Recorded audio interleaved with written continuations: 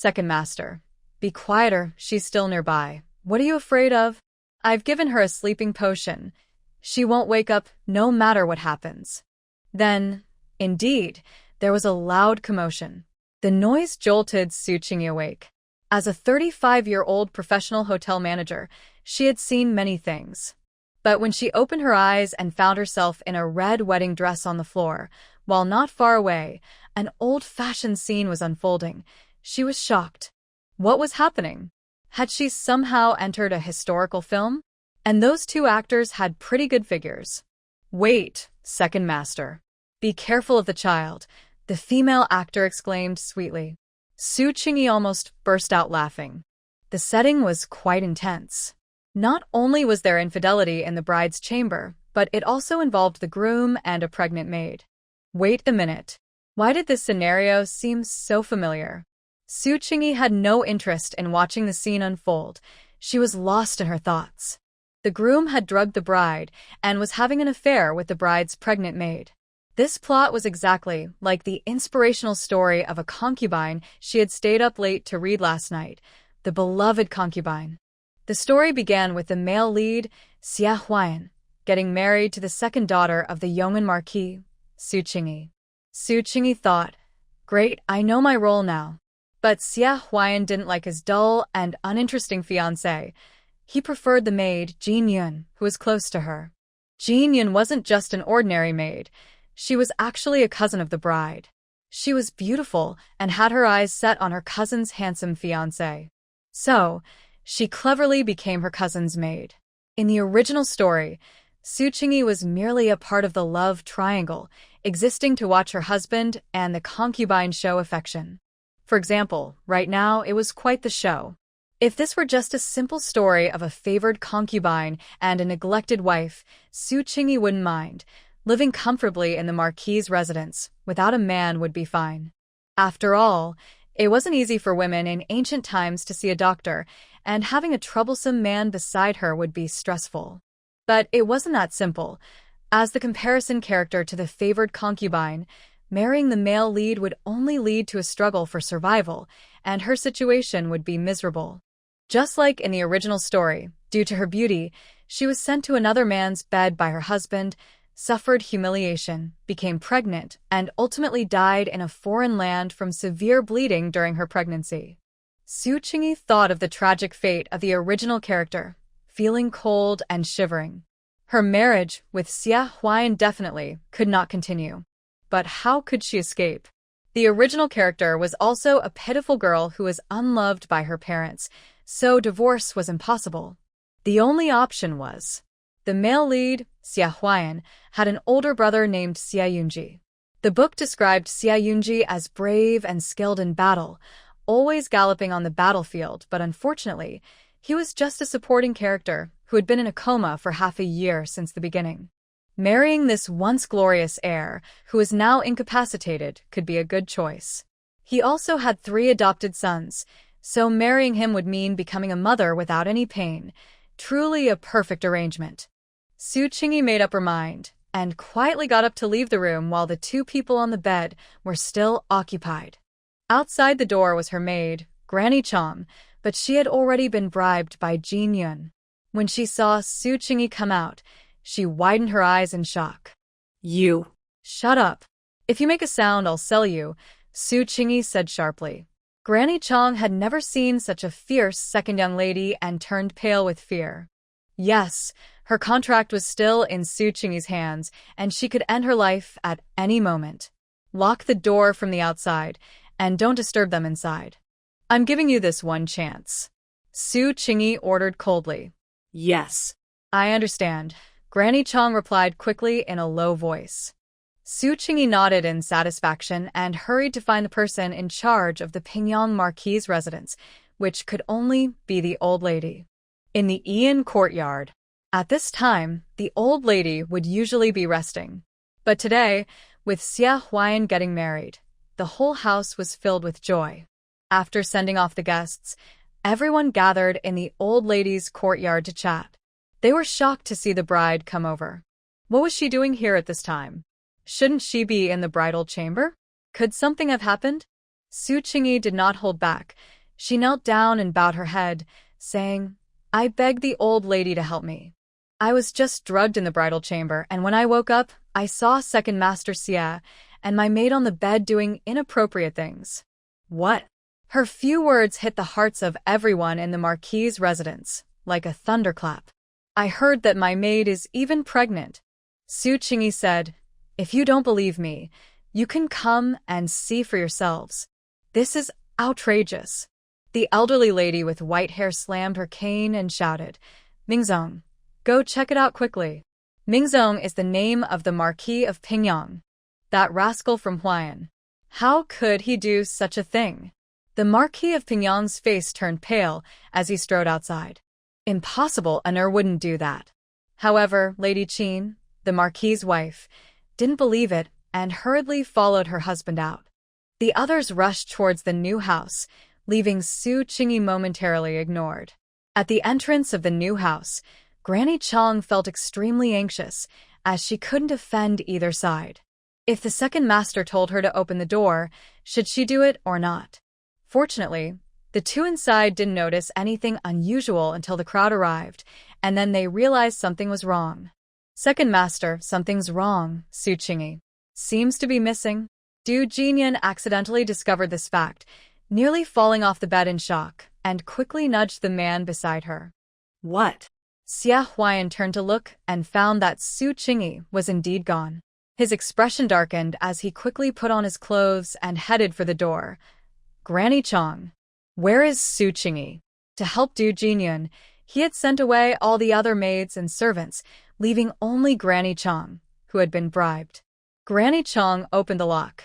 As soon as Xie Huayan opened the door, he saw his father coming with the crowd.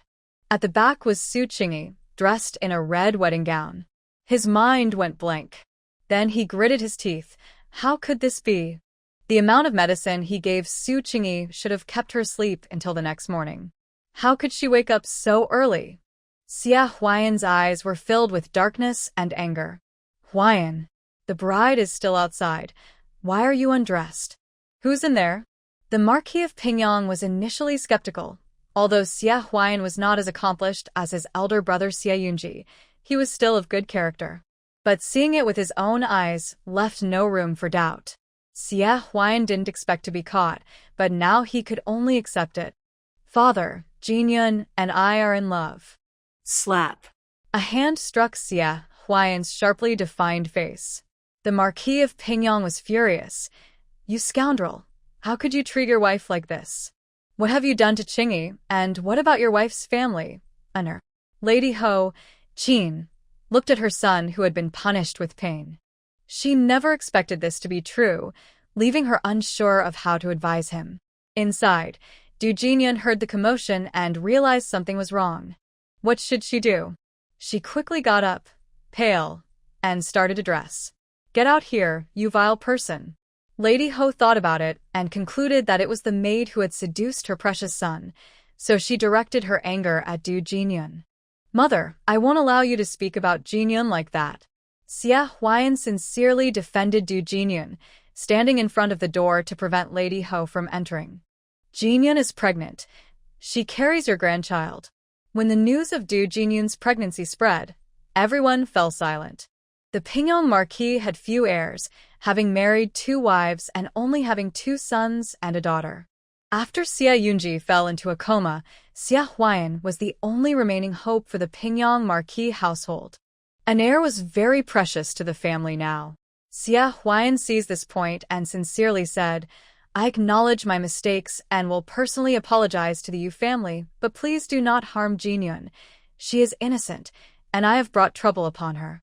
What about Qingyi? The old lady's voice came from behind. How do you plan to apologize to Qingyi? Xie Huayan looked at Su Qingyi, his eyes still holding a hint of coldness, making her flinch. Su Qingyi thought to herself, no wonder he is the main character. He is intimidating. Even though he hasn't fully matured yet, he should not be underestimated. Naturally, it is up to Qingyi, Xie Huayan said, locking eyes with Su Qingyi. Whatever conditions Qingyi proposes, I will agree to. However, he would seek to regain double what he gave. Su Qingyi felt like she was being watched by a venomous snake. Qingyi, the Pingyang Marquis, still angry, turned to her and asked, "This matter was indeed caused by Huayan's foolishness. How do you think it should be handled?" "Whatever you say goes." He added, "Even if you want to terminate this pregnancy, you can suggest it." The Pingyang Marquis household had few heirs, but if Su Qingyi wanted to terminate the pregnancy, the Marquis would agree without hesitation. "No, we cannot harm the child," Xia Huayan said darkly. "I said, everything is negotiable except for harming Jinyan." "You." The Pingyang Marquis was furious and raised his hand to strike Xia Huayan. "Marquis." Qin held onto his wrist, feeling sorry for her son, and advised, "Why not listen to what Qingyi has to say first?" Although Du Jinyan was not a good person, he was still the father of Xia Huayan's child. Qin also wanted to keep this heir. Everyone turned to Su Qingyi. At that moment, wearing a wedding dress, she looked incredibly ironic, making the people of the Ho residence feel ashamed. What bride would face such a situation on her wedding night? "Is it really up to me to decide?" Su Qingyi asked, her small face pale and filled with sorrow. "Of course," the Pingyang Marquis nodded. He had a close relationship with the yeoman Marquis and had watched Su Qingyi grow up, so he had some feelings for her. "Okay." Su Qingyi nodded and bit her lip. "I heard that the second master and Jinyan are in love. It seems I am not favored by the second master." This was the truth, and everyone felt at a loss for how to comfort her. "So, I will only be raising the illegitimate son and living a hard life." Su Qingyi frowned and muttered to herself. "Perhaps even the child won't be raised by me, the legitimate mother." She guessed correctly. At least that was what Xia Huayan thought. "Qingyi, that won't happen. The Marquis's wife could never let Xia Huayan's eldest son be raised by a concubine. It would definitely be raised by the legitimate mother. Can you make the decision?" Su Qingyi looked at the Marquis's wife and then at Xia Huayan. "What does the second master think?" Xia Huayan could have easily reassured Su Qingyi and changed his mind later, but he disdainfully said, "Jinyan's child will not be raised by you." Su Qingyi had already married in. What did it matter if they bullied her openly? "Look," Su Qingyi said softly, her helpless expression evoking sympathy. "No matter what, I won't have a good life from now on." The people of the Ho residence glared at Xia Huayan. "Huayan, how can you treat Qingyi like this? She is your rightful wife." Xia Huayan remained silent. "Huayan, you have disappointed your grandmother too much." The old lady looked at Xia Huayan with disappointment. "Please calm down, old lady." Surprisingly, it was Su Qingyi who spoke, and everyone turned to her again. "There is another way to resolve this," Su Qingyi said under everyone's gaze. "Since the second master and I will inevitably become a pair of estranged couple, why not be husband and wife at all?" The room erupted in shock. "Divorce? Impossible, that's a scandal." The Marquis immediately objected. "It's not a divorce," Su Qingyi said. "I will marry the elder brother of the second master, Xia Shitzi." Everyone was surprised and stared wide-eyed. What is this girl saying? Marrying Xia Shitzi? Xia Yunji? Absurd. The old lady stomped her cane and said, "You know what kind of situation Yunji is in. Half a year ago, Xia Yunji returned from the battlefield injured and has been in a coma ever since. Besides, you and Huayan have already properly married, and everyone knows it." The old lady disagreed. "If I don't change my marriage, how can I face myself after being humiliated by the second master?" Su Qingyi asked. The old lady was at a loss. Indeed, anyone would find it hard to swallow such humiliation. But changing marriages was truly absurd. How could they explain it to others? Hearing that Su Qingyi was willing to give up her position as the main wife, Du Jinyan, who was behind Xia Huayan, tugged at his clothes. But Xia Huayan shook his head, knowing that even if he didn't marry Su Qingyi, Du Jinyan's status wouldn't allow her to be his main wife. So, marrying someone easier to manage was the wiser choice. Xia Huayan once thought Su Qingyi was that manageable person, but now it seemed she was even more restless than he imagined. Unfortunately, it wouldn't work. A family of their status wouldn't allow such a marriage change. Xia Huan wasn't worried. While the elders weren't paying attention, he shot Su Qingyi a malicious glance, thinking she would suffer later. Su Qingyi felt the malice from Xia Huan and shivered all over, fully aware that if she fell into his hands, her life would be miserable. "Old lady," she said without hesitation, kneeling down, "if you agree to my request, I am willing to bear a child for Xia Shizhi." It was truly strange for her to say this in the guise of a 17 or 18-year-old girl, but she had to say it. A child? Tonight, she had shocked everyone multiple times. The old lady couldn't believe it. "You for Yunji's child?" "Yes," Su Qingyi said, holding her delicate neck high, her tone serious. "As far as I know, Xia Shizhi's condition can still allow for a child, according to the doctor. A person in a coma can still have physiological responses." The members of the family had complex expressions. Indeed, the doctor had said that Xia Yunji could still have a child. The old lady had also considered finding a wife for Xia Yunji to continue the family line. But who would be willing? They looked down on girls who were nearly suitable, and the good ones would never agree to marry into the family. Su Qingyi had no flaws to point out. Her background, appearance, and personality were all approved by the elders. Yet, she ended up marrying Xia Huan. If only it had happened a little earlier. This was Su Qingyi's last chance, so why were they still unwilling to agree? She bit her lip and tempted. "If the old lady agrees, I will spend the night with the heir. Who knows, we might have a son right away, and you will have a legitimate grandson." To be honest, the old lady was quite tempted. Xia Huan frowned, surprised by Su Qingyi's boldness, and felt the need to intervene. "Grandmother, Qingyi is my wife." "How can you say that?" the Marquis scolded. Hearing this, Xia Huan realized his father was swayed, and his expression darkened.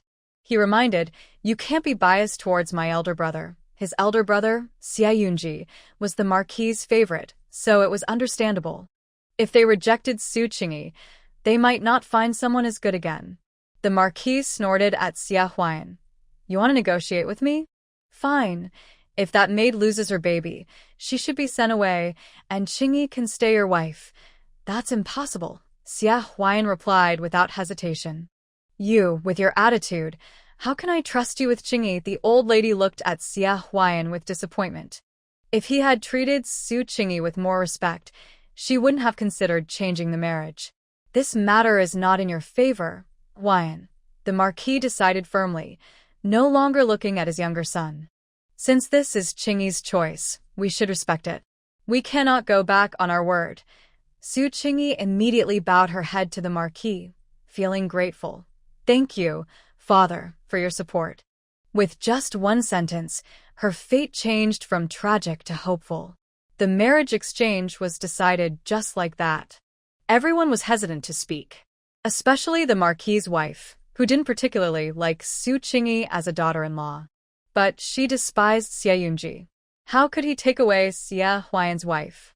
However, since Xia Huan was not assertive and she didn't want to lose the grandchild in Du Jinyin's womb, she had no choice but to agree.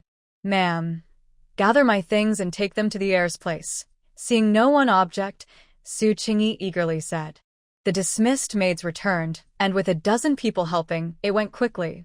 As the commotion settled, the old lady, feeling her age and fatigue, sighed and left first. The lord stayed behind and said to Su Qingyi with a complicated expression, "I will take you to Yunji's courtyard." "Thank you, father." Su Qingyi replied obediently. Xia Yunji is still the heir, living in a nice courtyard in the Marquis's residence called Donhui Courtyard, which symbolizes tranquility and simplicity, just like his character. There are usually not many attendants here. Since the heir fell into a coma, only 4 close servants have taken turns caring for him. They are the ones he trusted most before his condition, named Mo Yan, Guanqi, Mingyu, and Zishao. Tonight, it is Mingyu and Zizhao's turn, and they have just finished giving the heir a full-body massage. He has been lying down for half a year and has lost quite a bit of weight. However, he still looks handsome, and his muscles have not atrophied too severely. This is all thanks to their day and night care, which has prevented him from looking too frail. What is happening outside has not yet reached Donhui courtyard. So when the Lord brought Su Qingyi in, it startled them. What was the Lord doing bringing a bride to Donhui courtyard?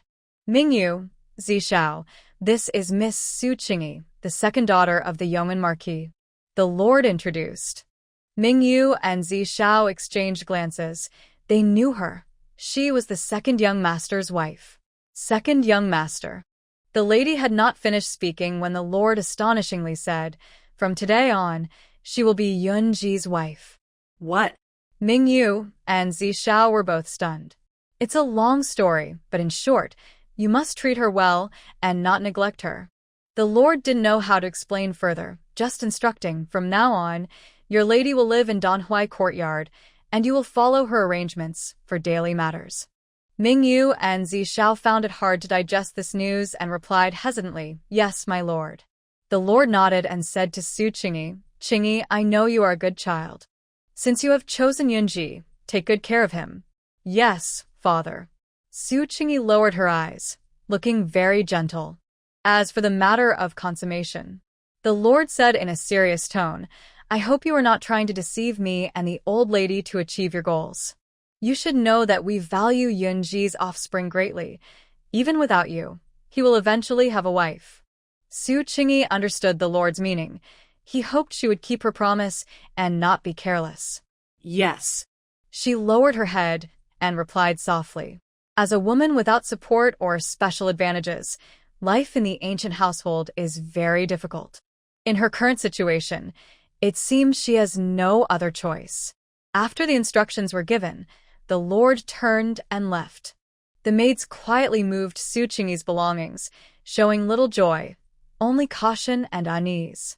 It seemed they all understood what moving here meant for Su Qingyi. "Miss," the personal maid Suyi said apologetically, "I'm sorry for not being there for you earlier. I was called away and delayed your matters." Su Qingyi knew they meant well. "It's fine. It's better to marry the heir." The maids hesitated to speak, including the anxious Mama Chang.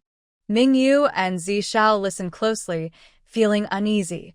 So many people suddenly moved into the quiet Donhui courtyard, and they didn't know if it was good or bad.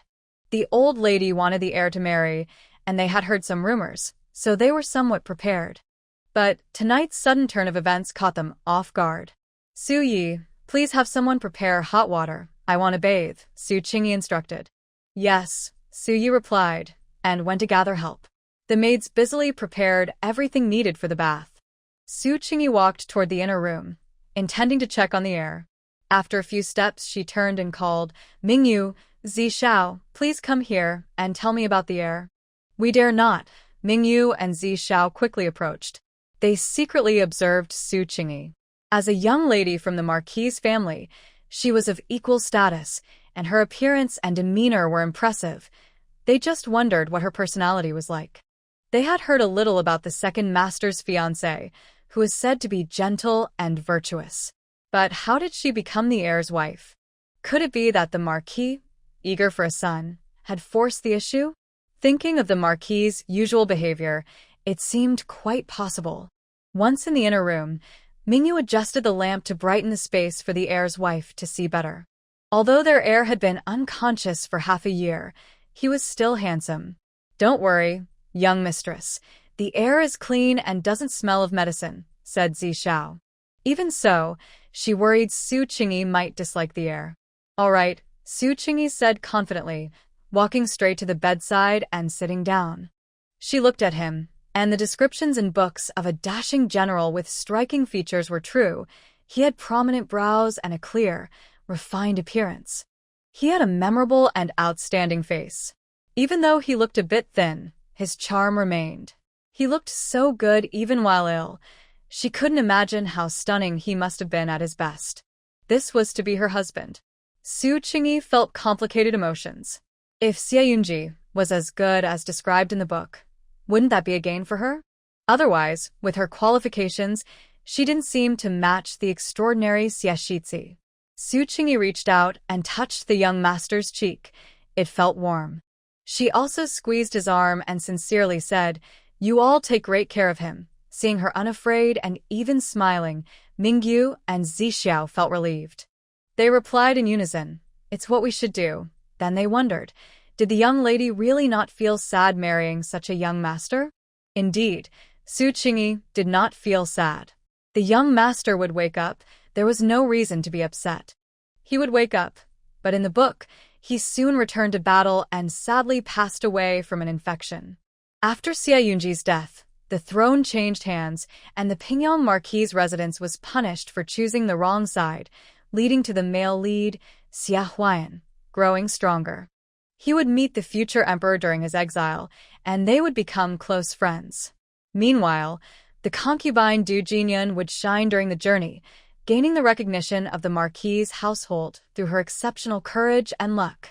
As for Su Qingyi, the unfortunate main wife, her life was very difficult.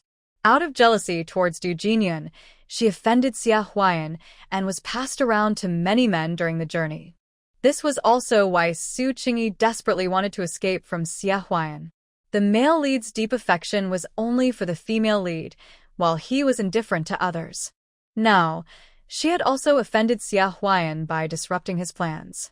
He wanted a compliant main wife and had originally chosen her, but she had run away. However, as long as she, the elder sister-in-law, didn't give him a chance, everything would be fine. Once Xia Yunji woke up, she could help him recover and ensure he didn't return to battle. In short, she needed the young master to survive for her own peace of mind. Shaking off her thoughts, Su Qingyi said, "Tell me how to take care of the young master. Tonight, I want to attend to him alone." Mingyu and Zixiao were taken aback, then blushed and lowered their heads. Yes, they quietly began to explain the care instructions for the young master. Actually, if it was just for a couple of hours, it should be fine. They just needed to help him turn over. The young lady probably wouldn't stay with him until morning. Before long, the maid Suyi reported from behind the screen, "Young madam, the hot water is ready." Mingyu and Zixiao's conversation abruptly stopped, and they felt a bit awkward, unsure whether to leave or stay with the young master. It would be reasonable for the young madam to ask them to leave, as servants shouldn't linger in the inner courtyard. However, they were worried about the young master and hoped the young madam would let them stay. They were used to serving the young master, and they doubted that anyone else could do as well. "You two can stay here with the young master for now. Wait for me to return before you go out," Su Qingyi said generously, sensing their dilemma. In ancient times, it was important to avoid suspicion, and normally, the young master's close attendants shouldn't remain. But she couldn't leave him alone. If something happened, she wouldn't be able to handle it.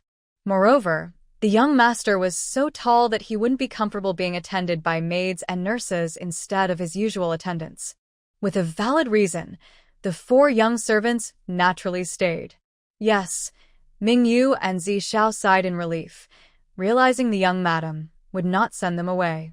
They were loyal to the young master, and they truly felt uneasy about anyone else serving him. In the bathing room, the maids and nurses helped Su Qingyi bathe and change.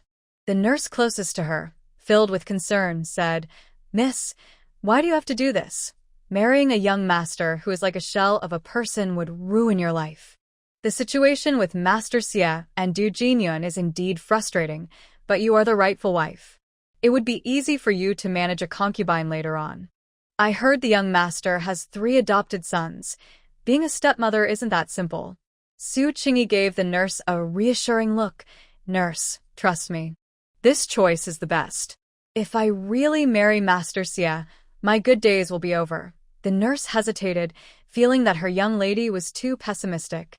Seeing that the nurse and the maids were still unhappy, as if she had one foot in the grave, Su Qingyi felt helpless. After all, who would believe that a person in a vegetative state is better than a living person? "Just wait and see. You'll understand later," Su Qingyi said. "Can you really trust someone who can drug me?" "I certainly don't. This is true." Then, Nurse Chong. The wet nurse felt guilty. She wasn't sent away by someone else. It was Su Qingyi who personally asked her to go to a banquet. Still, she was angry at Nurse Chong for being disloyal. She was supposed to watch over the young lady, but she was bribed. Su Qingyi touched her flawless skin and said, "Once unfaithful, never again." "Sold." "Yes," the wet nurse replied, surprised. She thought her mistress would be soft-hearted and spare Nurse Chong this time. Learning from mistakes can be a good thing. It was early May, and the weather in the capital was pleasant. After her bath, when the maid tried to help Su Qingyi put on her undergarments, she paused and said, "No need, just a robe will do." Everyone fell silent, knowing the young lady was to spend the night with the young master. Though she was a noble lady, she was engaging in something akin to a ritual to bring good fortune. To give a child to the young master, who seemed almost incapacitated, was truly humiliating. Su Qingyi didn't feel humiliated. It was simply a matter of mutual benefit. She chose this path for survival, not for any noble reason. Her feelings were just a bit complicated. She put on her bodice and robe, then sent the others away, telling Mingyu and Zixiao to leave first before she went in. The young master's room was dimly lit and hazy. The renowned young master lay quietly on the bed, allowing others to do as they wished. If he knew that his wedding night was starting so hastily, what would he think? When he woke up, would he look down on her, his fortune-bringing wife? Su Qingyi was self-aware, so she remained rational, planning to have a child for security. She also aimed to win over the 3 adopted sons of Xie Yunji. With 4 children, surely one would be reliable. As for Xie Yunji, she would later ask for a divorce, making him owe her a huge favor. Then, she wouldn't have to worry for the rest of her life. As Su Qingyi thought about this, she drew the curtains on both sides of the bed, creating a sense of safety. In this dim little space, she gently lifted the blanket off the young master, carefully placing it at the foot of the bed to avoid getting it dirty. There was no need to move her clothes, just adjust her undergarments. As she got closer, Su Qingyi noticed that the young master had no unpleasant odor and even carried a faint fragrance that was pleasant. Then, she began to worry. Could the young master really perform?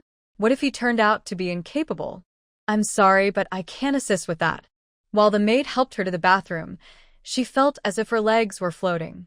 Suyi carefully collected the handkerchief behind her, knowing that after tonight, the young lady would officially become the heir's wife.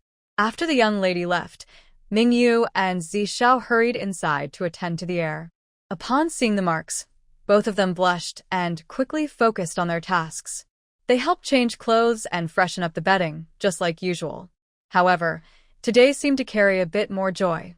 The heir had married, and perhaps soon there would be a little one. The past 6 months had been quiet and lonely in the Donhui courtyard, as if the once glorious heir would be forgotten in this place. The 4 of them felt lost. What would happen if the heir never woke up? But with the arrival of the young lady, the Donhui courtyard seemed to come alive again, giving them hope. Yayan courtyard. The old lady couldn't sleep, worried about her grandson's future, so she sent a maid to find out about the situation in Donhui courtyard and see if Su Qingyi had kept her promise. She knew that Su Qingyi had chosen to marry the heir not just out of love, but also because she couldn't accept the heir's association with Xia Huayan and Du Jinyun. But that was fine. As long as Su Qingyi truly provided an heir, she would fulfill her conditions. The maid quickly went to Donhui courtyard. Su Qingyi understood her purpose and instructed Su Yi to give the handkerchief to the old lady's personal maid. The sharp-eyed maid could tell from a quick look around the heir's room that the marriage had indeed been consummated, and respectfully said to Su Qingyi, "Young lady, you have worked hard. I will report back to the old lady." Su Qingyi nodded faintly, her face showing signs of exhaustion. With the maid returning happily, the old lady felt relieved upon hearing the good news. The heir was her favorite grandson, and now he had finally married. If he could have a child, she would have no regrets in life. As for Su Qingyi, having given so much for the heir, the old lady felt grateful from the bottom of her heart. Go back to Donhui courtyard and pass on a message to the maid. Just tell her, no need to disturb Qingyi, the old lady said. Tomorrow for the tea ceremony, take your time, no need to wake up too early. Understood, the maid replied with a smile. It seemed that the young lady's status in the Ho residence would rise significantly in the future. Ancient women did not like to exercise, and Su Qingyi felt sore all over, so she soaked in the bathtub and didn't want to move. During her first bath, she was nervous about her wedding night, but now that she had time to relax, she could think about other things. In the book, Rui Jiaoqie, the male lead, Xia Huayan, is a character who grows over time. When his brother Xia Yunji was alive, he was a spoiled young man. After Xia Yunji's death and the family being punished for choosing the wrong side, he matured. In the end, he rebelled alongside the future emperor and became a renowned general. The female lead, Du Jinyun, shone brightly with her intelligence, courage, and good fortune, eventually being recognized by the new emperor as a sister and granted the title of princess. Xia Yunji's 3 adopted sons were pardoned during the family's troubles. The new emperor, grateful to Xia Yunji, did not exile them but allowed them to return to commoner status. The eldest son, Xia Lin, loved studying and had great talent. A few years later, he became the top scholar and was favored by the new emperor. The second son, Xia Zhen, was brave and followed in his father's footsteps to become a general. The youngest son, Xia Heng, traveled far and wide, becoming a ruthless pirate leader. However, they were ultimately just supporting characters and would soon confront Xia Huayan, becoming stepping stones for his rise to greatness. Su Qingyi found herself in the role of a minor character in the story. She didn't want to oppose the main characters since they had the advantage of being the leads. But she had to take responsibility for her own life. So she began planning, counting on her fingers. The heir must not die, the family must not choose the wrong side, and the 3 promising sons must also survive. These were her armor for living well in this feudal society. "Young madam, the old lady's maid just came to say that you can take your time with the tea ceremony tomorrow," a maid reported from behind the curtain. "Okay," Su Qingyi replied weakly, realizing she had already won the first battle.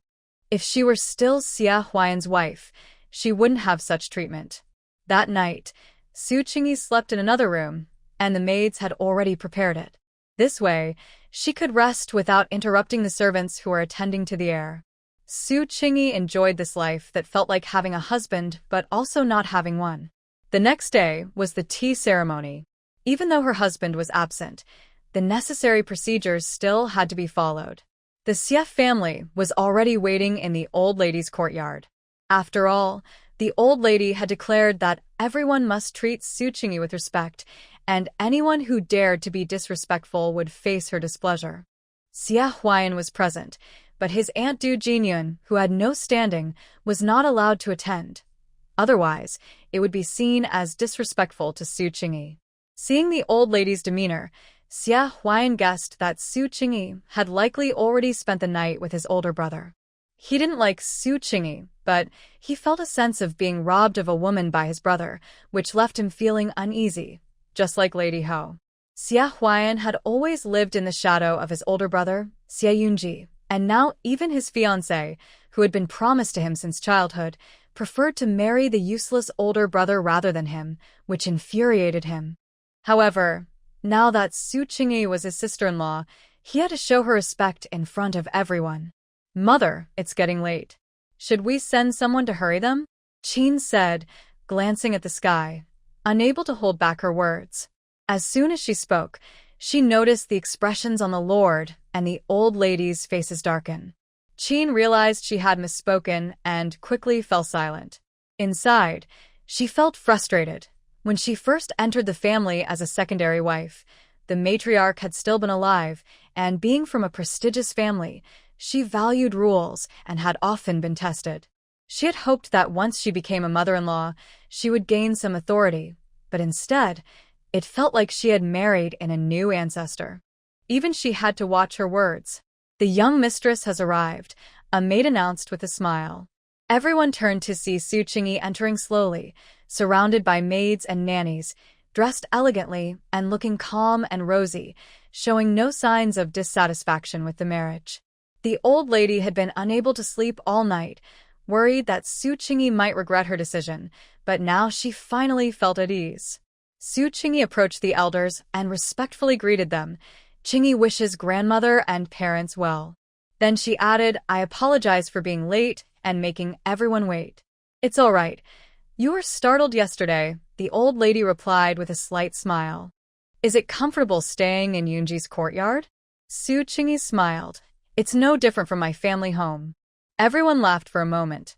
Since Su Chingy's arrival, Xia Huayan had been observing her discreetly, his gaze filled with indifference and disdain. But for some reason, he felt that this quiet and reserved woman seemed to have changed. Her appearance still resembled a beautiful lotus, with an elegant demeanor, but now she had a lively charm and a femininity that she didn't have before. Thinking about this femininity, which might have come from her older brother, Xia Huayan couldn't help but feel a mix of emotions, making his mood even worse. After exchanging a few pleasantries, the old lady said, Let's have tea. The maid brought over the teacups, perfectly warm, showing great care. Su Chingy took the cups and served tea to the old lady and her in-laws, then received gifts from the three elders, which were quite generous. She also presented her own gift, specifically the exquisite handiwork of the original Miss Su Heir.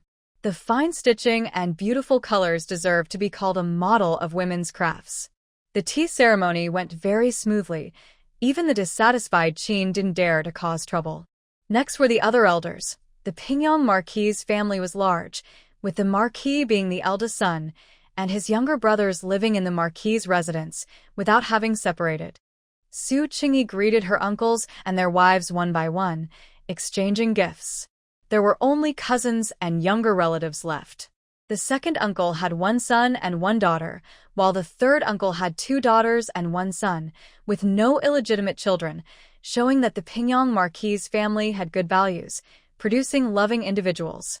Xia Huayan was the only one in the Xia family with a concubine, but it couldn't be said that he wasn't devoted. It was just that his affection was directed towards his concubine. As Su Chingy approached him, Xia Huayan casually called out, Sister-in-law.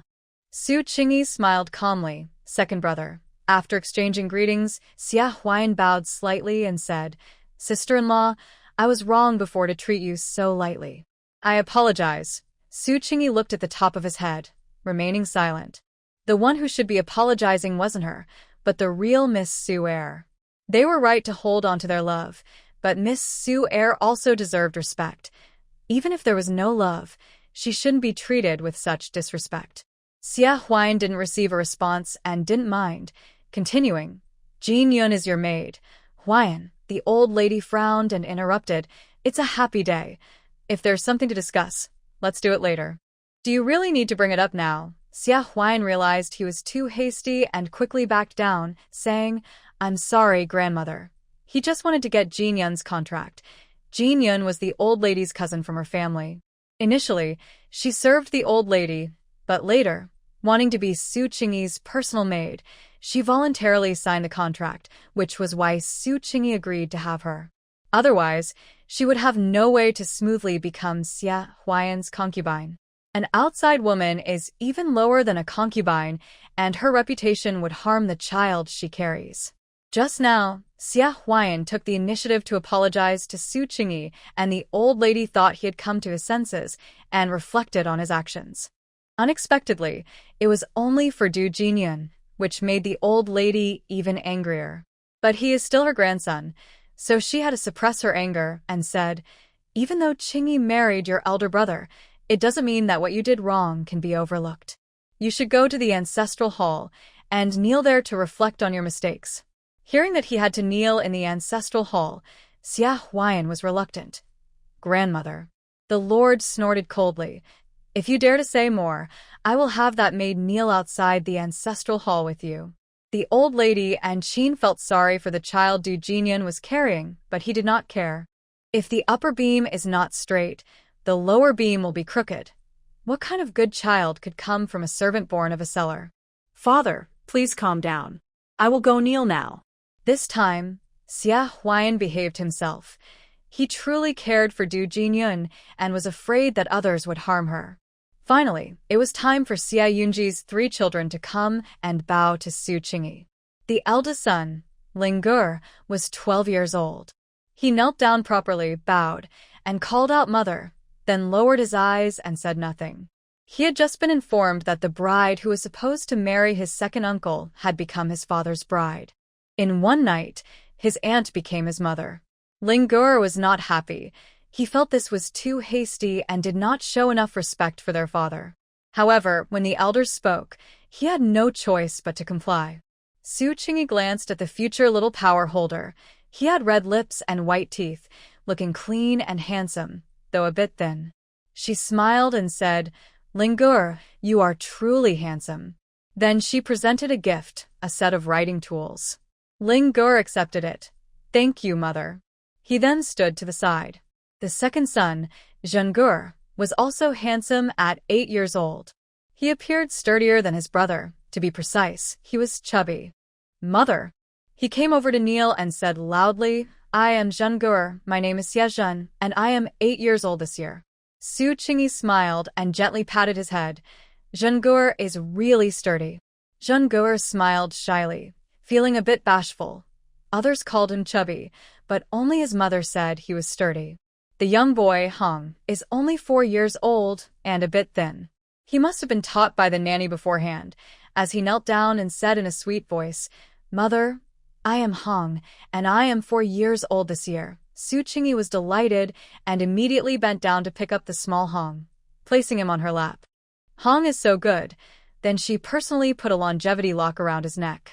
"This lock, given by mother, will keep our Hong's good fortune close to him." Hong, feeling comfortable, leaned against Su Qingyi. He was a bit anxious, unsure if this woman who suddenly married his father would like him or treat him poorly like Qin. Fortunately, Hong did not sense any dislike from Su Qingyi, only a gentle warmth. She even held him close. This joyful scene made the old lady feel mixed emotions, and she wiped away tears, wishing her grandson would wake up. Su Qingyi held Hong and subtly looked around. The child was not shy but lacked confidence, not as refined as boys from wealthy families.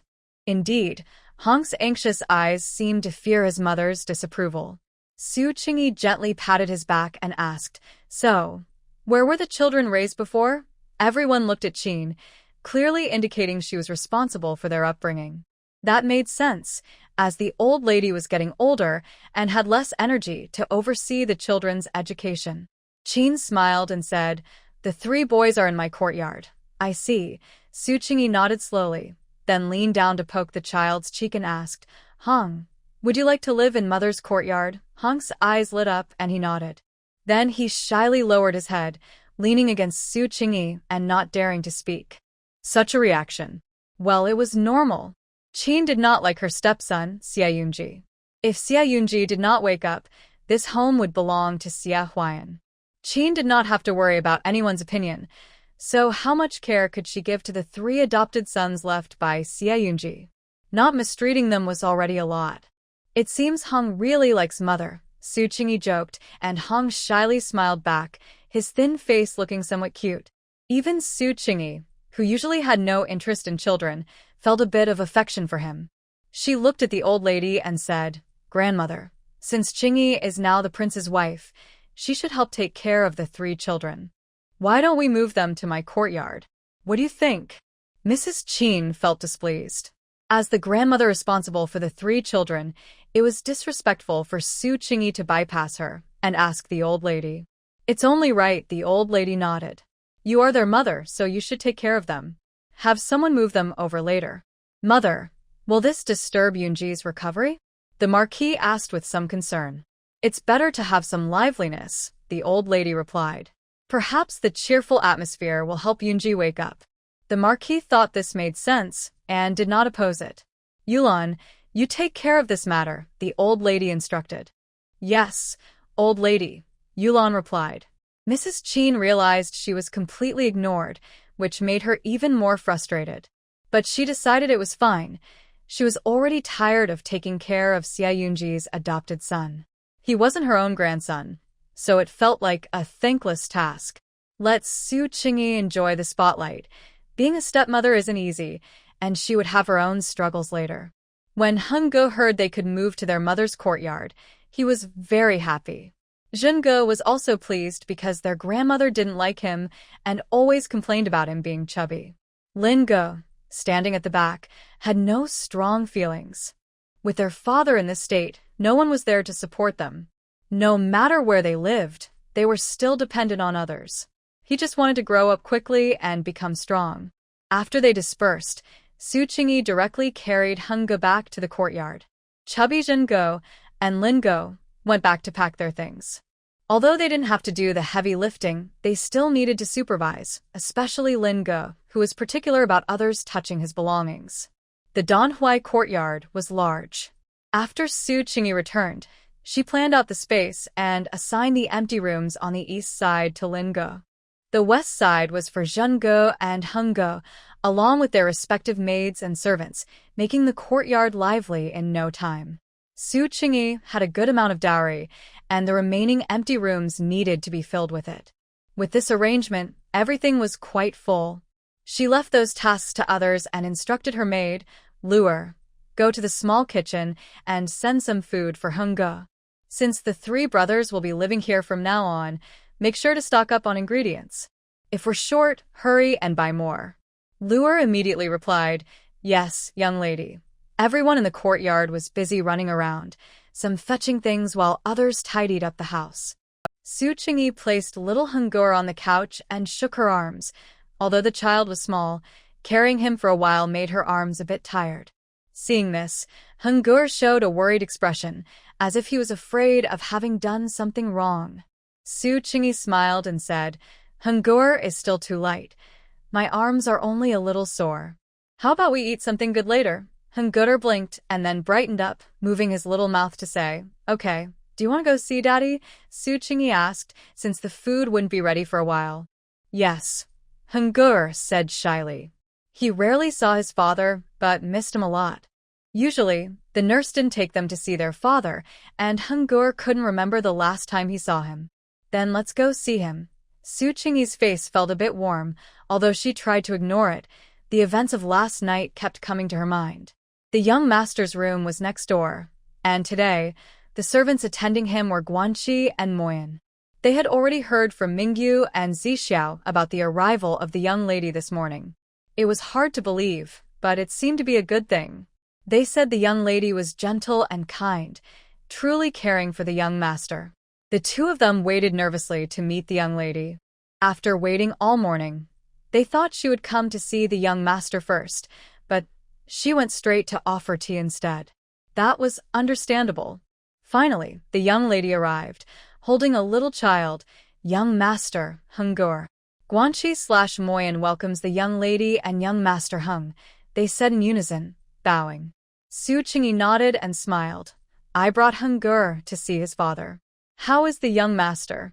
Did he eat this morning? Even someone in a coma needs to eat, even if it's just liquid food. Replying to the young lady, he ate this morning, but the young master needs to eat smaller portions more frequently, so. Guanqi led the way inside, where some freshly delivered food was still arranged. Su Qingyi said, all right, you can feed him. I'll watch and learn, yes. The two young servants were a bit dazed. Did the young lady really want to feed the young master herself? After the young master fell unconscious, the feeding scenes were not pleasant, and they worried the young lady might dislike it. No matter how glorious the young master was before, now he is paralyzed, and people are realistic. Those ladies who once admired him would probably run away faster than rabbits if they saw him like this now. However, the young lady remained calm and told young Master Heng, don't be afraid, Daddy is just sick. He's sleeping and will wake up later. Young Master Heng seemed scared when he first saw his father unconscious. Su Qingyi quickly comforted him, treating him like a fragile child. Heng held his mother's hand and nodded obediently. Since his mother liked him to be good, he would be good, as long as she treated him well. Go on, touch Daddy's face and call him softly, Su Qingyi encouraged. Okay. Heng approached the bed, gently touched his sleeping father, and whispered, Daddy, it's me, Heng. Are you sick? Does it hurt? In Heng's little mind, being sick meant pain. He wished he knew where his father hurt, so he could help. Hearing his innocent words made Su Qingyi smile, and she said to Heng, all right, come here.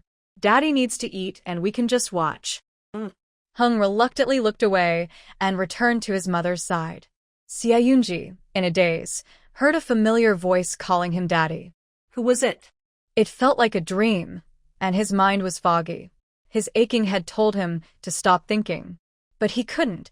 A voice deep inside urged him to wake up and not stay in this haze. With strong willpower, Xia Yunji slowly regained consciousness, but found he could only sense things and couldn't move his body. What was happening? It seemed he was seriously injured, but at least he was still alive. Master, Mo Yen is here to help you eat. Out of respect, the servants always announced themselves before moving Xia Yunji's body. Xia Yunji recognized it was indeed Mo Yan's voice, so he was recovering at home. He felt a deep sense of regret, never expecting to end up like this. It was certainly uncomfortable, but compared to the soldiers who died on the battlefield, he was much better off. What right did he have to feel disheartened? Guachi helped Xia Yunji sit up and leaned him against the headboard, then opened his mouth gently. Mo Yan used a spoon to feed him some soft food, pushing it deep into his throat, so he could swallow it himself. Xia Yunji could clearly feel the servants handling him and could imagine what he looked like at that moment. He wanted to control his body, but found it impossible. In the end, he had to give up. He didn't know how long he had lost consciousness. Since he was aware again, it meant his body was slowly getting better. There might still be a chance for recovery. He shouldn't be too discouraged. "Young madam, are you inside?" Suddenly, a maid's voice came from outside. "Young Master Hang's meal has arrived." Unknowingly, Su Qingyi and young Master Hang had been here for quite a while. The young master had finished a bowl of soft food. Mo Yan was wiping his mouth. "I'm here," Su Qingyi replied, then said to Mo Yan and Guiqi, "You both take good care of the young master. I will take young Master Hang to eat." Mo Yan and Guiqi quickly responded, "Yes, please don't worry, young madam." Xia Yunji was stunned. "What young madam?" He recognized the people in the room. Guiqi and Mo Yan were his servants, and young Master Hang was his young son. Who was this young madam? Xia Yunji was not foolish and quickly understood. The only person in this household who could be called young madam was his wife. Perhaps during the time he was unconscious, his elders arranged for him to marry. It was common in society to believe in the idea of inviting good fortune, and this young madam was probably brought in for that purpose. Xia Yunji had never believed in such things. He felt indifferent toward this fortune-bringing wife. He was not someone who was sentimental about family. He had never planned to marry. Otherwise, at 26, he would have already been married with children. But since he was now married, his sons indeed needed a mother to care for them. Xia Yunji thought it best to treat her with respect. Su Qingyi led young Master Hang back to the next room. The small kitchen sent over several dishes, including minced meat with egg custard, tofu with fish, cold shredded chicken, and a bowl of corn soup. On this early summer morning, Su Qingyi had no appetite, but she was feeling hungry now. The cold shredded chicken looked good, and the adults could have some too. She looked down at the eager little face and asked, "Are you hungry, young Master Hang?" Han was staring at the food on his mother's table, swallowing and nodding, his face full of desire. Little children get hungry quickly, so it's better for them to eat small meals often. Han woke up early in the morning, and the nanny fed him a few bites before he prepared to visit his mother in the old lady's courtyard.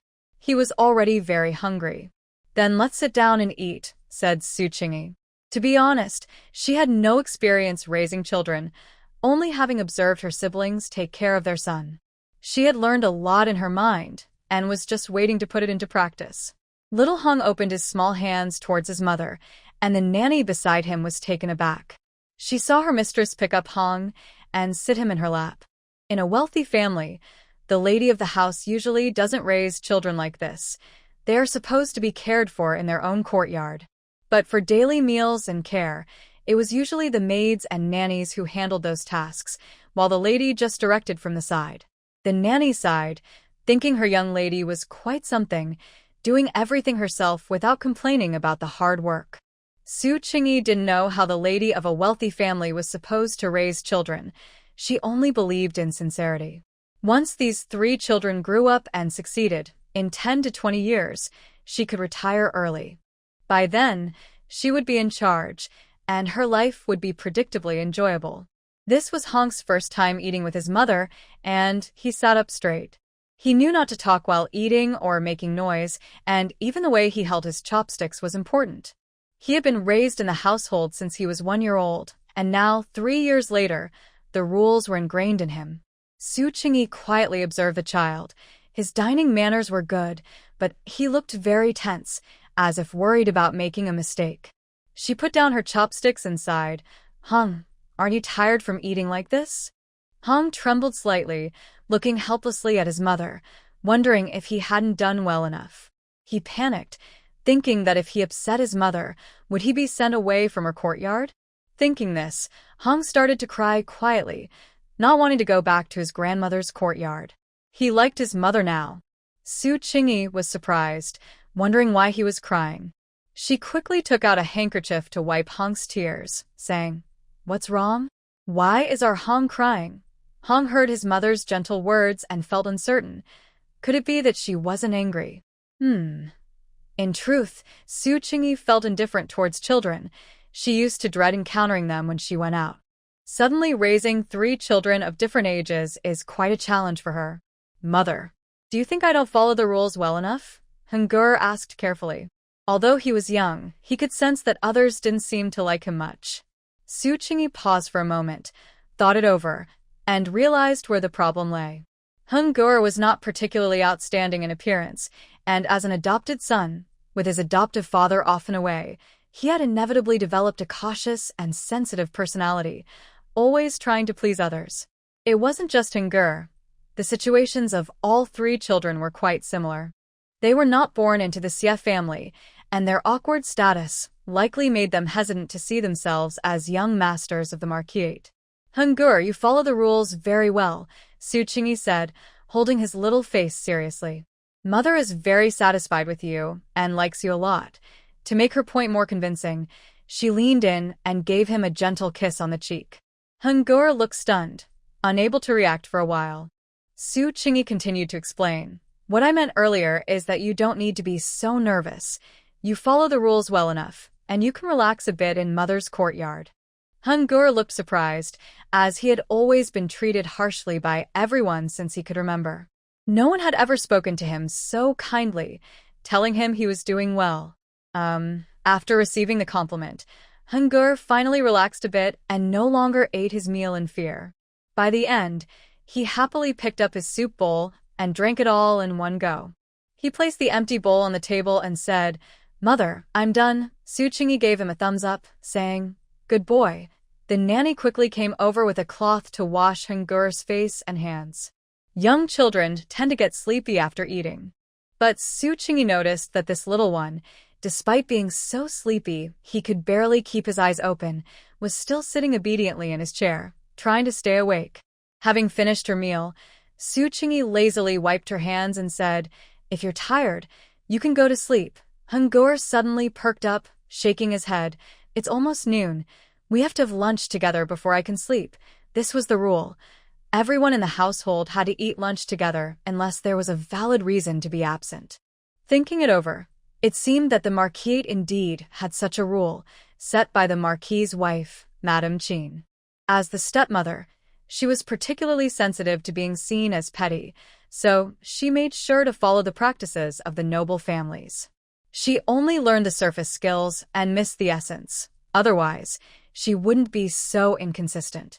She can be harsh and demanding from others, but is reluctant to ask the same of Xie Huan. "You can sleep now," said Su Qingyi, the stepmother. "Nanny, the room for Hungur isn't ready yet, so please bring him to my bed." "Yes," the nanny nodded. Hungur hesitated, fearing punishment from his grandmother, Qin, but also not wanting to disobey his mother. In the end, he obediently followed the nanny to sleep. Outside, the maids were busy preparing the boys' quarters. After everything was set, the maids and nannies of the 3 boys came to Su Qingyi to bow and introduce themselves. As a new bride, she met each of them and gave them some rewards. "Once you arrive at Donhui Courtyard, you must follow the rules here and work well in the future." "Yes, thank you, young madam." During lunch, the nanny responsible for Hungur, Kai, said, "Young madam, it's time for lunch." I will take Hungur to eat. Su Qingyi took a sip of tea and replied, Hungur has already eaten and gone to sleep. There's no need to disturb him. Kai was surprised, but young madam, this isn't proper. The lady said, Hungur is just a child. It's natural for children to eat less and sleep more. If the situation doesn't allow it, we don't have to stick to the rules. Su Qingyi rolled her eyes internally, wondering if they didn't understand that a child's physical and brain development is closely linked to sleep. No wonder he was still so thin and dark after 3 years. If they continued raising him this way, all 3 children would be neglected. Lin Ge might be smart and successful in the future, but that had nothing to do with the lady. It was just Lin Ge's natural intelligence. Moreover, things may seem beautiful on the outside, but who knows what struggles lie within. Kai, used to following the lady's orders, looked troubled. Young madam, please don't put me in a difficult position. I'm just following orders, and if the lady gets upset, Su Qingyi frowned, adding a bit of authority to her gentle face. Kai, you are now part of my household and should follow my orders. If you only think of the lady, then you can leave. Hungur doesn't need your service anymore. Young madam, I didn't mean that. Kai panicked. The young lady appeared gentle, but her personality was surprisingly strong. Otherwise, she wouldn't have married a son who was in a coma to carry on the family line. Su Qingyi said, Then do as I say. Yes, Granny. Kai quickly understood and left. In the dining hall of the Marquis's residence, a group of masters and maids moved in an orderly manner, showing good manners despite the large number. Lin Ge and Jin Ge had already arrived, sitting quietly and patiently in their chairs, waiting for their elders. After a moment, Su Qingyi arrived before the old lady, only to meet the cold gaze of Madame Qin. She thought, surely being late shouldn't be a problem? Then she realized it might not be about being late.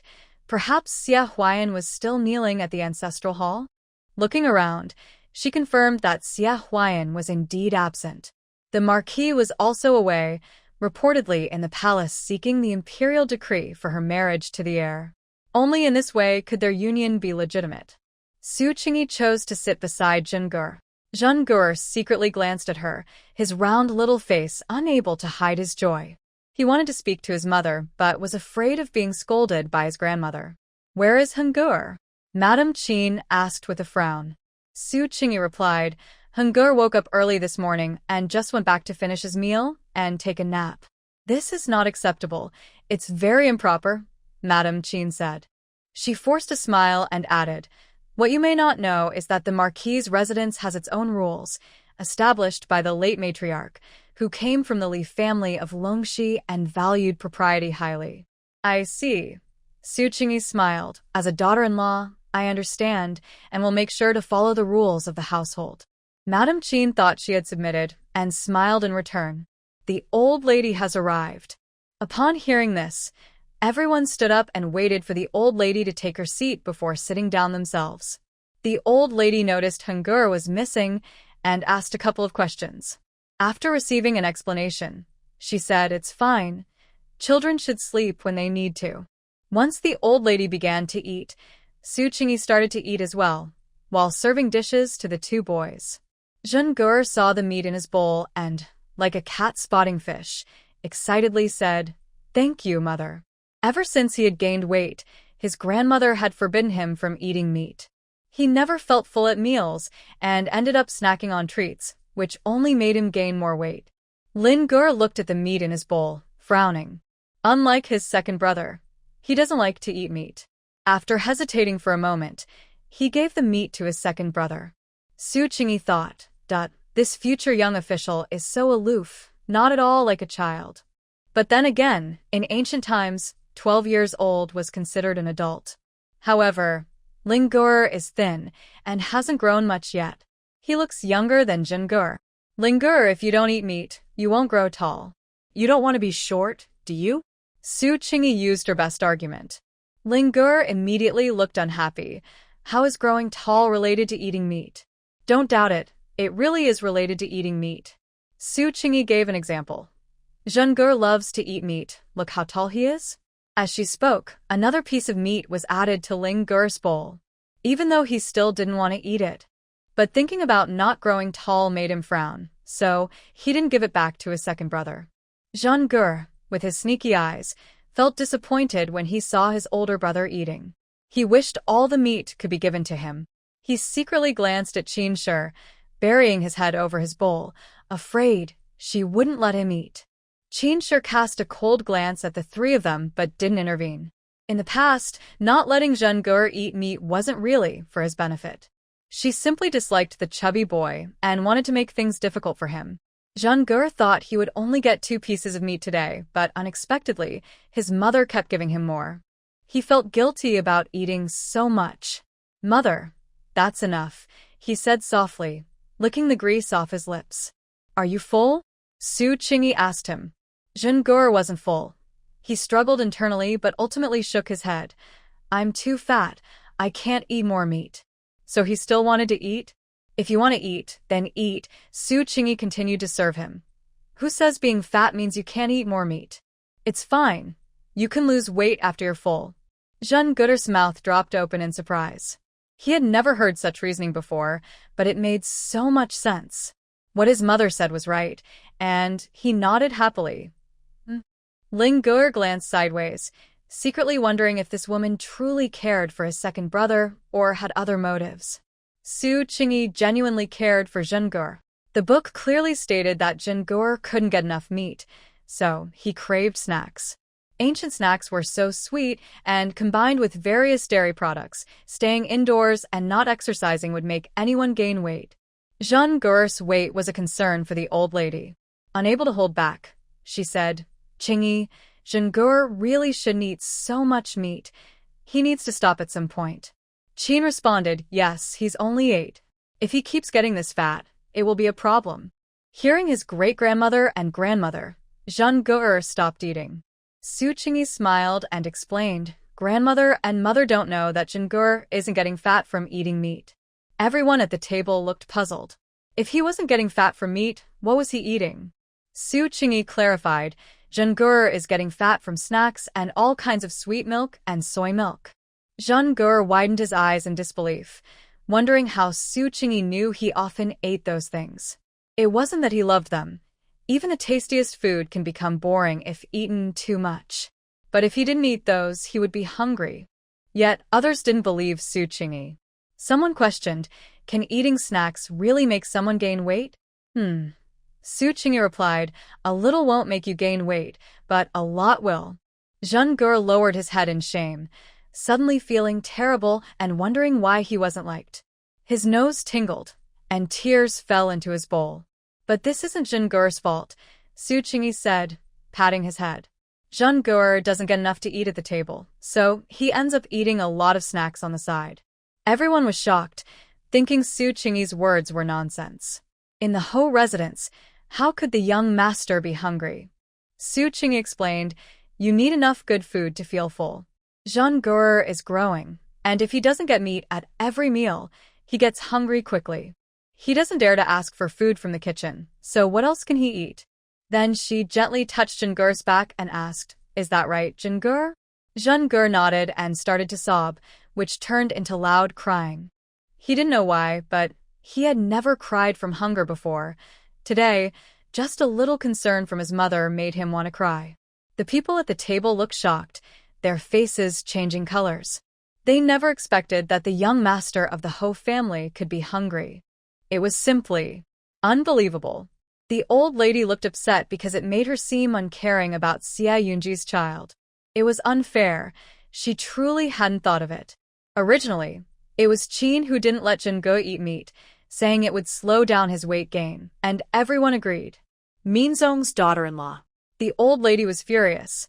"I asked you to take care of Yun's child, and this is how you do it. Poor Yun, how will she face him later?" Qin argued, "Jean is a clever boy. Why didn't he say he was hungry? If he had just spoken up, the Marquis's house wouldn't let him go hungry." "Enough," the old lady slammed the table. "Qin, you are shifting the blame. Is this the child's fault?" Qin was startled and turned pale, not daring to speak further. Su Qingyi picked up her chopsticks and continued to eat slowly. The food at the Marquis's house was quite good. She took what she liked and served it to the children. Jean had stopped crying and looked at his mother with admiration. He felt that his mother was amazing, not afraid of grandmother, and even made her feel embarrassed. Ling noticed the situation, and his eyes flickered. He was a smart child and had already realized that Su Qingyi and the old lady did not get along. For now, it seemed she was protecting the siblings. After finishing their meal, everyone had some fruit and shared a cup of tea with the elders before dispersing. Jean, satisfied after a good meal, happily followed Su Qingyi, calling her mother. "Mother, is what you said true? Can I lose weight without snacks?" It was early summer, and the sun was strong. The maid held an umbrella nearby. Su Qingyi pulled the sweaty Jean under the umbrella and smiled. "Of course it's true. With some exercise, like boxing and running, Jean will lose weight. Even if he doesn't lose weight now, he will slim down when he grows taller at 14 or 15. Jean grinned. "Oh, that's great." His little chubby hand was held by his mother, and he was very happy. He entered the Marquis's house at 5, and his memories of his mother were very vague. It felt like he had always been on the move, not well-fed or warmly dressed. He only remembered a voice saying, "Jean, be good. When you get to the Marquis's house, you will enjoy life, but you must listen, okay?" But later, when Jean arrived at the Marquis's house, he never felt like he was enjoying life. Just as Su Qingyi guessed, he didn't dare to see the people in the Marquis's house as family or considered his home. Until now, Jean finally had a mother. For the first time, he experienced the feeling of having someone to rely on. Ling Gur habitually walked toward Madame Ho's courtyard, but after a short distance, he remembered that he had moved to a new place. He had moved to his father's Danhui courtyard. Before, Ling Gur had been stubborn, thinking it didn't matter where he lived. However, being able to stay in his father's Danhui courtyard made him very happy. When he first moved, he thought Su Qingyi would arrange their rooms far away, just like Madame Ho did. Though they were said to be in the same courtyard, they were actually tucked away in a corner. Madame Ho, Qin, did this to appear kind-hearted while not wanting to see them enjoy life right under her nose. So, she placed them in a corner, claiming it was quiet and suitable for studying. But in Danhui courtyard, Su Qingyi arranged for them to stay in the main house. The guest rooms were spacious, bright, elegant, and luxurious. The little maidservants who attended them looked stunned, as if they had never seen such a place before. Indeed, these maidservants were bought after they arrived and came from poor families. Madame Ho had no intention of letting the well-trained senior maidservants serve them. Stepping inside, Ling Gur felt like he truly had become a young master of the Ho family. The maidservants and matrons that came with Su Qingyi were busy arranging the details, checking for any missing items to add, even using some of Su Qingyi's dowry items. Seeing Ling Gur enter, the maidservants and matrons respectfully called out, "Young Master Ling." Ling Gur glanced at the mostly unfamiliar faces, pursed his lips, and thought that in a few days, they would realize he was not favored in the household and would change their attitudes. Ling Gur replied coldly and went to check the study. He was very satisfied with the new study, which faced the garden. The willow branches swayed, and there was a pond filled with lotus leaves. It would probably be beautiful when the flowers bloomed in June.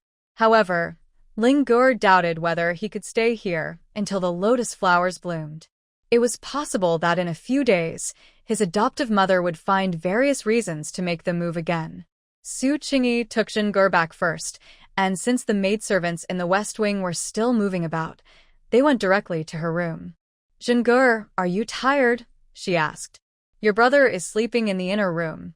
If you're tired, you can sleep on the soft couch." "Mother, I'm not tired," Jean Gur whispered, hesitantly saying, "I want to see father." "Is that okay?" He hadn't seen father in a long time. "Of course you can," Su Qingyi said. "Should we call your older brother too?" Jean Gur nodded. "Okay, I'll go get him." The child ran off quickly, disappearing in an instant. Jean Gur arrived at his brother's study, excitedly saying, "Big brother, let's go see Dad."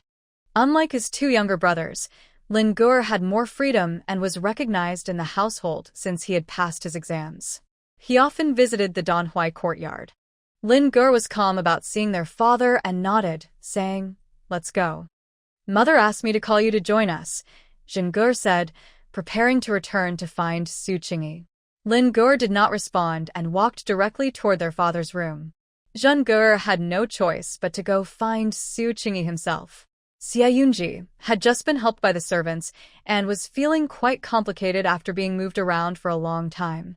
After a morning of conversation with Mo Yen and Guan Qi, he learned he had been unconscious for half a year. He needed daily massages to prevent his body from wasting away. What did he look like now? He must have lost a lot of weight and probably looked quite ill. As a man, he didn't care much about appearances. Is young Master Lin here? Guan Qi asked with a smile. Lin Gur nodded and looked at his father on the bed. Dad, I came to see you. Xia Yunji felt a mix of emotions. It was Lin Gur's voice. He had just been wondering how Lin Gur was doing. He often worried about Lin Gur, as the boy was not close to anyone. He had been thinking that he might not be a good enough father, and wondered if Lin Gur would leave the Ho residence. It seemed he had worried for nothing. Before going to battle, he had told Lin Gur to take care of his two younger brothers if anything happened to him. It seemed Lin Gur had taken that to heart. Dad, you got married yesterday, Lin Gur said. Xia Yunji was surprised to hear this. He had just married yesterday? The bride is the second young lady of the yeoman marquis family, named Su Qingyi. She was originally my uncle's fiancée, and my uncle was the one who married her. Lin Gur explained everything clearly. He felt a surge of frustration, believing his father should have been informed. Guan Qi and Mo Yen exchanged glances and decided to step outside. However, as he walked around the screen, he bumped into Su Qingyi. Guan Qi felt awkward, and Su Qingyi felt even more embarrassed. She had just arrived and overheard her stepson speaking poorly of her. What could she do? SSH, Su Qingyi said, looking more startled than he was. Watching the chess game, he could only nod. Inside, Xia Yunji was not just surprised, he was truly taken aback. His own wife was actually his younger brother's fiancée? How did this happen? Uncle doesn't like her. He prefers the maid beside her, who is pregnant. Lin Gur continued to report to his father, feeling that his uncle was quite unreasonable. The maid was already pregnant before the marriage, and uncle really likes her, and as Xia Yunji, the elder brother of Xia Huayan, heard this, he became extremely angry. When did his younger brother become like this? In his memory, his younger brother was still a cheerful and innocent boy. The servants were also just learning about this and listened with great interest. Zhengur widened his eyes, half understanding. The next piece of news was shocking, and Su Qingyi quickly covered Zhengur's ears. Children shouldn't hear this. Last night, during the wedding night, Uncle fainted the bride and was caught with that maid by Grandma and Grandpa. Xia Yunji, other listeners, Uncle's wife knew about this and asked great-grandmother to switch the groom to you. Lin Gur continued, Great-grandmother initially refused until the other party promised to ensure your descendants. He had just learned all this today. Xia Yunji was once again in disbelief. What did Lin Gur mean by descendants? How could he have descendants when he couldn't even move? After Lin Gur finished speaking, he suddenly felt less annoyed with Su Qingyi. After all, Uncle and that disloyal maid were indeed disgusting. If it were him, he might also resort to such measures. Besides, if his father had a wife, having descendants would be a good thing. Reluctantly, Lin Gur said, Congratulations. If we have a brother or sister, that would be great. We will take good care of them. Xia Yunji felt complicated. Your father can't even move. How could there be a brother or sister? Once he finished speaking, Guan Qi pretended to come in and said, Ahem, the young lady is about to arrive. Lin Gur immediately closed his mouth and stood quietly to the side. If Su Qingyi hadn't heard it herself, she would hardly believe he talked so much. Luckily, she didn't mind. Zhengur, with his ears covered, missed the most exciting part, and now that he was finally released, he rushed to the bedside and shouted, Dad. Xia Yunji felt a small, soft weight beside his hand, and immediately knew it was Zhengur. Zhengur had gained some weight. Dad, I have a mother now, Zhengur said shyly. His older brother seemed to dislike their mother, and even complained about her. But Zhengur liked her, so he wanted to say nice things about her. Mother is very good to me and my little brother, he said. Xia was taken aback, but understood that the new lady was likely easy to get along with. It was just that Ling Ge had a tendency to criticize her. Xia was a traditional man, respectful and dutiful to his parents, reserved and steady in public, but quiet and simple at home. He had no demands for this lady, as long as she treated the children well and honored their parents. We just finished lunch, and my little brother is sleeping on mother's bed. Grandfather is busy, and uncle. Zheng Ge's eyes darted around as he said, Uncle is being punished by great-grandmother to kneel in the ancestral hall. Su Qingyi twitched her lips. It seemed Zheng Ge was quite talkative. We moved to Danhui Courtyard, and the new house is big and nice, Zheng Ge said. He used to be quiet and even afraid of Xia. But now that Xia was unconscious, he babbled, Grandmother is not nice to us and doesn't let me eat meat, but mother wouldn't do that. Lady Ho is unkind to the children? Xia felt a pang of sadness and guilt.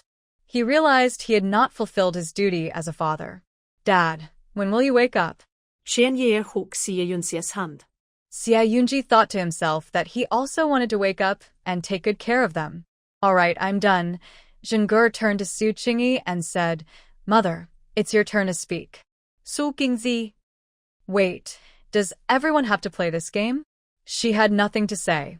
But Zheng Ge insisted on pulling her in, so she had to think of something to say.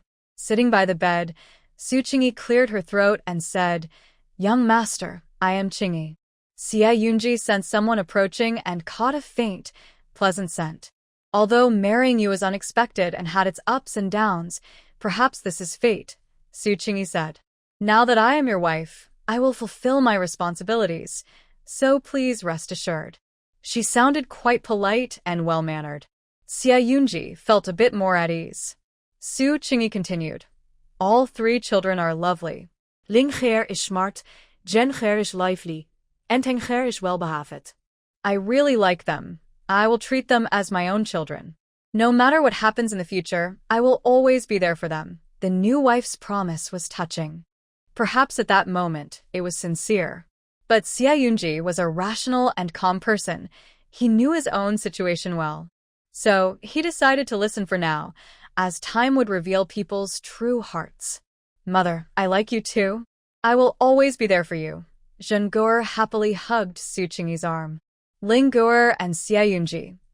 Suddenly, the prince's room became lively, with Guanqi and Moyan smiling nearby. They hoped that the young lady and the young masters would often visit the prince in the future. Otherwise, they would feel anxious, thinking the prince had been forgotten. All right, you all should go rest. It's rare for you to have a day off, and you have school tomorrow, Su Qingyi said. The children had a day off for the tea ceremony today. Ling Ge was the first to leave, only saying to Xia, Father, I'm leaving. I'll come see you next time. Anyone could see his indifference towards Su Qingyi. Guanqi and Moyan were a bit worried. Ling Xiaoye's demeanor was too cold. They wondered if the young lady would be upset. They cautiously looked at Su Qingyi's expression and found her calm, which relieved them. Xia also felt troubled. However, he naturally favored his own son. Whether he could win over his son depended on how well Su Qingyi, as the stepmother, performed.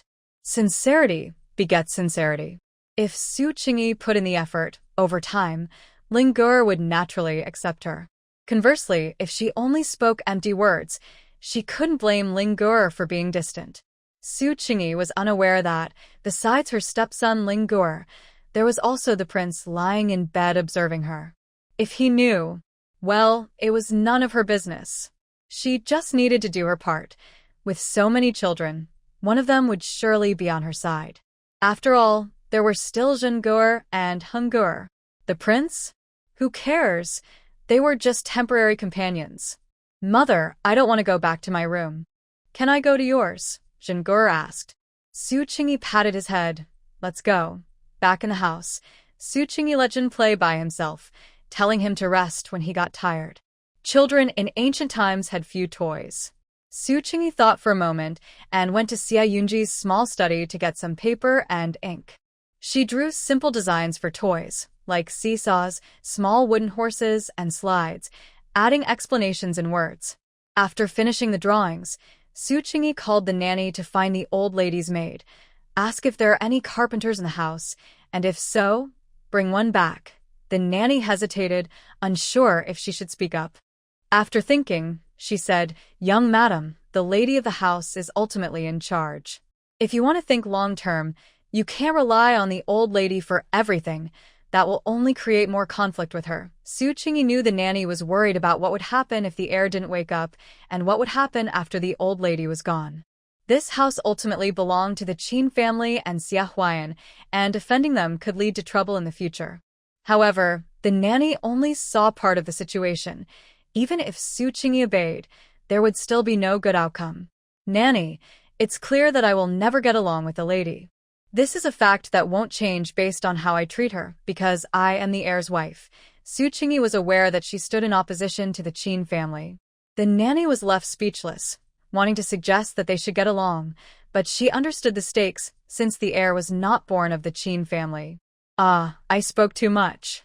As long as you have a plan, that's what matters." Su Qingyi smiled. "You're not speaking out of turn. Your advice is valid.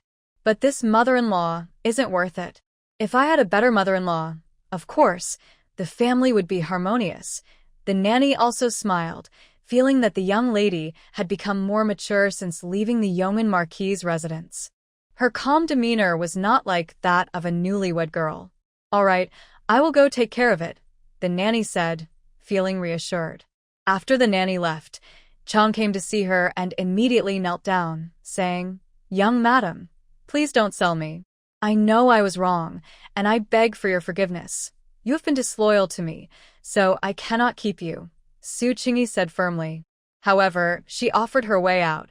"But if you don't want to leave the house, you can ask Du Jinyun if she will keep you." Mama Chang was surprised. "If she is willing to let you stay in the room to serve, then you are still useful to me," Su Qingyi hinted. Mama Chang thought for a moment, understood, and gritted her teeth, saying, "All right, young madam, I will give it a try." At the yeoman marquis's residence, Mama Chang had a good relationship with Du Jinyun, often helping them meet in secret. The path Su Qingyi pointed out was not a good one. It was a den of snakes and rats, letting them deal with their own issues. Mama Chang got up and immediately went to find Du Jinyun, who was currently staying in Xia Huayan's courtyard, without any official status. But everyone knew she was expecting the second master's child, so she would eventually become a concubine. Du Jinyun was in a good mood. Her plans were going smoothly. Once the storm passed, she would naturally become the second master's concubine. The second master had no legitimate wife, so the backyard would be hers alone. And the more Du Jinyun thought about it, the happier she became. "Jinyun." "Miss." Mama Chang walked in. Du Jinyun asked with a frown, "Why aren't you serving your master properly? What are you doing here?" Mama Chang smiled apologetically. "The young madam said that I am closest to you in the household, so she sent me to serve you." Du Jinyun's expression darkened and she frowned. "Did she find out about you?" Mama Chang shook her head and quickly denied it. "No. The young madam is simple and kind-hearted. I managed to brush it off with a few words. That was true." Du Jinyun thought to herself that she was foolish. Otherwise, why would she neglect the second master's legitimate wife and run to help a useless heir? It was truly laughable. However, Du Jinyun was pleased to see Su Qingyi degrading herself. "Well, you can stay then," Du Jinyun said, not fully trusting Mama Chang, but with no one else to use, she had to make do. "Later, I will ask the second master to bring your contract, and her own as well." Thinking of this, Du Jinyun gritted her teeth. If it weren't for the second master, she wouldn't have signed such a humiliating contract. Yes, Mama Chang sighed in relief, thinking that following Du Jinyun wouldn't be so bad. Du Jinyun inquired, did she really consummate the marriage with the heir? This was something everyone in the marquis's residence knew. Mama Chang thought for a moment and replied, "Yes." "Huh," Du Jinyun scoffed. Meanwhile, Mama Yulan saw Nurse Nai and quickly invited her for tea. "Sister, is there something you need? Is there something wrong with the young master's residence?" "Sister," Nanny called out, smiling as she took a sip of tea, "there's nothing wrong with the young master's residence." This time, The young madam sent me to find a carpenter to make some things for the young masters. Oh, Nanny Yulan asked curiously. What else do we need? Let's check the storeroom for anything ready. If not, we can go buy some. We can't waste time. Nanny hesitated for a moment, smiling a bit shyly. It's for young Master Heng's toys. The young madam said children his age should have a few toys. She specifically asked me to tidy up when we moved, but I couldn't find a single one. It really upset her, and just after lunch, she was in the study rushing to draw up some plans. Not a single toy for young Master Heng? Nanny Yulan's first reaction was disbelief. How could such a large mansion not have a few toys for him? But then she remembered how young Master Jin hadn't eaten enough at lunch, and she swallowed her doubts. Sigh, Nanny said, I'm sorry to make you laugh. My master is just like that. When she wants to care for someone, she does it wholeheartedly. This enthusiasm only highlighted how tough life must be for the young masters in the mansion. Nanny Yulan's expression grew more complicated and awkward. Fortunately, Su Qingyi was not a stranger. Otherwise, if this got out, the mansion would be drowned in gossip. We have carpenters. I'll quickly choose a skilled one to send over, she said hurriedly. Nanny smiled brightly, saying, Thank you, elder sister. I'll go back and report to the young madam.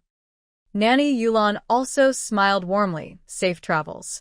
Once Nanny set down her teacup and left, she immediately went to report to the old lady. Old lady, just now, Nanny Chen from the young madam's side came looking for a carpenter, saying it's for young Master Heng's toys. Nanny Yulan reported. The old lady, feeling a bit sleepy in the afternoon, was resting on the couch. Hearing this, she lifted her eyelids. That's wonderful. Heng is 4 years old. It's about time he played with some bigger toys. Nanny Yulan frowned, crossing her arms. I'm afraid young Master Heng has never even touched a toy at this age. The young madam asked Nanny to tidy up his residence, but not a single one was found. Being one of the older members of the household, she had a high status and could speak on matters of the mansion. The old lady opened her eyes wider. What do you mean? Madame Yulan guessed the worst outcome. I'm afraid the lady never prepared toys for young Master Heng.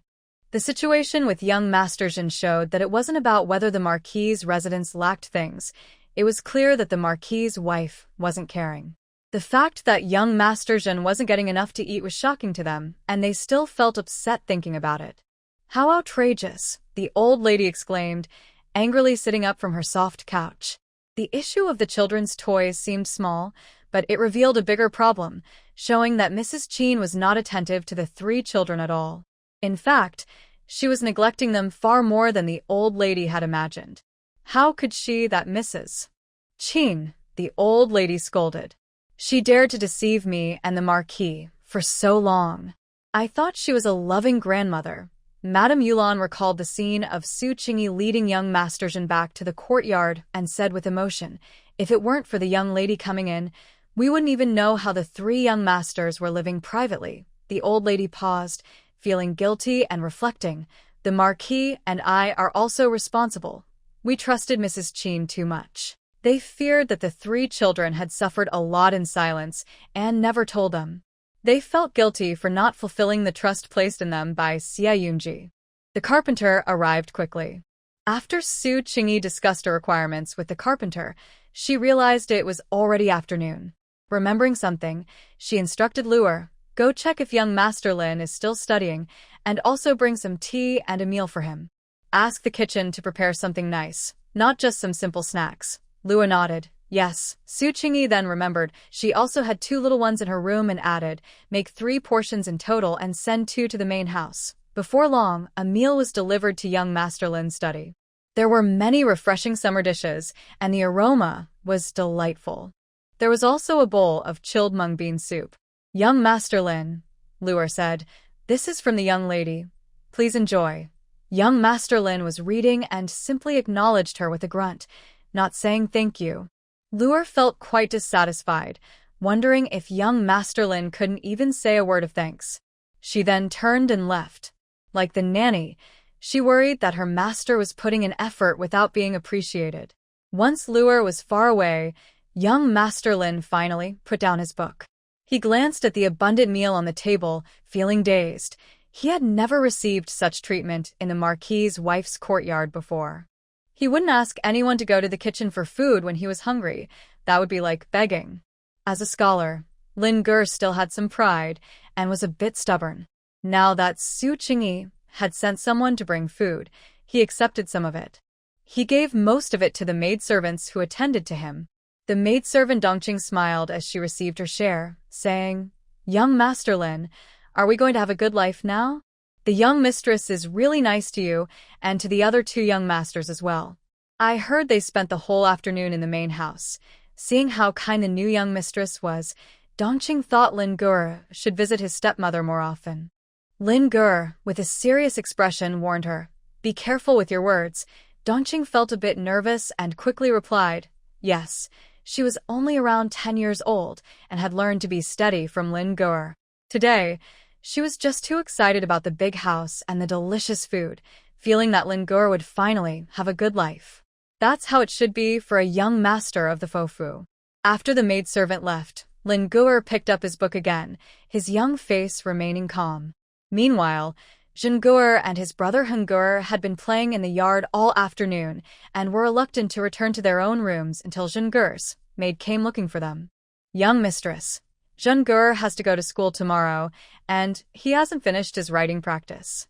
I'm here to take him back to finish it," the maid said with a smile. Since it was about schoolwork, it couldn't be delayed.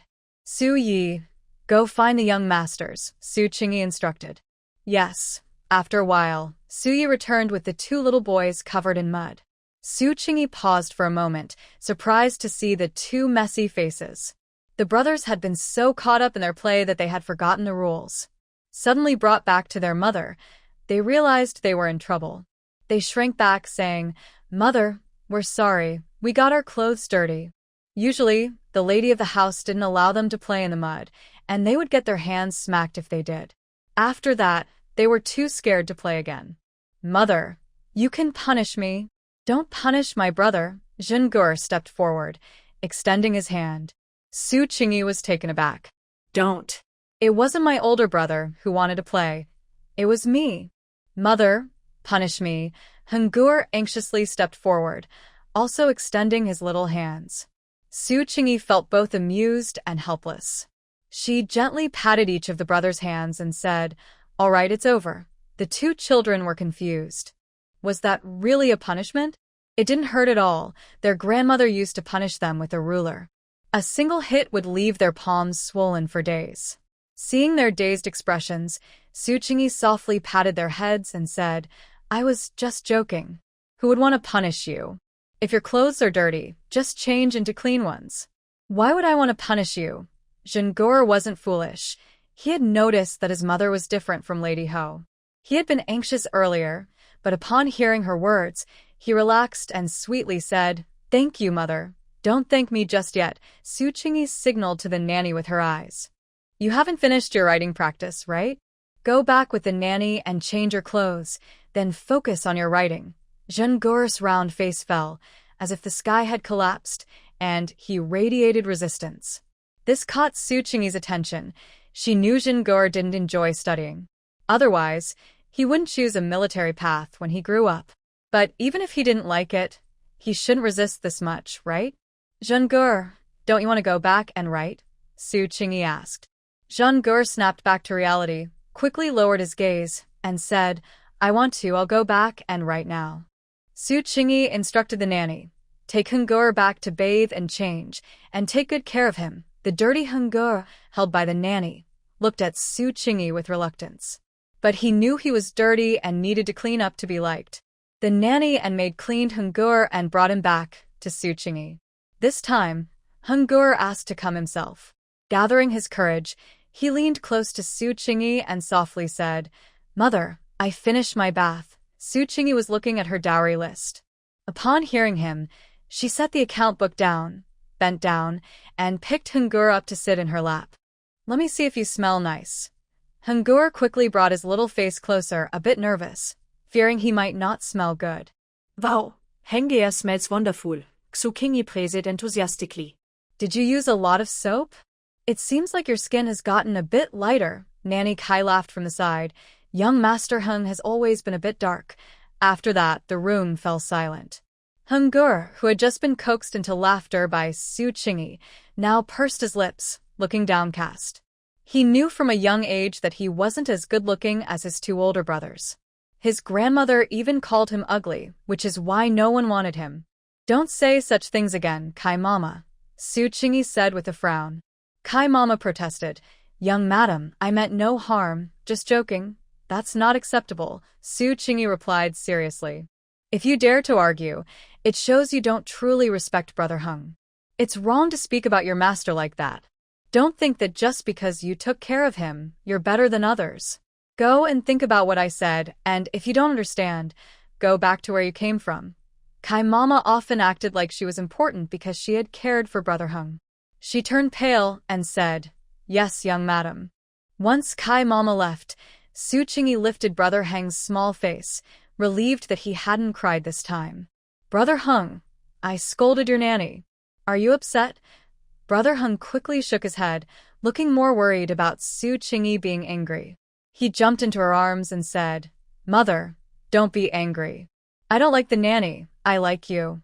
"Why don't you like the nanny? Is she not good to you?" Su Qingyi asked. Brother Hung fell silent.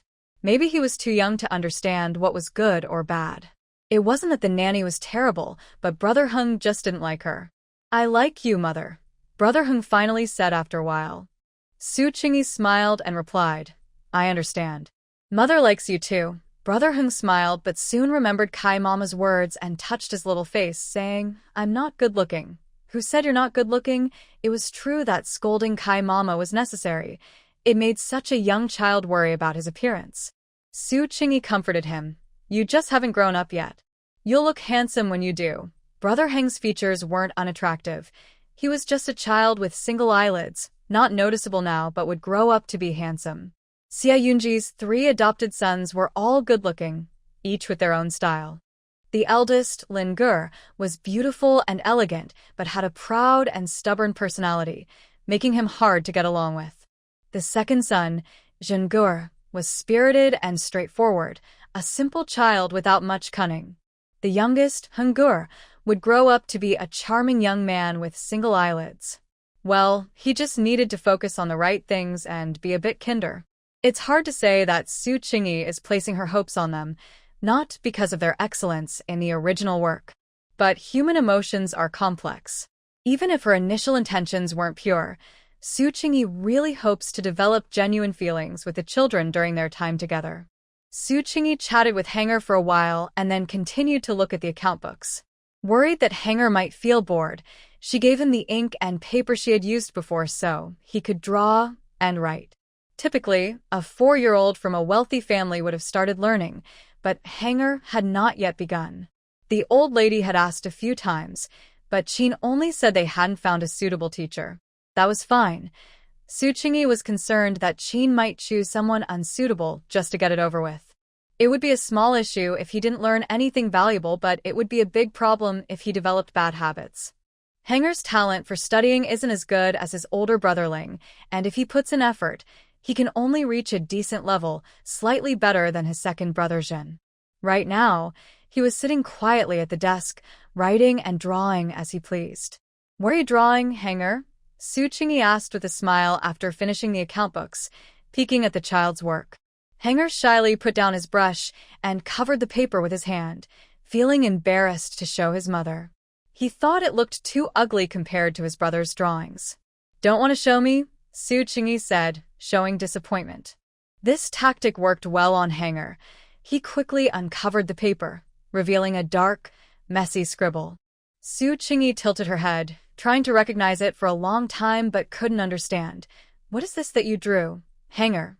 It was Hanger's first time using a brush, and he shyly said, "It's a frog." Honestly, Su Qingyi didn't recognize it at all, but she smiled and said, "It looks quite like one." It was getting late, so she picked up Hanger to wash his hands. "Come on, let's go find your second brother. It's time for dinner." Dinner at the Ho residence is served around 6 o'clock in the evening. In summer, it's still light out at this hour, and if it gets any later, they will need to light the oil lamps. Zhen had been sitting in the study for about half an hour, not writing much but engrossed in reading other books. He was so absorbed that he didn't even notice Su Qingyi and his brother entering. Cough, Zhen. Su Qingyi glanced at the table, seeing the messy characters, and couldn't help but praise him, even if it wasn't entirely sincere. Have you finished writing your big characters? Zhengur was startled. Mother, he quickly tried to hide the book, but Su Qingyi still saw it and reached out her hand. Let me see. What book is it? Realizing he couldn't hide it, Zhengur looked upset and timidly handed over the book. A travelogue? Where did you get this book? Su Qingyi felt relieved since this type of book wasn't harmful. I took it from father's room. Zhengur answered cautiously, looking down. I'm sorry, I shouldn't have taken things without asking. It's okay. It's good to like reading. The more you read, the more you can learn about the world without going out. Su Qingyi's expression softened and she continued seriously, but you need to prioritize your studies. What if you get in trouble in class tomorrow for not finishing your writing? Zhengur hesitated to speak, seemingly afraid that Su Qingyi would be upset, so he fell silent again. Su Qingyi said, if you want to say something, just say it. I'm not unreasonable. Regardless of right or wrong, you can share your thoughts. Hearing this, Zhengur finally spoke. The teacher doesn't like me and won't care about my work. Whether I write well or poorly, it doesn't matter to him. Not only did no one care about his studies at the academy, but the same was true at the Marquis's residence. In the end, it felt like it made no difference whether he did well or not. Over time, Zhengur became less interested in studying. He knew he wasn't doing well and was afraid Su Qingyi would be angry, so he quietly defended himself. Mother, I'm just not cut out for studying. They've already given up on me and I don't want to study anyway. Su Qingyi wasn't angry. She asked, but if you don't study, you won't even recognize all the characters. How will you understand the books you want to read in the future? Even as a general, one needs to be able to read and write. Even if you don't like studying, at least you should learn to recognize all the characters. She had already given up hope for him to excel academically. She solemnly handed the travelogue back to him. From now on, focus on learning the characters. Once you know them all, you can consider it a success. Zhengur felt a bit confused, vaguely understanding something, but he couldn't believe it. Did his mother mean that she wouldn't force him to study? That was hard to comprehend. In this era, where the saying, only studying is noble, prevailed, families with any status pushed their children to study hard. Zhengur was already half an adult. After years in the Marquis's residence, he understood what he needed to know. He certainly had a sense of the expectations of this time. For a moment, he felt a bit down. It seemed his mother was quite disappointed in him. She thought he wasn't talented. Or maybe she didn't care about him at all. If he were her own child, would she be so indifferent? Zhen, what are you thinking? Su Qingyi noticed his complicated expression and frowned, guessing, you don't think I've given up on you, do you? Zhen looked up at Su Qingyi, his hurt expression asking, isn't that the case? Of course not, Su Qingyi said seriously, placing her hand on Zhen's arm. As they say, we should teach according to one's abilities. Since you're not suited for studying, why should I force you to? Would that be helpful? Zhen didn't feel comforted. Her words implied he was useless, didn't they? There are so many scholars in the world, but how many actually succeed? If you think like that, should those who don't pass their exams just give up on life? Su Qingyi continued. Everyone has their own talents. Just because you're not good at studying doesn't mean you lack talent in other areas.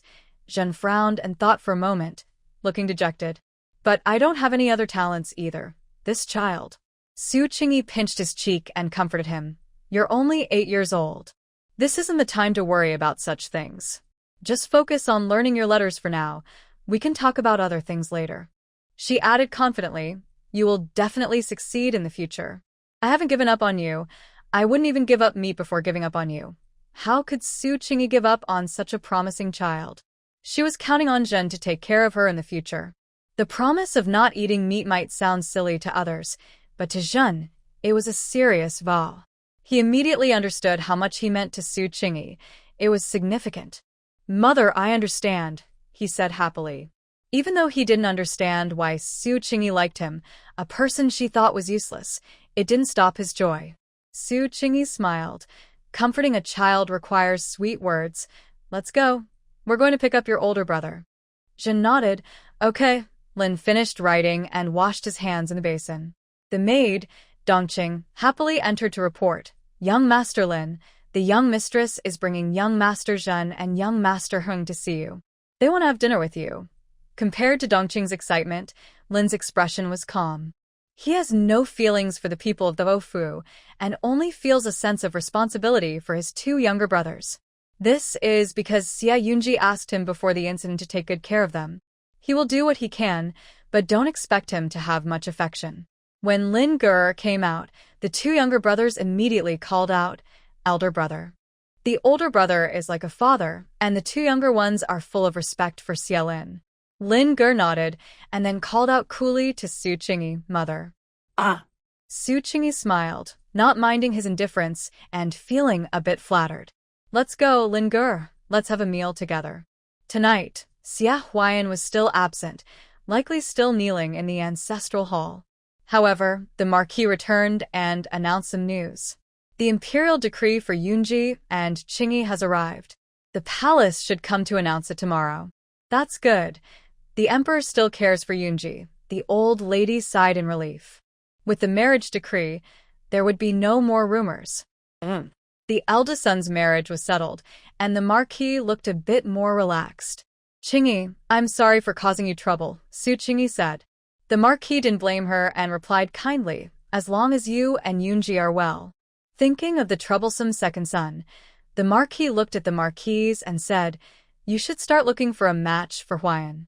Xia Yunji receiving the emperor's marriage decree was an honor, but the Marquise felt a bit uncomfortable as that should have been her daughter-in-law.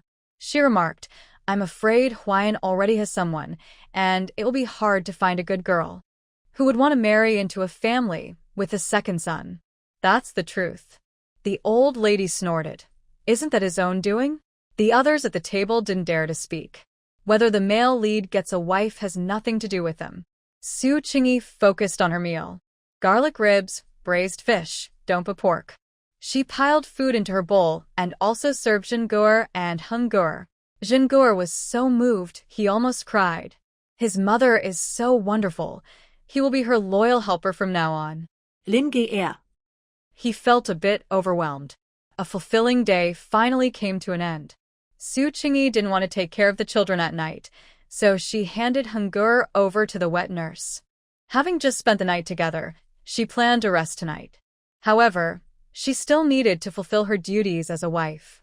After bathing, Su Qingyi intended to visit the heir's room for a short while to show her concern. Young madam, please wait. Don't come in yet, a slightly panicked voice from inside called out. What's wrong? Su Qingyi paused and asked, What happened? Well, it's nothing serious, just that the young master had an accident. Mingyu is helping him change his clothes. Xia Yunji felt embarrassed and frustrated. After being unable to move all day, he realized the situation was worse than he had imagined. He couldn't move at all, yet he still needed to eat and drink, and he could still go to the bathroom. But he couldn't control any of that. He had to rely on others to help him. The servant beside him was fine. They weren't strangers, so Xia Yunji didn't feel much shame. But Su Qingyi. She was technically his wife, but she hadn't truly married him as he was now. Even if she had genuine feelings, seeing him like this would likely become tiresome over time. Xia Yunji really didn't want her to come in. Why put her in this situation? Unfortunately, he couldn't speak to ask Zixiao to send her away and preserve a bit of his dignity. He could only listen as Zixiao gently explained, Young madam, it's nothing serious, just that the young master had a little accident and we're helping him change. Please wait a moment, it will be quick. Su Qingyi understood immediately and casually said, What's the big deal? You don't need to be so flustered. I know what the young master's situation is. That was true. But Zixiao and Mingyu still hoped to maintain some dignity for the young master, so she wouldn't be put off. Taking care of the young master is part of my duty as his wife. I'm coming in, Su Qingyi continued. She wasn't a naive young girl. She had no unrealistic fantasies about a sick person who couldn't move. Being paralyzed was just that, paralyzed. Some awkward situations were real. Young madam, Zixiao and Mingyu tried to stop her, but Su Qingyi had already entered. After glancing at the bed and seeing the situation, Su Qingyi said, "Why are you all so nervous? This is my husband." The two exchanged silent, bitter smiles. It wasn't that they doubted the young madam's sincerity. Only those who had cared for the young master knew how challenging it could be. Su Qingyi ignored them, rolled up her sleeves, and took a towel from the basin to clean him up. Seeing this, the two hurried to stop her. "Young madam, let us do it." "Why are you all being so fussy? Aren't you men?" Su Qingyi said with annoyance. "Stop talking nonsense and quickly bring clean bedding to change." At that moment, Xie Yunji realized that the person helping him was not a servant. His face instantly flushed, not out of shyness, but rather embarrassment. To be honest, they were not close, and Xie Yunji didn't believe that Su Qingyi was genuinely caring for him. He suspected that she was just doing her duty. There was no need for this. It felt like an insult to him. Having loyal servants was enough. He didn't need this kind of insincere kindness. Su Qingyi was focused on her task, treating it as work without much shyness. However, it couldn't be said that she was humiliating him. She was clearly treating the young master with respect, as if he were her boss. With the help of the others, they quickly changed the bedding and put new pants on the young master. Su Qingyi saw them lift him and noticed his body was still soft, so she asked, "Is the young master going to lie here all the time?" Hadn't they thought about letting him sit up? Zixiao and Mingyu didn't understand what the young lady meant. Su Qingyi said, "Is there something like a wheelchair? We could take the young master outside for some fresh air and sunshine. Lying here all the time isn't good for him." "A wheelchair?" The two looked puzzled again. It seemed there was no wheelchair available, or perhaps it was just called something else. Thinking of the carpenter from today, Su Qingyi had an idea and said, "Just wait. In a few days, I'll have the carpenter make a wheelchair. Then we can take the young master outside to enjoy the sun." But Mingyu and Zixiao hesitated, looking troubled. "The doctor said the young master needs to rest." Su Qingyi replied, "But he didn't say he can't go out for some sun. Trust me, sunshine is good for his health." Unlike the nervous servants, Xie Yunji felt a bit excited. He didn't know if sunshine was beneficial, but he was definitely tired of lying in bed. He wanted to leave this room. Seeing they were still hesitant, Su Qingyi said, "Tomorrow, I will ask the old lady for permission." "That should be fine, right?" Mingyu and Zixiao nodded and said, "Yes, young lady." Mentioning the old lady made Xie Yunji feel a deep sense of longing, and he couldn't help but feel a bit down. Throughout the day, besides his sons and Su Qingyi, no one else had come to visit. It's not that Xie Yunji blames them. He just misses them and feels a bit sad inside. "Young master, father has been busy all day for our marriage and finally received the imperial decree. The palace will announce it tomorrow." Su Qingyi's voice came. Xie Yunji was taken aback. "So that's how it is?" Indeed, it has been a busy time lately, and everyone has been occupied, which made him feel much better. Su Qingyi thought to herself, "Why have I become so talkative? It must be because of Zhengguo and the others. But talking is good. It's better than just sitting here doing nothing." It felt like reporting to a boss. After sharing, she could go home and rest. With that thought, Su Qingyi chattered, "The old lady is quite upset and tired these days, and now she has to arrange the marriage for my second brother, which won't be easy." Xie Yunji thought to himself, that rascal of a second brother isn't even married yet, and one of the concubines is already pregnant. It won't be easy at all. Seeing this, Zixiao quickly went out to bring in a cup of tea, along with some snacks and melon seeds, as if hosting a tea party. Su Qingyi, "This meeting treatment is quite nice." She took some melon seeds and started cracking them open, saying, "Zhengguo is already 4 years old. It's time for him to start learning. I'm thinking of finding a tutor for him." "What?" Xie Yunji was surprised and then quite unhappy. "Zhengguo hasn't started learning yet?" He knew that the Qin family wasn't very dedicated, but he didn't expect them to be this neglectful. But thinking about it, Zhengguo isn't just the responsibility of the Ho residents. Ultimately, it's because I'm not a good enough father. He felt a deep sense of guilt. As for Lin Gur, there's no need to worry about his studies. Once he passes the scholar exam, I'll find him a better teacher. Su Qingyi had someone in mind for that teacher. After a pause, she said, but Jin Gur doesn't like studying. He might be better suited for a martial path in the future. Xia Yunji agreed with this. Jin Gur is strong and active, making him a good candidate for martial arts. However, out of selfishness, he previously didn't want his child to pursue martial arts. How many return from wars? He, as a father, is the best example. Su Qingyi thought about wanting a sweet treat but decided against it late at night, sighing, practicing martial arts can strengthen the body. Even if he doesn't join the army in the future, he can still stay fit. Xia Yunji. But Jin Gur really should pay attention to his figure. No, I can't keep eating these snacks. Su Qingyi clapped her hands, took a sip of tea, and said goodbye. Young master, it's getting late. I need to think about how to make the wheelchair. You should rest early tonight. Hearing she was leaving, Xia Yunji was caught off guard. It felt like they had just started talking. Others felt the same way. After Su Qingyi left, the room suddenly fell silent. Xia Yunji lay down all day and needed very little sleep, so he wasn't sleepy. He was a bit excited about the wheelchair Su Qingyi mentioned, making the night seem longer. The next morning, Su Qingyi called the carpenter again and handed him the wheelchair design she had worked on overnight. Take a look at this. If you have any questions, just ask me. The carpenter found the design strange at first, wheels on a chair. The more he looked, the more excited he became. He quickly understood that this chair was definitely for the young master. Young madam, this idea is great, the carpenter said enthusiastically. Wheelchairs existed in ancient times, but they weren't called that. Ancient wheelchairs were very heavy, some weighing over 100 pounds. Su Qingyi's design looked much lighter. As long as you can make it, that's all that matters, Su Qingyi said. There will be a generous reward for completing it. The carpenter was thrilled to hear this. He immediately patted his chest and promised, Young madam, don't worry, I can make it. Then he happily took the design and left. Before long, a decree arrived from the palace. Su Qingyi dressed neatly and went out to receive it. The emperor, using the wisdom of the diviners, declared that Su Qingyi and the comatose young master were fated to be together and granted them a marriage. In ancient times, when problems couldn't be solved, people relied on supernatural forces to find solutions.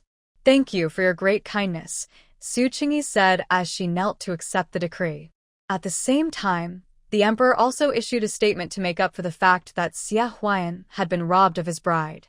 The court official smiled and said, if Master Xia finds a girl he truly loves, the emperor will also grant a marriage. Su Qingyi almost laughed. That would be wonderful. With the emperor's decree, how could Xia Huayan and Du Jinyun continue to bully her? Hearing that her son could also receive a marriage decree, the countess was overjoyed. Thank you, your majesty. With the emperor's words, her son could find someone even better. Xia Huayan was finally released by the lord today, but his knees were bruised. Du Jinyun felt heartbroken, her eyes red. Second master, you have suffered. It's all my fault. Jinyun, it's not your fault. Xia Huayan saw his beloved woman crying and quickly wiped her tears. Don't cry, it's not good for the baby. Du Jinyun nodded, about to smile, when the lady of the house arrived, looking coldly at her. That clear dislike sent chills down her spine. Please, madam. Du Jinyun quickly stepped aside, her face full of humiliation.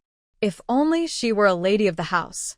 The Xia family thought she was of lower status, not as good as Su Qingyi. The lady of the house rolled her eyes. I'm speaking to an heir, you may leave. Mother. Xia Huayan wanted to speak up for Du Jinyun, but the lady's sharp gaze made him swallow his words. It was not the right time. Better to endure for now. Yes. Du Jinyun, seeing that the second master said nothing, left feeling disappointed. She reminded herself to trust the second master. This was a special time, and she needed to be patient. Once that troublesome woman was gone, the lady of the house finally spoke. The palace just sent a decree. Your brother is engaged to Qingyi. Okay. Xia Huayan felt indifferent. He did not like Su Qingyi. If she wanted to marry a paralyzed man, that was her choice. Your marriage cannot be delayed either. The emperor said that when you find a suitable woman, he will grant you a marriage. At this point, the lady of the house finally smiled a little. I will go out these days to find you a good wife. Xia Huan frowned. He did not want to marry so soon. He planned to wait until Du Jinyun had the baby to avoid complications. There's no need to rush. Something just happened in the house. The lady of the house immediately frowned, huffing and exposing Xia Huan's thoughts. You're already 21. Why the hurry? Don't think I don't know you're stalling for that woman. Mother, don't say that about Jinyun. Xia Huan also frowned, clearly unhappy. She is the woman I love. What's wrong with wanting to wait until she has the baby before marrying you? The more he said this, the more the lady of the house disliked Du Jinyun, thinking of her as a seductress. I'm not refusing to marry. Xia Huan felt that agreeing to marry a proper wife was already a big concession. No, Madame Ho was unwavering. I will find someone right now. As soon as I do, I will arrange a marriage. If you want to protect her, you should listen to me. I won't let a woman confuse you and lead you to neglect your responsibilities. In noble families, this was a serious matter. Fortunately, what happened that night did not leak out. Otherwise, the entire Pingyang Ho residence would become a laughingstock. Xia Huan's future would be ruined too. This was also why Madame Ho was somewhat wary of Su Qingyi, as she held leverage over Xia Huan. And you need to wake up and see what you're doing, Madame Ho warned. If anything happens to your elder brother, the Ho residence will be yours. Don't ruin your future for a woman. Xia Huan understood his mother's words all too well and replied with difficulty, Mother, I understand. It was all Su Qingyi's fault. How did she suddenly become so uncontrollable? If Su Qingyi had obediently accepted her role as his legitimate wife, he and Du Jinyun wouldn't be in this predicament. Du Jinyun entered, carefully observing Xia Huan's expression, and softly asked, Second Master, what did Madam say? In response to Du Jinyun's question, Xia Huan softened his expression and replied, Mother wants to find me a legitimate wife. Jinyun, this is inevitable, but don't worry. He held Du Jinyun's shoulders and assured her, No matter who my legitimate wife is, I only love you. Indeed, it was inevitable for the second master to marry a legitimate wife. If not Su Qingyi, it would be someone else. Du Jinyun felt both melancholy and sweet, gently leaning against Xia Huan. Yes, I believe you truly care for me. After a busy day, Su Qingyi did not visit the heir today. Instead, she brought over her little brother, Henggur. Can you keep your father company for a while? Henggur happily agreed. Xia Yunji was also pleased. Lying around all day was too lonely, and he hoped someone would come and talk to him. The servants took care of him all day but had no idea what was happening outside. Thankfully, he had many sons. One would come while another would go. Mo Yen quickly prepared some delicious food and drinks for the young master. The maid Suyi stayed behind to look after Henggur. Su Qingyi thought the servants were already tired from taking care of the heir and didn't want to add to their workload. After finishing the tasty treats, Henggur felt he had kept his father company for a long time. Plus, he missed his mother. Henggur leaned close to Xia Yunji's ear and said, Father, I miss Mother. I will come to see you again next time. Xia Yunji thought, this ungrateful child, but he was also curious about what Su Qingyi was busy with. The room fell quiet again, and Mo Yen muttered, The young lady is going back home tomorrow, so she came and went in a hurry today. After a couple of days, she will be able to visit the young master more often, so that was it. Xia Yunji had forgotten about this. Indeed, it was customary for him, as the son-in-law, to accompany her back home after 3 days. Unfortunately, things were not in his control, and he lay here unable to move. Tomorrow, Su Qingyi would return alone and would likely face some disapproval from her family, right? Even with the imperial decree, everyone knew what it really meant. No matter how nicely it was put, it was essentially just a way to bring joy. Would the Yong'an Marquis' residence support Su Qingyi in this? That day, Xia Yunji lay in bed and thought about many things. It was dinner time again and Xia Huan was still absent. The Marquis frowned, whereas Huan, the Marchioness, helped cover for him. Is not feeling well, He came out of the ancestral hall last night and rested all day, yet he still isn't well? The Marquis looked skeptical. Of course not. Xia Huan was just having dinner with Du Jinyun. At that moment, the two were in the courtyard enjoying each other's company. The Marchioness probably knew this too. Her expression was unpleasant, wishing she could rush in and confront that young woman. But as the Marchioness, she couldn't lower herself to argue with a concubine. Fortunately, the Marquis did not pursue the matter further and changed the topic. Su Qingyi is going back home tomorrow. Have you prepared a gift for her? The Marchioness's face stiffened.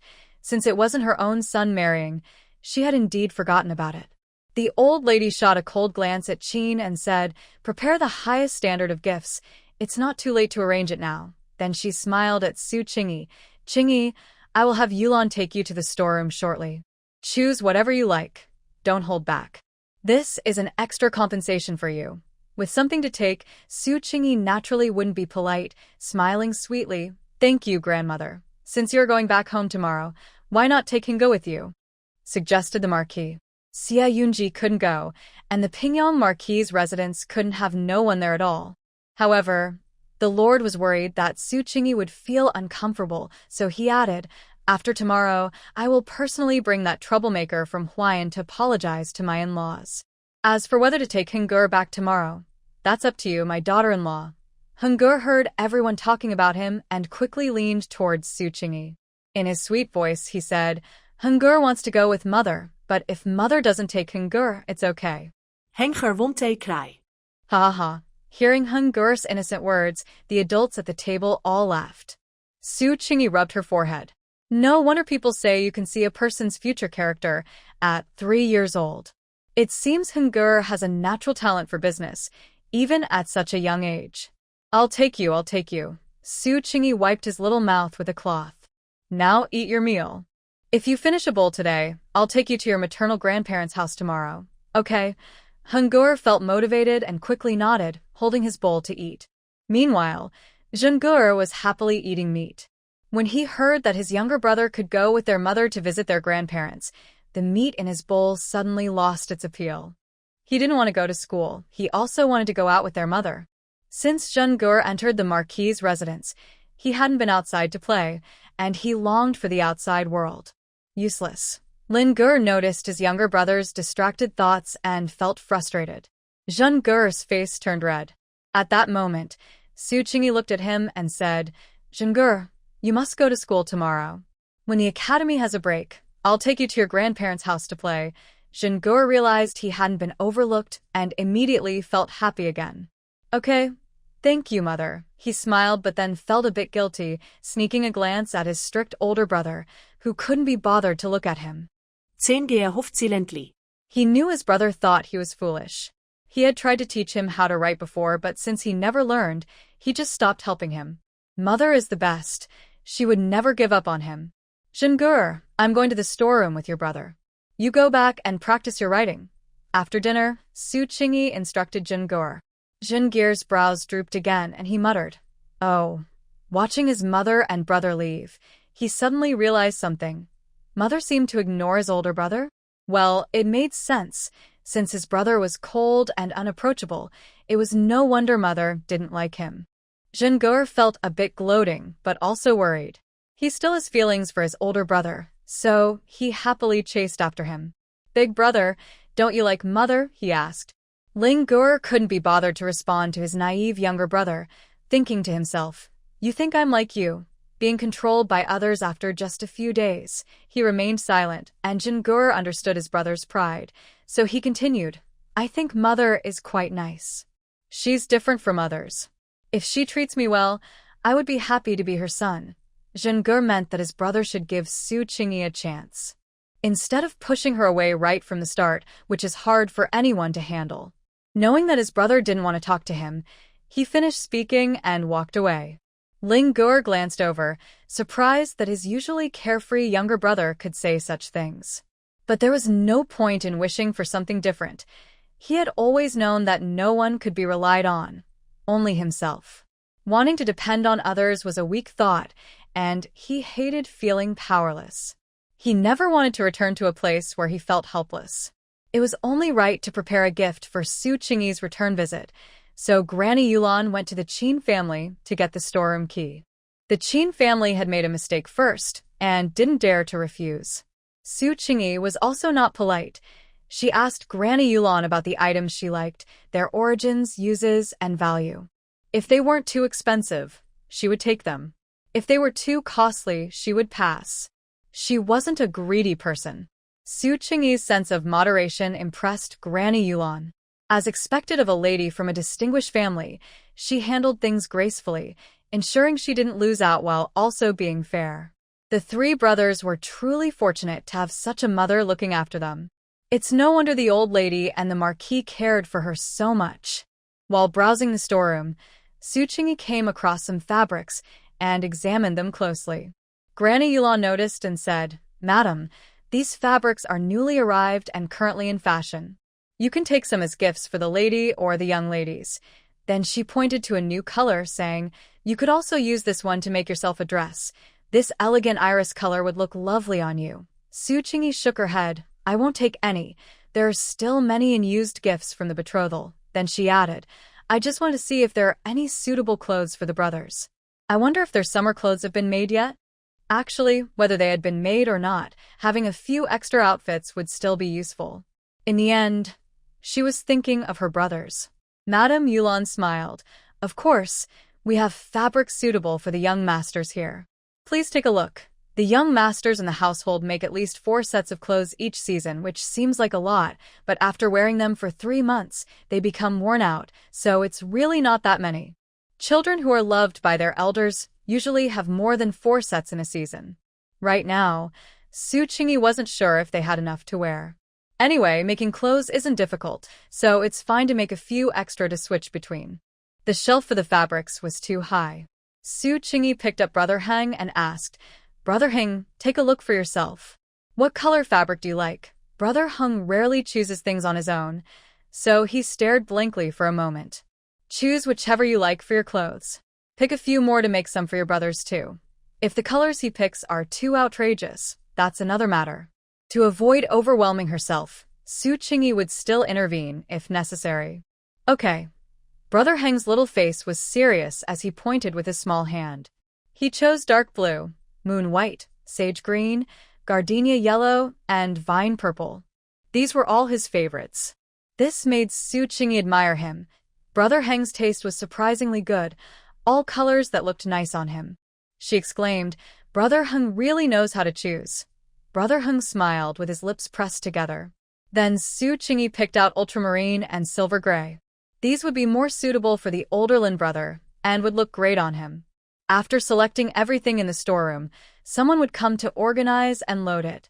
When they returned to the main house of Donhui courtyard, Grandma Kai timidly entered, bowed her head respectfully, and said, "Young madam, I thought carefully about your words this afternoon and have come to understand." She continued, "In the past, it was indeed my fault for not respecting the young master from the heart. Please punish me, young madam." Su Qingyi looked up at Grandma Kai. Previously, the madam of the Marquis did not value the young masters, and the servants who attended them had little respect. Though it's common for people to favor some over others, she wouldn't tolerate that here. It's good that you understand. However, Su Qingyi was not a harsh person. Unless someone made an unforgivable mistake, she wouldn't easily dismiss the nurse who had cared for Brother Heng since he was little. She reminded her, "From now on, take good care of Brother Heng. You need to earn not only my approval but also his. Do you understand?" Implying that if Brother Heng doesn't approve of you, then what? Madame Kai's old face turned red with embarrassment. "Yes, young lady, I will definitely improve myself." She had been too lazy before. "All right, work hard, and I won't treat you unfairly," Su Qingyi said, but kept a watchful eye, deciding not to hand over the young master to Madame Kai just yet. "Right now, the young master is quite attached to me. You can come to take care of him in a couple of days," she instructed. This way, Madame Kai wouldn't feel upset and do something irrational. She planned to observe for a few days. Madame Kai, unaware of her intentions, showed gratitude. "Okay, young lady. However, I have something else to ask you. Do you know how to sew?" Su Qingyi inquired. "Yes," Madame Kai nodded. Su Qingyi continued, I picked out some fabric from the storeroom for the young master's clothes. Please gather a few maids who can sew and lead them to make the clothes in the next couple of days. Hearing this, Madame Kai immediately replied with excitement. Yes, young lady, I will make sure to carry out your instructions.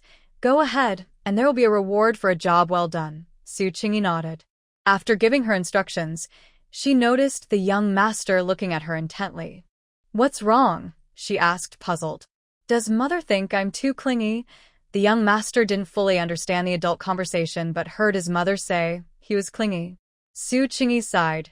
This child was as sensitive as ever. She shook her head. Of course not.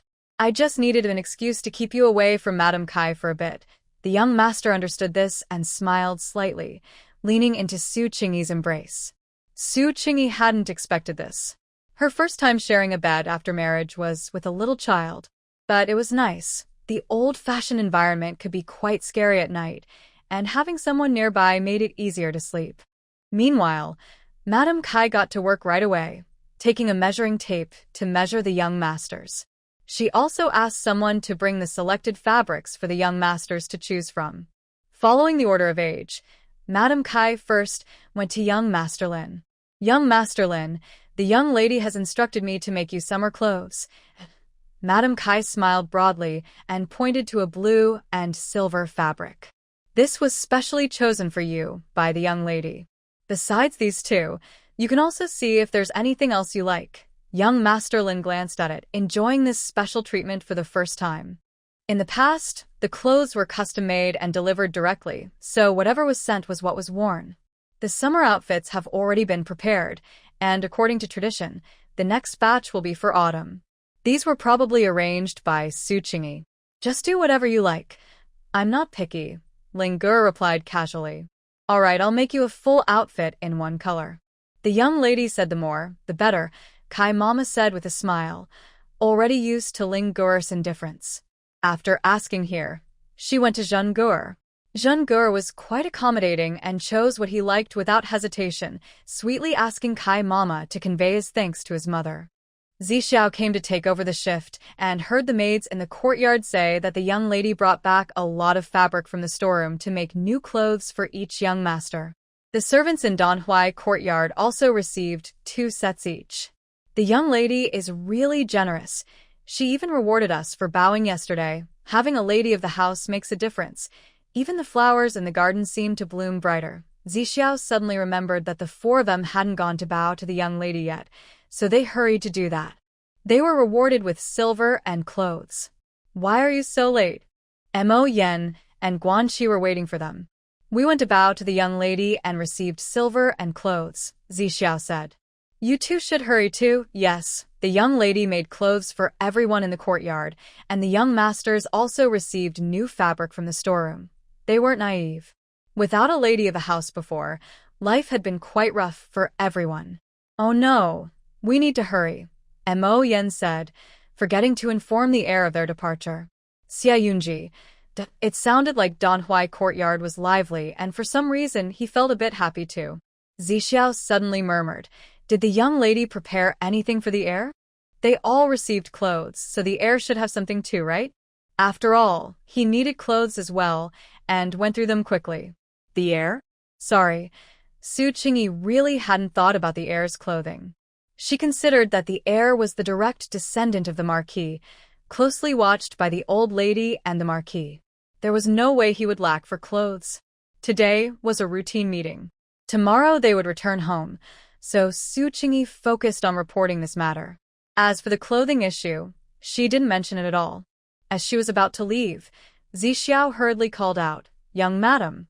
Su Qingyi paused and asked, Is there something else? Zixiao had to bring it up and said, The young master's seasonal clothes wear out quickly. If you see any suitable fabric next time, you could make him a couple of outfits.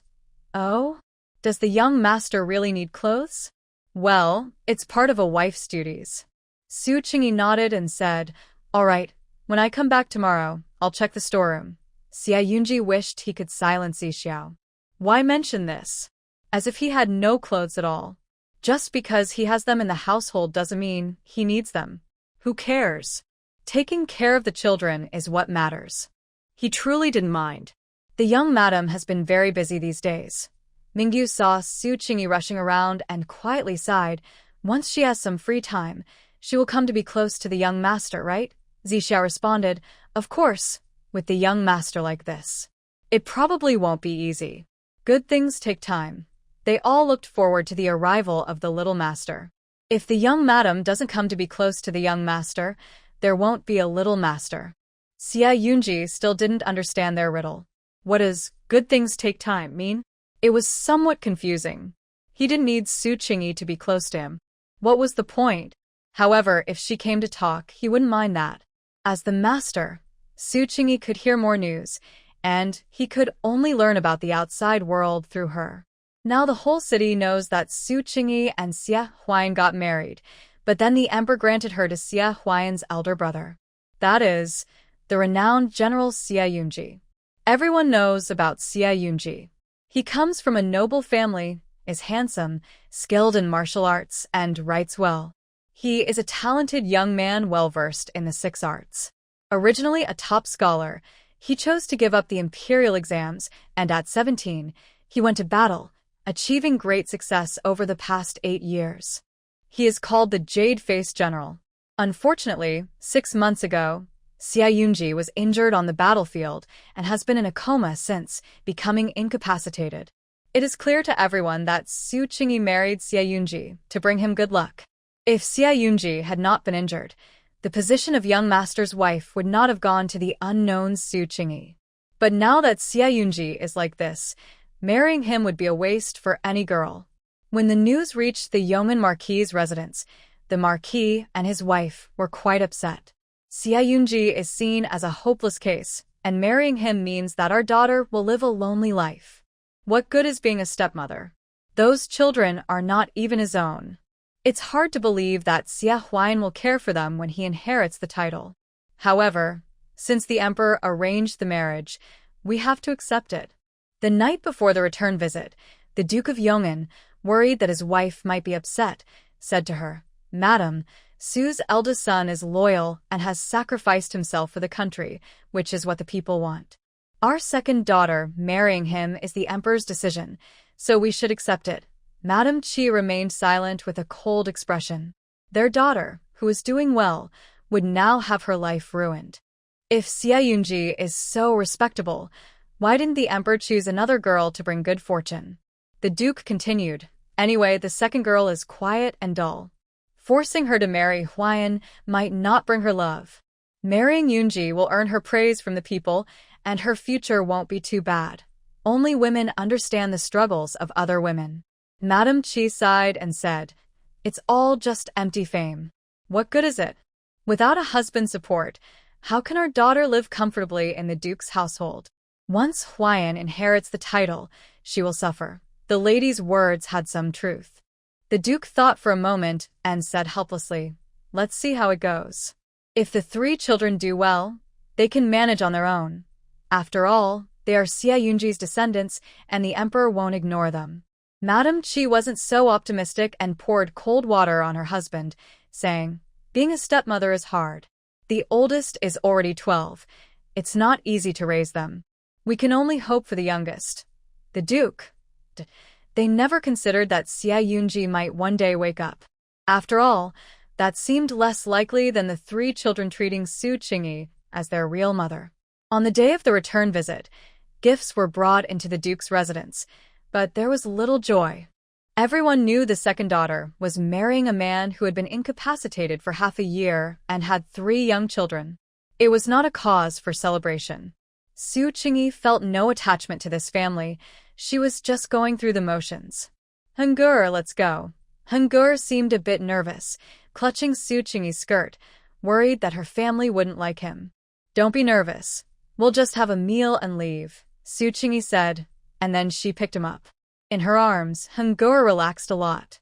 Second sister, Su Qingyi turned to the sound and saw a well-dressed noblewoman smiling at her. From the way she was addressed, it seemed to be her older sister, Su Tingjun. This sister, known for her beauty, had married well. Her husband was the heir of the Duke of Yonghua. Their relationship was not very good, as Su Tingjun often liked to show off or put Su Qingyi down. Over time, this had made Su Qingyi shy and reserved. Today was Su Qingyi's return visit to her family, but Su Tingjun had come back to join the occasion, and her intentions were clear. If it were the original Su Qingyi, she would have been upset, still feeling overshadowed by her sister even after marriage. But Su Qingyi was now in her 30s. Such trivial emotional attacks had no effect on her. "Ah, it's my sister," Su Qingyi said with a natural smile. "Yes," Su Tingjun replied, looking at her younger sister and noticing a change. Su Qingyi dared to wear bright, elegant clothing and expensive accessories. With her natural beauty enhanced, she looked stunning, even compared to the well-known noblewomen in the capital. Previously, Su Tingjun had always advised Su Qingyi to be modest and simple, to read more and speak less, to maintain a good reputation. As a result, Su Qingyi had earned a reputation for being gentle and refined. However, in the inner chambers, men preferred lively women, and only the elders appreciated the dull and serious ones. After some time apart, Su Qingyi had become refreshingly different. Su Tingjun was taken aback, feeling uncertain.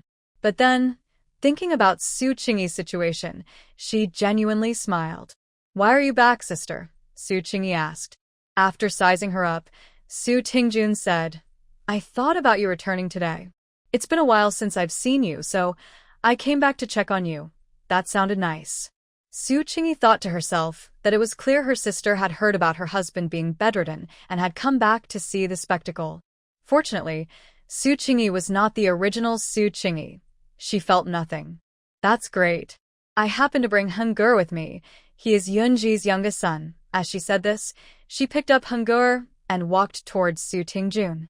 "Heng'er, be good and greet your aunt." "Annie, hello," Heng'er said. He smiled, but his dark eyes lacked warmth. He did not like this aunt, just as she did not seem to like his mother. Su Tingjun smiled, not knowing how warm Su Qingyi was, and said, "Heng'er is really well behaved. According to tradition, it is customary to give a gift when meeting for the first time." Su Tingjun reluctantly took out a valuable jade pendant from her belongings and said, "Here, this is a gift from your aunt." After all, he was the adopted son of Xie Yunji, and no matter the sisterly bond, she couldn't let others talk. Heng'er glanced at Su Qingyi first, and upon receiving a nod, he accepted it, saying, "Thank you, aunt. Most children are happy to receive gifts, but he remained indifferent." Seeing this, Su Tingjun felt a twinge of sadness. In fact, the person she had once wanted to marry the most was the famous young General Xie Yunji. Such a noble and brave man. Who could resist loving him? Unexpectedly, it was Su Qingyi who ended up marrying him. Coming back to reality, Su Tingjun remarked, "Heng'er and my second sister seem to get along well." That's true. Su Qingyi genuinely didn't know about Su Tingjun's youthful feelings. But even if she did, it wouldn't be surprising. Before Xie Yunji's troubles, he was the dream of countless young ladies, very popular. "Heng'er is like my own son," Su Qingyi said, smiling as she gently rubbed Heng'er's cheek. To be honest, she didn't have much feeling for Xie Yunji. Well, it was just okay. But she cherished his sons. Her own son? Heng'er, feeling shy, handed the jade pendant to his mother. He wasn't Xie Yunji's biological child, Su Tingjun thought, looking at Su Qingyi with a bit more sympathy. At the same time, she felt relieved that she hadn't married Xie Yunji. Otherwise, she would be the one living as a widow and stepmother now. "Let's go inside. Your father and mother are waiting," Su Tingjun said, turning to lead the way. Su Qingyi felt a bit pitted. Her feelings were mixed. If she remembered correctly, the heir of the Duke of Yonghua was quite charming and seemed to have many illegitimate children. Her elder sister appeared to be a winner in life, but in reality, her household was chaotic. So, life is never perfect. It's all about finding what one seeks. When the couple, the Marquis and his wife, saw Su Qingyi looking radiant, they were quite surprised. She was different from what they had imagined. "Father, mother, I'm back. This is Yunji's youngest son, Heng'er," Su Qingyi introduced. She brought Heng'er over to meet them, saying, "Heng'er, greet your grandfather and grandmother." Hangul got down from his mother's arms and politely greeted. Hangul pays respects to grandfather and grandmother. Oh, Hangul is so good. The couple from Yongin-ho had a lot to say to their second daughter, but they were surprised that she brought a child with her. They had to greet him first. Good boy, grandmother has some treats for you, said Chishur, patting his little hand. Thank you, grandmother, Hangul replied cheerfully. Yongin-ho picked up Hangul and weighed him in his arms, asking, Is Hangul 2 or 3 years old? 4 years old, Su Qingyi said, helping Hangul adjust his clothes. He was weak as a child and smaller than his peers. I heard that when Yunji found him, he weighed almost as little as a kitten. Thankfully, he is strong now, and he will grow well in a few years. When mentioning Xia Yunji's name, Yongin-ho sighed with emotion. Yunji is a good man who serves the country and the people. Since you married him, you should take good care of the household. After instructing the servants to prepare snacks for the child, Chishur came over to hug Hangul. However, she glanced at Su Qingyi and snorted. You have too many ideas. What was the situation back then? Su Qingyi protested. Mother, this really isn't my fault. She took Hangul into her arms and began to recount the events of that day. Yongin-ho and his 2 sons were stunned to hear that the maid, Du Jinyun, had betrayed them. How outrageous. And then there was Xia Huayan. Unbelievable. This is too much. Yongin-ho finally understood why Pingyong-ho had come to apologize. It turned out it was due to such a ridiculous matter. They must be feeling guilty. So, Su Qingyi said innocently, what good can I expect from marrying Xia Eryi? Rather than watching my husband fail and only know how to fool around with concubines, I might as well marry Xia Shitzi. Su Tingjun, listening to her younger sister, found her words harsh. She suspected that Su Qingyi was deliberately mocking her. Her husband, the heir of the Duke of Yonghua, was known for his flirtatious nature throughout the capital. But so what? It was still better than being with a paralyzed man. Second sister is being too simplistic. No matter how useless Xia Eryi is, he will still be the master of the Ho residence in the future. You will be left as a widow with no support. Su Tingjun looked at Su Qingyi with concern. Eldest sister truly worries for you. This struck a chord with Mrs. Qi, and she began to scold. Isn't it true? Everything your elder sister taught you has gone to waste. No matter how much he favors his concubines, they can only bear a few illegitimate children. Can they compare to the legitimate son born from you? In Mrs. Qi's eyes, as long as Su Qingyi could give birth to a legitimate son, she would be the future head of the Marquis' household. Why lower herself to compete with a few concubines? That would be foolish. Su Qingyi continued to argue. Mother, you don't understand. The Xia family is known for their romantic nature. Second Master Xia and Du Jinyun have a strong bond. I'm afraid if I marry Second Master Xia, I won't even have the chance to bear a legitimate child. To ensure Mrs. Qi believed her, she exaggerated, you can see for yourself tomorrow. Second Master Xia's feelings for Du Jinyun are clear as day. He won't even agree to let his eldest illegitimate son be raised by the legitimate wife. What use is it for me to marry him? The others frowned, unable to believe it. Is there really someone so openly favoring a concubine over wife? That would be quite foolish. Marquis Yongin said, All right, it has come to this, and the emperor has issued an order. Let's leave it at that. Marquis Yongin was quite open-minded. After all, this daughter had always been mediocre, and he had no expectations for her future. It was fine for her to live a stable life in the inner courtyard without causing them trouble. Once the Marquis spoke, Mrs. Qi stopped scolding and began to inquire, what is the situation with Yunji now? She had heard that someone like Xia Yunji could still have heirs. If Su Qingyi could bear a child for Xia Yunji, that wouldn't be bad. Su Qingyi thought for a moment and replied honestly, the heir is fine. Aside from being in a coma, everything else is normal. Mrs. Qi hesitated for a moment and lowered her voice. I heard that someone in Yunji's condition can still engage in marital relations. The others looked surprised. Is that true? How could that be? Xia Yunji is in a coma. How could they engage in marital relations? Only Su Qingyi remained calm, seemingly unfazed. Think about it. If it's possible, it would be better to have a child yourself, Mrs. Qi advised earnestly. Though she favored her other children, she still cared for her daughter. Really discussing this in public. What happened to the ancient customs of modesty and restraint? Su Qingyi was glad she wasn't a young girl of 17 or 18. Otherwise, she would have been too embarrassed. I understand, she replied vaguely. After lunch, Su Qingyi said goodbye to Heng'er. She didn't rush back to the Pingyang Marquis' residence.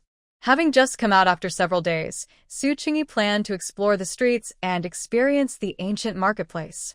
The capital city was bustling with shops, showcasing a scene of prosperity. Su Qingyi was surprised. She had thought ancient times were backward. In reality, if one had money and power, life could be quite good. The Pingyang Marquis' residence was wealthy and influential, and Su Qingyi couldn't help but think how splendid his wife would be if Xia Yunji were still healthy. Of course, Su Qingyi had no desire for that. Instead of wanting her husband to prosper, she preferred her son to thrive. Heng'er, who rarely went out, looked around curiously in Su Qingyi's arms. Seeing so many people, he clung tightly to her neck, afraid of getting lost. Look, there's candied hawthorn, Su Qingyi said as she approached a vendor and bought 4 skewers, planning for each of them to have one. Heng'er's eyes lit up. What child doesn't love candied hawthorn? You can eat it now if you want. Su Qingyi offered him a skewer. Mother, you eat first, Heng'er insisted, taking a bite for her. As a beautiful young lady from the Marquis' residence, Su Qingyi already attracted attention on the street. She didn't want to eat in public, but she couldn't disappoint her child, so she took a small bite. All right, Heng'er, you can eat it now, okay? Heng'er said, enjoying the sweet and sour taste, which brought many expressions to his face. Is it good? Su Qingyi asked playfully, making a funny face. Heng'er nodded seriously. It's good. Really? Su Qingyi asked skeptically, reaching for it. If it's too sour, don't force yourself. But she ended up missing her chance. I want to eat. Heng'er clearly enjoyed the flavor. Su Qingyi didn't want to admit she was the one who was afraid of sourness. After that, whenever she saw something delicious, she asked the maid to buy some to try. The mother and son strolled leisurely through the streets, unaware that people nearby were discussing them. Someone recognized that the maid following them was from the Pingyang Marquis' residence. Naturally, people began to speculate about which master or lady this mother and son belonged to. Really? I delivered fabrics to the Pingyang Marquis' residence before, and I remember their servants wore clothes just like that. The workers at the silk shop are quite sensitive to fabric styles and surely wouldn't be mistaken. Based on this clue, people roughly guessed the identities of Su Qingyi and her son, Heng'er, the daughter of the Marquis, who was chosen by the emperor to bring joy to Xia Yunji, seemed to care well for General Xia's child. Just look at how close the child is to his mother. Their bond must be genuine. She truly is the daughter of a Marquis, understanding her responsibilities and showing gratitude for General Xia's kindness to us common folks. 3 years ago, during the battle at Chongming Pass, if it weren't for General Xia's efforts, who knows what our situation would be like now. What a pity, what a pity. The tea house was filled with discussions about Xia Yunji, and inevitably, Su Qingyi became the center of attention. Her harmonious relationship with Heng'er was a popular topic, and no one mentioned her past with Xia Huayan anymore. The emperor had already arranged their marriage.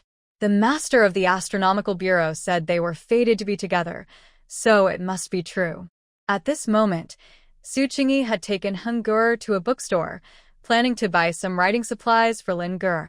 He loved reading, and those supplies were always used up quickly. She wondered who usually prepared them for him. Do you know who used to prepare Heng'er's writing supplies? What does he usually use?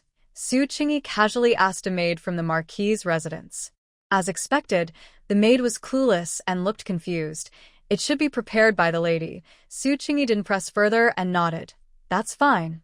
I'll choose some myself. Heng'er should also start learning, so Su Qingyi picked out a set of writing supplies for him. This is for our Heng'er. Later, I'll invite a teacher to help you start learning, okay? She asked. Okay, Heng'er, still enjoying his candied hawthorn, nodded while licking the sugar off his lips. A clever shop assistant quickly suggested, "If the young master is starting to learn, I recommend that the lady buy a set of our beginner's books, specially selected by a renowned scholar. They have received excellent feedback." Su Qingyi smiled, realizing that even in ancient times, there were salespeople and celebrity endorsements. "All right, let's buy a set then." Although she didn't know who Song Dara was, he must be an impressive scholar. After paying, they waited for Su Qingyi and her group to leave. Immediately, someone came in and told the shopkeeper, "Did you know? The person who just bought ink and paper from your shop is General Xia Yunji's wife, along with his adopted son." "What?" The shopkeeper's eyes widened, and he slapped his thigh in regret. "I didn't know. If I had, I wouldn't have taken their money." Without delay, he grabbed the silver and ran after them. While chasing, he shouted, "General Xia's wife, please wait." Su Qingyi walked slowly, and soon the shopkeeper caught up with her. He handed her a handful of silver, looking a bit dazed. "What's going on?" "The ink and paper are a gift for General Xia's son. Please don't mind." After saying this, the shopkeeper quickly ran away, still wearing an excited smile. Others whispered among themselves, all looking at Su Qingyi. "What? This is General Xia Yunji's wife and child?"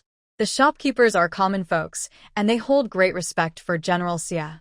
Moreover, since something happened to him, their admiration is mixed with sympathy. They never had the chance to visit General Xia or see the noble family living in seclusion. Now that they finally saw his wife and child on the street, everyone was thrilled. "General Xia's wife, let me treat you to some pastries," someone suddenly shouted. Then others quickly joined in. "Madam, I'll treat you to eggs. I have an umbrella here, a fan." The enthusiastic calls from the crowd left Su Qingyi stunned. Is General Xia so popular? As his wife, Su Qingyi calmed down and smiled, waving to everyone. Cough, having seen enough international news, even though it was her first time in such a situation, she instinctively knew what to do. "Brother Heng, these people respect your father. He is a great hero." Su Qingyi made sure to instill this in Brother Heng. "You should also be a good person in the future, just like your father, and earn respect." If she remembered correctly, Brother Heng in the original story became a maritime trader, and his methods were not very clean. However, she couldn't blame him. He had to struggle hard to rise from the bottom, and sometimes one must be tough to compete with others. But this time, Brother Heng doesn't need to fall into the mud, and he has people who love him by his side. He probably won't grow up to be a pirate leader. "Okay, I want to be like Dad," Brother Heng said cheerfully, waving like his mother. His mother hopes he will be like his dad, so he will be like his dad. Although Brother Heng thinks that being a hero isn't so great. Being a hero only makes their dad lie in bed, while they get bullied and no one takes care of them. Fortunately, his mother came. Brother Heng smiled sincerely. The Pingyong Marquis' residence. Su Qingyi went out for a while, enjoyed shopping, and brought back a lot of food and toys. There was so much, it was like souvenirs from a trip. So she divided it into several portions, some for the boys' rooms, so they could enjoy them when they returned from school. Some were given to the servants, whether they were close attendants or those doing chores. Xia Yunji lay in bed, hearing the outside noise getting lively, knowing Su Qingyi had returned. It seemed like two young servants brought something back and were chattering excitedly. Listening closely, it sounded like food and toys. This new lady has a kind nature and enjoys treating those around her, Xia Yunji thought. The nurse who came back said that the young lady and young Master Heng went shopping and were recognized, and then everyone on the street rushed to give gifts to the young lady. Xia Yunji. Really? The young lady is also graceful, teaching young Master Heng to greet the common people. Our young lady has such a good character. It turns out the common people still remember our young master fondly. Of course, our young master has great achievements. Without him, there wouldn't be the current peace. Do you think this meat pie we're eating was given by the common people? Not really. The nurse said they paid for it. It was the young lady's instruction, as it's not easy for the common people to earn money. Xia Yunji thought, of course, paying is the right thing to do. At the same time, he felt fortunate that his wife is wise and understanding, not someone shallow. The children really need a mother who sets a good example. The two boys returned from school and saw the food and toys laid out on the table. Jean-Gur was very happy and immediately started eating without hesitation, saying, "Mother is so nice. How did she know I was hungry?" Every time school ended, he felt extremely hungry. Usually, he would just snack on treats when he got home. Later, Su Qingyi mentioned that snacks could make him gain weight, so Jean-Gur stopped eating them. Lin-Gur, on the other hand, reacted calmly. He was no longer a child and couldn't be easily persuaded. When they returned to the study and saw piles of ink, paper, and some books, he was stunned. Wasn't that too much? Was Su Qingyi wealthy? The quality of the rice paper and ink was much better than what he bought himself, so he knew it wasn't cheap. Whether he admitted it or not, seeing so much ink and paper did make him quite happy. He could probably use it until he finished his scholar exams, right? As usual, Su Qingyi gathered everyone for dinner. As the four of them left Danhui courtyard, they encountered Xia Huayan outside the wall. He looked at Su Qingyi and her seemingly well-liked nephews with a gloomy expression. As a legitimate son of the Marquis family, Xia Huayan never considered his brother's adopted son as his nephew. These illegitimate children were not worthy. Big sister-in-law, Xia Huayan called out without respect. Second brother, Su Qingyi replied calmly, "Is there something you need?" The children seemed to know that Xia Huayan didn't like them, so they just stood behind Su Qingyi and didn't call him second uncle. Lin Ge usually didn't greet him because Xia Huayan had once called him a little bastard in private. He thought Su Qingyi would make them greet him, but she didn't. "Jin Yun is now my person, so give me her contract," Xia Huayan said, hands behind his back, in a tone that suggested it was obvious. "And that Mama Chong, since you gave her to Jin Yun, you should also bring her contract." His superior attitude made Su Qingyi uncomfortable. The main characters have their own aura, and while she didn't want to oppose him, it didn't mean she had to submit. Su Qingyi said, "Second brother, Jin Yun was originally my maid, and she did something shameful behind my back. I am her master, and she should at least apologize to me, don't you think?" Xia Huayan frowned and said, "She is pregnant," implying that Su Qingyi shouldn't bully a weak woman who was expecting. Su Qingyi almost doubted her hearing and felt a mix of anger and amusement. Oh, so, what if Du Jinyun was pregnant? Should she just let it slide? The child Du Jinyun was carrying wasn't hers. Xia Huayan said, "Don't make it hard for her. If you have an issue, come at me." Very well. Since Xia Huayan was so shameless, she wouldn't hold back either. Yes, she actually has no shame. Carrying the child of her master's fiancé behind their back, Su Qingyi said. Now she won't even apologize or serve tea to her master, and she still wants to sell herself? Not a chance. I said it was my fault. It has nothing to do with Jinyun, Xia Huayan said coldly. Why was Su Qingyi targeting Du Jinyun? So what? Su Qingyi blinked. If you want an apology with tea, I can do it for her. Seeing Su Qingyi play dumb, Xia Huayan's gaze was filled with malice. Indeed, you are at fault too. But Su Qingyi wasn't afraid. She said, then you both can serve tea and apologize together. She, as the victim, could handle it. Seeing such a disgusting situation right before her eyes was a direct blow to her spirit. Okay? What was so special about the male lead? You, Su Qingyi, Xia Huayan gritted his teeth, his eyes dark. Now that this has happened and you are married to my brother, why keep targeting Jinyun? She hasn't wronged you. You are the one who is unnecessary. Su Qingyi didn't like hearing that. Those two were having an affair behind his fiancé's back and had so many excuses? She sneered. Want to sell yourself? Fine. Xia Huayan felt a flicker of hope, but then heard Su Qingyi say, in the next life. With that, she turned to leave. Su Qingyi, Xia Huayan reached out to grab her arm with great force, causing her to wince in pain, her expression twisted. Mother! The children were scared. Among them, Zhengguo reacted the fastest, rushing over to push Xia Huayan hard. Don't hurt my mother. Xia Huayan realized he had acted impulsively and quickly released her. Yet his gaze remained cold and filled with malice. What's the point of making things difficult for Jinyun? You gave up your position as my rightful wife. Why keep clinging to this? Su Qingyi rubbed the sore spot and frowned, wondering what Xia Huayan meant. Did he think she still had feelings for him? Ugh. It was so disgusting that I couldn't eat dinner for a while. Xia Huayan, I am your sister-in-law, so you better show me some respect, Su Qingyi said coldly. You just tried to force me to hand over Du Jinyun's contract. I will tell the old lady and the Marquis the truth. Mentioning the old lady and the Marquis made Xia Huayan's face turn sour. He replied, When did I lay a hand on you? I just wanted to stop you. You did lay a hand on me. You really did, Zhengguo said angrily, glaring at him. Heng Ge also clenched his little fists, glaring at Xia Huayan with anger. Lin Ge, while keeping a calm face, subtly moved a bit closer. If Xia Huayan dared to act again, he would be ready to protect. Lin Ge just didn't want to take Su Qingyi's things for free. Good kids, Su Qingyi said, patting Zhen Ge's head and picking up Heng Ge. Let's go. The four of them turned to leave, leaving Xia Huayan standing there, feeling very upset. How did Su Qingyi become like this?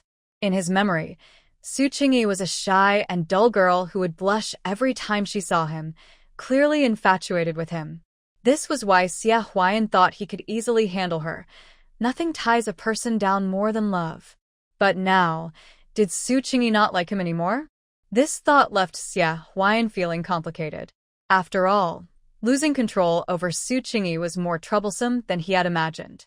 When they arrived at the dining hall, Su Qingyi immediately told the old lady and the Marquis about the incident, with the children as witnesses, which made them very angry. Xia Huayan was quickly taken to the study by the Marquis for a lecture and was punished to kneel in the ancestral hall for a day. The Marquis's wife felt sorry for him and personally brought dinner to the ancestral hall, scolding him. Have you lost your mind? She is already your sister-in-law. Why are you provoking her?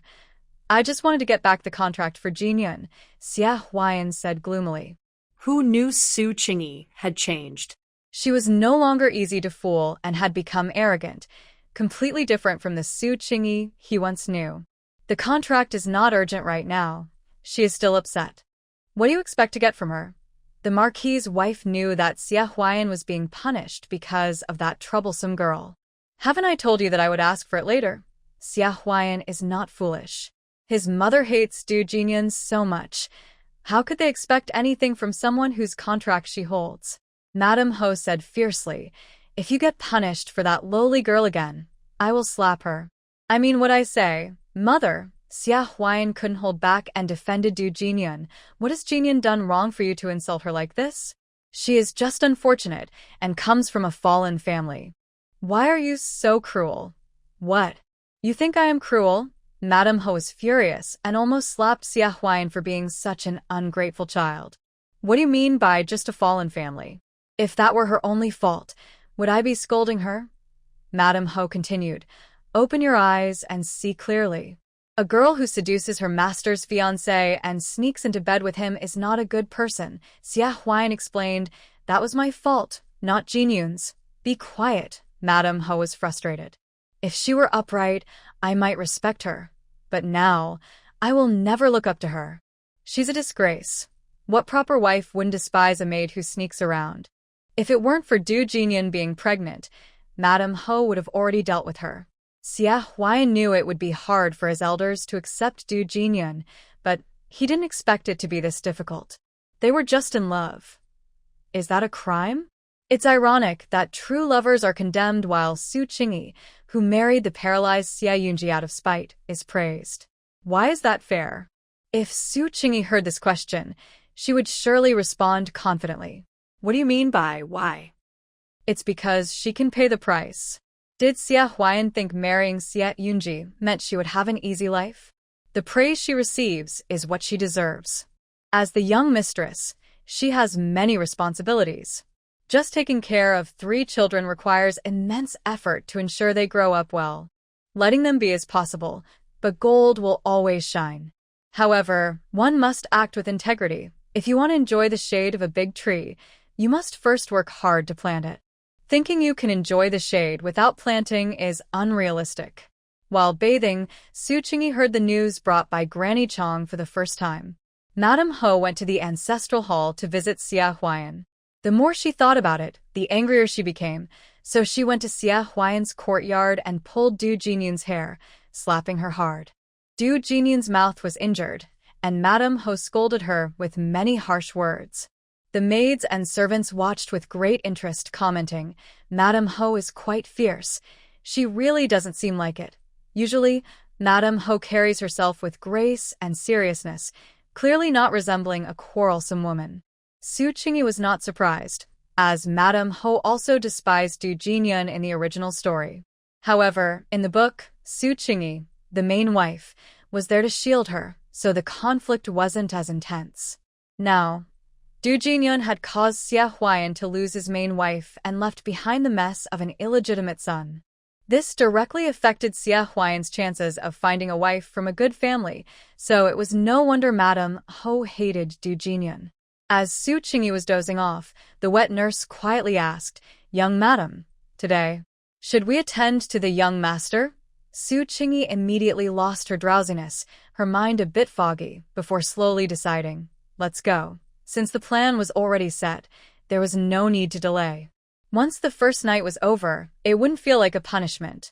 Perhaps once her body adjusted, she might even enjoy it.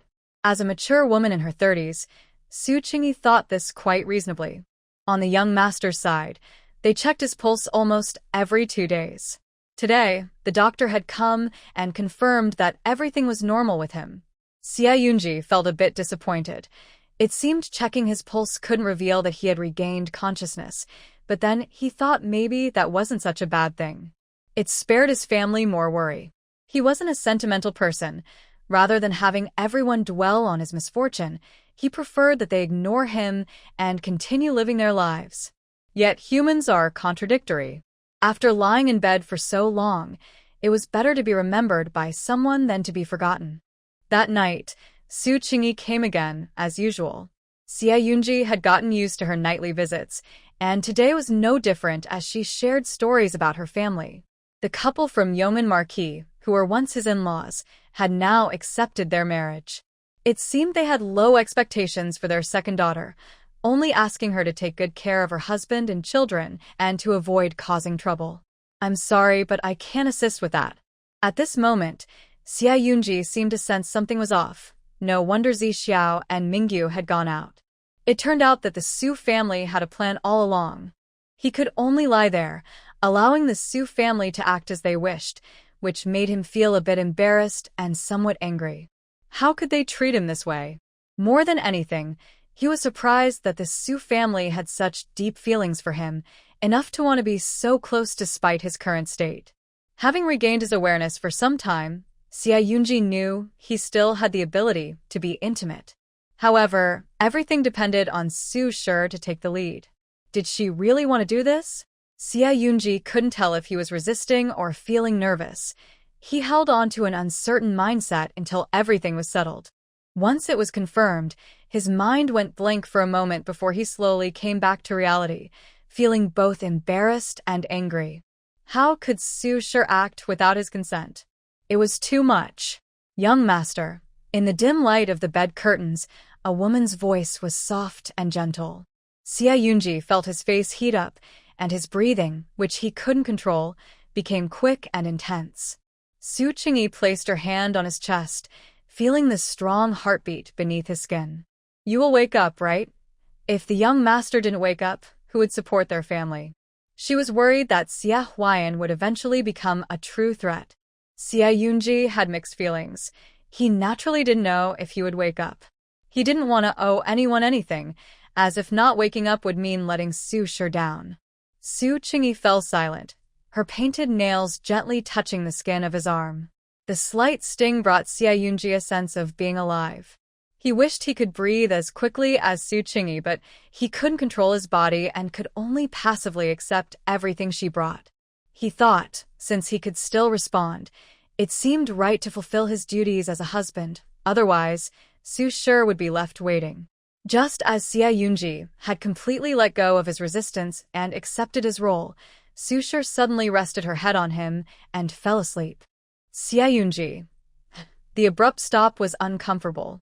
She could rest whenever she wanted, but he felt restless, as if countless ants were crawling under his skin. Although it may seem rude to speak about his wife this way, Xia Yunji still wanted to say that she was useless. If this were in their military camp, no, she wouldn't even be allowed inside. Xia Qingyi, feeling underestimated, took some time to recover. She couldn't tell if it was just her imagination, but she felt that the young master was different today, as if he had awakened to something. However, to be fair, after enduring the earlier discomfort, it turned out to be quite a good experience. After a while, Xia Qingyi lost track of how many times she rested, but eventually, she managed to settle things with the young master. Xia Yunji, feeling exhausted, noticed the gentle warmth of the woman beside him and could hear her heartbeat and her slow, deep breaths. Was she asleep? Or had she fainted? Xia Yunji didn't know what to say. He could only think that this woman was too delicate. A fragile woman didn't match his taste. But now that they were married and had shared a bed, he had to accept her, no matter how unsuitable she seemed to him. Just when Xia Yunji thought he would share the night with her, she suddenly stirred. Then a soft, weak voice said, "Nanny." Hearing someone come in, Xia Yunji realized that they were helping her out, and he felt a lightness on his body. Soon, the room was filled with a thick, warm atmosphere. Then Zixiao and Mingyu came in to attend to him. Xia Qingyi felt embarrassed, very embarrassed. She remembered that on her wedding night, she was at most supported by the nanny, but tonight, she was completely carried. The nanny felt sorry for her and couldn't help but ask softly, "Young madam, is there something wrong? How did it come to this?" Xia Qingyi leaned softly against the edge of the tub, resting her eyes, her face slightly flushed, thinking that there was nothing wrong. She was just tired. Not wanting to speak, the nanny stopped asking. However, she privately thought about preparing more fire avoidance charms for her, believing that having more would be beneficial. In the end, it was truly difficult for the young lady. She hoped that she would conceive soon, so she wouldn't have to force herself to get closer to the young master. In the inner room, the young master changed into clean clothes and suddenly felt a chill, but as Zixiao covered him with a blanket, the chill disappeared. He was not someone afraid of the cold. A few years ago, during the harsh winter at the border, while other soldiers were shivering, he was full of energy and resistant to the cold. Times have changed. The days of fighting bravely are gone. Now, he can only dream of running and jumping. Outside the screen, Zixiao and Mingyu whispered, "The young lady has stayed a bit longer tonight. Do you think she likes the young master?" Xia Yunji, who was not yet asleep, listened to the servants discussing and paid a little attention. "She must like him, right?" Mingyu was not very sure, but he confidently added, "The young lady definitely likes young Master Hung. I heard he has been staying in her room lately." "Of course," Zixiao replied. Everyone could see that young Master Hung was always around the young lady. "Does this mean that Madame Su favors him?" Then Xia Yunji heard Zixiao say, "The young lady is also nice to young Master Lin. I heard from the maid serving him that she bought him a lot of writing supplies, enough to fill half a room. It was a bit exaggerated, but she did buy quite a bit." Xia Yunji felt relieved. As long as there was no favoritism, sibling conflicts usually stem from parent shortcomings. Now that he was unable to help, he could only rely on Madame Su to manage the household. After a tiring night, Su Qingyi woke up the next day with the sun high in the sky. Lin and Zhen had already gone to school, leaving only Hung to have breakfast slowly with her. The old lady was not a strict elder and did not require the younger ones to greet her every day. If they cared, visiting every few days was enough. As for setting rules with Madame Ho, that was unnecessary. Given her situation, it would be unreasonable for Qin to expect her to do so. So, overall, Su Qingyi, the new bride of the Ho family, enjoyed a lovely life of waking up naturally. Before long, the maid Su returned with exciting news, her eyes shining as she reported, "Young lady, the Lord sent the second master, who had been kneeling all night, to the Yong'an Ho residence to apologize early this morning. He even whipped him twice before leaving, drawing blood." They all disapproved of Du Jinyun and Xia Huayan betraying their master, feeling particularly indignant. Hearing about Xia Huayan's misfortune made them quite happy. Su Qingyi said slowly, "If the second brother sees blood, some people might get slapped again." She was right. Soon, it was heard that Lady Ho went to Xia Huayan's courtyard to vent her anger on Du Jinyan. The nanny snorted. She doesn't deserve sympathy. After doing such a disloyal thing, she won't even apologize. She probably thinks she did nothing wrong. Indeed, Du Jinyan believed that she and Xia Huayan were in love and had not wronged Su Qingyi. After all, she was never Su Qingyi's maid and had never seen her as a master. So, why should she apologize? However, Lady Ho was too harsh. The 2 slaps from yesterday and today had left her cheeks swollen. She wanted to cry, but was afraid it would hurt the baby in her belly. What made her sadder was that Nanny Chong returned from gathering news and hesitantly told her, "The young lady is doing well. She doesn't need to pay respects to the elders and is said to sleep in until late." Du Jinyan touched her still flat belly and said, "So what? She's just shallow. She'll have plenty of hardships ahead." Nanny Chong added, "I've heard that the old lady dotes on the young lady, letting her choose whatever she wants from the storeroom. Even Lady Ho has to give her some respect and doesn't dare to set rules for her." Du Jinyan wanted to act tough, but after touching her swollen cheeks, she admitted she was indeed jealous of Su Qingyi's situation. She felt frustrated. Why? Clearly, Lady Ho should hate Su Qingyi more, yet Su Qingyi could control Lady Ho. While she had to obediently endure Lady Ho's slaps and insults, she felt a deep resentment. The young lady is so favored now. In a while, if she becomes pregnant with the heir's child, Nanny Chong paused and clicked her tongue. She might soar to great heights, even earning rewards from the emperor. Everyone knew the emperor treated Xia Yun like a son. After the heir's incident, he was posthumously honored twice within 6 months, and his current rank was already a first-class general. The emperor had also promised that if the heir woke up, he would be promoted to a supreme general. If Su Qingyi really became pregnant with the heir's child, forget about the title of the Ho family. She might inherit more titles than she could handle. Du Jinyan had no idea before, but after Nanny Chang's words, she realized how high Xia Yun's status was. Her heart sank. No, Su Qingyi must not become pregnant with the heir's child. If Su Qingyi becomes pregnant with the heir's child, Xia Huayan will not be able to inherit the title. Du Jinyan cannot let this happen. Su Qingyi is kind-hearted and easy to persuade, Du Jinyan thought and quickly told Mama Chong, "Please find an old dress for me. I need to see the young lady. The worse her situation is, the more sympathy Su Qingyi will feel for her." Moments later, Du Jinyan, with 2 swollen handprints on her face, arrived at Manhwa courtyard looking pitiful. Everyone who saw her along the way looked at her strangely. She felt embarrassed, but to gain Su Qingyi's sympathy, she gritted her teeth and endured it. Su Qingyi was about to go out and honestly did not want to let Du Jinyan in. Who knows what schemes she might have. However, she still met her in the outer room and saw Du Jinyan's red and swollen face. Puffed sympathy? Not at all. She only felt schadenfreude. The Countess has a strong grip. Those 5 fingerprints are quite impressive. Is there something you need? I'm in a hurry, so please be brief, Su Qingyi said. Du Jinyan was taken aback, feeling something was off. Didn't Su Qingyi notice the handprints on her face? They used to be very close, and Su Qingyi would worry about her even with minor ailments. Thinking Su Qingyi was angry, Du Jinyan with teary eyes cried, "Qingyi, I'm sorry, it's all my fault." "Wait," Su Qingyi interrupted. Du Jinyan put down her handkerchief and looked at her expectantly. Su Qingyi frowned and said, "Given your status as a concubine or a maid, you should address me as young lady. This person has no right to call her by name, right?" Du Jinyan froze, her face awkward, then thought that Su Qingyi was angry, which was understandable, and awkwardly said, "Young lady, I was careless. Things are different now." Su Qingyi wanted to roll her eyes. How could this person still bring up the past?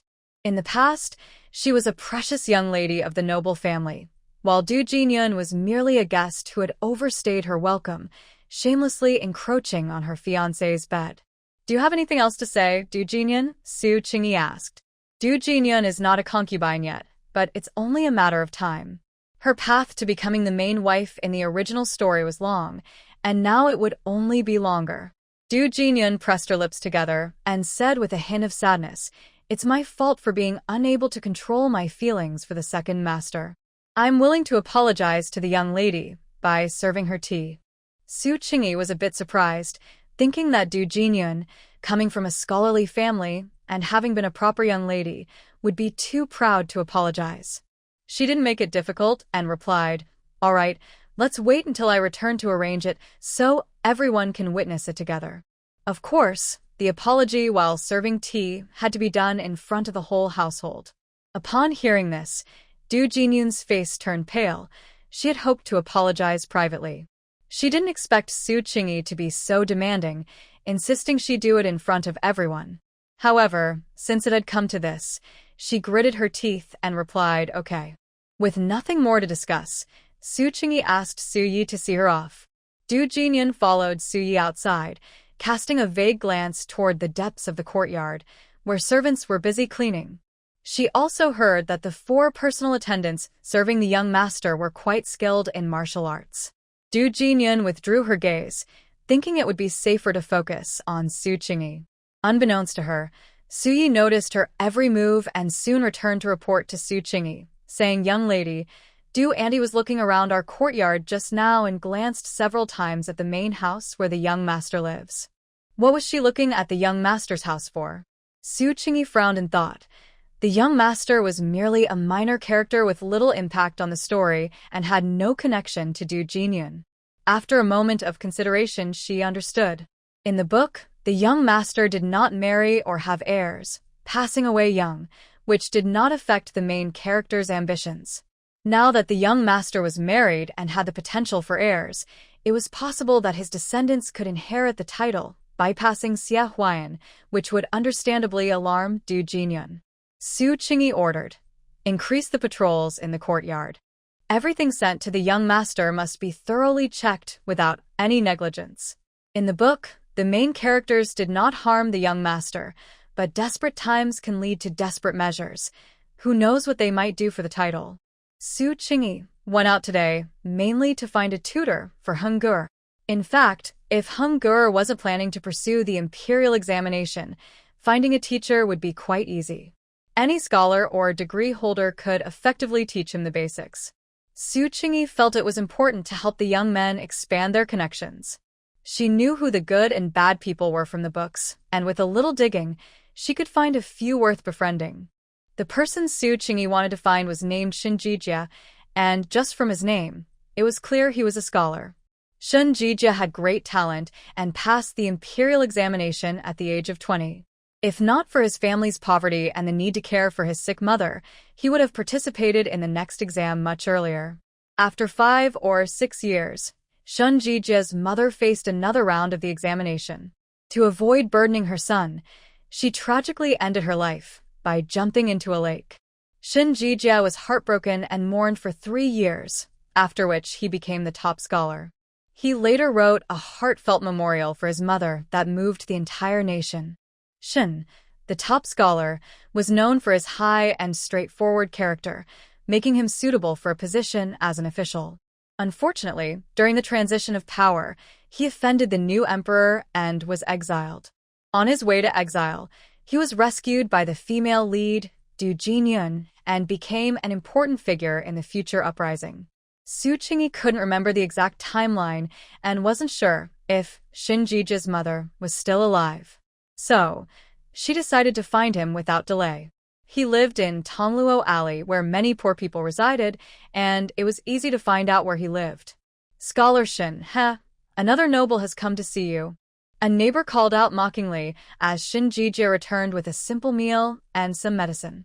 He spat back, "Go find your own mother." Shin Jijia was handsome but had a fiery temper, which had caused him to offend many nobles who wanted to support his studies.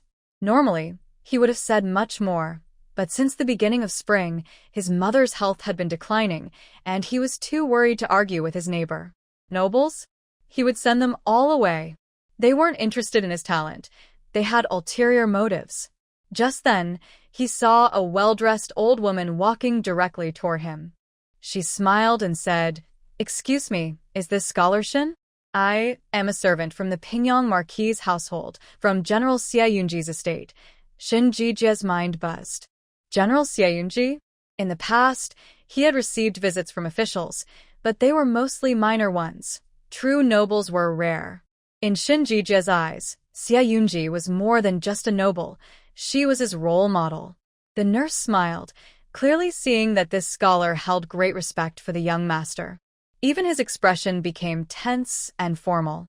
I come on behalf of the young lady to find Scholar Shin. I wonder if you have time to meet at the alley. My young lady and young master are waiting in the carriage, the nurse said, discreetly observing him. One must admit, the young lady has excellent taste. Whether Scholar Shen has talent is uncertain, but he certainly looks impressive. Shinjijia was taken aback. Hearing that it was the young lady and young master, he had a vague idea of what was happening. He felt a surge of excitement and quickly nodded. Of course, I have time. He started to walk toward the alley but remembered he still had medicine and breakfast in hand. Thinking of his mother waiting at home, he hurried back to the nurse and said, "Please wait a moment. I need to return home quickly." Shinjijia rushed back home. He saw his mother coughing while tending to the stove, and his heart ached. He quickly brought her the flatbread and medicine. Then he excitedly said, "Mother, I'm going to meet a noble. She might help me with my exams." His mother's coughing paused for a moment before it intensified. With a sad look, she finally managed to say, "What noble?" "Jijia, don't humiliate yourself." Shinjijia felt no worry and cheerfully told his mother, "It's General Xiaoyunji's wife. She probably wants me to teach the young master, so you can rest easy." Upon hearing General Xiaoyunji's name, Shin mother was stunned. By the time she regained her senses, Shinjijia had already run out. Su Qingyi was fanning herself in the carriage, with a little chubby one trying to snuggle close to her on a hot day. She had to fan harder to keep them both cool. "Young lady, Scholar Shin has arrived," the nurse announced. Su Qingyi looked out the window and saw a slender figure approaching.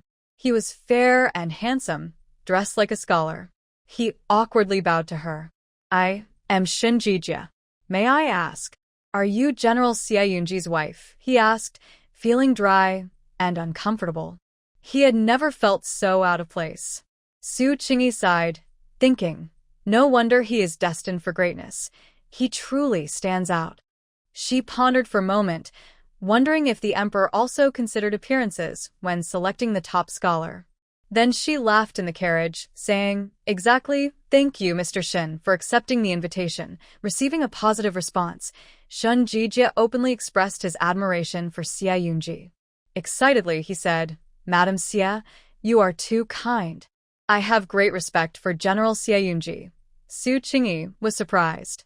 "Well, here's another loyal fan of Xiaoyunji. That's a good thing." Now she didn't have to worry about him rejecting her support. She hadn't expected the prince's title to be so useful. It was a pleasant surprise. Then she thought about how Xia Huan managed to pull the upright Shindarin into rebellion. Perhaps Xiaoyunji had a hand in that too. Xia Huan truly deserved blame. Using Xiaoyunji's name to win over Shinjijia, yet turning against Xiaoyunji's 3 adopted sons. This time, Su Qingyi would not let Shinjijia join Xia Huan and the others in rebellion. She was more than willing to weaken Xia Huan's power. At the same time, she genuinely wanted to help Shinjijia and his mother. "Since that's the case, Mr. Shin, I will speak frankly." Su Qingyi signaled for Hengor to go to the nurse. She had the nurse hold him and introduced, "This is Yunji's youngest son, Hengor. He is 4 years old, and I plan to find him a teacher." Hengor was quite sensible and immediately smiled sweetly at his future teacher. Shinjijia was a bit confused. Madame Xia's intentions were as he guessed. But he was puzzled. Licking his dry lips, he said, "I am not well known. I wonder how Madame Xia, Mr. Shin, you underestimate yourself. Your essays and poems are widely known among scholars." Though she said this, Su Qingyi hadn't actually read them. But it should be true, right? After all, he was the future top scholar. It couldn't be wrong to say that. Her words left Shinjijia bewildered. Was he really that famous? He didn't remember being so well known. In the capital, there were many officials. A falling sign could hit several scholars. A 20-year-old scholar was really nothing special. Shinjijia was aware of that. "Madame Xia, you flatter me. I am truly unworthy of such praise, he said, feeling embarrassed. Su Qingyi realized she had praised too much and awkwardly cleared her throat, saying, "In any case, the fact that I found you means I recognize your talent. Who doesn't like compliments, especially from the wife of an idol?" Shen Jijie tightly pressed his lips to hold back a smile and calmly replied, "Thank you for your appreciation. I am very fortunate." "Then, would you be willing to be Brother Hang's teacher?" Su Qingyi asked sincerely. "Of course. It would be my honor to teach General Xia's son." Shen Jijie quickly agreed after glancing at Xia Yunji's young son. He still felt a bit dazed, as if he had been unexpectedly hit by good fortune. Su Qingyi sighed in relief and said, "Thank you, Mr. Shen." Then she instructed Brother Hang, "Brother Hang, Mr. Shen has agreed to be your teacher.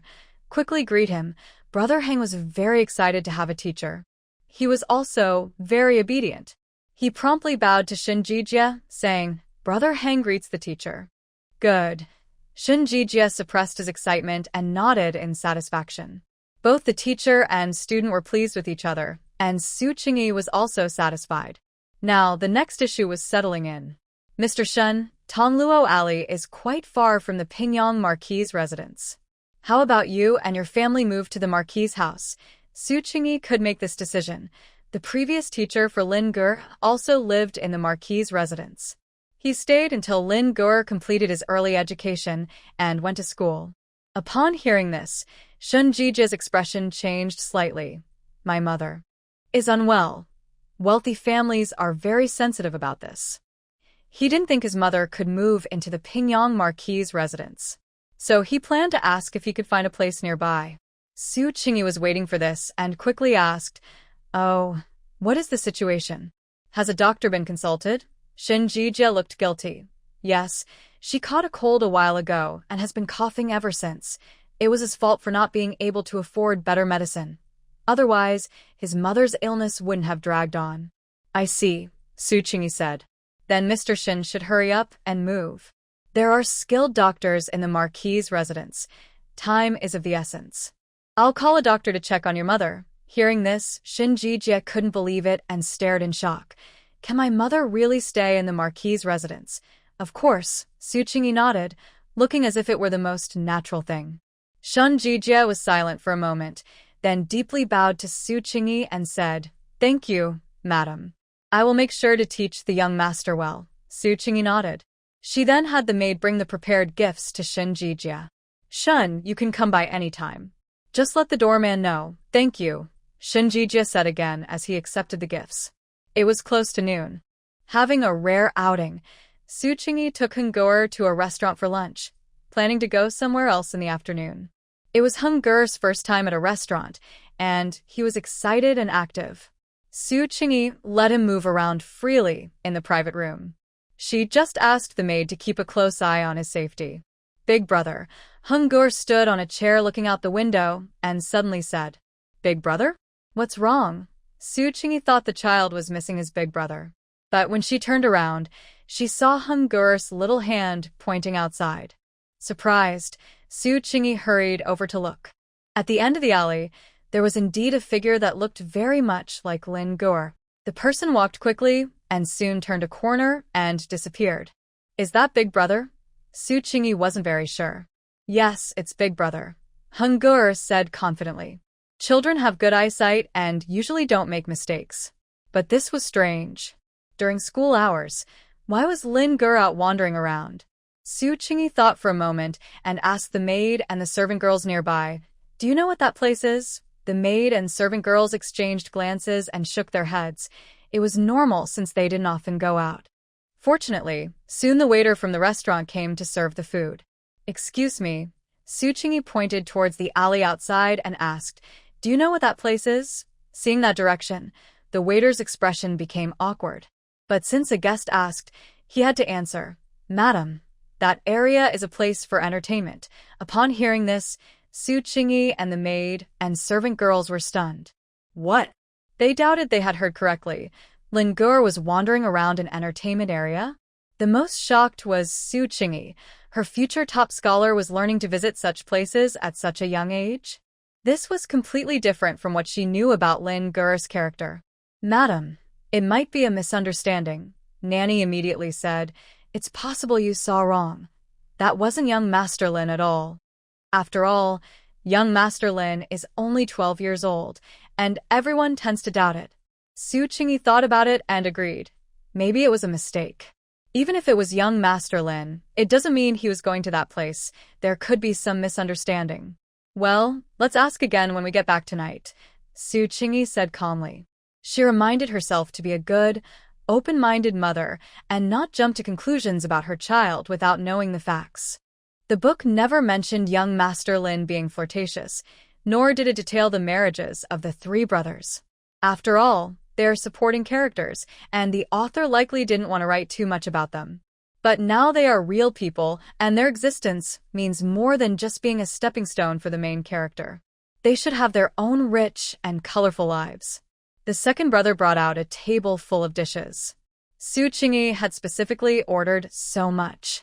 Let's all sit down and eat together. There's no need to be so formal when we're out, she said. Otherwise, we'll waste time, and we have things to do this afternoon. Thank you, Mrs. Xie. Everyone replied in unison. What Su Qingyi needed to do in the afternoon wasn't a big deal. It was similar to the morning's task. She was going to recruit. She wanted to hire a martial arts teacher for Zhengur to help him train and learn martial arts. The candidate was already available. He was a retired soldier named Pei Che. He had fought alongside Xie Yunji in the past. Later, he lost one eye and retired.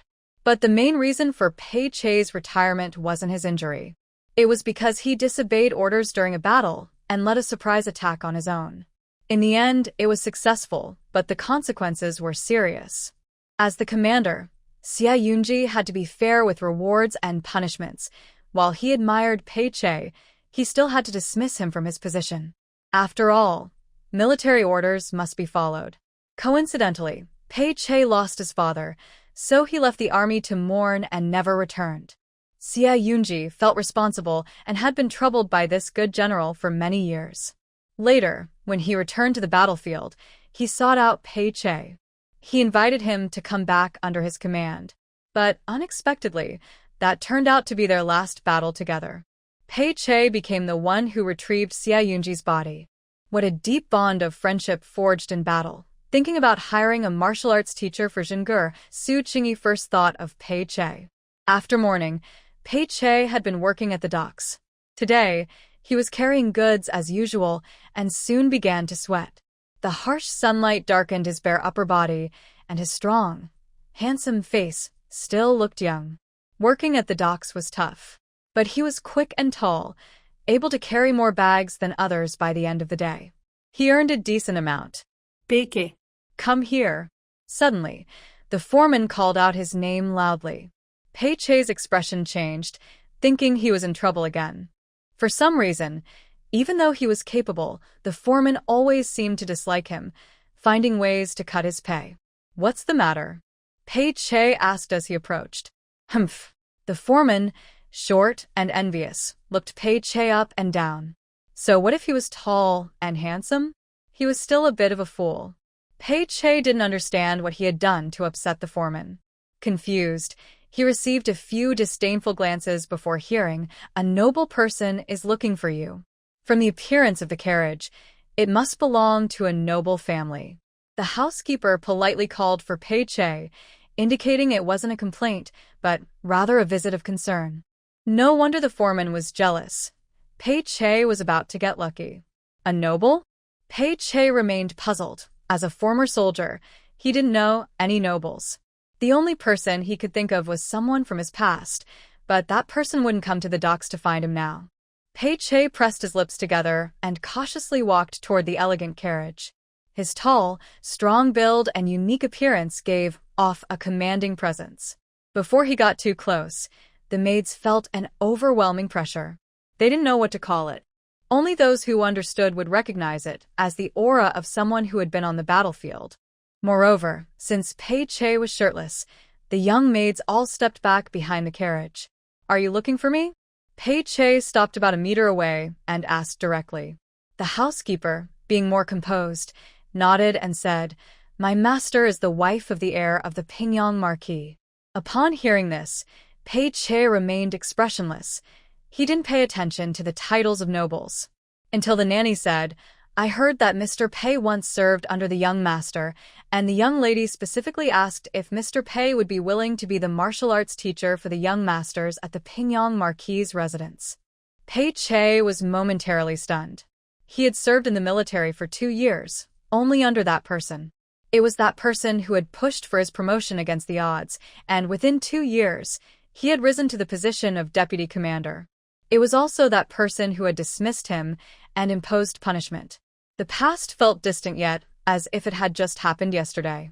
Pei Che blankly asked, Is your master named Xie? Indeed, the nanny replied. So it was that person. Pei Che's expression was complicated, and he couldn't quite describe his feelings.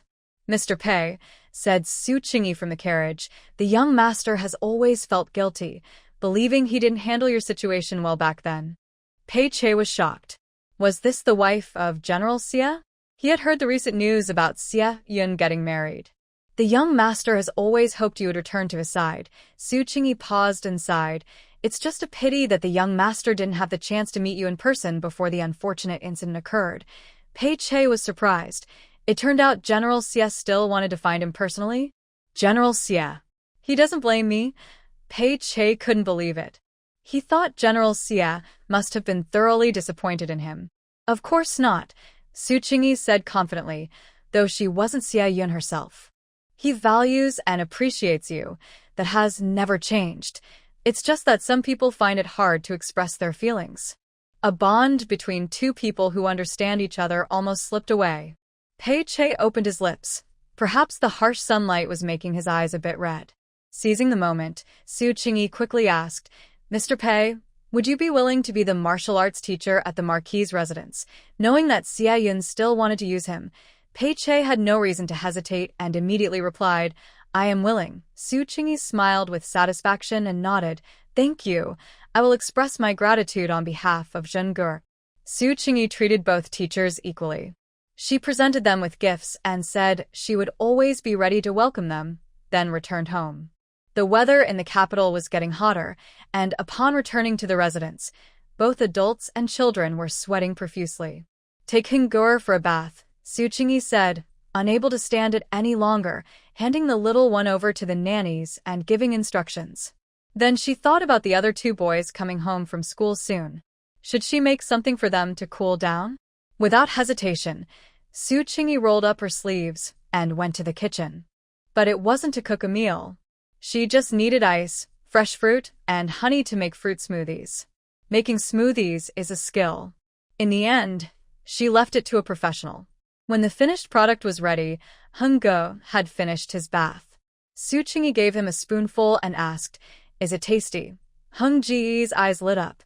It's delicious. He reached out to grab the bowl from Su Qingyi's hands.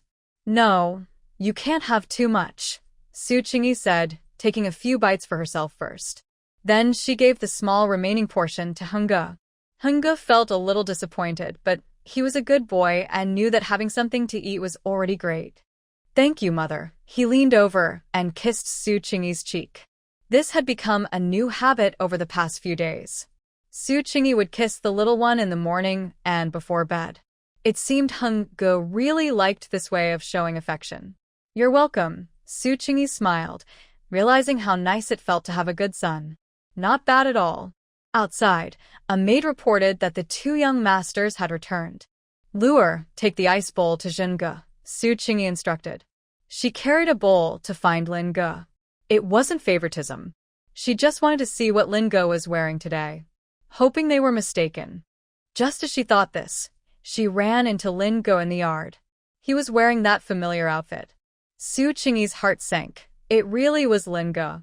Her mind raced. What should she do if she found her underage stepson in a questionable place? In ancient times, there was no internet, and she couldn't seek advice from experienced parents. It seemed she had to handle this herself. Mother, Lin-ge called out lightly as they bumped into each other, unable to ignore her. Yes, Su Qingyi forced a smile and handed him the ice bowl.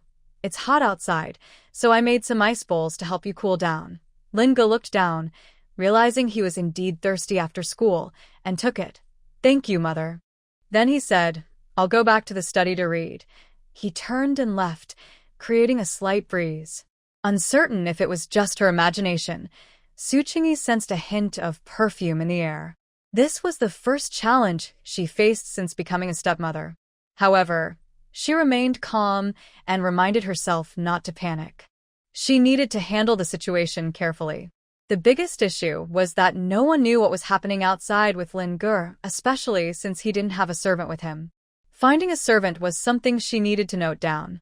Additionally, her understanding of Lin Ge's social connections was quite shallow, so she should find a way to learn more. After thinking for a moment, Su Qingyi turned and went to the prince's room. She had been out all day and hadn't checked on him yet. There wasn't much to see with the prince. Day after day, he lay in bed like a handsome prince waiting to be awakened by a kiss. Su Qingyi knew she wasn't the one to wake him because she had tried before, and it didn't work. Is the young lady here? Guanqi and Moyan welcomed her warmly, quickly moving chairs and serving tea. Don't worry about it. You've worked hard all day, Su Qingyi said with a bright smile that made others feel at ease.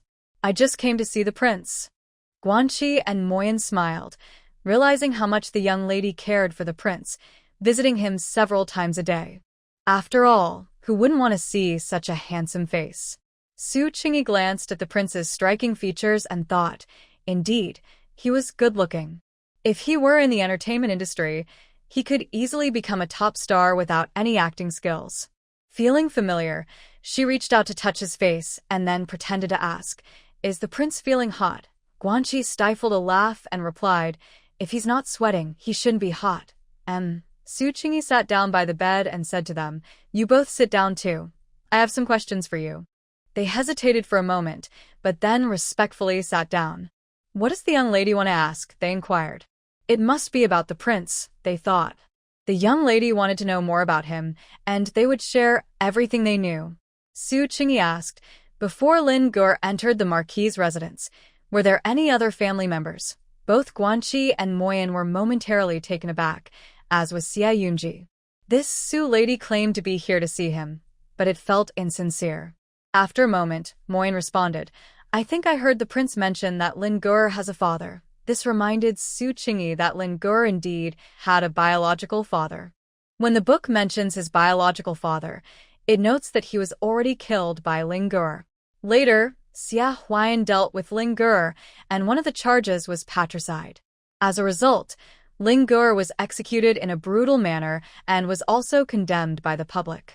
Su Qingyi shivered and continued to ask, Since Lin Ge has a biological father, why was he adopted by the heir? Xia Yunji thought to himself, because Lin Ge's father is not a good person. He remembered that Lin Ge entered the marquis's residence at the age of 7, and his father was a man who indulged in vices. Lin Ge's mother had been abducted.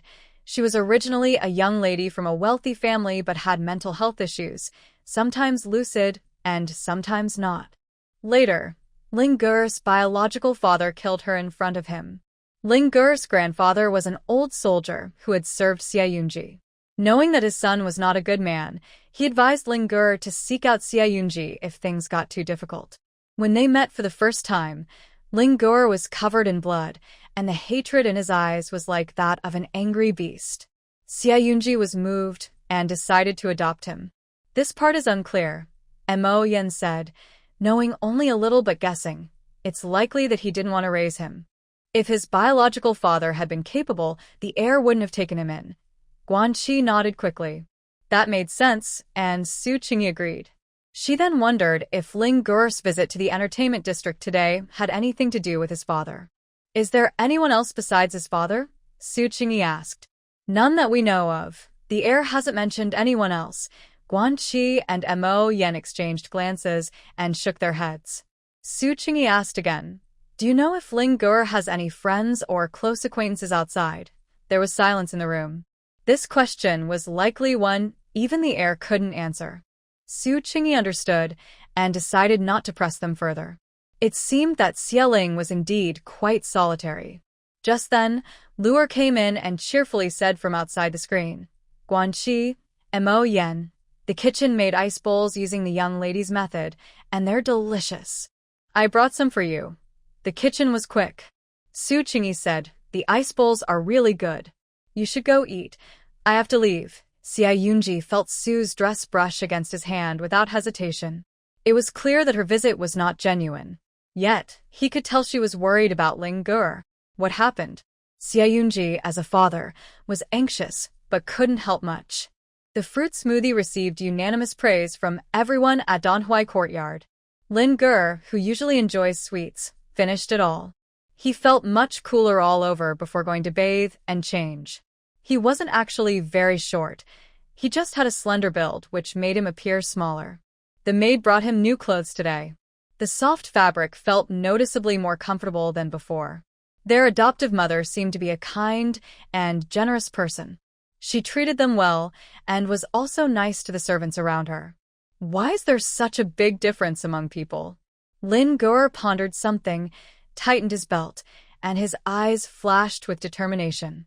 Su Qingyi thought it over and decided she couldn't act like an elder when facing Lin Ge. First, their relationship wasn't at that level yet. Even though he called her mother, no one wants a stepmother controlling them. Second, Lin Ge was old enough that strict discipline wouldn't work. She could only take a supportive and encouraging approach, treating him as an equal friend to soften him up. She wanted him to see her sincerity. When Lin Ge came out, he saw Su Qingyi sitting at his desk, seriously admiring his calligraphy. "Sorry for looking at your work without permission," Su Qingyi said with an apologetic smile. "Your writing is so beautiful. It resembles someone else's. Painting a skin is easy, but painting a bone is hard," Lin Ge replied expressionlessly. He knew how good his imitation was and wasn't pleased by Su Qingyi's compliment. Su Qingyi wasn't just flattering him. She spoke from the heart. "You're only 12. Every stage of progress deserves recognition. There's no such thing as instant success. While striving for success, don't forget to acknowledge your own achievements." Lin Ge had high standards for himself and compared himself to those who were better, so he naturally felt his skills weren't worth acknowledging. He thought this, but remained silent.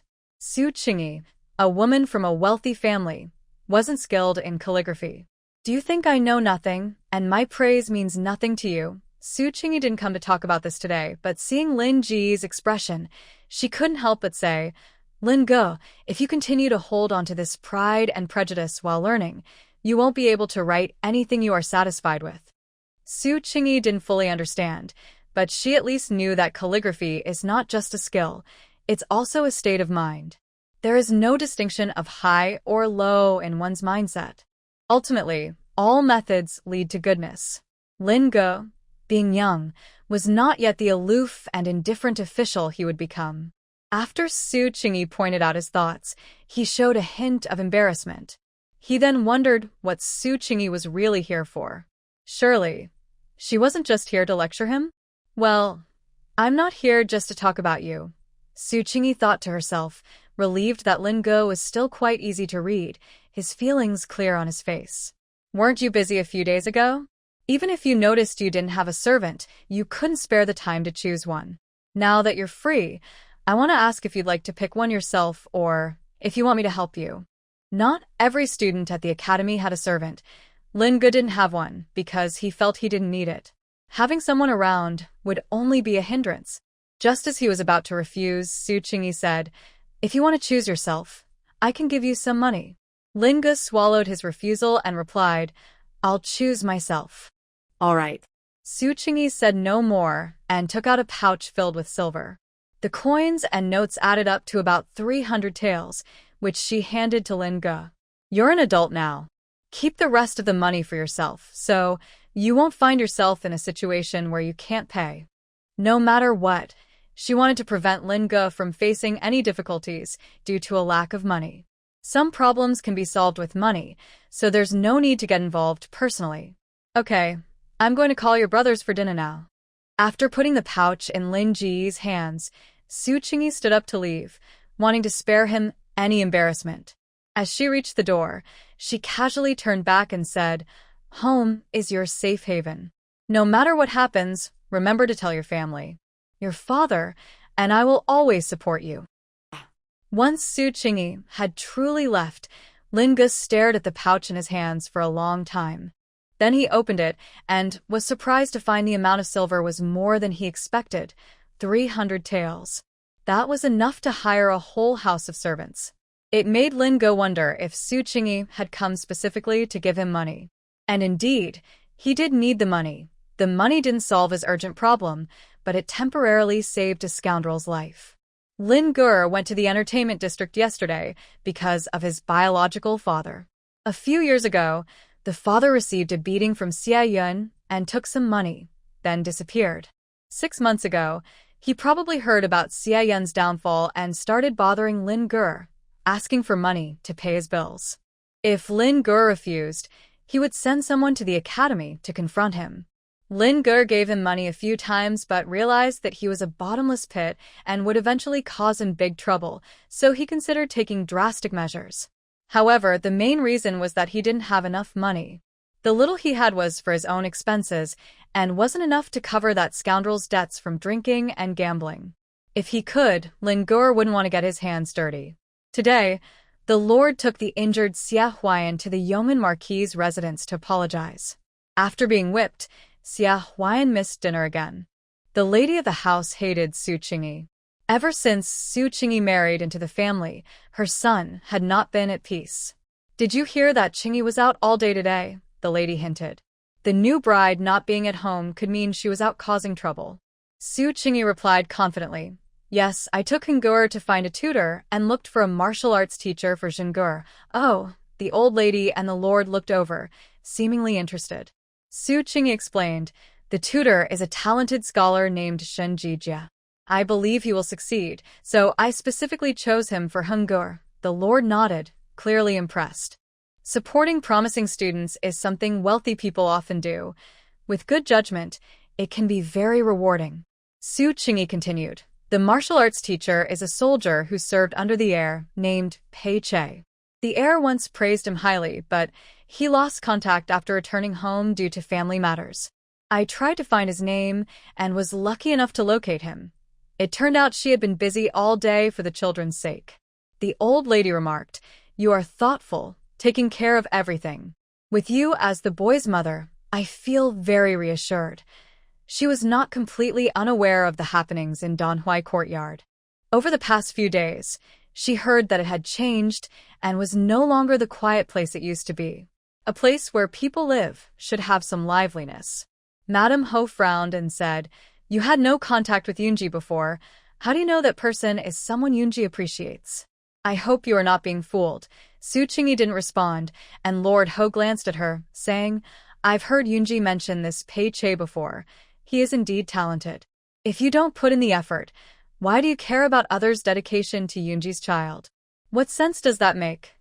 Madame Ho's face turned pale. But how would Su Qingyi know who Yunji admires? Could it be that Su Qingyi has admired Yunji for a long time? Then her son has been wearing a metaphorical green hat all this time. She wanted to ask more questions but feared upsetting Lord Ho, so she held her tongue. Fortunately, she didn't ask, or she would have faced Lord Ho's reprimand.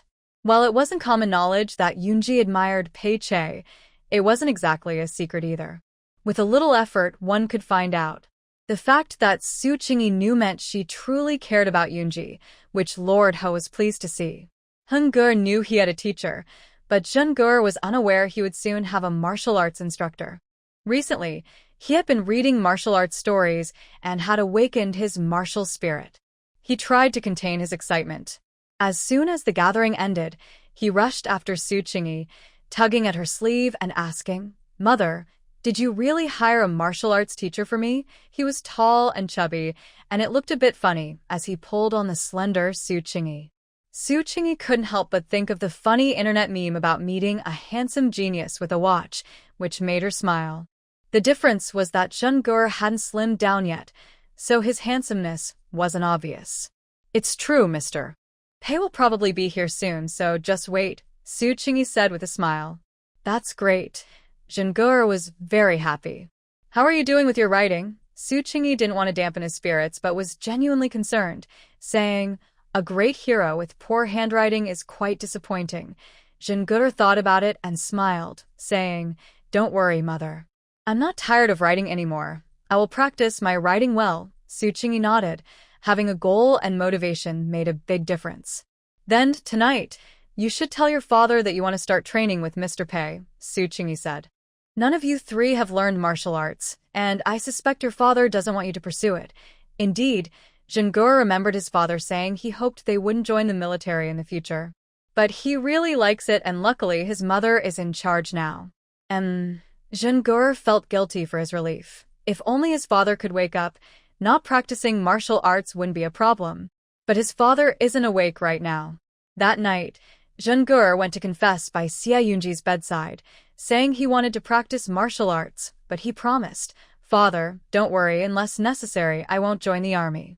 Mother said it's just to strengthen my body. Xia Yunji was mentally prepared and didn't oppose it. He used to not want his children to learn martial arts because he was there to protect them. Now that he is lying down, the family needs someone skilled in martial arts. In the past, Xia Yunji was focused on national affairs and overlooked his sons. He always thought Throfu would protect them. Now he realizes that no one can be relied on. They must stand on their own. It was right for Su Shi to seek a path for the children.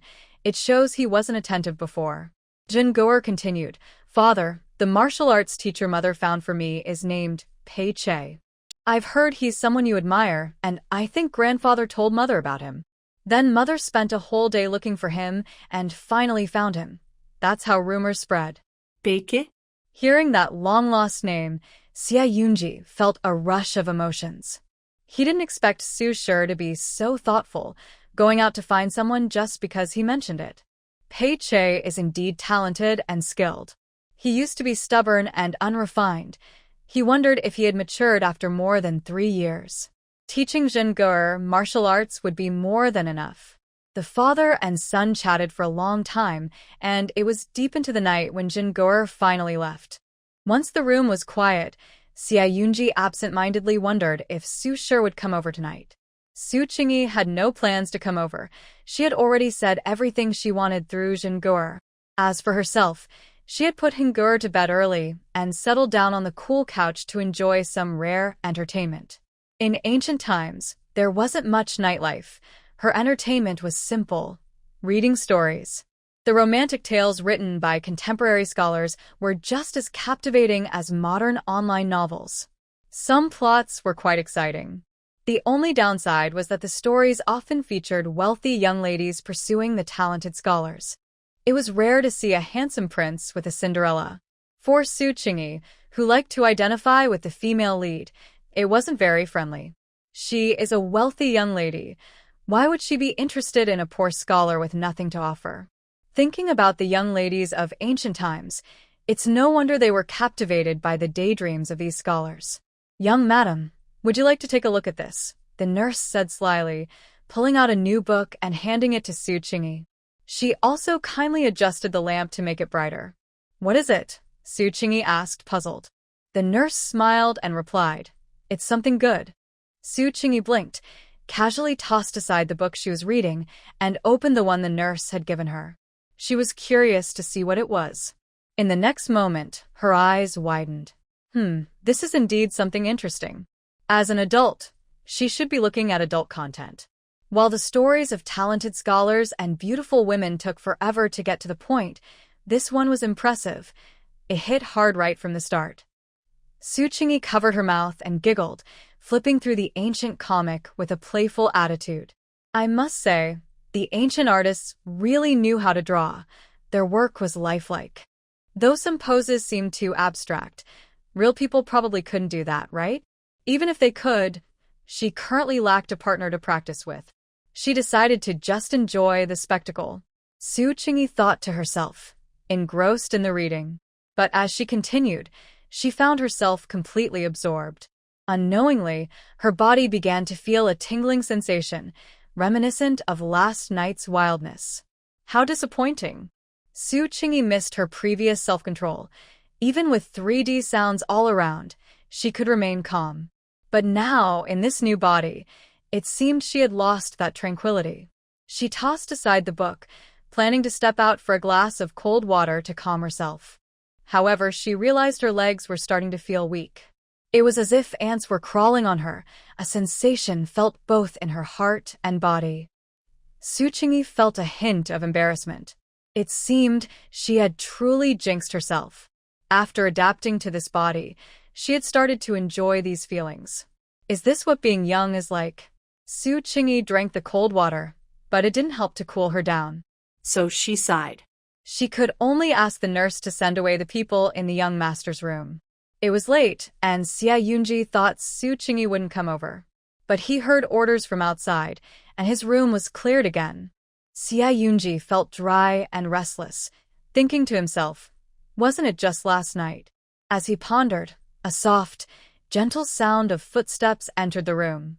The other person's breathing was far from calm. In a swift motion, the bed curtains were drawn, creating a light breeze. Soon after, Su Shi climbed onto his bed, showering him with sweet kisses on his face, but rarely on his lips. Perhaps it was because of the dryness. A servant had mentioned that his lips tended to get dry. Tonight, the other person seemed a bit eager, and after a few kisses, she began to tease him. Forgive Xia Yunji for using this term. However, the feelings Su Shi brought him tonight made him feel like an object. Yet, Su Shi appeared to be more skilled than last night. She even took his hand to explore her delicate figure. Yes, Su Qingyi did this. She thought it felt more exciting, with a sense of taboo and drama, like a scene from a movie. Cough, the young master was just a tool. Though saying this about the young master might seem disrespectful, it was true. She felt guilty. I'm sorry, Su Qingyi whispered in Xia Yunji's ear. I didn't mean to disrespect you. If there's blame, let it be on me. Xia Yunji felt embarrassed and angry. He was still alive. Moreover, while Su Shi was apologizing, she acted so recklessly, showing her lack of shame. He knew Su Shi was not a well-behaved woman. If he were to choose a wife, he would never pick someone like her. Strange, you've been lying here for so long, yet you still smell so nice, Su Qingyi said while kissing him. In truth, her first impression of the young master didn't connect him to a general at all. Rather than seeing Xia Yunji as a battle-hardened general, she preferred to think of him as a pampered nobleman. Just look at his face, his skin, and his noble demeanor. If Taobao could customize such dolls, they would surely sell like crazy. Xia Yunji, feeling dazed, thought to himself it was obvious. He burned incense every day, so of course he smelled good. Then Su Shi complained in his ear, "Husband, I'm so tired." This was part of their role play to add some fun. Xia Yunji was taken aback, unsure of what was happening. He suddenly felt as if the whole world had become lighter. Su Qingyi was stunned and said in disbelief, "You?" After a few seconds of awkward silence, both of them were frozen in place. Xia Yunji was also in disbelief. But once he confirmed that the situation was as he thought, Su Qingyi's mind was racing with thoughts. How could this be? The warrior who had made them tremble in fear just a few times was now so quickly defeated tonight. After the shock, it made sense when she thought about it. After all, the heir was in a weak state and not as strong as a normal person. Su Qingyi snapped back to reality and awkwardly said, "Ahem, sorry, I forgot you were still unwell. I was being too demanding." Xia Yunji felt embarrassed and frustrated. It wasn't like that, it was just an accident. He was once a fierce warrior who had conquered 6 cities. How could he not satisfy his wife? Feeling guilty, Su Qingyi planned to leave and thought about asking the kitchen to make some soothing soup tomorrow to help him recover. She didn't want to make his condition worse. But then she was surprised to find that, wait, he seemed to be doing better again? It seemed like the earlier incident was just a fluke. Since the heir was doing better, Su Qingyi dismissed her doubts about his condition. As for why this unexpected change occurred, she preferred to believe it was because she had become stronger. Unlocking a new skill was definitely something to be happy about. Feeling joyful, Su Qingyi gave the heir a light kiss, filled with a sense of reward. Xia Yunji didn't want to know what Su was thinking, but unfortunately, she was completely open with him. He believed that what he saw now was the true Su Qingyi. What a pity, Su Qingyi murmured with a hint of regret. I forgot to bring the fire prevention chart. I forgot what I saw earlier. Xie Yunji was taken aback. The fire prevention chart? Suddenly, he seemed to understand. So, the reason Su had hurried to find him was to look at the fire prevention chart. After that, Su Qingyi stopped talking. But her lips would occasionally let out soft, ambiguous sighs. They were very faint, barely escaping the thick curtains. Yet those long, melodious sounds reached Xie Yunji's ears. Having never been close to a woman before, Xie Yunji only realized after marrying Su that women could make such bold sounds. She was simply too uninhibited. Knowledge is power, and tonight, Su Qingyi has indeed become stronger. But her physical strength is still lacking. She might be somewhat satisfied with herself, but Xie Yunji is truly struggling and is almost getting angry. Once again, they find themselves at the end of their mismatched rhythm as a couple. Su Qingyi fell as out. If only she could be a bit more ruthless and just leave. Unfortunately, she is too kind and feels that leaving after taking advantage would be rude. So, she has to endure until the prince is comfortable before she collapses. While being teased by Su, Xie Yunji can't help but think, so useless. Don't come back next time. Yet, before and after Su collapses, he does feel satisfied. Then, the two of them quietly lean against each other, enjoying a moment of peace. As their breathing gradually returns to normal, Su Qingyi regains her senses and starts to think, oh no, that was too impulsive. Calling for water this late basically tells everyone that she has come to sleep with the prince again. But if she doesn't call for water, she feels sticky. Oh well, if it's embarrassing, then so be it. She doesn't shy away from pleasure, which isn't her style. With a command from the wet nurse, everyone inside and outside the room quietly gets busy again. The young lady and the prince are so affectionate, and everyone in the courtyard is pleased to see it. When Zixiao helps the prince change clothes, he boldly jokes, "The prince is tired. The young lady really loves you." At the same time, he worries that if this continues, the prince might not be able to handle it. "Mingyu, do you think we should ask the doctor for some tonics for the prince?" He starts to fret. Mingyu actually considers it seriously. Let's ask the doctor next time. Xie Yunji. He isn't very keen on drinking. However, he is indeed a bit worried. If Su continues to be demanding, it might be better to drink something. He doesn't want a day to come when Su scolds him for being useless. The next morning, Su Qingyi lazily leans on the imperial concubine couch. Liu eagerly peels grapes for heir. Sue is finding cash. The clingy Hungur is playing with building blocks on the floor and has already built a tall tower. There is more than one carpenter in the residence, and everyone has worked together to finish the first batch of toys. The larger items, like seesaws and slides, are still being installed in the courtyard. The smaller items, like building blocks and rocking horses, are placed inside the room and have immediately captured Hungur's attention. "Madam, Mr. Pei has arrived and is waiting in the outer courtyard," the nurse said as she entered. "Please bring him in to meet the heir," Su Qingyi instructed. Yes. Pei Che arrived at the Gofu with a bundle, worried he might not be allowed in. Soon, someone led him to the inner courtyard. He felt very nervous about meeting the heir. At that moment, Su Qingyi had already arrived in the heir's room, sitting by the bed and saying, "Mr. Pei has come and will be here to see you shortly." Xie Yunji felt a gentle hand resting on his, as if testing his warmth. After a moment it withdrew. Hearing that Pei Che was coming made Xie Yunji feel a sense of anticipation. He hoped Su would share more about Pei Che's current situation, but she seemed reluctant to speak. It was understandable, as talking to someone who was unconscious felt rather silly. "Madam General," Pei Che entered and immediately noticed, not the general lying in bed, but the calm and graceful woman sitting beside him. This must be the general's wife, he thought, and he quickly bowed in greeting. Su Qingyi smiled and stood up to greet him. "Mr. Pei, you've come?" Yesterday, they had spoken through the carriage window without seeing each other's faces clearly. Now that they met, Su Qingyi realized that Mr. Pei was exceptionally handsome. Unlike the heir's refined elegance, Pei Che had a rugged, wild charm.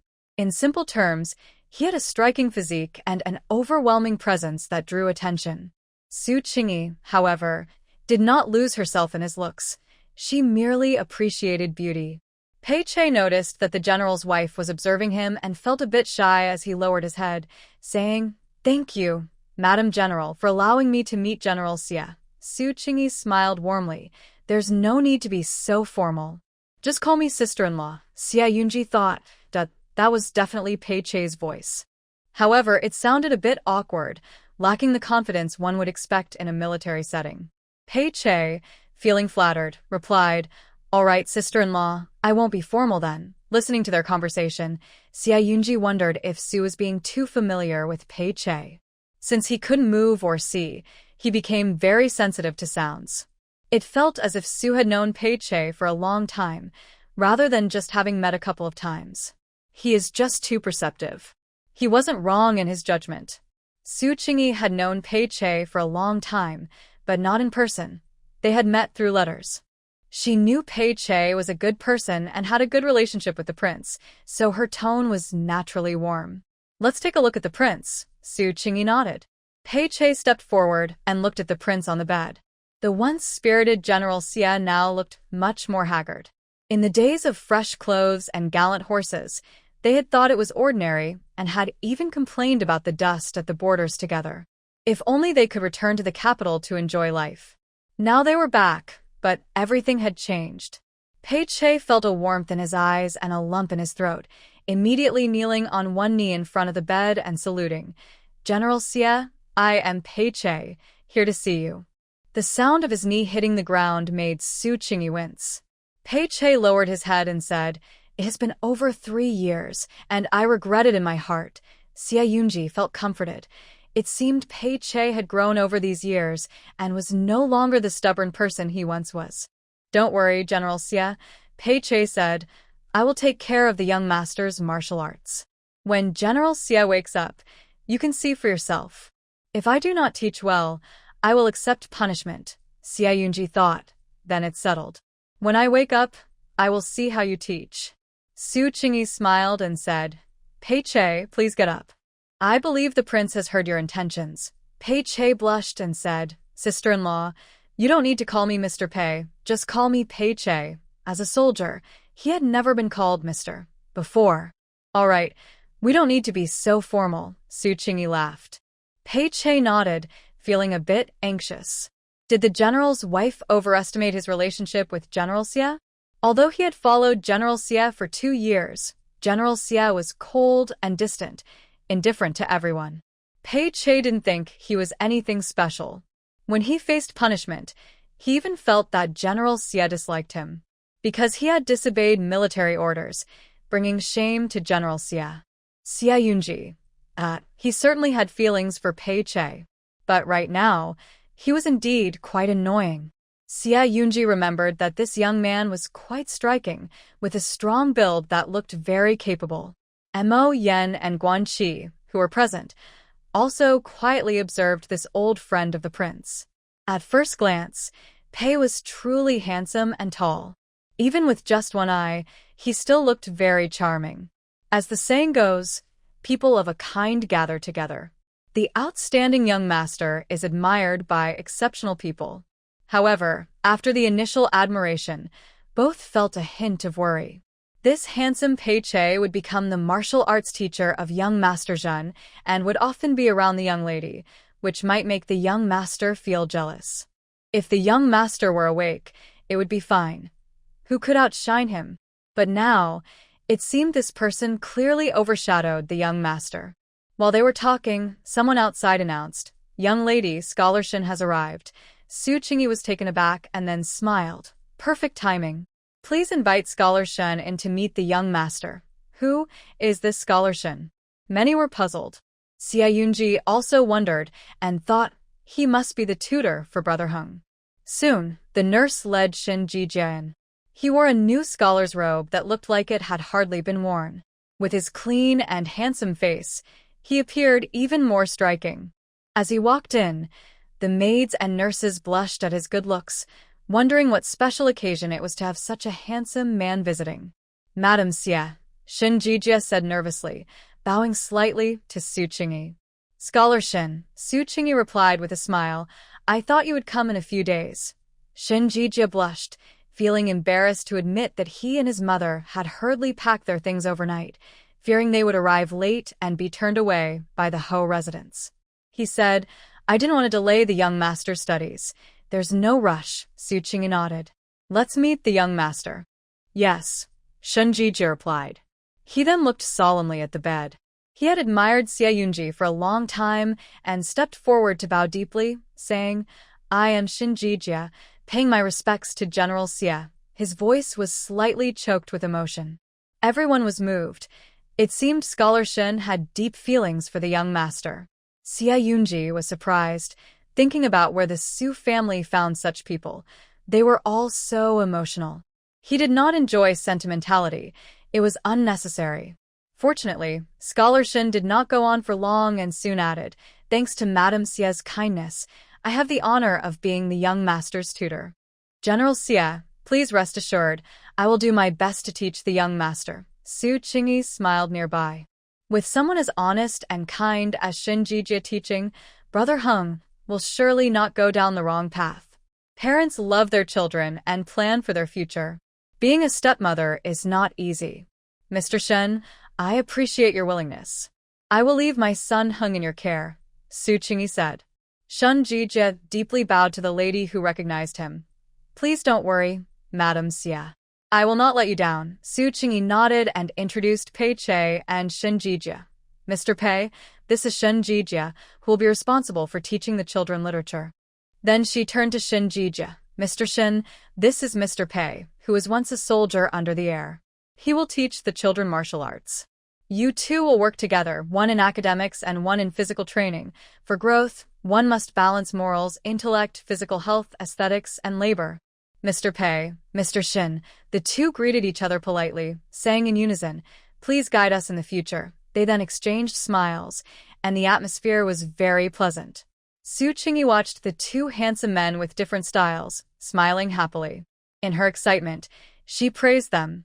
Both of you are exceptional individuals. I believe with your guidance, the children will surely excel. Thank you, Madam/sister-in-law, for your kind words, they replied, feeling a bit shy. Su Qingyi remembered that Mr. Shen's mother was still waiting outside and said, "Mr. Shen's mother is unwell. We should not delay. I will arrange accommodations for you right away and call for a doctor. So, I will excuse you from further conversation for now." Shen Jiji expressed his deep gratitude. "Thank you for your concern, Madame Xie. I have no way to repay you." "You're welcome," Su Qingyi said, efficiently giving instructions. Then she went off to attend to other matters. Soon, the heir's room returned to quiet. Mo Yen remarked, "Our young lady is truly efficient. No wonder Mr. Shen and Mr. Pei are so touched. He was a local born and raised, having followed Xie Yunji around since childhood, accustomed to the lofty nobles. To be honest, it was rare to meet someone like Su Qingyi, who was friendly and approachable yet had a strong presence. Being around her made one feel comfortable and willing to follow her. Yes, I heard from the maid that Mr. Shen was found by the young lady in Tongluo Alley. What kind of place is that?" Guanxi didn't go with them, but he could imagine that for Mr. Shen it was like a carp leaping over the dragon gate. But our young lady has good taste. Mr. Shen is clearly not an ordinary person.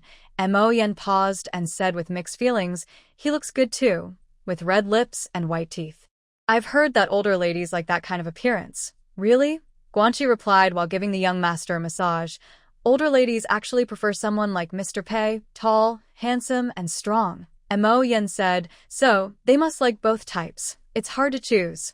Guanxi remarked, "Someone like Mr. Shen is clearly liked by young ladies. Just look at the maids in our courtyard. They are all blushing." "That's true." Mo Yen silently hoped that the young lady wouldn't take a liking to Mr. Shen, then turned to praise the young master. But no matter how good they are, they can't compare to our young master. Whether in looks, skills, or talent, our young master is the best. Of course, the young master is famous in the capital. No one can match him, Guanxi said proudly. The two young servants then began to reminisce about Xie Yunji's great achievements, from his rise to fame to his impressive presence, speaking animatedly and excitedly. It seemed that the more they talked, the more reassured they felt. Only by repeatedly recalling the young master's qualities could they gain confidence that the young lady would not be swayed by Mr. Shin or Mr. Pei's good looks. Xia Yunji. He hadn't thought much about it at first, but the young servant's chatter made his anxiety and worry surface. Was Mr. Shin really that handsome? Ms. Su specifically went to Tongluo Alley to invite someone, so he must have some exceptional qualities. To be honest, if his wife brought home two handsome young men without a good reason, he, as her husband, would definitely have concerns. However, Xia Yunji was not a narrow-minded person who would jump to conclusions about his wife. Su Qingyi was unaware that everyone in the house was worried about her being unfaithful. This was ridiculous. How could that be possible? Even if she liked looking at handsome men, it was just for a fleeting glance. If she were to seek a second chance at love, it would only be after the young master wakes up and she leaves her current marriage. The housing for the two gentlemen was quickly arranged. Su Qingyi invited Dr. Chen, who had treated the heir, to check on Shun Jijia's mother. She had a cold and a persistent cough, and it was no surprise that she was diagnosed with a lung illness. This was a frightening disease in ancient times, difficult to treat, and often associated with the wealthy. Both Shin Jijia and his mother looked pale. Fortunately, Dr. Chen said, but there's no need to worry too much. It's not very serious and can be treated. That's good to hear, Su Qingyi said, relieved for the Shin family. She then instructed Dr. Chen, please use whatever medicine is necessary to ensure Mrs. Shun gets better. Dr. Chen nodded. Thank you. Shun Jijia bowed again in gratitude, unsure how to repay the kindness. Su Qingyi quickly stopped him, saying, Mr. Shin, you are too polite. She thought to herself, what kind of repayment is needed? If you can help raise the future leader of the Xie family to be a good person, that would be the best reward. But there was no rush to start lessons now. Su Qingyi touched her son Hengge, smiling. Shall we start lessons tomorrow? Hengge hugged his mother's leg and said, okay. Shin Jijia quickly added, sounds good. Great. Su Qingyi looked around and continued, Mrs. Shun is still unwell, so I will send a maid over to help. Cleaning and tidying up are always necessary. They can also help care for the sick Mrs. Shun. This, Shin Jijia instinctively wanted to refuse, feeling he had already received too much kindness. Let's do it this way, Su Qingyi said, pretending to be displeased, and added seriously, are we really going to make Mrs. Shun do the work herself? Shin Jijia fell silent, feeling grateful. Hengge, we should head back. Say goodbye to your teacher, Su Qingyi said. Hengge nodded but did not let go of Su Qingyi's hand, speaking to her teacher. Goodbye, teacher. Su Qingyi felt embarrassed. It was disrespectful to speak to a teacher like this while standing so awkwardly. She explained to Shin Jijia, this child usually behaves well. I don't know why he suddenly forgot his manners today. It's fine. Shin Jijia waved his hand and smiled. Goodbye, young Master Heng. Then, he quietly watched Su Qingyi and her son walk away, feeling thoughtful. Mrs. Xia is indeed very understanding and attentive, which explains why the young master is so close to his new stepmother. In fact, since their meeting yesterday, he noticed how clingy Hengge is towards Su Qingyi. Their bond is quite unusual. As they passed the courtyard, Su Qingyi pointed to the installed seesaw and slide, saying, in the mornings and evenings when it's cooler, Hengge can come out to play. Will you play with me, mother? Hengge asked hopefully, looking up. Of course, I'll play with you when I have time, Su Qingyi replied with a smile. Hengge nodded seriously. Then I'll wait until you have time to play. Su Qingyi felt a bit helpless and also surprisingly flattered. Why does it seem like Hengge is getting more clingy? Of course, she didn't mind. Hengge is still young and needs his mother more than his two older brothers. It's normal for him to rely on a mother who treats him well. Mother, I want to be carried. After walking a few steps, Hengge wanted to be picked up. Su Qingyi had no choice but to squat down and carry him. She smiled and remarked, Hengge, you weren't like this before. You're getting spoiled. Hengge, on his mother's back, wrapped his small arms around her neck and giggled. He wasn't like this before. He became this way after realizing that Su Qingyi would indulge him. This is Hengge's true nature, observant and clever. Everyone in the household knew that two handsome gentlemen had arrived today. This news quickly reached Xia Huayan and Du Jinyun. Currently, this unfortunate couple was in pain. One had a sore back from a beating and could only lie in bed, while the other had swollen cheeks and couldn't face anyone. When Xia Huayan heard the news, he maliciously said, "Grandmother and father are too foolish to let her act so recklessly. How can they be sure she'll bear a child for the Xia family?" Du Jinyun hadn't thought of that angle, but her eyes lit up at his words. "Are you saying she's involved with these two men?" Du Jinyun had been worried about how to deal with Su Qingyi, and now the opportunity had presented itself. "What if she isn't?" Xia Huayan said darkly. "Even if she isn't, we can still tarnish her reputation. She wouldn't be able to clear her name even if she jumped into the Yellow River. But there's no rush for that now. It's best to wait until Su Qingyi is pregnant before taking action on this matter. The urgent task now is to obtain Du Jinyun's contract." "Jinyun, I'm sorry for putting you in this situation," Xia Huayan said, holding Du Jinyun's hand. He already knew about Du Jinyun's plan to apologize to Su Qingyi by serving tea, and his hatred for that cruel woman grew stronger. If possible, Xia Huayan didn't want Du Jinyun to apologize. But he had no choice. If he waited any longer, he feared the contract would fall into the hands of his mother, Lady Ho. As the head of a wealthy household, Lady Ho would never respect someone like Du Jinyun, who came from a servant background. If she got the contract, she would hold onto it tightly. "I'm not wronged," Du Jinyun said, holding her beloved's fingers with a sweet smile. "For you, I can endure anything. A moment of disappointment doesn't matter." For love, Du Jinyun felt that facing the upcoming embarrassment didn't seem so bad. She loved Xia Huayan and was finally able to be with him openly. For the sake of their baby, she would endure. Xia Huayan's eyes were filled with affection as he gently touched Du Jinyun's injured cheek. "Does it still hurt? Have you used ice on it?" He silently cursed Su Qingyi in his heart. That wicked woman would pay dearly for what she did to Jinyun. Du Jinyun shook her head. "As long as I can be with you, everything is fine. It's my fault. If I had been more careful with her from the start," Xia Huayan said regretfully. He had a chance on their wedding night, but he had been too confident. He didn't expect Su Qingyi to have another option. When Xia Yunji was still awake, he had pressured him, and now that he was lying down, it was his wife's turn to act up. This made Xia Huayan very angry. "Don't blame yourself, second master. I wouldn't want to see you comforting her. That would be worse than losing my life," Du Jinyun said, covering Xia Huayan's lips. How could she bear to see him comfort Su Qingyi? Knowing she was jealous, Xia Huayan smiled and looked at her intently. Feeling shy, Du Jinyun pushed him gently. "I'll go now. You should rest well."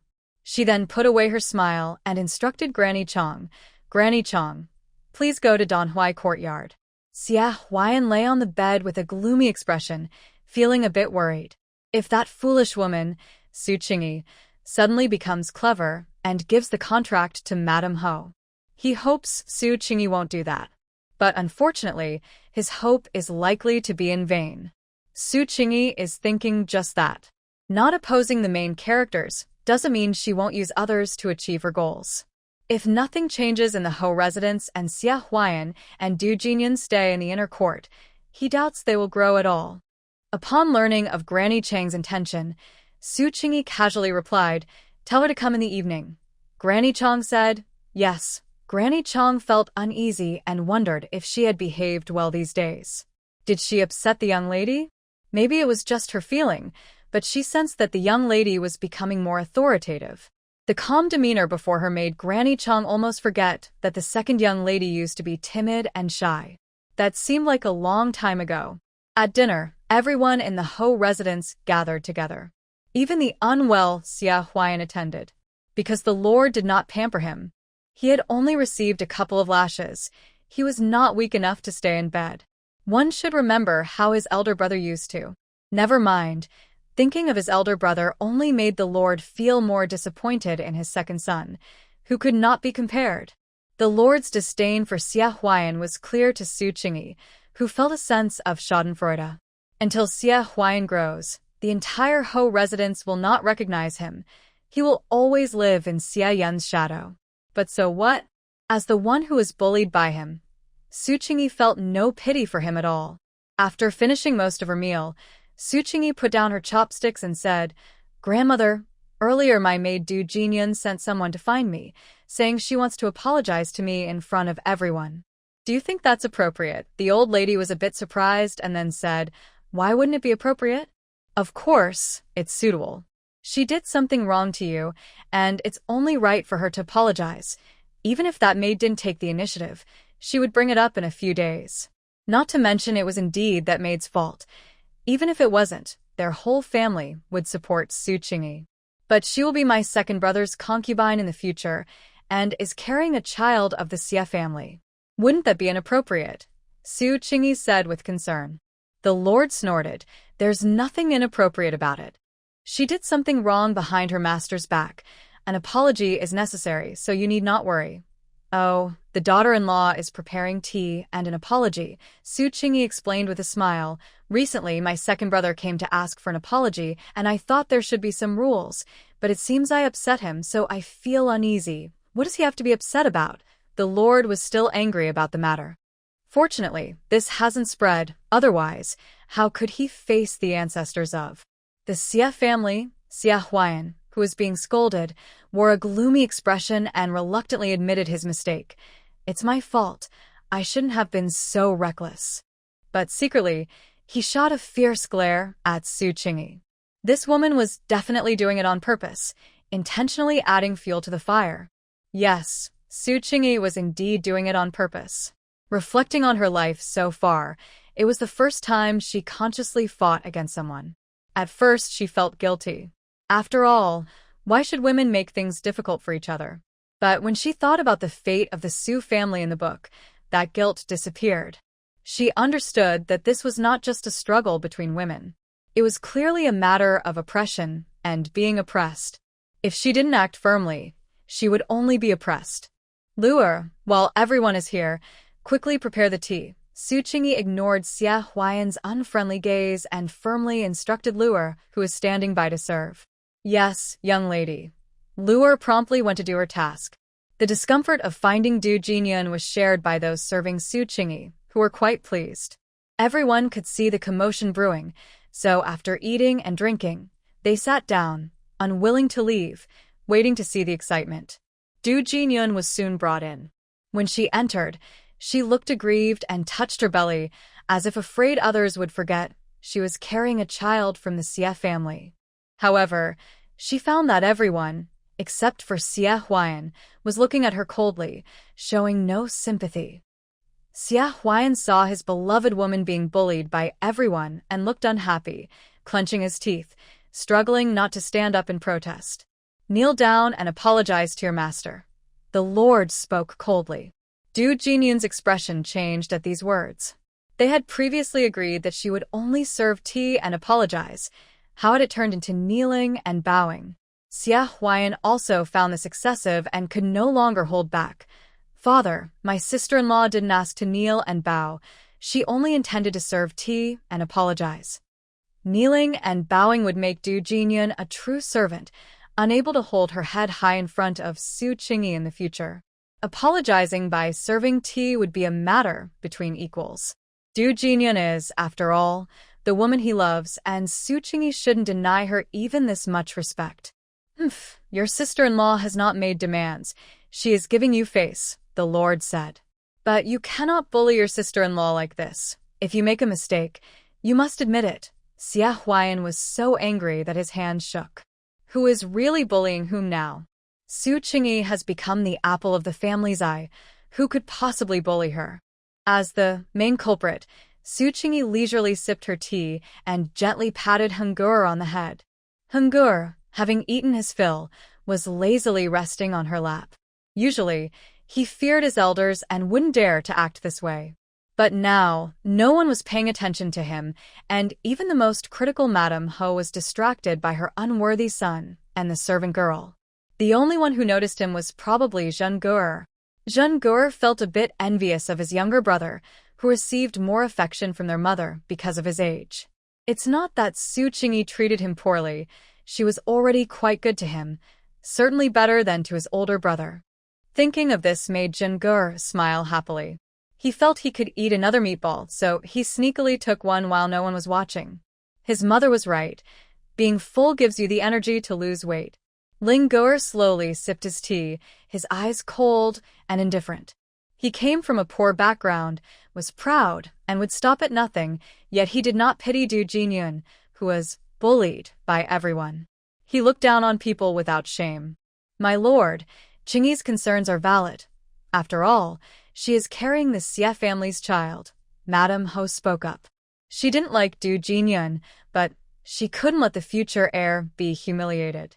She carefully suggested, why not do as Qingyi wishes? We will all appreciate her. The lord became even angrier and said, if she weren't carrying the Xie family's child, a servant like her would have been punished long ago for such behavior. Madame Ho opened her mouth but didn't speak. Before she could say anything, the lord coldly looked at her. Yunji is not your own child, so you naturally don't care, and you neglect Yunji's wife and children as well. In an instant, Madame Ho swallowed her words. Fearing that if she spoke more, it would bring up her lack of care for the children of Xie Yunji, she decided to stay quiet. Let's do as Mingzong suggested. The old lady finally spoke up. Du Jinyun felt humiliated and thought, doesn't my child deserve any love? In the end, it was all because the lord and the old lady favored Xie Yunji. Their hearts only cared for the heir, Xie Yunji. Even the simple-minded Su Qingyi's status rose, allowing her to sit high and mighty, waiting for Du Jinyun to bow and apologize. Du Jinyun bit her lip and looked at Xie Huayan with a pitiful gaze, seeing the pain in his eyes and the anger of feeling powerless. This made her feel a bit better. As long as the second master loved her, that was enough. It's my fault, so please don't plead for me, second master, Du Jinyun said with a sad smile. Xie Huayan clenched his fists. Then let's begin, the lord said, frowning in displeasure. A concubine is just a concubine, always acting pretentious and unworthy. Yes, Du Jinyun replied, lowering her head in frustration. She then walked in front of Su Qingyi, protecting her belly, and slowly knelt down, biting her lip as she softly said, young madam, I'm sorry, I bow to you to apologize. Wait. Su Qingyi gently stroked the little hand of Hungor and calmly corrected her, you should refer to yourself as a servant. Wasn't Du Jinyun proud of having once been a young lady? Her arrogance made Su Qingyi want her to face her own mistakes. Since she was so eager to be Su's maid, she should fully embrace it. Du Jinyun gasped, staring in humiliation. Looking up at the once gentle Su Qingyi, her eyes filled with disbelief. Su Qingyi found it amusing. What was she in disbelief about? Did she not realize what she had done wrong? How thick-skinned.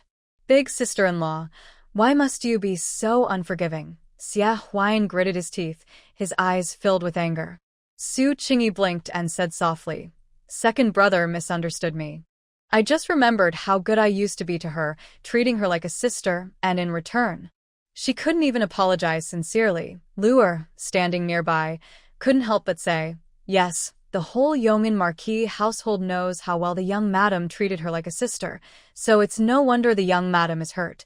Xie Huayan glared at Luer angrily, saying, when the master is speaking, what right do you, a servant, have to interrupt? Seeing Xie Huayan actually being harsh to his maid, Su Qingyi did not get angry.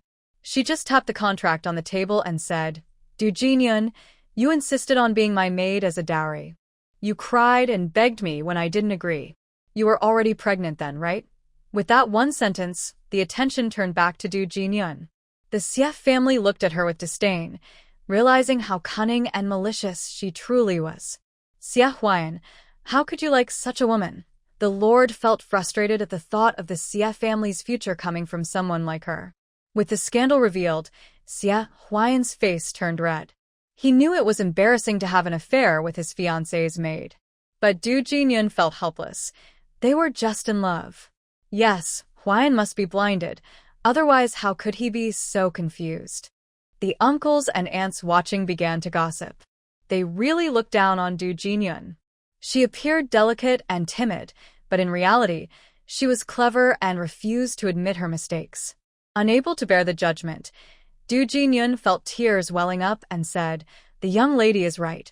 It's my fault. I will bow and admit my mistake." Then she bowed her head, tears in her eyes. Su Qingyi felt satisfied, a slight smile on her lips. She didn't want to oppose the main characters and would be more careful next time. After bowing, Du Jinyun offered a cup of tea to Su Qingyi, lowering her gaze and saying, "If the young lady can forgive me, please drink this tea." Since she had apologized, Su Qingyi decided not to make it difficult for her. She slowly reached out and took the cup. "I forgive you this time for my brother's sake," Su Qingyi said before drinking the tea, wanting to remind Xia Huan that he owed her a favor. "Otherwise, with how you hurt me, I wouldn't let it go easily, understand?" Du Jinyun bit her lip in humiliation and replied, "Yes, thank you for your generosity, young lady." Su Qingyi glanced at Xia Huan, as if to say, "I gave you face. Shouldn't you say thank you?" If he could, Xia Huan would have liked to strangle Su Qingyi right then. But he couldn't. He could only awkwardly say to Du Jinyun, "Thank you, sister-in-law." Su Qingyi nodded in satisfaction and took a sip of tea. Then she handed it back to Lu Er. About the contract, Xia Huan eagerly brought it up. "Oh, right, the contract." Su Qingyi, under everyone's gaze, pulled the contract from the table. Du Jinyun felt excited and reached out to take it. As long as she got the contract, she would be free. "Mother, I'll leave this contract in your care," Su Qingyi said, looking around before her gaze landed on Madame Ho's face. Madame Ho was stunned, then immediately smiled widely, seeing Su Qingyi in a new light. Qingyi is so thoughtful." She had wanted to get Du Jinyun's contract for a long time, but didn't know how to ask. She didn't expect Su Qingyi to be so accommodating. "That's only right." Su Qingyi respectfully handed it over. Madame Ho accepted it with satisfaction, finally feeling like a mother-in-law. Du Jinyun, however, looked incredulous. Why? Why would Su Qingyi give her contract to Madame Ho? Xia Huan suppressed his anger. "Mother, you must tear up the contract immediately. Don't humiliate Jinyun like this." Madame Ho looked at her son in disappointment. Even now, he was still protecting that maid. Was he out of his mind? Madame Ho said coldly, by praising her, "Do you think your reputation is too good? Do you still want to marry a proper wife from a good family? Do you still want a bright future?" If word got out that Xia Huan defied his family for a maid, it would be a huge scandal. "Mother," Xia Huan protested. Madame Ho snorted, unfazed. "Fine, I understand," Xia Huan said angrily. "You all look down on Jinyun and you look down on me too. They all claim to have his best interests at heart, but did they ever care about how he felt? Did they not know he had been living in Xia Yan's shadow for years and was not happy at all?" Only Du Jinyun understood his feelings. "You know we look down on you." Lord Ho was no longer angry, looking somewhat pleased, and said with a forced smile, "Then think carefully about why we look down on you." Lord Ho had quite the dark humor. Su Qingyi almost laughed. Others around her felt the same. Even Ling Guer rarely smiled, as he didn't like Xia Huan and was happy to see him in trouble. Xia Huan's face turned red with embarrassment. He certainly knows, because he is not as good as Xia Yunji. Face is earned by oneself, not given by others. Even a 3-year-old understands this. "Don't you?" the Lord asked. Xia Huan was scolded into silence and lowered his eyes in anger. "You are not making an effort, causing trouble, and still expect others to respect you." The Lord was not polite to his second son and continued to mock him. "What a big face you have." This time, everyone couldn't hold back. A low laugh spread around, quickly suppressed. Xia Huan, stripped of his pride, turned red with embarrassment. "Is it only by being outstanding like my elder brother that I deserve your love as your son?" he questioned angrily. "No need," the Lord replied coldly, glancing at his defiant face. "I would be satisfied if you had even a fraction of your brother's abilities." Xia Huan closed his mouth in frustration, regretting mentioning Xia Yunji. Fortunately, Xia Yunji was bedridden, and the family would eventually have to rely on him to carry on. Thinking of this, Xia Huan felt a bit less gloomy. The old lady understood this as well. So, even if she was dissatisfied with Xia Huan, She did not scold him too harshly, instead saying earnestly, Huan, don't blame your father. He just wants the best for you. Xia Huan replied stubbornly, Grandmother, how could I dare? You are not a child anymore. You should think about your future, not just linger in the back rooms all day. The old lady sighed lightly. Whether it's studying or building connections, you need to take it seriously and not just get by. Hearing this, Xia Huan felt a rare sense of shame. Yes, grandmother. Xia Huan's talent for studying is actually not bad. He just always thought that no matter how hard he tried, he couldn't compare to Xia Yunji. So he stopped trying and gave up. Now that Xia Yunji is down, it is indeed time for him to put in the effort. In time, he would make these people see him in a new light. With no more excitement to watch, the Xia family members discreetly began to leave. Grandmother, parents, Hungur is sleepy, so I will take him back to rest, Su Qingyi said as she picked up Hungur and stood to say goodbye. Go ahead. The lord and the old lady spoke gently to her. Lingur and Jingur also stood up to say their farewells. The atmosphere of the four family members walking together was harmonious in a way that was hard to describe. It was pleasing to see. Once everyone had left, Granny Chong came over to help Du Jinyun, who was still kneeling on the ground. Miss Jinyun, leave. Du Jinyun was filled with anger towards Su Qingyi, and she took it out on Granny Chong as well. Don't pretend to care. I know you were sent by her to watch me. Granny Chong was about to protest when suddenly a slap landed on her face from Xia Huan. You ungrateful servant. If you can't serve the young lady properly, you should go back where you came from. If it weren't for the fact that Granny Chong was still connected to Su Qingyi, he wouldn't have hesitated to do worse. Hearing that Du Jinyun was abandoning her, Granny Chong panicked. Miss Jinyun, you can't burn bridges. Granny Chong covered her stinging cheek and said urgently, It was you who bribed me, and that's why I betrayed the young mistress. Otherwise, I wouldn't have been driven out. It turned out that Granny Chong had indeed been expelled by Su Qingyi. Du Jinyun coldly replied, You were greedy for money. Who can you blame? Just a treacherous servant, and even Su Qingyi didn't want this traitor. Du Jinyun wouldn't want her either. Now that the mask was off, she wasn't afraid of Granny Chong spreading rumors. Xia Huan warned coldly Granny Chong, Remember to keep your mouth shut from now on. Don't say things you shouldn't. Otherwise, I have ways to deal with you. Granny Chong trembled all over. She didn't expect Du Jinyun to be so ruthless. Thinking of her future, she felt lost and filled with regret. If only she hadn't betrayed the young mistress. Meanwhile, Jingur couldn't wait to find Pei Che after the gathering. They spent half the night together in the courtyard, and then he returned to find Su Qingyi, all sweaty. Mother, did you practice with Mr. Pei? Su Qingyi Jukka. Jingur nodded, smiling happily, but then he became anxious thinking about what he had to say next. Have some water. Take your time to speak. Su Qingyi poured him a glass of water. Feeling guilty, Jingur thought his mother might have guessed what he was going to say, but he still decided to speak up. After drinking half the glass, he gathered his courage and said, I don't want to go to the academy anymore. I want to fully focus on practicing martial arts with Master Pei starting tomorrow. Worried that Su Qingyi wouldn't agree, he confidently explained, I just need to learn to recognize characters.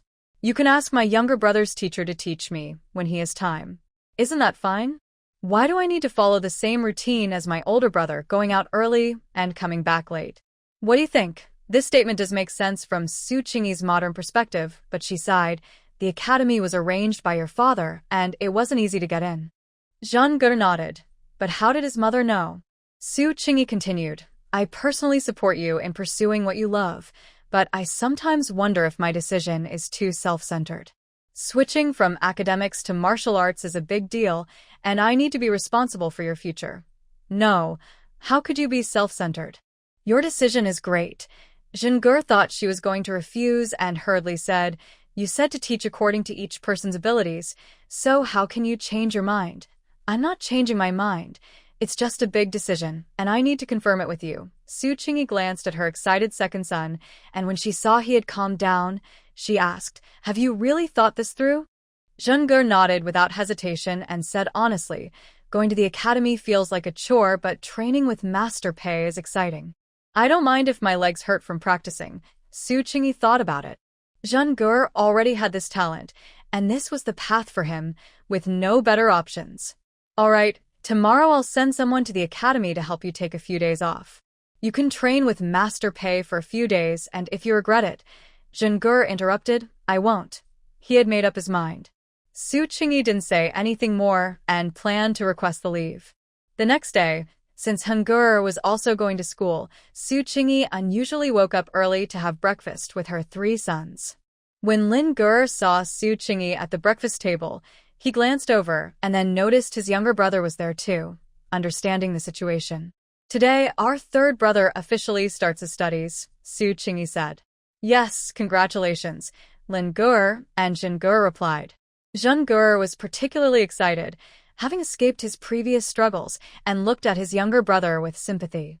3rd brother, study hard and don't disappoint our mother. Su Qingyi shot him a speechless glance. Lin Ge, your 2nd brother won't be going to the academy for the next few days.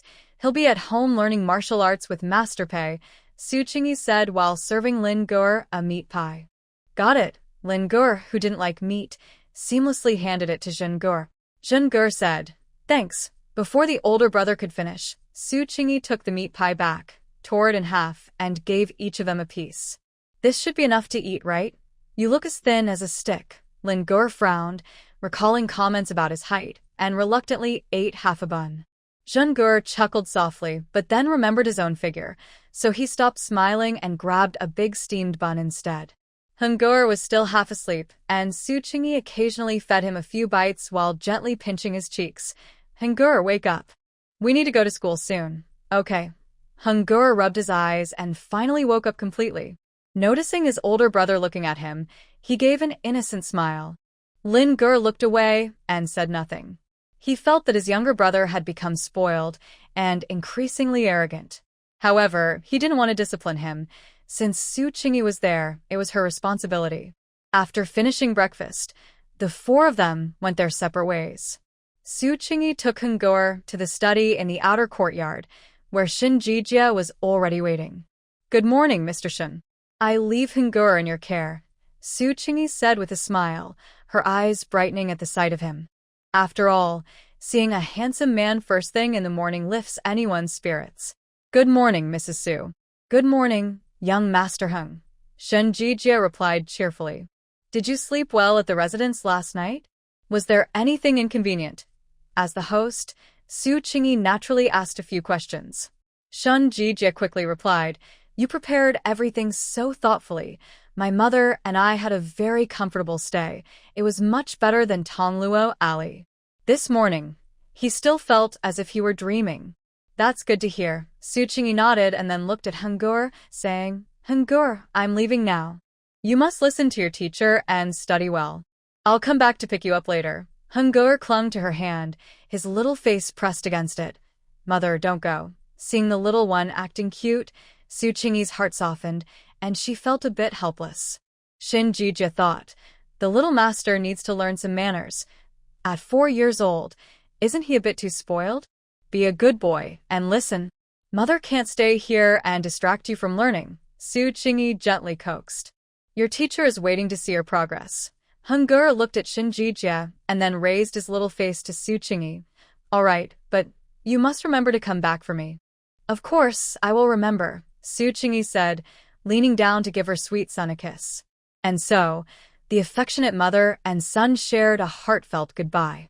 After she left, Brother Zheng immediately stood up straight and apologized to Shin Jijia, saying, I am sorry for making you wait, teacher. Shin Jijia replied, Isn't this rule good? He thought the first lesson would focus on rules, and he had even prepared a ruler, but he didn't expect the student to change so quickly. It's fine, young Master Zheng. There's no need to be so formal, Shin Jijia smiled. Brother Zheng responded, Yes. During the lesson that followed, Brother Zheng performed very well.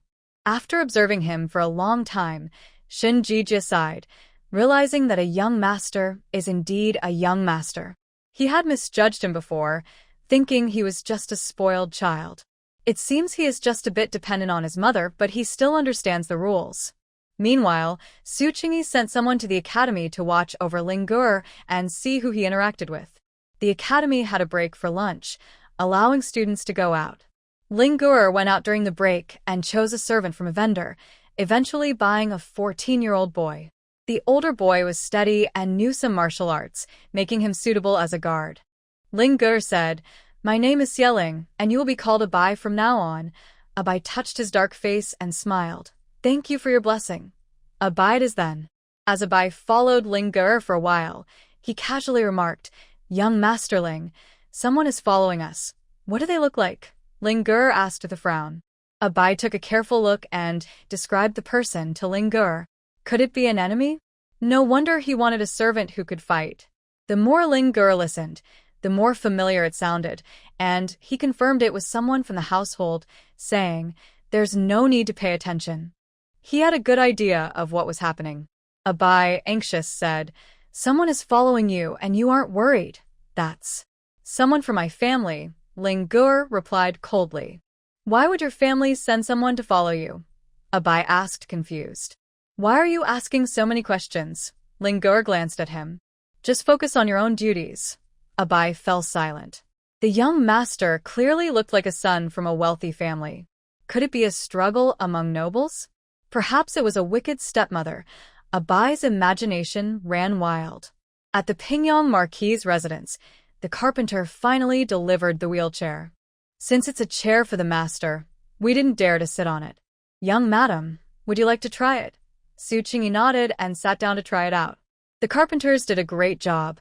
It felt comfortable, and she smiled, praising, "It's very comfortable. We made several adjustments," the carpenter replied. "Thank you for your hard work. You did very well, and I am very satisfied." Su Qingyi instructed Su Yi to reward the carpenters and told others, "First, take it to the young master's room to try." In the young master's room. "Is this a wheelchair?" Guanqi and Mo Yan looked curiously at the unusual chair, asking, "Young madam, can the young master really sit in this?" "Of course, I just tried it." "Please help the young master up," Su Qingyi said. Since it was still hot outside, they decided to let the young master try it indoors first to see if any improvements were needed. If everything was fine, they could take him out in the evening for some fresh air. Xia Yunji lay there listening, feeling a bit excited. After being cooped up in the room for days, even someone as calm as him found it hard to endure. "Yes," Guanqi and Mo Yan replied, then carefully helped the young master from the bed to the chair. The young master was tall and, despite losing weight, was still heavy, making the process quite challenging. Su Qingyi also lent a hand to ensure the young master didn't get bumped. Once seated, Xia Yunji felt much more comfortable, finally out of the lying position. Lying down for too long was tiring in a way that was hard to describe. It was bearable, but prolonged periods could drive one mad. Su Qingyi pushed the wheelchair. Aside from being a bit heavy, the wheels moved smoothly. It couldn't compare to modern wheelchairs, but it was still good enough to use. What she considered just acceptable amazed others. Guanqi and Mo Yan were wide-eyed, thinking it really worked. "Young madam, let us try. Go ahead."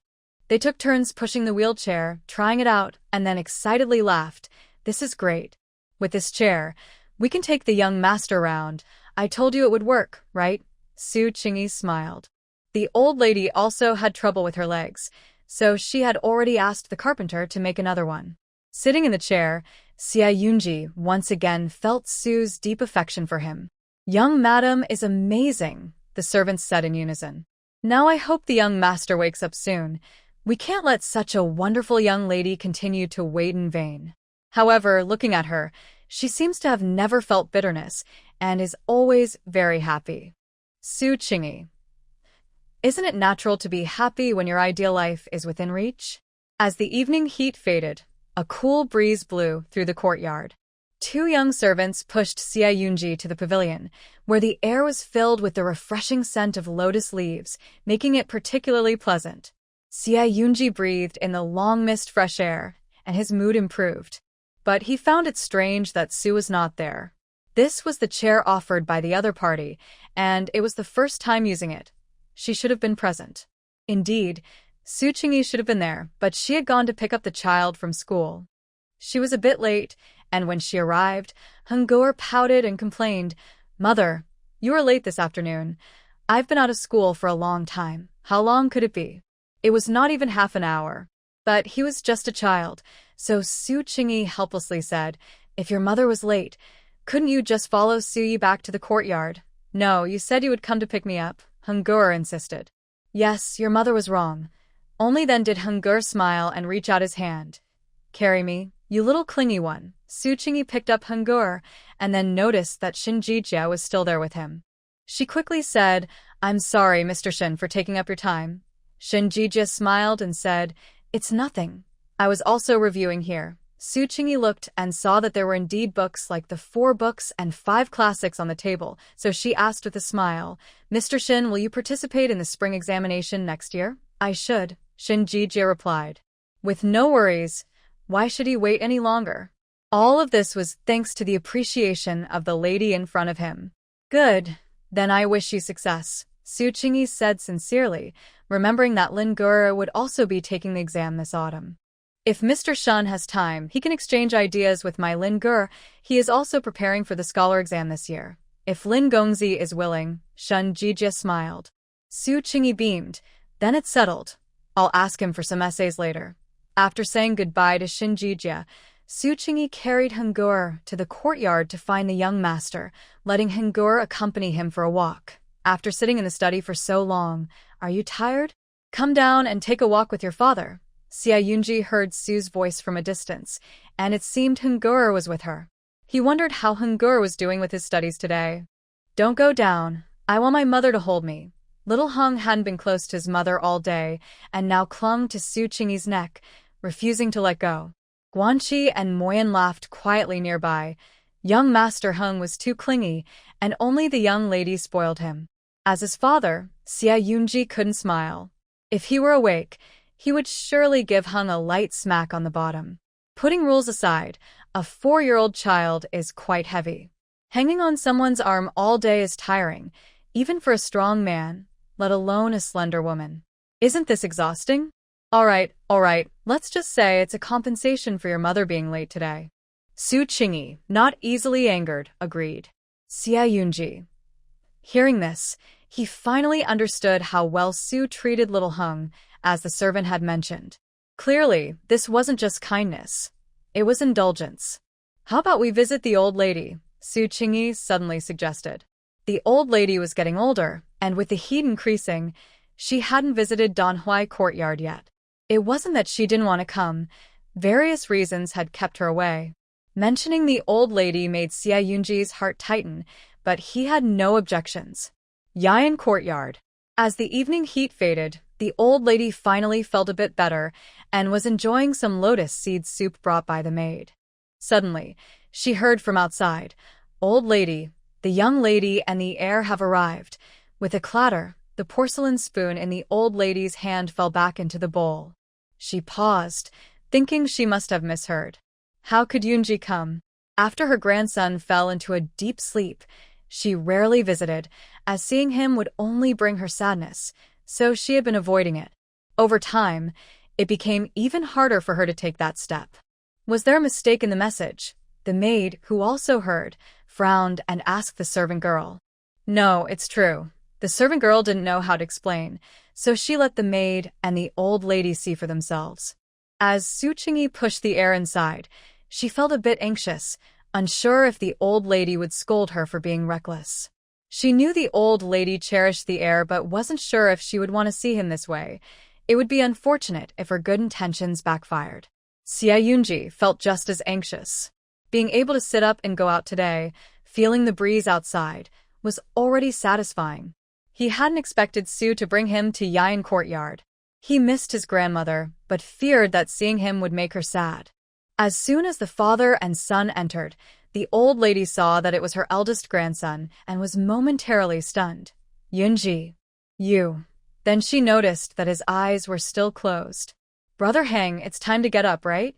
Go greet your great-grandmother," Su Qingyi said as she set Brother Hang down. She then smiled and greeted the old lady, saying, "I took the liberty of getting a wheelchair for the heir so he can go out and enjoy the sun and visit you whenever he wants. Greetings to great-grandmother. Father and I came to see you, Brother Heng said sweetly, his little mouth as sweet as honey. Looking at her long-lost grandson, the old lady was lost in thought for a long time. Su Qingyi panicked, thinking she had done something wrong. I'm sorry, grandmother, it was my decision. Don't blame yourself, the old lady said, coming back to reality, her eyes slightly red. You did very well. She looked closely at Xia Yunji, who was clean and tidy and couldn't help but sigh. It was right for Yunji to marry you, take good care of him. Su Qingyi didn't want to take credit. It's all thanks to the people around the heir. I just helped a little. Hee hee. The old lady smiled at Su Qingyi. Silly girl, you are also one of the heir's close ones now.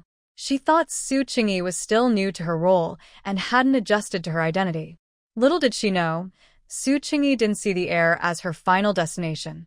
Brother Heng, come here, the old lady waved to him. Brother Heng approached her and was pulled into her embrace.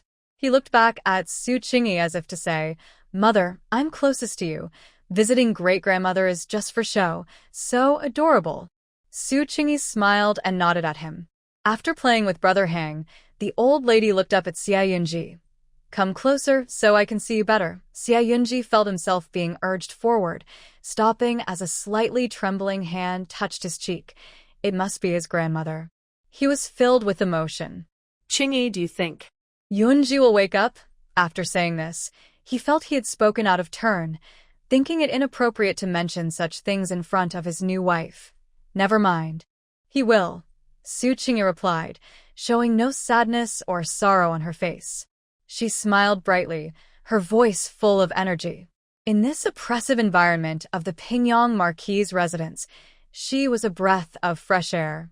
Qingyi believes that the young master will wake up, so, grandmother, please take care of yourself and live a long life until the young master wakes up to continue honoring you. The old lady was stunned, finally realizing why Su Qingyi was so likable. She was vibrant and positive. Yes, you're right, the old lady said with a smile, feeling uplifted. I look forward to you and Yunji having children. Yes, Su Qingyi smiled gently, not feeling too shy about it. Hungur stared at his mother's belly, lost in thought. Would his mother have her own child? Would she still care for him as much? Hungur quietly slipped out of his great-grandmother's arms and returned to Su Qingyi's embrace, clutching her dress tightly. What's wrong? Su Qingyi asked, noticing that Hungur seemed unhappy. Hungur wanted to smile at his mother but couldn't, so he just shook his head. Are you feeling jealous, Hungur? Su Qingyi teased, pinching his little face. Hungur didn't deny it and held on to Su Qingyi even tighter. There's no need to be jealous. Even if I have another child, I will never forget you, Su Qingyi said, both playfully and sincerely. I really like you, Hungur. Seeing him still not smiling, she leaned down and kissed his forehead. Only then did Hungur smile. The warm atmosphere flowed quietly, and Xia Yunji felt uplifted as well. On the way back to Donhui courtyard after lunch, Lin Gur informed Su Qingyi that he had bought a young servant who knew some martial arts. He mentioned it in detail to let Su Qingyi know that she didn't need to send anyone to follow him. Su Qingyi caught the hint in Lin Gur's words and smiled secretly, pretending not to know. That's great. How about placing him next to Master Pei? He can guide him a bit. You decide, Lin Gur replied modestly, not saying much more. If necessary, he could have Abai handle matters regarding that scoundrel. Even if Su Qingyi sent someone to follow him, they wouldn't know what he was up to. Abai, who stayed at the Vofu for 2 days, realized that his young master was not a pitiful victim. Although his young master came from a difficult background and was adopted, his adoptive mother treated him very well. Abai also benefited, receiving several gifts from Su Qingyi that were things he had never seen before. Seeing him so happy, Lin Gur coldly reminded him, she's just trying to win you over. Abai didn't believe it. The young lady is so good to you. She's not that kind of person. Lin Gur rolled his eyes. You've already been bribed. Abai felt wronged and quickly declared, I haven't. My heart is still with you. Lin Gur took the chance to warn him. If she asks about me, you must not tell her. Of course, Abai immediately agreed, while thinking, the young lady shouldn't do that, right? The other party doesn't have children yet, so what conflict of interest could there be between a foster mother and her foster son? Su Qingyi had people watching over Ling Ger, but after a few days, they hadn't learned anything new. Ling Ger's life was normal, except for Abai, whose whereabouts were sometimes mysterious. After school today, Su Qingyi found Abai and directly asked with a smile, "What does Ling Ger ask you to do these past few days?" Abai jolted and finally believed the young master's words. But he still didn't believe the young lady had any ill intentions toward the young master. "You asking this?" "I can't really say." He showed a troubled expression, hoping Su Qingyi wouldn't make things difficult for him. "I'm not spying on him. I just worry because he's still young and might face problems he can't handle, which could lead to big trouble," Su Qingyi explained. "I see." Abai felt a bit relieved. As long as the young lady didn't have bad intentions toward the young master, that was good. "I'll give you a few more days to think about it. Weigh the situation and decide whether you want me to intervene," Su Qingyi said, seemingly addressing Abai, but actually speaking to Ling Ger. Abai didn't understand, but when he went back to repeat it to Ling Ger understood. He found it strange how Su Qingyi knew he was facing issues. Maybe she meant well, but for now, he didn't want her to get involved. If Su Qingyi went to confront that scoundrel, Ling Ger knew all too well how greedy the person would be. A dog wouldn't spit out ivory. "Young Master Ling, I think the young lady is right," Abai said, having been sent to deliver money and learned from the scoundrel that he was the young master's biological father. He added, "You can't keep indulging someone like that. You should use power to suppress him." "You don't understand," Ling Ger replied. He didn't want this matter to become public and embarrass Xie Yunji. Any news about Xie Yunji would be exaggerated, and he was a blemish on her reputation. He didn't want to cause trouble for Xie Yunji because of himself. The young master was very stubborn, and Abai didn't dare to go against him. But after a few days, that person came again, asking for money. Watching the bright silver go to a scoundrel made Abai feel conflicted, as if he was betraying his master. This time, Ling Ger gave him money and instructed, "Ask him where he usually stays. If he has no place to live, I will arrange one for him." Abai was frustrated. "My young master. He is so bad, yet you are still so kind to him." Ling Ger's eyes sparkled with a wild smile. It was indeed kind, but it would also be the last time he showed kindness to that scoundrel. He suppressed his killing intent and coldly instructed Abai, "After all, he is my biological father. Just do as I say, and don't tell the young lady." Abai strongly disagreed but could only obey. "Yes, young masterling." Su Qingyi had someone bring a pot of chilled sour plum soup to the sunny training ground. She saw Zhen Ger practicing stances under the sun, completely soaked. Training was always tough, and Su Qingyi recalled her military training in college, a feeling she never wanted to experience again. Her gaze shifted to Pei Che, who was also drenched in sweat, wearing a headband to cover his injured eye. His imperfection didn't take away from his charm. He was still very striking. He must look impressive in armor. "Master Pei, thank you for your hard work. I brought you some sour plum soup." Su Qingyi smiled as she approached and asked Luer to pour a cup for Pei Che. "Sister-in-law." Pei Che wiped his sweat and respectfully called out, taking the soup and saying, "Thank you." Zhen Ger also noticed Su Qingyi and wanted to greet her, but remembering he still had tasks to complete, he continued to endure his training while watching her. "How is Zhen Ger doing? Does he have talent?" Su Qingyi asked with a smile. Pei Che drank most of the cup in one go and nodded. "The second young master has talent. A tiger father does not raise a dog son. Given time, he will surely succeed." "That's good." Su Qingyi felt a strong connection to her role as a mother. Hearing someone praise her son made her very happy. Pei Che noticed the satisfaction in Su Qingyi's eyes and felt moved. Everyone knows that being a stepmother is difficult, yet this lady was wholeheartedly treating her stepsons as her own. Moreover, General Xie's situation was predictably tough. Pei Che admired this sister-in-law. Only a woman like her deserved the bold and fearless General Xie. "I'll go check on him," Su Qingyi said. Pei Che nodded. Taking a cup of sour plum soup from Luer, Su Qingyi walked towards Zhen Ger, who had been eagerly waiting. When she arrived, he called out, Mother, what did you say to Master Pei? I've been waiting for you for so long. Are you waiting for my sour plum soup? Su Qingyi teased, handing him the cup. Zheng Guder smiled and drank from Su Qingyi's hand. You've lost weight, Su Qingyi observed closely.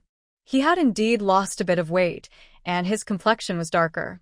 He didn't seem as gloomy and lost as before. Now, Zheng Guder appeared confident and lively. Really? I love hearing that, Zheng Guder said proudly after finishing the soup. How's the martial arts training? Is it tough? Su Qingyi asked.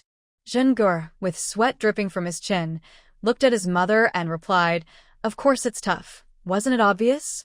Are you still going to stick with it? Are you really not going to the academy? Su Qingyi nodded, giving him one last chance to decide. Zheng Guder, despite the difficulty, stubbornly shook his head. No, you can ask me 1,000 times, and my answer will still be the same. Quite determined. Su Qingyi smiled and patted his shoulder. Then focus on your stances. Mor, Shinke erklærte her. Her pat almost knocked him over. He was already at his limit. Sorry, Su Qingyi said, not intentionally, but she didn't feel very apologetic. Since Zheng Guder chose this path, he had to endure the hardships. Enduring hardship is what makes a person great. Not going to the academy was a big deal, so Su Qingyi decided to inform the Lord. Zheng Guder really isn't good at studying. The Lord probably understood Zheng Guder's situation and didn't react much to Su Qingyi's decision. If he can stick with it, martial arts training is also good. General Xia was a fierce general, and it wouldn't do for his 3 sons to lack martial skills. With the Lord's support, Su Qingyi felt relieved. Yes, in the heir's room, the lights were dim. Recently, there had been many trivial matters, and Su Qingyi hadn't come for several days. This time, there was a change in my feelings.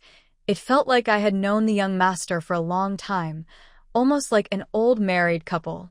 No wonder people say that familiarity breeds comfort. It truly holds some truth. Young master, Su Qingyi said while lowering the bed curtain, I went to the training grounds today to watch Zhen practice martial arts. He really enjoys it and has decided not to attend school anymore. I agreed, and the Lord had no objections.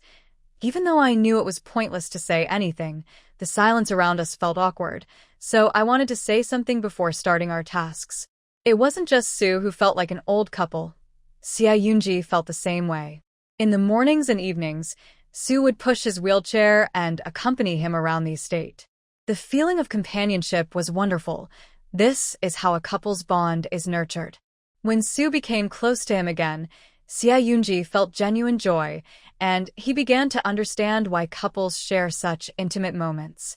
In a moment of affection, Su kissed his cheek.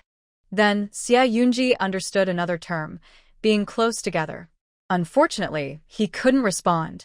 He worried that if this continued, Su might grow tired of this one-sided relationship. He thought it was likely. The excitement overwhelmed his thoughts, and he lost track of everything else, following Su's breathing, his heart racing. A scent similar to musk slowly spread in the tent. Afterward, Su rested on him, and their hearts beat closely together. Listening to the rhythmic sounds, Xia Yunji felt a sense of tenderness he couldn't quite explain. Perhaps it was the loneliness of lying around all day. He just hoped Su would stay a little longer.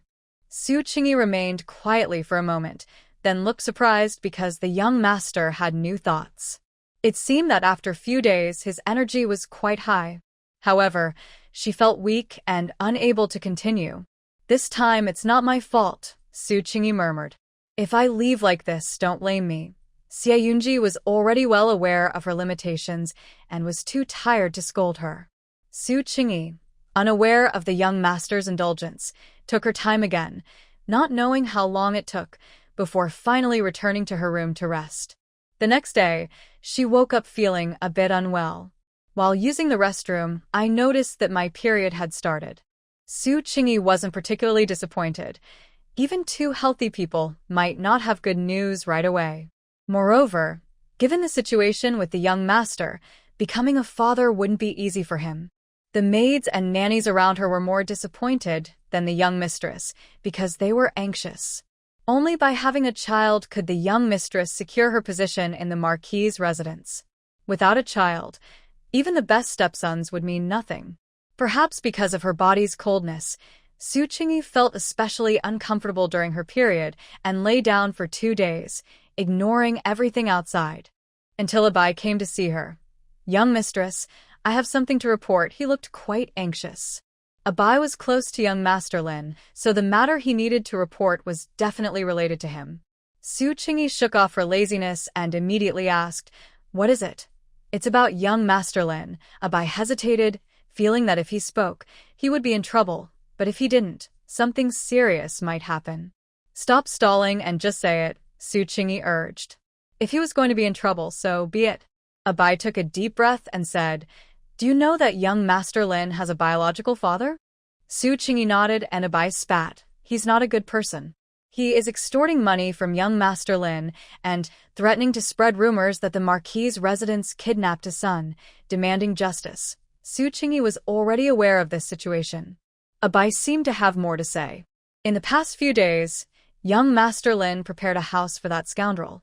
He paused, swallowing hard. "I suspect young Master Lin is going to do something irrational." Su Qingyi thought to herself that it wasn't just a suspicion, it was true. "Where's the house?" she quickly asked. Abai provided an address. With that information, Su Qingyi felt relieved and instructed, "Keep a close watch on him and report to me immediately if anything happens." "Yes," Abai replied. Still uneasy, Su Qingyi called for the maids attending to young Master Lin and told them to pay attention to his movements and report back if anything occurred. After giving these instructions, she fell into thought, feeling that something was off. In the original story, young Master Lin managed to eliminate his biological father without anyone knowing, only for it to be revealed much later, indicating he was very careful and meticulous. But now, he was involving Abai in so much, it looked like he was leaving behind evidence. Or perhaps he had another plan. Su Qingyi rubbed her aching forehead, unsure whether to honestly talk to Lin Ge or to wait and see what happens. For 3 days, Su Qingyi had not left her room. This meant she hadn't checked in at the young master's place for 3 days. After all, she wasn't feeling well, so taking a break was reasonable. Xia Yunji learned from the servants that Su was unwell and understood her situation. Although he had never seen Su's appearance or figure, he could sense her frailness, which explained her discomfort. Given this, she shouldn't be using so much ice to cool herself. Unfortunately, it seemed no one in the household could manage Su, a feeling Xia Yunji had after visiting Ian Garden with her. Clearly, the old lady trusted Su, believing her to be sensible. The Marquis also didn't concern himself with such details. As for the Marquise, she wouldn't dare intervene. Indeed, Su Qingyi was in a situation where she had little control. If it weren't for this bit of freedom, why would she have married Xia Yunji in the first place? On the 4th night, after taking a bath, Su Qingyi felt much better and thought she might visit the young master to chat. Suddenly, Lin Ge's maid, Dongqing, arrived and reported, "Young madam, young Master Lin has left the courtyard." It was rare for him to go out at night, and Su Qingyi's heart raced. She immediately sent someone to ask Abai if Lin Ge had come to find him. Abai quickly replied, "Young Master Lin must have left the estate." His guess made her anxious. Su Qingyi felt her heart race and said, "Let's go. I'll go with you to check on him." Quickly, not knowing what step Lin Ge had taken, she dared not make a fuss and quietly left with Abai. Lin Ge's biological father, Lu Gue, was an unsuccessful countryman. The proudest thing Lu Gue had done in his life was buy a madwoman from a trafficker, resulting in a remarkable son. Now, this son had become an adopted child of the Marquis's household and was studying at a prestigious academy reserved for the elite. Before Xia Yunji's incident, Lu Gue didn't dare to disturb them.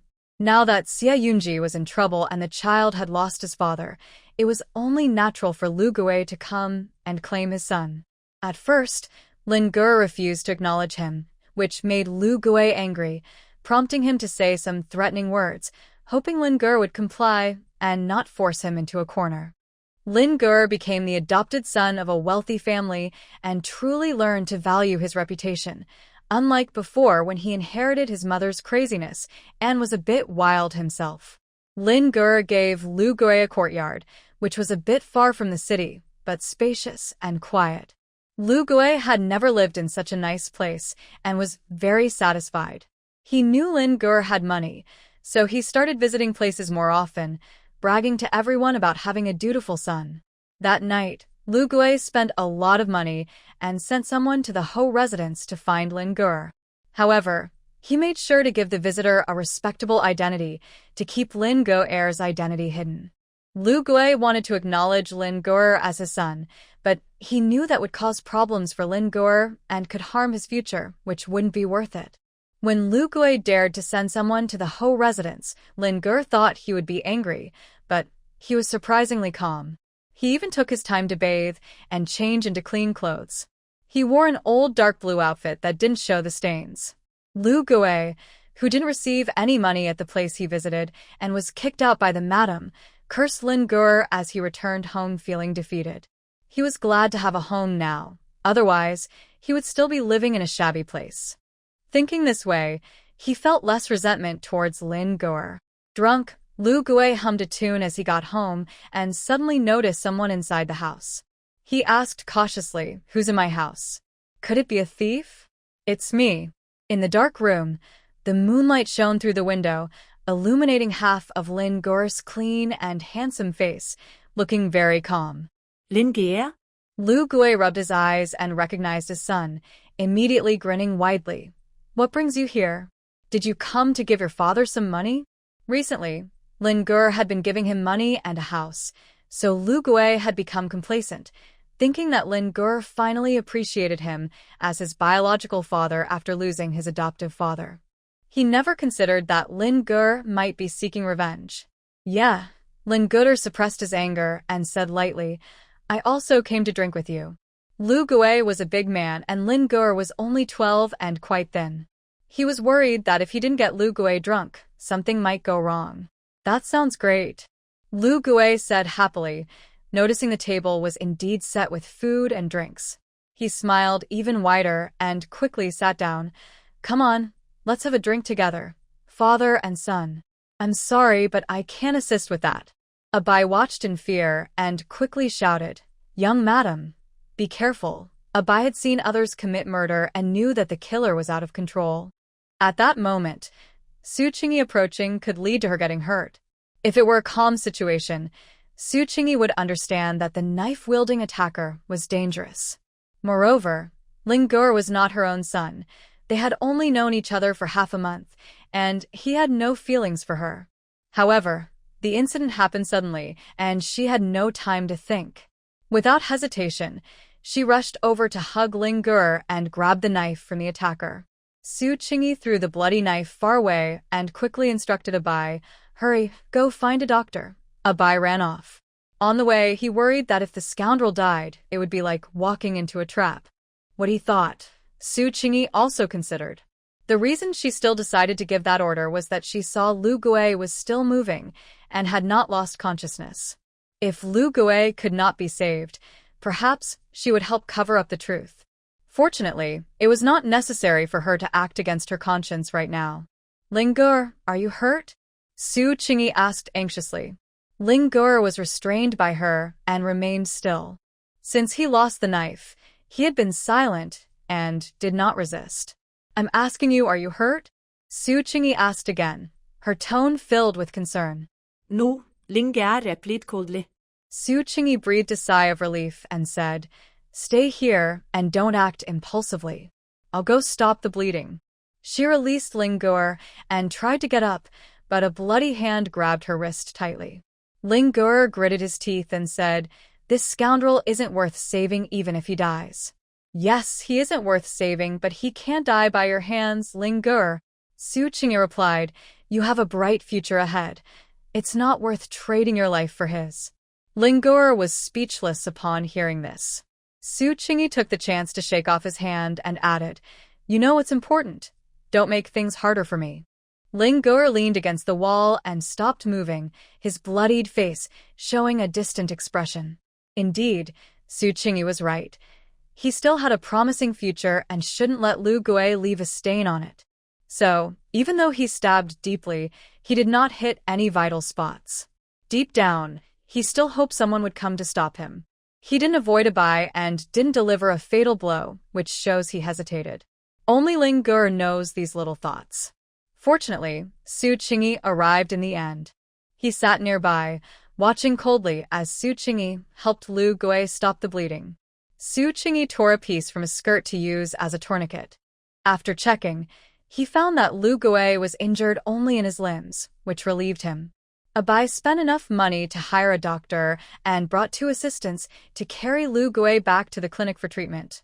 Su Qingyi and Ling Gur also went to the clinic, waiting for the doctor's diagnosis.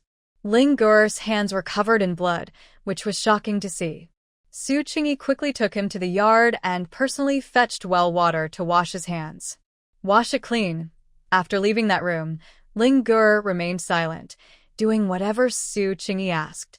The blood mixed with the well water took many washes to clean, but there was still a lingering smell. Su Qingyi wasn't scared at the time, but now she felt increasingly anxious. She looked at Ling Gur, who had no expression, and asked, "Are you calm now? Are you scared?" Ling Gur neither shook his head nor nodded. He simply picked up his robe to wipe his hands. This state was concerning, and Su Qingyi feared he might have a psychological scar. "Don't think too much. It's all in the past now," she comforted him. Ling Gur replied quickly. Back in a room, the doctor quickly informed them, "It's just some external injuries. Nothing vital is hurt, so there's no need to worry." "He will be fine." "That's good. Thank you, doctor." Su Qingyi sighed with relief and quickly left enough money, asking the doctor to treat Lu Gui well. Lu Gui lay on the bed, already faint from blood loss. To prevent him from saying anything crazy when he woke up, Su Qingyi asked Bai to stay and guard him while she took Ling Gur back to the residence. "He will be fine. You can rest easy.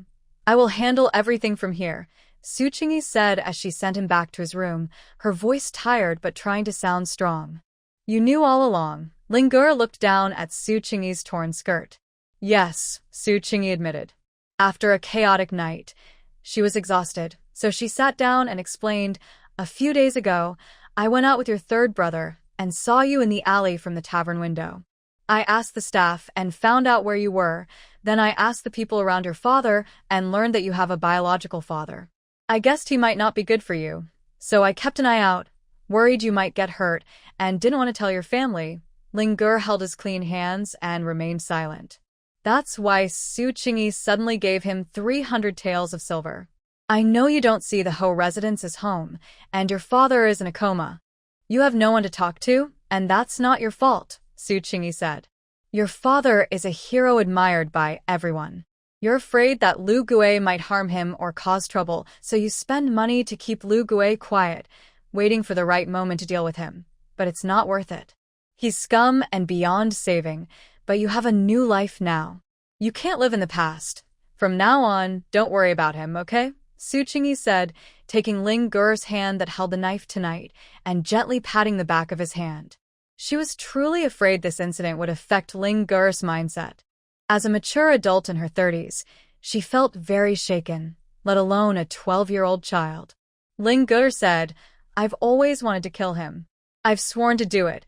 Not killing him won't satisfy my hatred. Is it because he killed your mother?" Su Qingyi understood the desire for revenge, but still advised, "Doing more wrong will only lead to your own downfall. Even if you don't act, someone like him won't live long. I don't want you to get your hands dirty." Ling Gur fell silent. "If you seriously injure him tonight, consider it revenge. If you trust me, leave the rest to me. I won't let him have an easy time." Su Qingyi tried to comfort him, even mentioning Ling Gur's biological mother, saying, "If your real mother were here, she would definitely advise you to protect yourself. She wouldn't blame you for not seeking revenge." Ling Gur scoffed, "She's just a madwoman. What does she know? The beating Lu Gui gave him was nothing compared to the torment from that crazy woman, but after all, she is your mother," Su Qingyi said. "Take a day off tomorrow, go see her, and tell her this matter is settled. From now on, focus on your studies without any worries." She smiled in anticipation. "You need to take the exam this year." I hope you can pass and become a scholar. You can't let anything distract you. No need. She doesn't even have a grave. I've already forgotten where she was thrown, Lingur said coldly, turning his face away, pretending not to care. Does he really not care? Su Qingyi doubted it. A biological mother is always a biological mother. If you don't remember, just go back and look for her.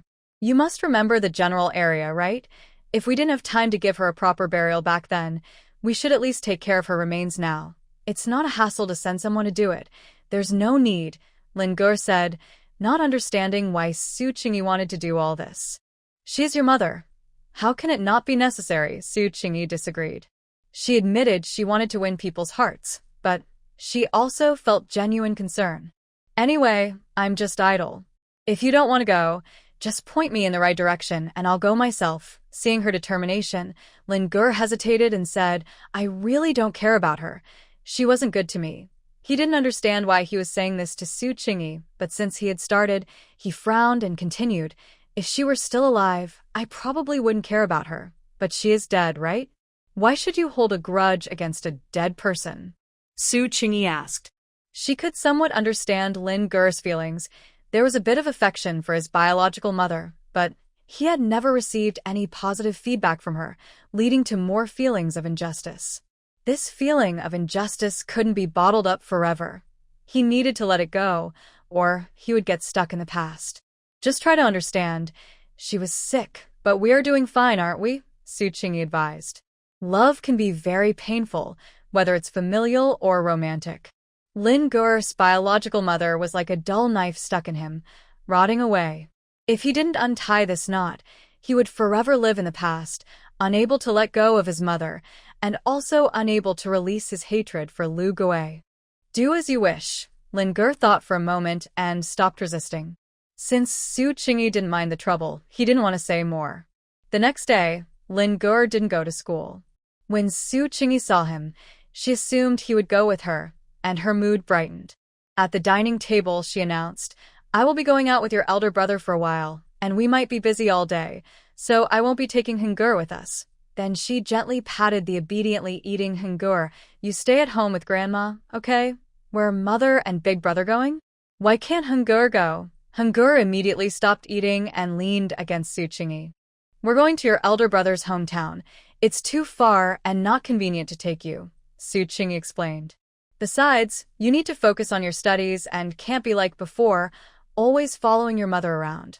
All right, Hungur said, though he wanted to go, he obediently accepted, then I won't go. What are you and the others going to do at your older brother's hometown? Jingur was focused on eating, not noticing anything unusual about his brother today. Perhaps his brother was always like this, and he couldn't tell the difference. Su Qingyi glanced at Jingur, wondering why he suddenly called her mother. Jingur, feeling her gaze, smiled and said, Master said calling you mother sounds too formal, like a stepchild addressing a biological mother. You are so kind, even better than our real mother, so I should call you mother.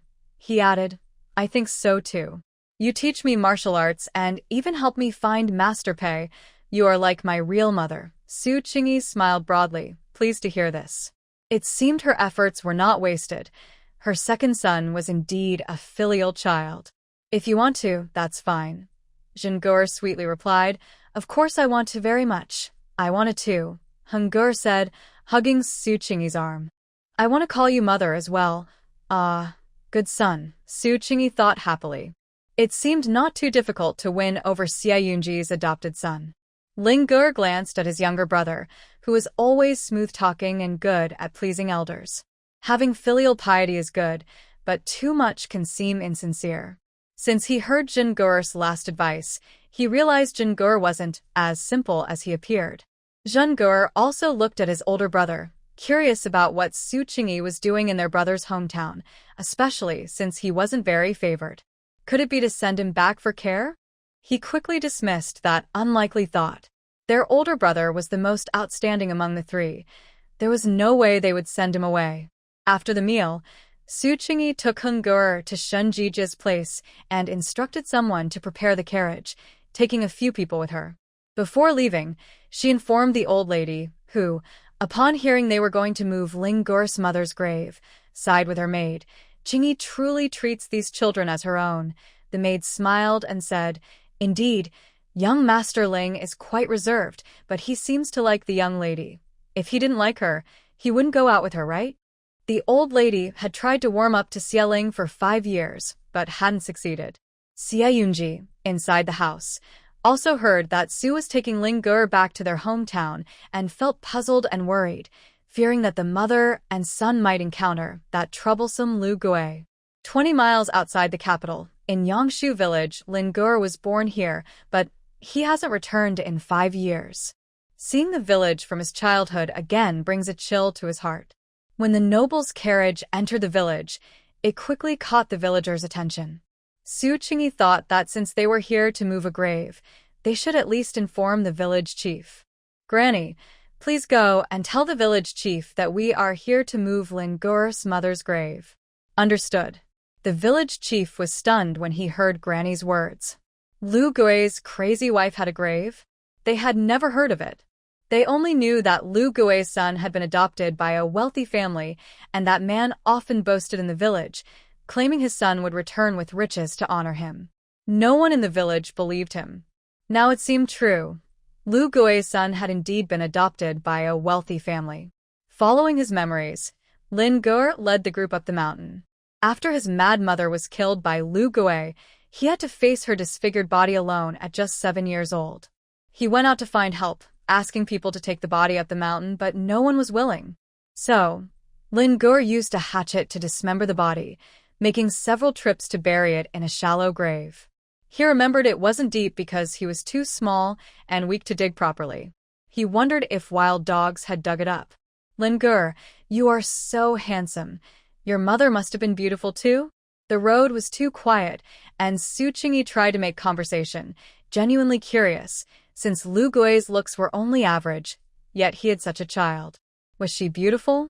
In his memories, his mad mother always looked disheveled with rough skin, so he replied honestly, she was very ugly. Su Qingyi was taken aback. Then she understood. Lin Gur's mother was mentally unwell and couldn't take care of herself.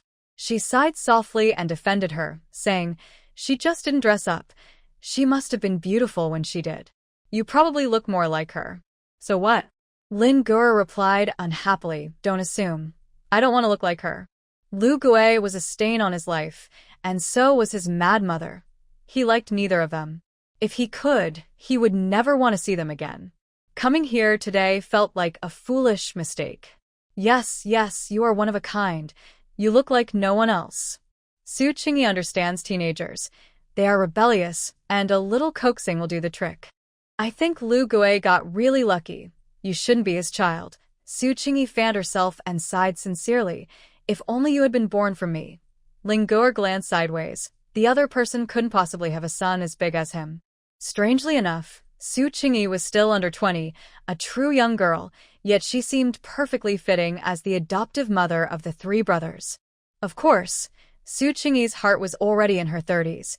Having lived that long, she had experienced much and was mature, wise, and steady enough to be Ling Gur's mother. "Do you remember roughly where it was?" Su Qingyi asked. Ling Gur looked up and pointed to a tree ahead. Around that tree, the maid immediately instructed the people she brought. "Did you all hear what young Master Ling said? Go dig around that tree, but be gentle." Everyone responded and scattered. Soon, the entire hillside was filled with the sound of digging. "If we find it, bring it back first, then choose a beautiful spot and a good day for burial," Su Qingyi said while fanning herself. She glanced around. Yongjia village was indeed picturesque, but Ling Gur's mother probably wouldn't want her remains left in such a sad place. Ling Gur felt as if he was being forced into this, his tone strained. "As long as you're happy." After all, he had no say in the matter.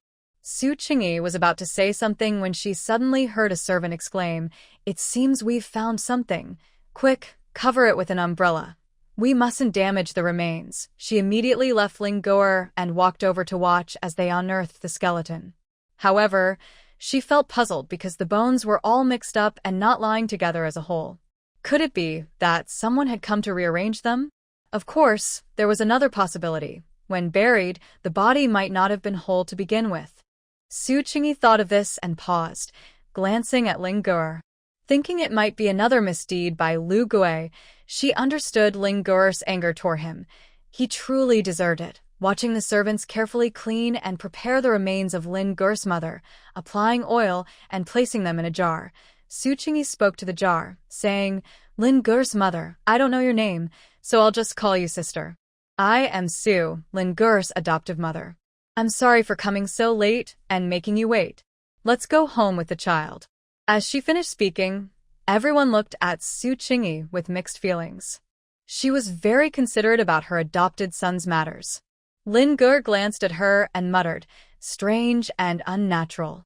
Although he said it quietly, Su Qingyi still heard him and immediately tapped his head with her fan handle, saying, "As your own son, you don't want to call for her spirit, but you should still respect me for doing it. What's the reasoning behind that?" Lin Ge fell silent. It wasn't that he disrespected Su Qingyi. He just didn't have much affection for that troubled woman. Su Qingyi understood but couldn't blame her eldest for being cold-hearted. They were both victims in this situation, so she let it go. "Let's go. Maybe we can still make it back for dinner." "Okay." A group of people descended the mountain and soon saw a few villagers ahead, 3 men and 2 women, one of whom was a young girl, seemingly approaching them. The old woman recognized one of them as the village chief and stepped forward to ask, "Village chief, is there something you need?" The village chief stared at Su Qingyi for a moment, and only when the maid stepped in front of him, with a glare did he snap back to reality. He then looked at Lin Gur beside her, surprised. You are Lu Gui's son. I still recognize you. You look just like you did as a child." He added that Lin Gur looked even better now, dressed like a young master from a wealthy family. Lin Gur remained silent, unsure if he was disdainful or just uninterested. No matter what happened in the past, Lin Xiao is now a young master of our Ho residence. "Please show some respect," the old woman said with a frown. She then asked, "Village chief, why are you blocking our way?" Hearing the words Ho residence, the village chief felt uneasy and turned to the man beside him, saying, "De Yong, you explain." "I'm Lu De Yong." Lu De Yong stepped forward, visibly nervous but gathering courage to say, "Lu Gui took 10 taels of silver from my family and sold his son to us, as a son-in-law. We even signed a contract, and the village chief can confirm this. Such a thing actually happened?" Su Qingyi immediately looked at Lin Gur and asked, "Do you remember anything about this?" Lin Gur replied coldly, "I don't know." "That is a full 10 taels of silver," Lu Deong said anxiously. "It's true. You can't deny it." "Don't worry, brother," Su Qingyi smiled. 10 taels of silver isn't a lot. The Marquis' residence can afford it. Although Lu Gui was responsible for this trouble, it was better to spend money to avoid disaster. "The contract is valid. It's not just about 10 taels of silver now," Lu Daiyong's wife said softly from behind, wrapping her arm around her daughter's shoulder. "The whole village knows my daughter is with Lu Gui's son. Do you think we can just return 10 taels of silver and forget it?" Su Qingyi maintained her smile. "Madam, if you think 10 taels isn't enough, we can discuss it further, but let's be reasonable. What price do you have in mind?" Her straightforwardness left Lu Deong and his wife stunned, but then they showed signs of happiness. Su Qingyi initially thought that if it were 100 or 200 taels, it would be fine. After all, spending money to avoid trouble was the idea. But unexpectedly, "Wife, you speak," Lu Deong said, feeling uncertain. He was afraid of offering too little and upsetting her. Lu Daiyong's wife already had a number in mind, but seeing Su Qingyi adorned in jewels and fine clothing and looking at Ling Gur, who was handsome and distinguished, she suddenly didn't want to be dismissed with money. "No, we don't want money," Lu Daiyong's wife said. "A girl should not have 2 husbands. Even if we take the money, my daughter's reputation cannot be restored." Su Qingyi sensed their thoughts and sighed inwardly, understanding but unable to agree. "Then what do you want?" Sure enough, Lu Daiyong's wife glanced at Ling Gur and said, "Let him marry my daughter. Being a secondary wife is fine." She was realistic, knowing her daughter could never be the main wife of the Marquis' son, so being a secondary wife was the best outcome. Rather than just getting silver, she wanted to connect with the Marquis' family. This was an opportunity for her daughter. Once inside, they would live in luxury and be in charge. Her calculations were good, but it wasn't that simple. Su Qingyi shook her head and refused. That's impossible. Your daughter cannot enter the Marquis's residence. It wasn't that she looked down on village girls, but this marriage was fundamentally unfeasible.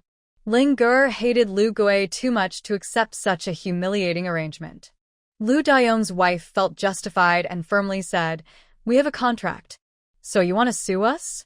Su Qingyi asked, not wanting to pressure anyone with her power, but she had to remind them. Do you really think you can win against the Ho family with a contract signed on a scrap of paper? When the words lawsuit were mentioned, Lu Daiyong's wife hesitated. After all, the highest official she had ever seen was just the county magistrate. She couldn't even imagine what the Ho family represented, so she bit her lip. Take the money, and later we can find another match for your daughter.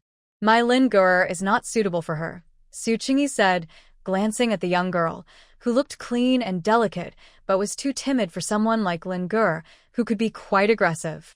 Lu Daiyong and his wife were unsure and cautiously asked, "How much can you give us?" Su Qingyi countered, "Your original investment is 10 taels of silver. How much do you want to multiply that by?" Not wanting to risk getting less, they hesitated. Still not interested in money. Su Qingyi sensed they were trying to ask for too much and didn't want to give them more time to think. "Fine, then we'll see you at the court." She turned to leave. "Hey, wait," Lu Daiyong said urgently. "We want money, not to go to court." "How much?" Su Qingyi asked. 800 taels. Lu Daiyong initially wanted 500 but suddenly changed it to 800. Su Qingyi scoffed. Turning 10 taels into 800 was nothing short of extortion. "I can't give you that much. At most, I'll give you 100 taels or we can go to court." Lu Daiyong's wife gritted her teeth. Compared to going to court, 100 taels seemed better, so she said, 100 taels it is. She felt frustrated for only getting 100 taels from such a good opportunity. "All right, go get the contract, and I'll give you the money," Su Qingyi said. "I already brought it," Lu Daiyong's wife replied, fearing they wouldn't recognize it. She took it out from her pocket, and a silver pendant fell out as well.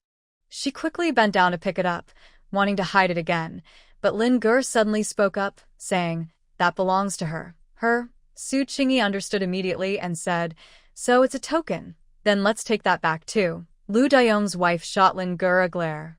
She had hoped to keep the silver pendant, but the one who forgot everything remembered that. They exchanged money for the contract and the token. Aside from the earlier comment, Lin Ge did not participate in the discussion at all.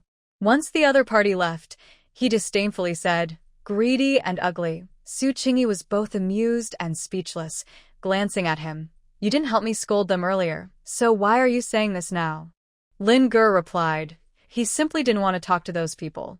Thinking about the 100 taels of silver still made him unhappy. "You really didn't need to give them so much silver," Lin Ge said with disdain. "Don't think of them as good people. Buying me back is just to make me work like a servant. To put it nicely, he would be a son-in-law, but in reality, he would be doing hard labor, almost like a slave." So, Lin Ge felt that Su Qingyi was too kind. Forget it.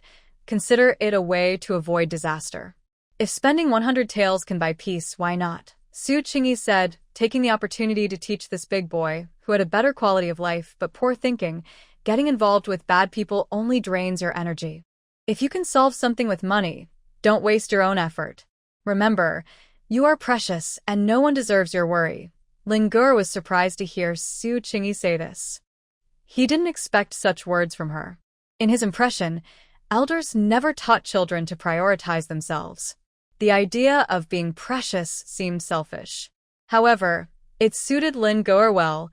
People are inherently selfish, and Su Qingyi's words made him feel justified in disregarding everyone equally. "Let's go." Without waiting for Lin Ge to respond, Su Qingyi lifted her skirt and walked quickly. "If we go back late, your clingy third brother will start crying." Lin Ge snapped back to reality and frowned slightly. He felt Su Qingyi spoiled the third brother too much and said, "He's a boy. You shouldn't indulge him like this." "I know, I'm aware," Su Qingyi replied without looking back. Knowing she wouldn't listen, Lin Ge decided to stay silent. He didn't really care whether Hangor turned out well. He only thought of himself.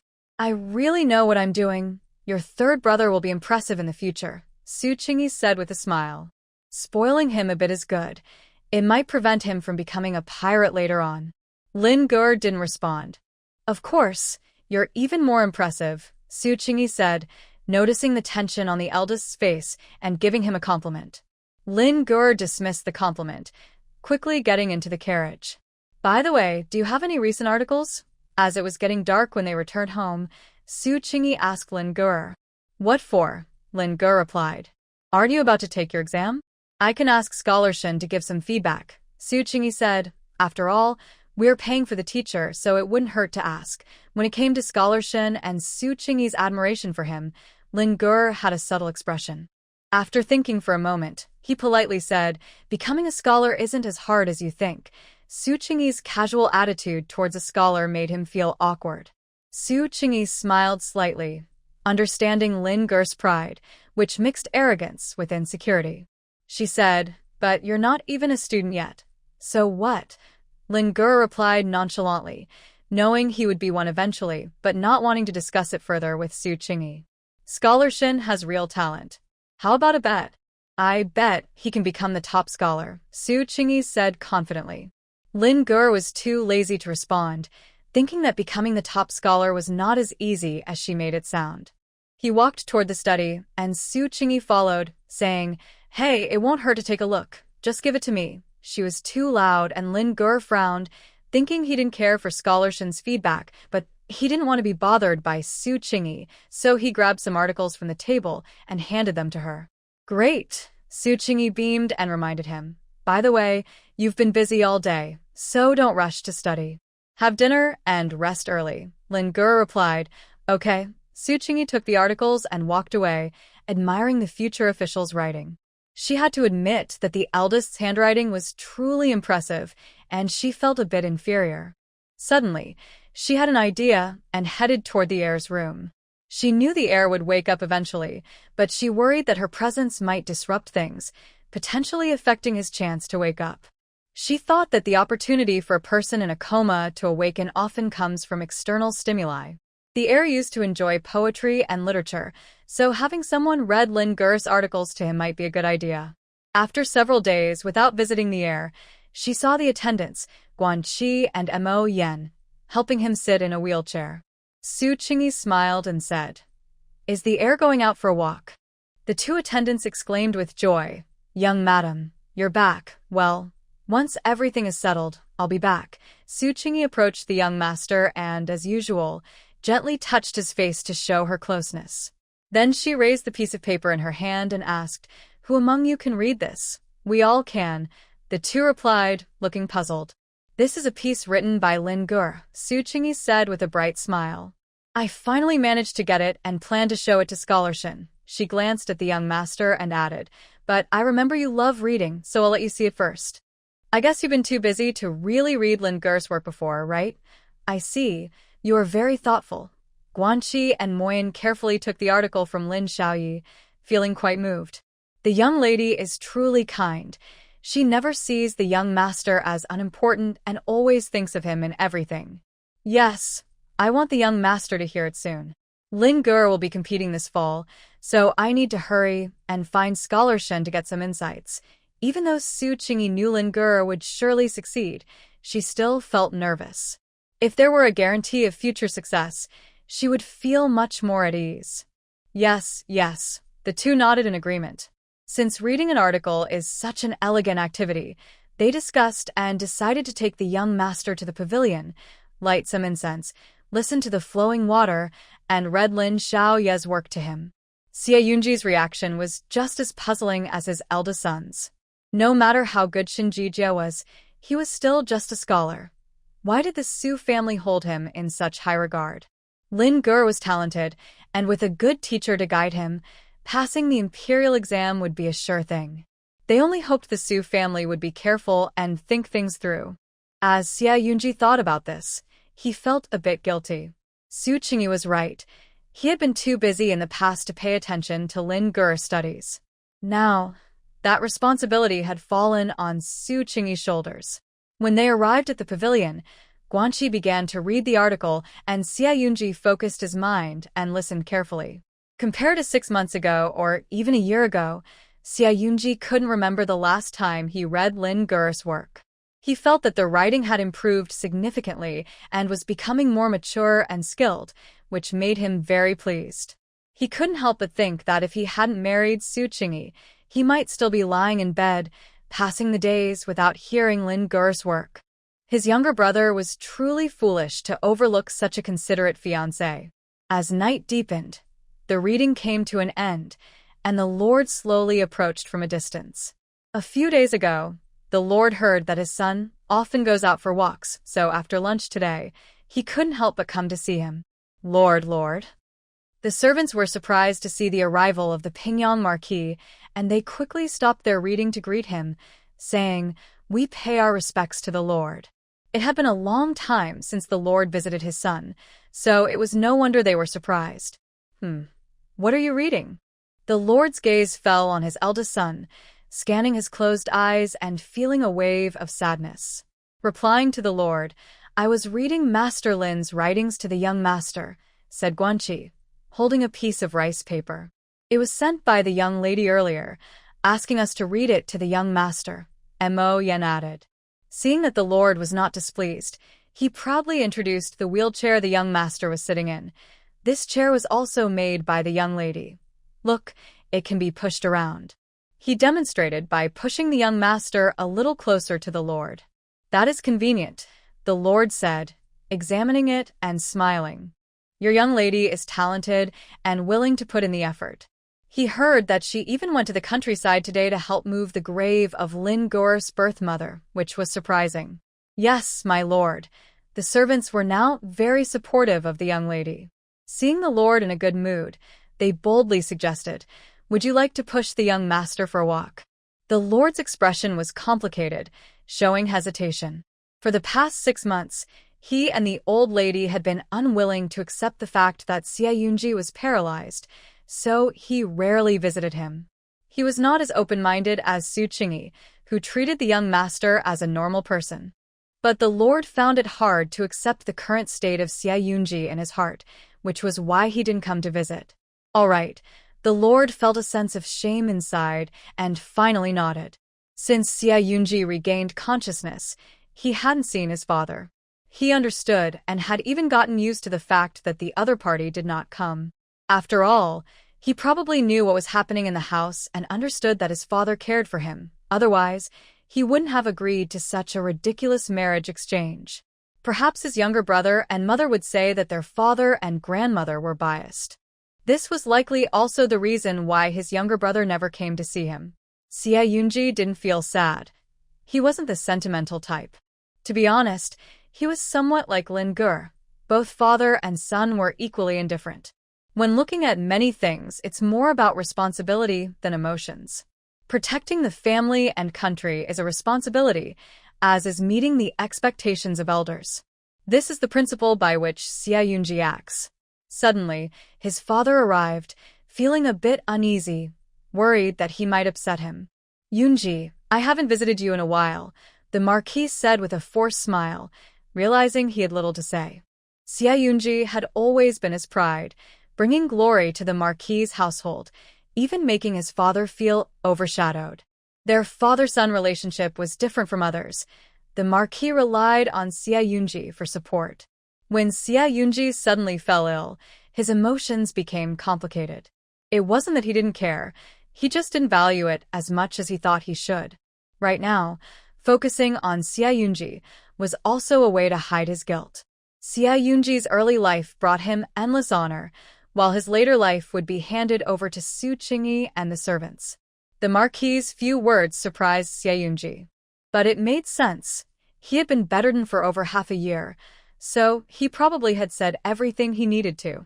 The Marquis simply pushed his wheelchair around the lotus pond for about 15 minutes before leaving him in the care of the servants. "I have matters to attend to, so I'll return to my study.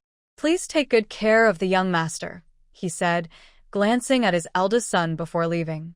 "Yes, my lord," the servants replied in unison. After the Marquis had been gone for a while, The two exchanged glances, sensing an unusual atmosphere, hesitant to speak. "What do you want to say?" one asked. "What about you?" With no one around, Mo Yen gathered his courage and said, "The Marquis left quickly. Does he not care about the young master anymore? Otherwise, why would he have stayed away for so long and then be so dismissive?" "I was just thinking the same thing," Guanxi agreed. Xia Yunji felt slightly unhappy hearing the servants talk, as he didn't believe his father didn't care about him. Given his current state, seeing him would only cause sadness, so it was better if he didn't come. Unfortunately, the servants couldn't hear his thoughts and continued discussing. At first, the Marquis visited very little, but we didn't notice it back then since there was no comparison. Now that the young lady has arrived, she treats the young master so well, not looking down on him just because he is lying down. Mo Yen felt more and more upset as he spoke.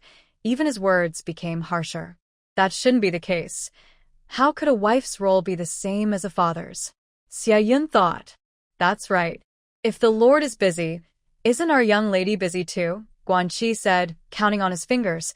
Let's think about how many important things our young lady has handled since she came into the family. There were many, almost busier than the Lord himself. First, on the night of the wedding, she took the whole family to catch the second master in a wrongdoing and decisively asked to marry our young master, kicking the second master out cleanly. Second, on the day of the tea ceremony, she brought the three young masters back to the Danhuai courtyard, arranging everything perfectly and even helping young Master Zhen settle a score. Third, she single-handedly took young Master Heng back to her family. I heard from the maid that the young lady was often overshadowed by her sister-in-law, the daughter of the Duke, but when she returned home, she faced her again. How unfair is that? Mo Yen said angrily. They specifically went back to bully the young lady, but fortunately, she has a clever tongue and praised our three young masters so much that no one could find a chance to mock her. Just a daughter-in-law of a duke, Guanxi scoffed. Xia Yun thought the same. Being just a daughter-in-law of a duke, what was there to feel so superior about? She even went to her sister's home with bad intentions. Mo Yen continued counting. Fourth, she arranged for teachers for the two young masters. Just look at young Master Heng's education. The lady of the house took so long to settle it, but the young lady finished it in one day. Fifth, when it came to young Master Lin, no wonder the young lady asked about him recently. She was thinking about him taking his exams soon, and specifically helped him settle a matter, so he could focus on his studies. Guanxi sighed. If I hadn't seen it with my own eyes, I wouldn't believe someone could be so attentive. The young lady is both meticulous and decisive. Indeed, Su Qingyi is a strong woman in the workplace, valuing efficiency. If something can be done in one day, she won't delay it until the next. Speaking of which, we haven't mentioned the biggest thing the young lady has done yet. Mo Yen smiled, seeing that he piqued Guanxi's curiosity, then said, that would be the young master. Guanxi pondered for a moment and then chuckled, responding playfully, you're right, Xia Yun. These two are scheming about their master behind his back. They should be sent away. What are you doing here? A sudden voice startled Guanxi and Moyen, but they soon realized it was Zixiao and breathed a sigh of relief. I was scared to death. I thought the young lady had come, Moyen said, patting his chest. Zixiao asked, puzzled, what's so scary about the young lady coming? Nothing, nothing. Guanxi shook his head, putting away the young master's writing. We'll leave the young master in your hands. Since the young lady allowed them to take turns leaving the house, they were eagerly looking forward to their turn. They could go out for a stroll, have a little drink, and return refreshed to serve the young master. After Zixiao arrived, Su Qingyi also brought along little Heng Ger. She had a habit of taking a walk after meals, and since she was going out anyway, she might as well accompany the young master for a stroll, which would also earn her a good reputation. Now everyone in the household knew of her good nature, a result of her careful efforts. Are you planning to head back, young master? Su Qingyi asked with a smile, naturally shifting the fan that was on her face to the young master's. The young master didn't respond, but Zixiao quickly replied, if the young lady wants to walk a bit more, of course, the young master will stay to accompany you. Xia Yunji. Feeling a gentle fragrance wafting over, which seemed even more comfortable than the breeze from the pond, Xia Yunji suddenly understood why everyone praised the Su family. It was precisely because the Su family was so meticulous that Xia Yunji realized the other person was not simple at all. A truly simple person could never achieve such a level of sophistication. Xia Yunji didn't mind if his legitimate wife was a bit stronger. If she wasn't capable, how could she manage the household? He was just a bit surprised. At first, he thought Su was just a delicate and naive young woman, but he had misjudged her. Su was much more mature and savvy than he had thought, and even if people recognized her cleverness, they couldn't find any faults to criticize. She was not only good to those in power but also genuinely kind to the servants. At this moment, Xia Yunji viewed Su's actions merely as a means of survival in the household, without thinking too deeply. Little did he know that Su Qingyi's ambitions went beyond that. She didn't just want to survive in the household, she aimed to become a leader who allocates resources.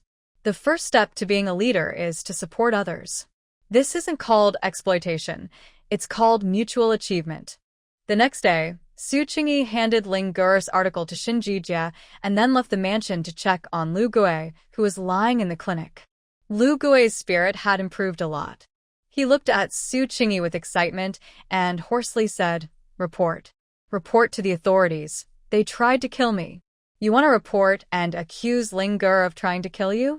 Su Qingyi said coolly, looking at the man with no hint of a smile. Lu Gui, wrapped up like a dumpling, nodded, his eyes filled with fear and regret, clearly still shaken from that night. Although Ling Ge hadn't killed him, he had certainly tormented him, leaving him unable to eat or sleep. "Don't get your hopes up. You have no evidence to prove that Ling Ge harmed you," Su Qingyi replied coldly.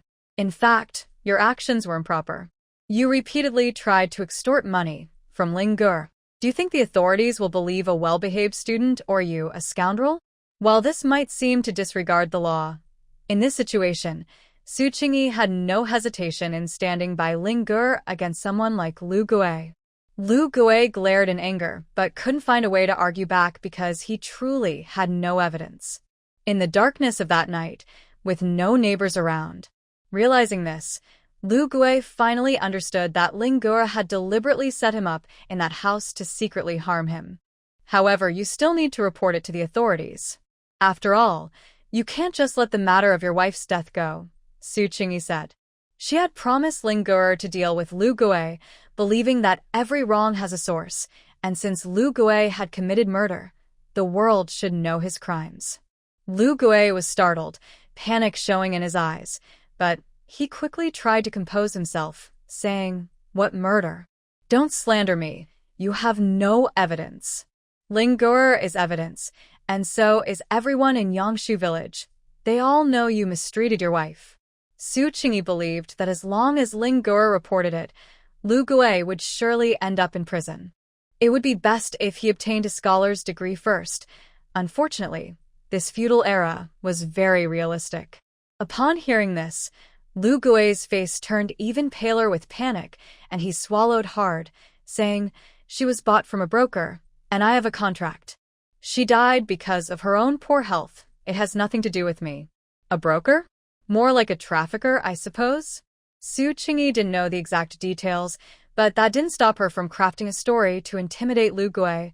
Ling Ge's mother was from a wealthy family. They wouldn't have reached the point of selling their daughter to survive. It's all the traffickers' wrongdoing. When it comes to human trafficking, she looked coldly at Lu Gui and said, "You are a habitual offender. You would even sell your own son for 10 taels of silver to be used as a laborer." "How do you know?" Lu Gui was surprised. "Not only that, but I also know you are cruel and have harmed others." Su Qingyi tried to trick him. Lu Gui immediately retorted, "You slander me. I haven't harmed anyone. So you admit to harming someone? If he didn't dismember the body, then someone else did." Su Qingyi didn't have time to think deeply and coldly laughed. "Yesterday, I went back to Yangshu village with Ling Ge to help move his mother's grave, and I found out everything about you. Just wait to be imprisoned." Lu Gui was terrified, staring at Su Qingyi in confusion, and asked, "Who are you, and why are you helping that child?" "I am Ling Ge's adoptive mother." Su Qingyi introduced herself formally for the first time, straightening her back, then frowned. What do you call Lin Gur? That term made one think twice. After all, no father would call his son a derogatory name, no matter how much he hated him. Unless. Derogatory name. So what? I call him that because he is one. Since he was already facing imprisonment, Lu Gue exploded with anger and resentment. I spent a lot of money to buy that woman, treating her well to carry on the family line, only to find out she wasn't a pure maiden and was pregnant with another man's child. What's wrong with me hitting her? The woman had a difficult pregnancy and lost her health giving birth to Lin Gur, and after that, she never became pregnant again. Lu Gue wasted a lot of money and ended up abusing her daily. He had initially thought about getting rid of the newborn Lin Gur but decided to keep him as a son for appearances. Having a difficult start in life is why Lin Gur has always been weak. From Lu Gue's words, Su Qingyi quickly pieced together the general outline of the situation, and her first reaction was that it was truly a miracle Lin Gur could grow up healthy. She also understood the other person's cold indifference. It was not inherent, but had reasons behind it. Su Qingyi sighed, realizing that in the original story, Lin Gur's act of revenge against his father could be seen differently. A mother dies, and the son seeks revenge for her. This has been justified since ancient times and even holds up in the eyes of the law. Save those words for the authorities.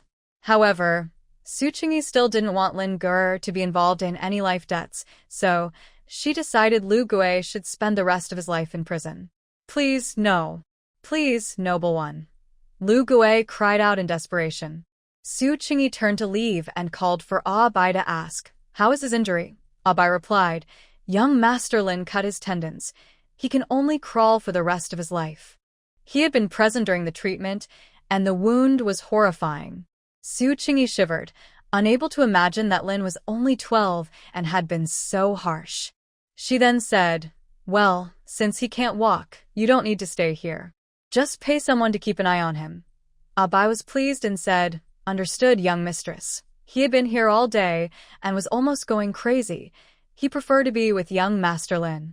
"Don't tell your master about what you heard earlier. I will speak to him myself," Su Qingyi instructed, to prevent any misunderstandings from Ah Bai's explanation. Yes, Ah Bai quickly nodded, obediently. After that night, he fully trusted Su Qingyi. Anyone could harm young Master Lin, but the young mistress definitely would not. Su Qingyi returned home, while Ah Bai went straight to the academy to continue serving his master as a page. Upon his arrival, young Master Lin frowned and asked, "Did she not tell you to watch over Lu Gue?" Ah Bai understood that she referred to the young mistress and couldn't help but think that young Master Lin was quite difficult. He was neither as sweet-tongued as young Master Zhen nor as charming as young Master Heng. This attitude had no future. The young mistress said Lu Gue is unable to move, so there's no need to guard him, and since you have no one to assist you, she asked me to return quickly to serve you, Ah Bai explained, showing his skill in relaying messages. Hearing this, young Master Lin said nothing more and focused on writing. He was working on a new essay. The one he had previously given to Su Qingyi was written some time ago, and he was not very satisfied with it. Young Master Lin did not care about how others viewed him, but he did not want Su Qingyi to think he was lacking. That would make him very upset. After finishing his writing and leaving school, he planned to personally deliver the essay to Shinjijia. As he approached the study in the outer courtyard, he saw Su Qingyi and Shinjijia standing in the corridor, chatting and laughing. This sight made young Master Lin stop in his tracks and frown instinctively. He had never seen Shinjijia, only heard the servants say he was very handsome. Now that he saw him, he indeed appeared charming and had an impressive presence. Su Qingyi and the other person were not standing too close, and their conversation seemed to be about an article, which should be fine. However, Lin Gur felt uncomfortable, as Su Qingyi was his father's wife. Given his father's current state, he couldn't help but feel uneasy. Cough, cough. He quickly made some noise and walked over. When Su Qingyi saw him, she smiled even brighter. "Lin Gur, you got out of school so early today."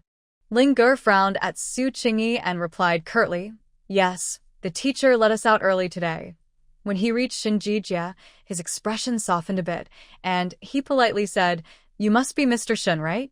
I am Xieling, the older brother of Hungur." Shinjijia quickly returned the greeting, saying, "Hello, young Master Ling." Ling handed over the article he was holding and said, "Yesterday, Mother took an article from the table that was a bit old. Today, I wrote a new one and would like Mr. Shun to give it some feedback." "Not at all," Shinjijia replied humbly as he took the article. "I only have a bit of exam experience, so I dare to share my humble opinions." Su Qingyi sighed beside them, feeling helpless. Sigh, perhaps this was how scholars were. She didn't quite understand. "Thank you for your help," Ling said politely before looking at Su Qingyi and asking, "What are you doing here, mother?" Su Qingyi was fanning herself and was taken aback by the questioning tone. She didn't understand why he was upset. Then she glanced at Shinjijia and realized what was bothering him. "Really?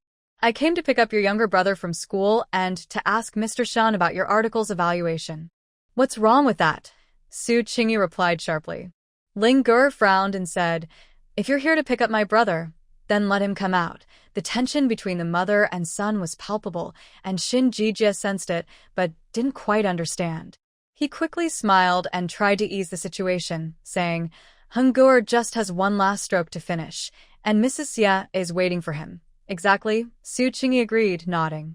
She and Shinjijia were just having a normal conversation, but Ling made it feel like something inappropriate was happening. In truth, she had no such thoughts about Shinjijia. She merely appreciated his appearance and enjoyed their chat. Seeing her so confidently defend herself only made Ling more upset. "I'll go check." Shinjijia wasn't sure if it had anything to do with him, so he decided it was best to leave and turned to go inside, giving space to the mother and son. As soon as he left, Ling turned his face away and huffed softly. "What did I do to you?" Su Qingyi asked playfully, shaking her fan and smiling, finding the eldest's reaction amusing. "You're being frivolous," Ling replied. That was enough teasing for now. Su Qingyi became serious and defended herself. "How am I being frivolous? You're the one who isn't innocent. My interactions with Shunjuren are normal. Even if your father is next door, I am still open about it." Ling hesitated to speak.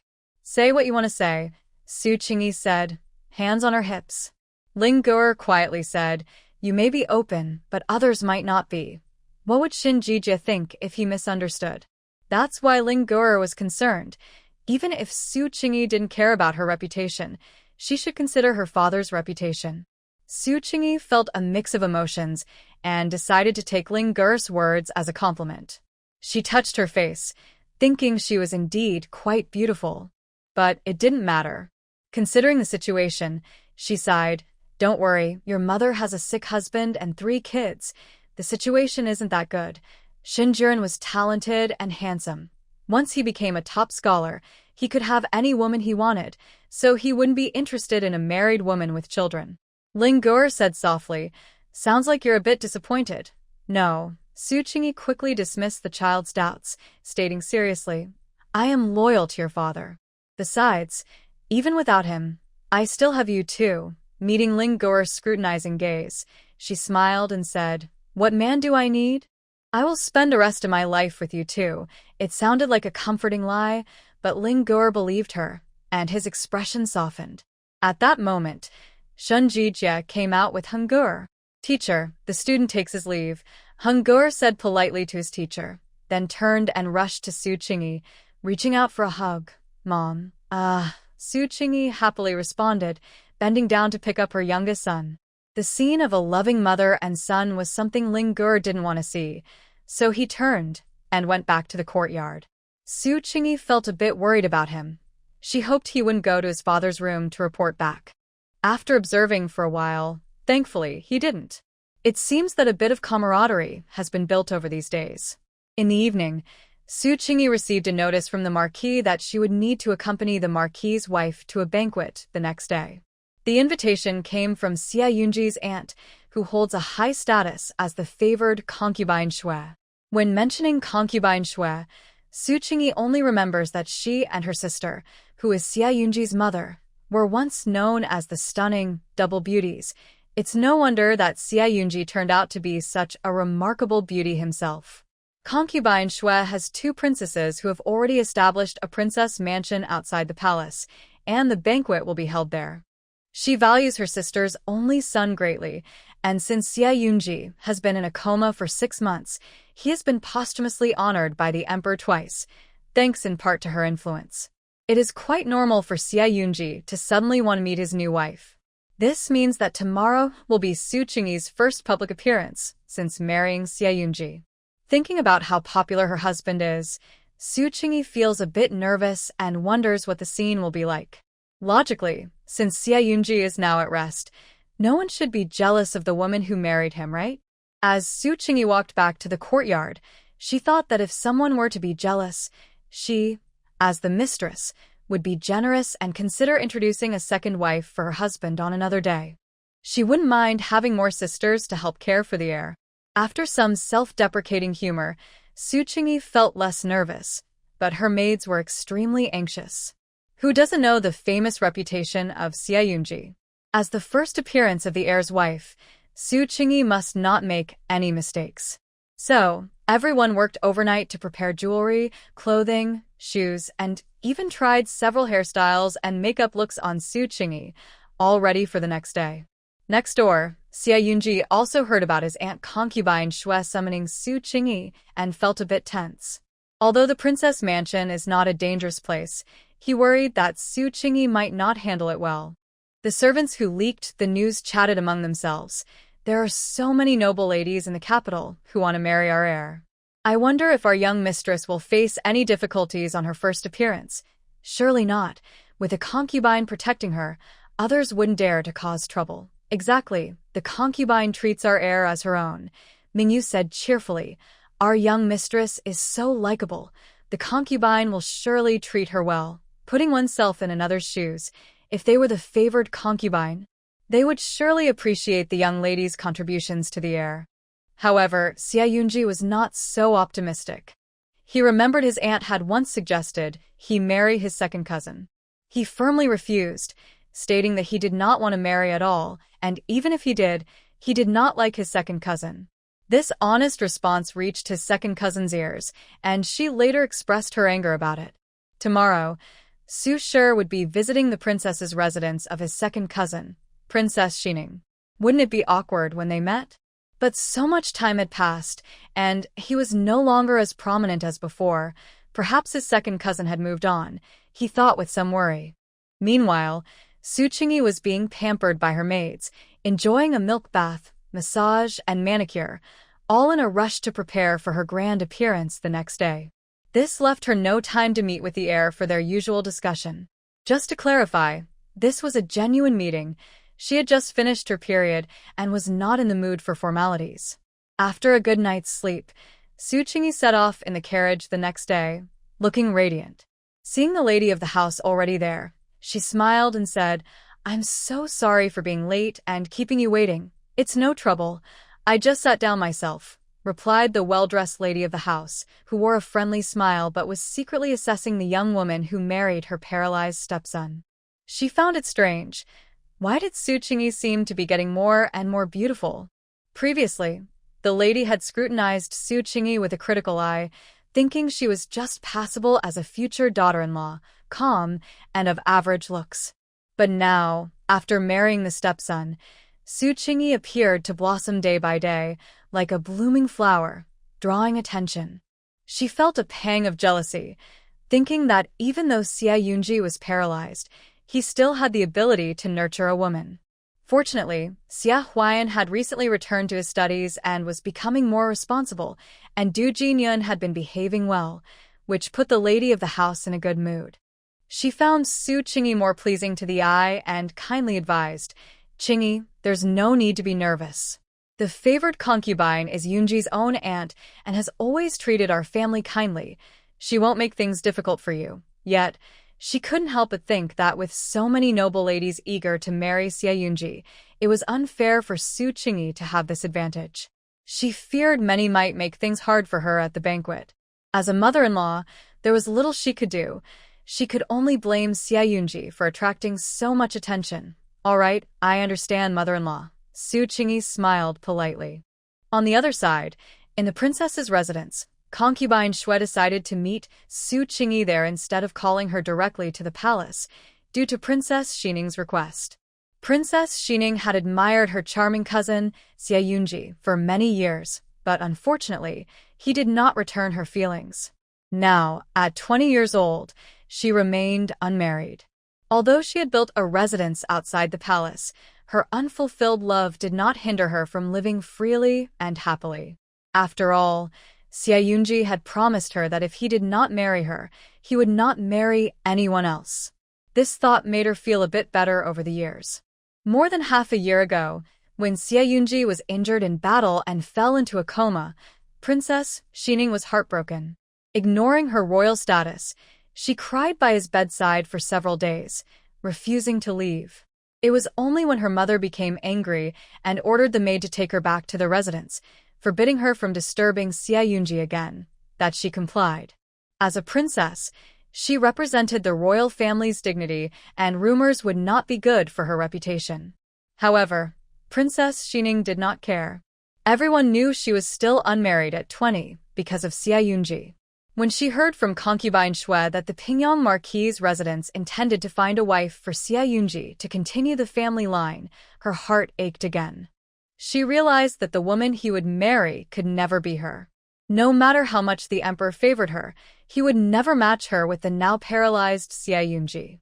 The day finally came when she learned of his marriage. At that moment, Princess Xining nearly fainted and fell into a daze, refusing to eat or drink.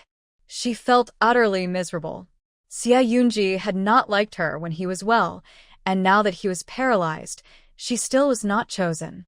It was said that the unknown Su family girl was originally engaged to Xie Yunji's younger brother, Xie Huayan, and had only been inexplicably matched with Xie Yunji.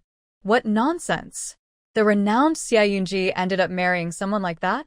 Countless people in the capital shared Princess Xining's thoughts, already inquiring about who Su Qingyi was, only to find out she was so ordinary, hardly a match for Xie Yunji. Most of their information came from Su Tingjun, the wife of the heir of the Duke of Yonghua. Su Tingjun, as the older sister, was not exaggerating. She was just speaking the truth. In her mind, her younger sister Su Qingyi was dull, introverted, and quite ordinary. Although she was surprised during the last visit home, years of a fixed impression are hard to change. Perhaps Su Tingjun secretly hoped her sister would not change, even if others mocked Su Qingyi, saying she wasn't worthy of even serving Xie Yunji. It's fair to say that the Pingyang Marquis underestimated Xie Yunji's charm. If the Marquis and the old lady had not hastily agreed to Su Qingyi's marriage proposal, they might have found a better match. However, whether she could get along well with the Marquisite's members was uncertain. After all, dealing with 3 adopted sons was already tricky. Today, when Su Qingyi appeared at the princess's banquet, everyone was eager to see the true face of the Madame Xie Yunji. Once she got out of the carriage, she felt the anxious atmosphere. While smiling, she sensed the scrutinizing, questioning, and dismissive gazes from all around, as if few were friendly. If she were a naive girl of 17 or 18, she would surely feel overwhelmed. Fortunately, after years of facing harsh realities, she had developed a thick skin and was resilient to criticism. In this prosperous world, as the Marquis's wife wished, everyone disliked Su Qingyi. She turned her head with a gentle smile toward the eldest daughter-in-law, wanting to offer comfort and show her kindness. However, she found Su Qingyi completely unfazed, not taking it to heart at all. Was she really unfazed?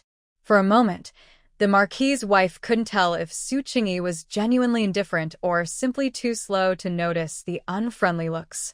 After some thought, she reminded her, "Qingyi, you know that there are many admirers of Yunji in the capital. Those young ladies are crazy about Yunji. They once fought in public over a flower to win his affection." The Marquis's wife looked at Su Qingyi with a hint of schadenfreude. "If someone gives you a hard time later, don't take it personally. It's not your fault. They just love Yunji too much." Su Qingyi responded with an "oh," maintaining a gentle smile on the outside while internally rolling her eyes and thinking, If you were truly trying to help, you would suggest coming to you for support if I was bullied, not just waiting for the drama to unfold. As Su Qingyi walked in, she attracted a lot of attention. Some people were quietly observing her without saying a word. Others openly discussed her with those around them. This Su girl really looks ordinary. Her appearance is okay, but her figure is quite plain. She seems just average. I really don't know how she was chosen. Maybe she used some unfair means. We should ask Tingjun. She might know something about her sister's situation. So, Su Tingjun is here too? The whispers were so loud that Su Qingyi could hear them. It's clear that jealousy can distort people's views. How else could they lie so openly? Her figure is not plain at all. It's actually quite attractive. She just chose to wear looser clothes today to appear more modest. As for her face, Su Qingyi thought it was beautiful, definitely more than just okay. But one thing they said was true. The circumstances of this marriage were indeed questionable. Su Qingyi discreetly glanced at Madame Ho and noticed her smile had faded. Was she worried that Su Qingyi's older sister didn't know about Xie Huayan and that maid scandal? In any case, the truth of this matter must not get out. So, Su Qingyi would have to endure the gossip. Qingyi, don't listen to their nonsense. They're just jealous. Madame Ho quickly smiled, her sincerity more evident than before. You and Yunji are a perfect match, and the three brothers like you. There's no better match than you two. Those outside who are dreaming are nothing. Her voice was just loud enough for some to hear, making them stomp their feet in anger. So, what if they were infatuated? Being infatuated with Xie Yunji was nothing to be ashamed of. In fact, they could all get along well since no one could have Xie Yunji, making them not rivals. But suddenly, someone disrupted this balance, and the admirers of Xie Yunji could no longer tolerate it. Su Qingyi nodded. Don't worry, mother. What they say isn't true. I won't be sad about it. This subtly reminded Madame Ho that she held the truth in her hands and should consider protecting Su Qingyi's reputation when out in public. Madame Ho understood. Su Qingyi's reputation reflected on the Ho family, and they would rise or fall together. Afterward, she put away her gloating attitude and warned those around her with sharp glances, suggesting that if they wanted to marry Xie Yunji, they should do it themselves and stop being jealous. Listen, the Madam of Pingyang Marquis is actually protecting her? Everyone was surprised. They thought that since Xie Yunji married the fiancé of the Madam of Pingyang Marquis' biological son, there would surely be some tension between the mother-in-law and daughter-in-law. Could it be that the Madam of Pingyang Marquis doesn't like Su Shi herself and is pushing her onto her stepson? One noble lady who liked Xie Yunji speculated. The others looked at her, somewhat speechless. Even if love blinded her to Su Shi, it didn't mean she had to be so biased. That Xie Huayan was just an unambitious playboy. Su Shi was more than enough for him. As long as the madam wasn't foolish, she would hold onto this daughter-in-law tightly. So, what exactly happened? Everyone was curious about Su Qingyi and went to find Su Tingjun. Tingjun, Madam Xie is your biological sister, and we haven't met her yet. Can you ask her to come and talk to us? Su Tingjun smiled and politely declined. She is a guest of the noble consort today. I doubt I can invite her. She knew the inside story about her younger sister marrying Xie Yunji, but had never shared it because it would be unfavorable for her. If it were known that she revealed it, the Pingyang Marquis' household would be the first to come after her. Please, we beg you, the noble ladies urged, giving Su Tingjun plenty of face. Su Tingjun enjoyed the attention and, after some hesitation, said, All right, I'll give it a try. After all, noble consort Shui hadn't come out to meet guests yet, so Su Tingjun quickly caught up with Su Qingyi and the madam, smiling. Sister, Madam Pingyang, it's been a long time. The madam turned around and, seeing Su Tingjun, smiled. It's Qingyi's elder sister. You came too? This title momentarily caught Su Qingyi off guard, and then she smiled. Yes, I came because the princess invited me. Elder sister, it's been a while, Su Qingyi said, turning to see her.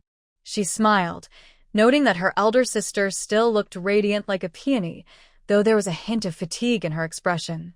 Were the concubines at home causing trouble again? It seemed that being the mistress of a large household was really tough. Su Qingyi thought to herself, secretly relieved that being a young master had its advantages. Su Tingjun had no idea what her younger sister was thinking. She smiled and said, "You usually don't go out much, and the ladies in the capital don't know you well. How about I take you to meet them and chat?" Madame Ho immediately became cautious, fearing that the gossiping women would pry into something from Su Qingyi. She smiled and politely declined, saying, "But Yunji's aunt is still waiting to see Qingyi."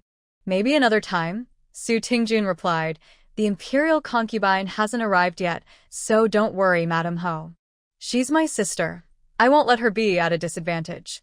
Saying this, she took Su Qingyi's hand and walked away. It seemed that she had to meet Xie Yunji's global fan club. Thus, Su Qingyi relaxed and smiled, putting on a confident demeanor as she prepared to face the curious ladies. "My younger sister is here," Su Tingjun said warmly, holding Su Qingyi's hand and laughing brightly in front of everyone. "I know you all are curious about her, but please promise me to ask gentle questions so you don't scare her." "Hello, Madame Xie," everyone greeted with 4 smiles. "Hello, everyone," Su Qingyi replied with a smile and a nod. "Madame Xie, I heard you are a bit timid." A noble lady looked her up and down, jokingly saying, "But I think it takes courage to marry the heir of Pingyang Marquis." It was a double entendre, carrying a condescending tone. "Is marrying the heir a sign of bravery?" "I think it's not that big of a deal. He's not scary," Su Qingyi replied lightly, brushing off the comment.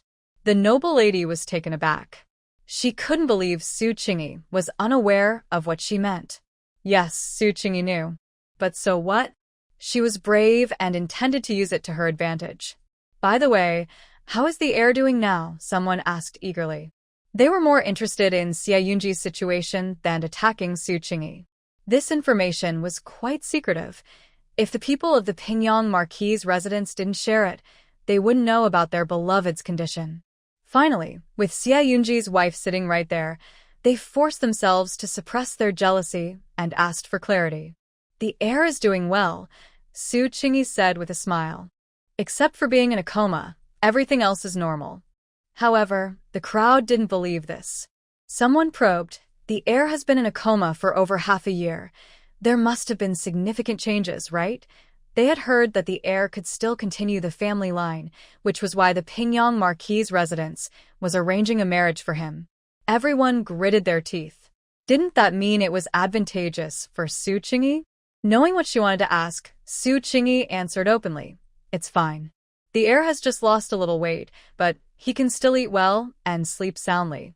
He still looks handsome and charming. His energy is good too." How handsome the heir is, does Su Qingyi really need to say? Everyone present knows very well. He is someone unattainable, someone they can only admire quietly in their hearts. Unlike Su Qingyi, the lucky woman who gets to see the heir every day. "Will you personally take care of the heir's daily needs?" a noble lady asked, biting her lip. That question was a bit too much. But Su Qingyi remained generous and replied kindly, "Yes, I am the heir's wife. Taking care of him is my duty, so I will certainly be hands-on." Everyone's expressions suddenly turned sour, filled with jealousy. They wanted to scold Su Qingyi for being shameless and taking advantage of the situation. If the heir were awake, he would surely not look at her.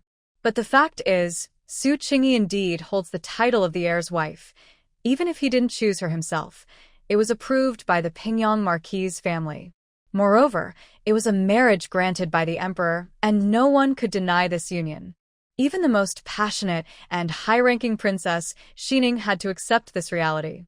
"I heard the heir can still have children." Seeing Su Qingyi answering questions so easily, everyone became bolder in their inquiries. They even started asking about matters in the bedroom. "Children," Su Qingyi smiled. "It depends on fate. The heir already has 3 sons. If I could have a daughter, I would be very satisfied." How hypocritical. Everyone thought if you could get pregnant, you would definitely want a son. Then they realized, does that mean the heir can really? Su Qingyi seemed to hear gasps and the sound of handkerchiefs tearing. They were the ones who asked, so she felt it wasn't her fault. "Who is the wife of the Pingyang Marquis' heir?" a palace maid came over to ask. "I am," Su Qingyi replied. "Greetings, madam." The noble consort requests your presence. The maid bowed. All right, thank you for leading the way. Su Qingyi, under the complex gazes of the noble ladies, gracefully followed the maid away. After reuniting with the Marquis's wife, she quietly asked, "Did they make things difficult for you?" This conversation was meant for the old lady to hear, so that the noblewoman could support the Ofu. "I didn't ask much, just some questions related to the heir," Su Qingyi replied, shaking her head. The lady of the Ofu frowned. "What right do they have to inquire about our family's matters? You should have less contact with them. They are only interested in you because of the heir. Don't be foolish and get too close."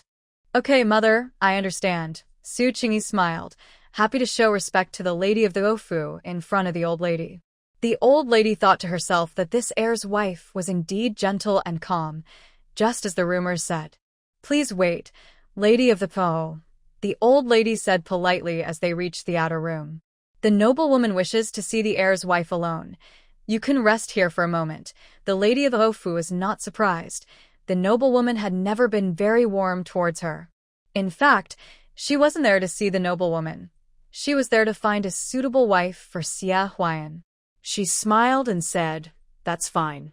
Su Qingyi continued to follow the old lady inside, arriving at the place where the noblewoman received guests.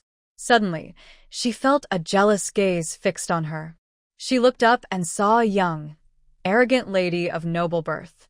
"This is the noblewoman and Princess Xining," the old lady pointed out. Su Qingyi quickly bowed. "Greetings to the noblewoman and Princess Xining. Wishing you both good fortune. No need for formalities. Lift your head so I can see you," the noblewoman said with a gentle smile. At her words, Su Qingyi raised her head and saw that the noblewoman was a strikingly beautiful woman, somewhat intimidating, and she resembled the heir a bit. In contrast, Princess Xining seemed to have inherited more from her father's side, lacking some of her mother's beauty. As Su Qingyi discreetly observed the noblewoman was also assessing her new niece-in-law. She found her appearance acceptable, her family background decent, and her character reportedly good enough, so she thought it would do. After sizing her up, the noblewoman smiled and said, "Please sit. The old lady will serve tea." "Thank you, noblewoman." Su Qingyi bowed again and sat down properly. "No need to be so formal. You are Yunji's wife, so you can just call me aunt in private." The noblewoman thought to herself that she seemed gentle and understanding, but she still didn't quite like her. "This is not directed at Su Qingyi. It's just that Xia Yunji is too outstanding, and on top of that, my daughter has a deep affection for her cousin." Even knowing that Su Qingyi is innocent, it's hard not to feel some dislike. "Yes," Su Qingyi replied with a smile. But she wouldn't call out, as she sensed that this Lady Xue did not like her. She just didn't show it as clearly as Princess Xining. But why doesn't Princess Xining like her? It's strange. Surely not all women in the world can like Xia Yunji? Then she must have done something wrong. "What is the matter with your engagement to Yunji?" Lady Xue asked gently. "Aren't you the fiancé of Yunji's second brother? Why were you suddenly assigned to Yunji by the emperor?" She had also asked the emperor about this, and he said it was the idea of the Marquis of Pingyang. "Because Qingyi's birth date matches with the heir's, bringing him good fortune, my father decided that I should marry the heir," Su Qingyi explained. "Is that so?" Lady Xue looked at Su Qingyi with sharp eyes, not believing her. But Su Qingyi showed no signs of weakness. It was clearly her first time meeting a noble, yet she faced them with respect and calmness, making it hard to be sure. "Yes," Su Qingyi replied confidently with a smile. "It seems you are very happy to marry my cousin for good fortune." Princess Xining glared at Su Qingyi, her tone filled with hostility. Her opinion of Su Qingyi was the same as that of the other noble ladies outside. She was just an ordinary woman, unworthy of even serving Xia Yunji. "Why do you ask that, Your Highness?" Su Qingyi replied without changing her expression. "By my parents' wishes and the matchmaker's words, no matter whom Qingyi marries, I will honor my husband and fulfill my duties as a wife," Princess Xining angrily retorted, sharp-tongued. Su Qingyi immediately moved away from her chair and bowed, saying, "I am sorry. Please do not be angry, Your Highness." "Enough, Xining." Lady Xue glanced at her daughter and smiled at Su Qingyi. "Qingyi doesn't need to worry. Xining is just straightforward and concerned about her cousin, nothing more. Please sit down. Yes, Su Qingyi replied softly, sitting back down, still appearing gentle. Princess Xining's eyes were filled with rage, her nails digging into the armrest so hard they almost broke. The man she loved for 5 whole years was marrying another woman. How has Yunji been lately? Lady Xue asked, taking a sip of tea. Replying to the noble concubine, the heir is doing well. Su Qingyi relaxed and repeated what she had said outside. That's good.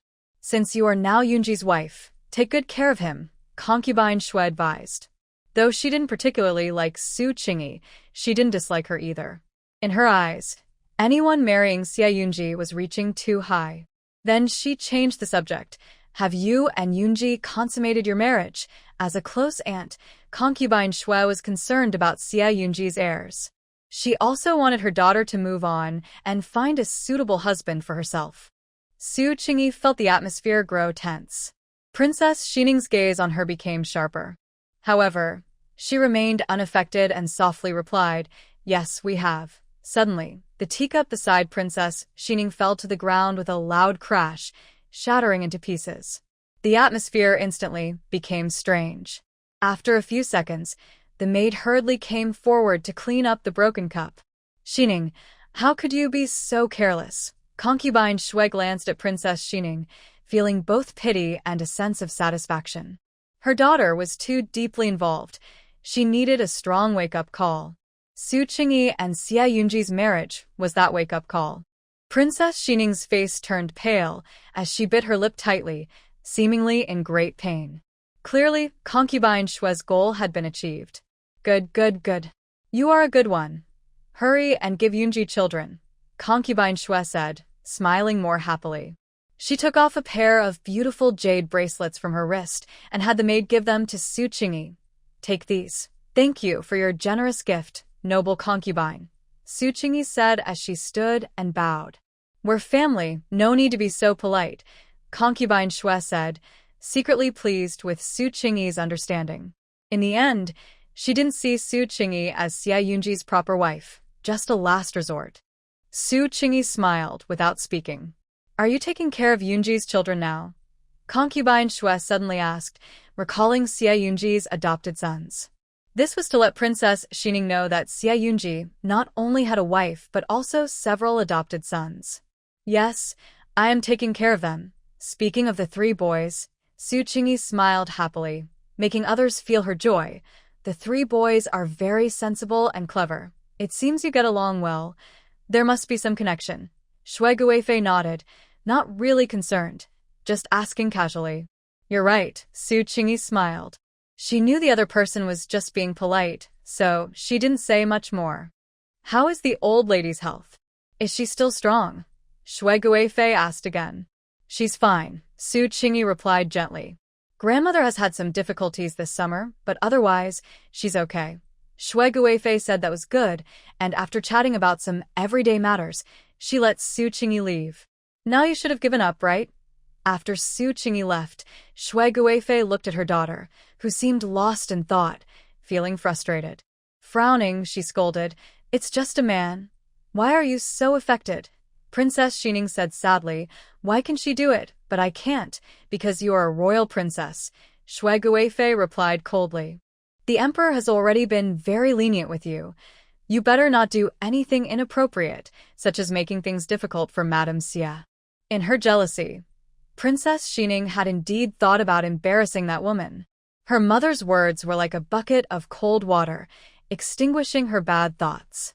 Slapping Su Qingyi's face would be like slapping Xie Yunji's face. If the Ho family pursued the matter, without the emperor's intervention, just the public's criticism could drown her as a princess. No wonder Su Qingyi was so confident. She knew she had a protective charm. Of course, Su Qingyi understood that with the title of Madame Xie, she stood on a moral high ground. As a single mother, if she cried about any unfair treatment, anyone who crossed her would face consequences. Outside, Madame Ho had disappeared, likely off socializing. Second sister, have you met the Guifei? It was Su Tingjun standing outside, her sharp eyes assessing Su Qingyi, finally landing on the beautiful jade bracelets. What is this? They were a gift from the Guifei. Su Qingyi smiled. She actually received a reward? Su Tingjun was taken aback. Princess Xining was so passionate about Xie Yunji, yet she didn't make things difficult for Su Qingyi. Did you not see the princess? She asked again. I did, Su Qingyi replied naturally. Su Tingjun seemed a bit disappointed. Su Qingyi noticed and was speechless. What was her sister disappointed about? Was she upset that she didn't get slapped? Big sister, you look a bit tired. Have you been facing any difficulties lately? Su Qingyi gently asked, following her principle of mutual poking when one is not kind. Su Tingjun choked up, recalling the troublesome things in her backyard, her eyes filled with annoyance. But she quickly suppressed it, forcing a smile and saying, It's nothing serious, just the two kids are too noisy and I haven't had a good rest. Su Qingyi responded within, oh, and smiled, choosing not to say anything more since she had achieved her goal. Su Tingjun felt something was off, suspecting her sister was intentionally reminding her, but she couldn't find any proof. She could only confirm that her sister had changed a lot. It seemed that after marrying Xie Yun, the once timid girl had straightened her back overnight. Second sister, is Madame Ho looking for a wife for your little uncle? Su Tingjun set aside her vague thoughts and got to the point. Hearing this, Su Qingyi looked towards Madame Ho, who was chatting happily with others in the distance, and nodded. It seems so. Mother-in-law mentioned wanting to find a match for the second brother soon. I see. Su Tingjun hesitated. Do you know what Madame Ho's requirements are? I'm not sure about that, Su Qingyi replied. She silently prayed that Su Tingjun wouldn't ask her to play matchmaker, as helping Xie Huayan would be quite a burden. Of course, what she feared came true. I have a little sister-in-law. Why don't you help me ask? Su Tingjun leaned in and said, If it works out, the Duke's family will be grateful to you for being such a good matchmaker. Does the Duke's family really need help finding a wife? Su Qingyi asked, puzzled. Su Tingjun looked embarrassed. She's a concubine's daughter, but she has been raised by her legitimate mother and is very well loved at home, so she's not much different from the legitimate daughters. No wonder she wanted me to ask. This big sister is quite cunning. Madame Ho, who is proud, would introduce a concubine's daughter as a legitimate wife? Wouldn't that create a feud? Big sister, don't trick me. The difference is huge, Su Qingyi said with a serious face. I can't bring this up with mother-in-law. If you dare to go, you should do it yourself. She didn't want to be the one to take the blame. Su Tingjun was taken aback, staring wide-eyed at her younger sister. When did she become so sharp? Second sister, don't misunderstand. I just thought Madame Ho values you, so she might give you some consideration. She flattered her. And what if she doesn't? Su Qingyi asked. What if mother-in-law ends up disliking me? What do you think I should do then? Su Tingjun was left speechless and could only awkwardly say, It's my sister who didn't think it through. Su Qingyi thought to herself, You are just too considerate, wanting to take credit while not offending anyone. What a nice thought. Well, sister, think again. My mother-in-law has high standards, she replied. Okay. Just as they were talking, Su Qingyi suddenly saw something flying towards her and quickly moved to the side. It turned out to be a rattan ball that hit behind her. Sorry, we were playing a game and accidentally kicked it over here. Then, a bold young woman in riding attire approached, looking at Su Qingyi with a challenging gaze. Did it hit anyone, Su Qingyi? Ah, is this the result of marrying a national idol? You startled me. I thought it was aimed at me, Su Qingyi said, patting her chest. The young woman raised an eyebrow, but didn't explain. She had aimed at Su Qingyi, but unfortunately missed. Otherwise, with her 10 years of martial arts training, she could have knocked this delicate lady down. Excuse me, the arrogant girl said without sincerity before going to pick up the ball. Afterward, Su Qingyi asked Su Tingjun, Who is that person? Noting that her younger sister had seen little of the world, Su Tingjun replied, That's the Princess of Xinjiang, the eldest daughter of Prince Su. With that, Su Qingyi understood. She was the child of a failed contender for the throne. Thinking about the other person's future, her earlier frustration turned into sympathy. The current emperor was 53, still healthy, with 5 grown sons. Prince Su was the emperor's eldest son and a strong candidate for the throne. No wonder his daughter was so arrogant. Another strong contender was the crown prince, but he was weak, and his only legitimate son inherited his frailness. This only boosted Prince Su's standing. In the original story, the Pingyang Marquis initially supported the crown prince, but later switched to Prince Su.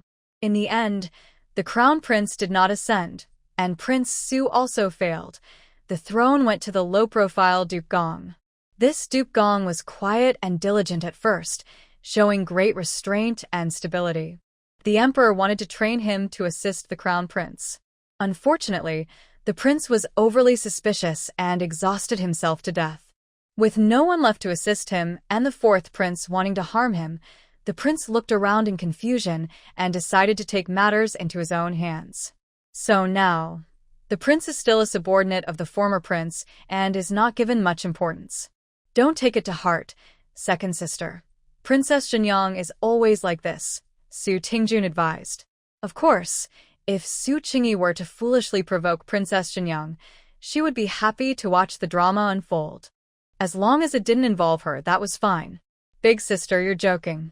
How could I take it to heart? Su Qingyi was eager to distance herself from Princess Shenyang. She was thinking about how to persuade the Marquis of Pingyang not to support the fourth prince. In a moment of distraction, she saw the Marquis's wife chatting with Princess Shenyang, both of them laughing together. Su Qingyi was stunned, her mind a bit foggy. Could this strange development really be happening? She thought, does the Marquis of Pingyang really want to be exiled? Su Tingjun followed Su Qingyi's gaze and saw the cheerful scene, feeling similarly. What does Princess Shenyang want? She can't possibly be interested in your uncle, can she? If Xia Yunji is the nation's beloved figure, then Xia Huayan is just an unknown person. Compared to the princess, he is certainly not in the same league. In the original story, she didn't take an interest, but Su Qingyi was worried. What if her little actions disrupted the storyline, causing Princess Shenyang to pursue love in a roundabout way, wanting to be with her idol even if she couldn't marry him? That would be troublesome. Sigh. One can only say that women in ancient times were quite passionate in their pursuit of love. Of course, a princess like her wouldn't be interested, Su Qingyi replied with a smile. Su Tingjun thought the same and dismissed the thought, pulling Su Qingyi to eat and try some snacks. You should go out less. These are all palace delicacies that you can't usually have. No, thank you, Su Qingyi refused. I'm neither hungry nor thirsty. She didn't dare touch anything at this banquet. You're being too cautious, Su Tingjun said, feeling a mix of emotions. If she were to marry such a husband, she would have to be careful too. Unfortunately, she ended up marrying a flirt who was disliked by everyone, missing out on that carefulness. After the banquet ended, Su Qingyi got into the carriage to go home. The servants from the princess's residence brought a gift, said to be for everyone. Su Qingyi called for the maid and stepped back, even taking off the jade bracelets gifted by the noble consort and asking someone to put them away. Mother, how did your conversation with Princess Shenyang go? Su Qingyi suddenly asked. She has a good impression of Huayan, Lady Ho inadvertently revealed, then looked at Su Qingyi in surprise. How did you know? Su Qingyi innocently replied, know what? Then pretended to be surprised. Oh, she actually likes your second son. Hearing this, Lady Ho's face showed displeasure. What's wrong with the princess liking Huayan? Not every girl in the capital has to like Yunji. It was clear that Lady Ho had some resentment towards her excellent stepson. Su Qingyi wasn't trying to dampen anyone's spirits. She was just speaking the truth. Before talking to you, Princess Shenyang made things difficult for me. Think about it. If she really wanted to marry your second son, why would she create trouble for me, your daughter-in-law? Lady Ho turned pale, clearly understanding Su Qingyi's implication. But she refused to accept it. Don't talk nonsense. Do you not want to see Huayan do well? Su Qingyi felt speechless, thinking to herself, if I truly didn't want him to do well, I wouldn't care at all. Let the whole family be exiled. After all, her branch of the family didn't have to go. Prince Gong was also a fan of Xia Yunji, asking about his strength. Which man hasn't dreamed of being a hero on the battlefield? Xia Yunji was the object of their dreams. Honestly, having a husband who is admired by both men and women is quite advantageous. I'm just being realistic, worried that Princess Jinyang's intentions might not be sincere. Su Qingyi had a good impression of Lord Ho and didn't want him to suffer at his age, so she added, "Mother, before making a decision, you should discuss it with Lord Ho, considering Princess Jinyang's noble status." Of course. How could I decide without Lord Ho's agreement? Lady Ho shot a glance at her daughter-in-law, clearly annoyed by her interference. Do I need you to teach me such a simple thing? All right. The princess hasn't even married into the family yet, and she's already acting proud. As the saying goes, it's hard to advise someone who is determined to go down a bad path. Since that was the case, Su Qingyi decided to stop talking. It wasn't that she wouldn't help, but everyone has their own fate.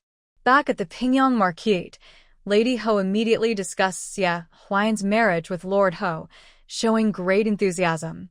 How could Princess Jinyang possibly like Huayan? The Marquis's first reaction left the Marchioness deeply hurt. The Marquis is being unfair, the Marchioness said, clearly upset. Princess Jinyang personally told me she admires her. Can that be false? That seems very unlikely. The Marquis usually has an objective view of his second son. If you say she wants to win over the Pingyang Marquise, I might believe that more. That doesn't change anything. She still wants to marry Huayan, the Marchioness boldly stated. Think about it. The Crown Prince has been ill several times since spring. She paused and continued.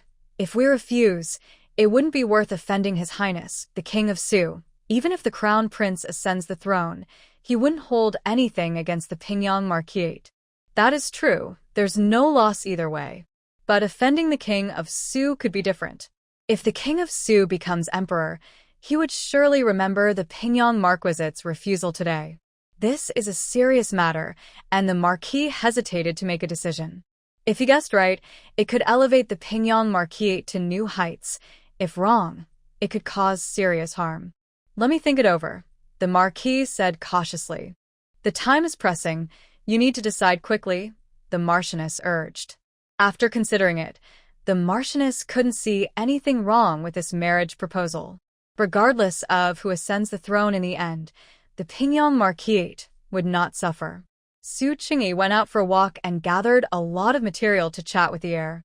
At first, she wasn't used to talking to someone in a coma, but over time, it felt normal and even relieving. It became like having a tree hole to confide in.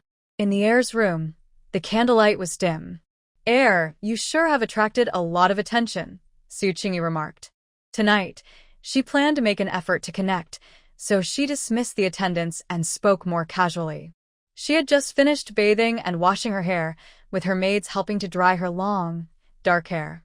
Sitting on the edge of the bed in light clothing, she ran her fingers through her hair and said, "I almost fell into a trap today."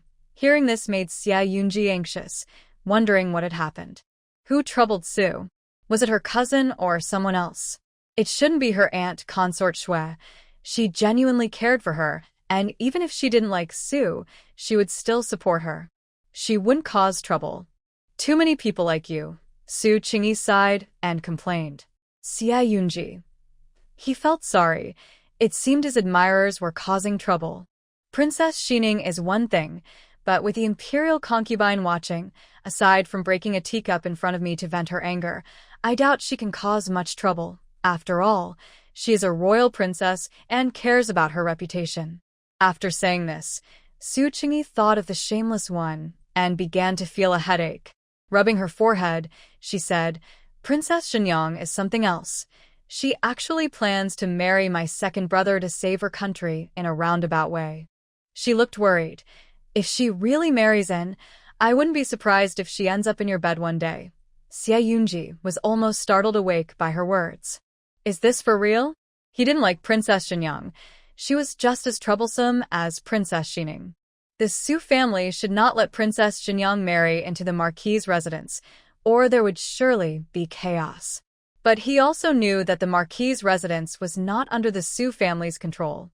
The issues involved were too complicated and a bit tricky. The current crown prince is weak, and the Su family is powerful. If the crown prince were to pass away, the Su family would surely take the throne. If his second brother had the chance to marry Princess Shenyang, the Marquis and his wife would definitely consider it seriously. Realizing this, Xia Yunji felt a heaviness in his heart. On one hand, he knew the likelihood of the Su family taking the throne was high. His father wanted to seize the opportunity to befriend them to ensure the Marquis's residence remained strong. As a powerless person, he had no standing to interfere. But he truly did not want Princess Shenyang to enter their home. If she came for him, that would be one thing, but he was more worried about his wife and children being pressured. Lost in thought, a fragrant kiss from Su brought Xia Yunji's attention back. Su occasionally kissed his lips, especially when she was feeling emotional, kissing him deeply.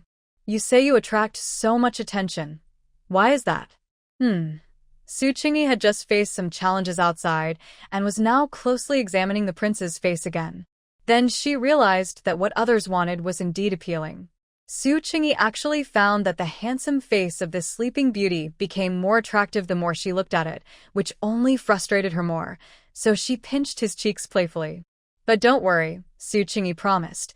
Even if Princess Shenyang really marries En, I will keep a close watch and won't let her touch you. She wouldn't touch a man others had been with, so it was best to stay vigilant. Xia Yunji. Su Shi's jealousy was surprisingly not unpleasant. It brought a strange sense of comfort. He believed Su Shi was capable and could certainly stop Princess Shenyang.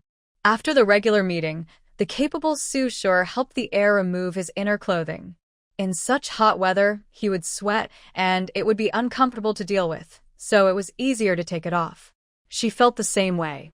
Do you know how many people are jealous of me today? Su Qingyi whispered as she kissed the heir's ear. I didn't think I gained anything at first, but after going out for a bit, I suddenly felt like I hit the jackpot. Let them be jealous. It will drive them crazy. If they throw things at me, I'll just sleep with you and that will really upset them. Xia Yunji, at a loss for words, took a moment to check on Su Shi. Was her anger so strong because she was hit by something? The group of admirers outside was truly too much. With a mindset of revenge, Su Qingyi worked extra hard in the heir's room tonight. Her strength was proportional to her anger. As her husband, Xia Yunji dared not make a sound, fearing he might disturb her. He hoped Su Shi would maintain this fiery mood next time she came. He didn't mind bearing her wrath. Su Qingyi, in an extraordinary display tonight, looked dazed as she bit Xia Yunji's chin and said, "Let's get back at them one more time, drive them crazy." After taking restorative medicine for several days, Xia Yunji thought that whether it was 3 times or 4, it all depended on her own abilities. If she had the ability, he would gladly keep up with her for 10 times. After indulging a bit last night, Su Qingyi woke up with a sore back and legs, lying in bed until the sun was high the next day. During this time, her younger brother Hung came back from skipping class to check on her because she had said she felt unwell while sleeping in. Hung touched her forehead, told her to keep sleeping, and even poured her some tea. It was only later that the maid was called in to attend to her. Su Qingyi felt embarrassed, but since she had stolen a moment of leisure, she let it go.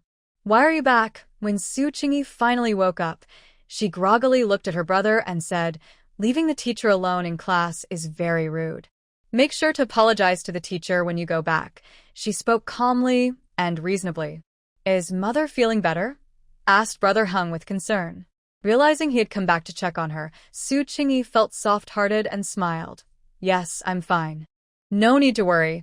There wasn't really anything wrong. It was just an excuse to stay in bed." "Oh," brother Hung felt relieved and explained, "The teacher is helping second brother learn to read. I finished my writing before coming out." "I see. Mother misunderstood you," Su Qingyi said, gently touching the little one's face, noticing it seemed a bit fairer. This meant that Mr. Shun would be tutoring the 3 children.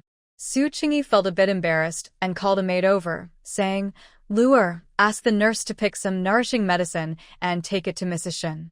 Also, check on her condition." "Yes." Luer went and quickly returned, saying that Mrs. Shun's health had improved. She was very grateful and planned to visit Su Qingyi once she fully recovered. Before long, the Ho residents received a generous gift specifically for Su Qingyi. It was said to be from concubine Shui. The nurse looked it over and said, "Young madam, these are nourishing medicines, like bird's nest, honey, abalone, and so on. All of excellent quality." Even the nurse, who was used to fine things, was surprised. Items from the palace were naturally good, but Su Qingyi felt hesitant to use them. After some thought, she said, "Let's store them in the pantry. It's better to buy things for consumption ourselves." The nurse paused, understanding. "Yes, I understand." It wasn't that Su Qingyi was suspicious, but as the saying goes, a cautious person sails 1,000 ships safely. Besides, she didn't lack for food. "By the way, when storing them, remember to note that these are from the palace. If anyone gets sick from them, we won't take the blame," she advised. The nurse smiled. "I'll make sure of it." Everyone in the household knew that Su Qingyi had received a reward from concubine Shui today, which was her personal gift. However, the generous young madam decided to store it as public property, meaning everyone could use it.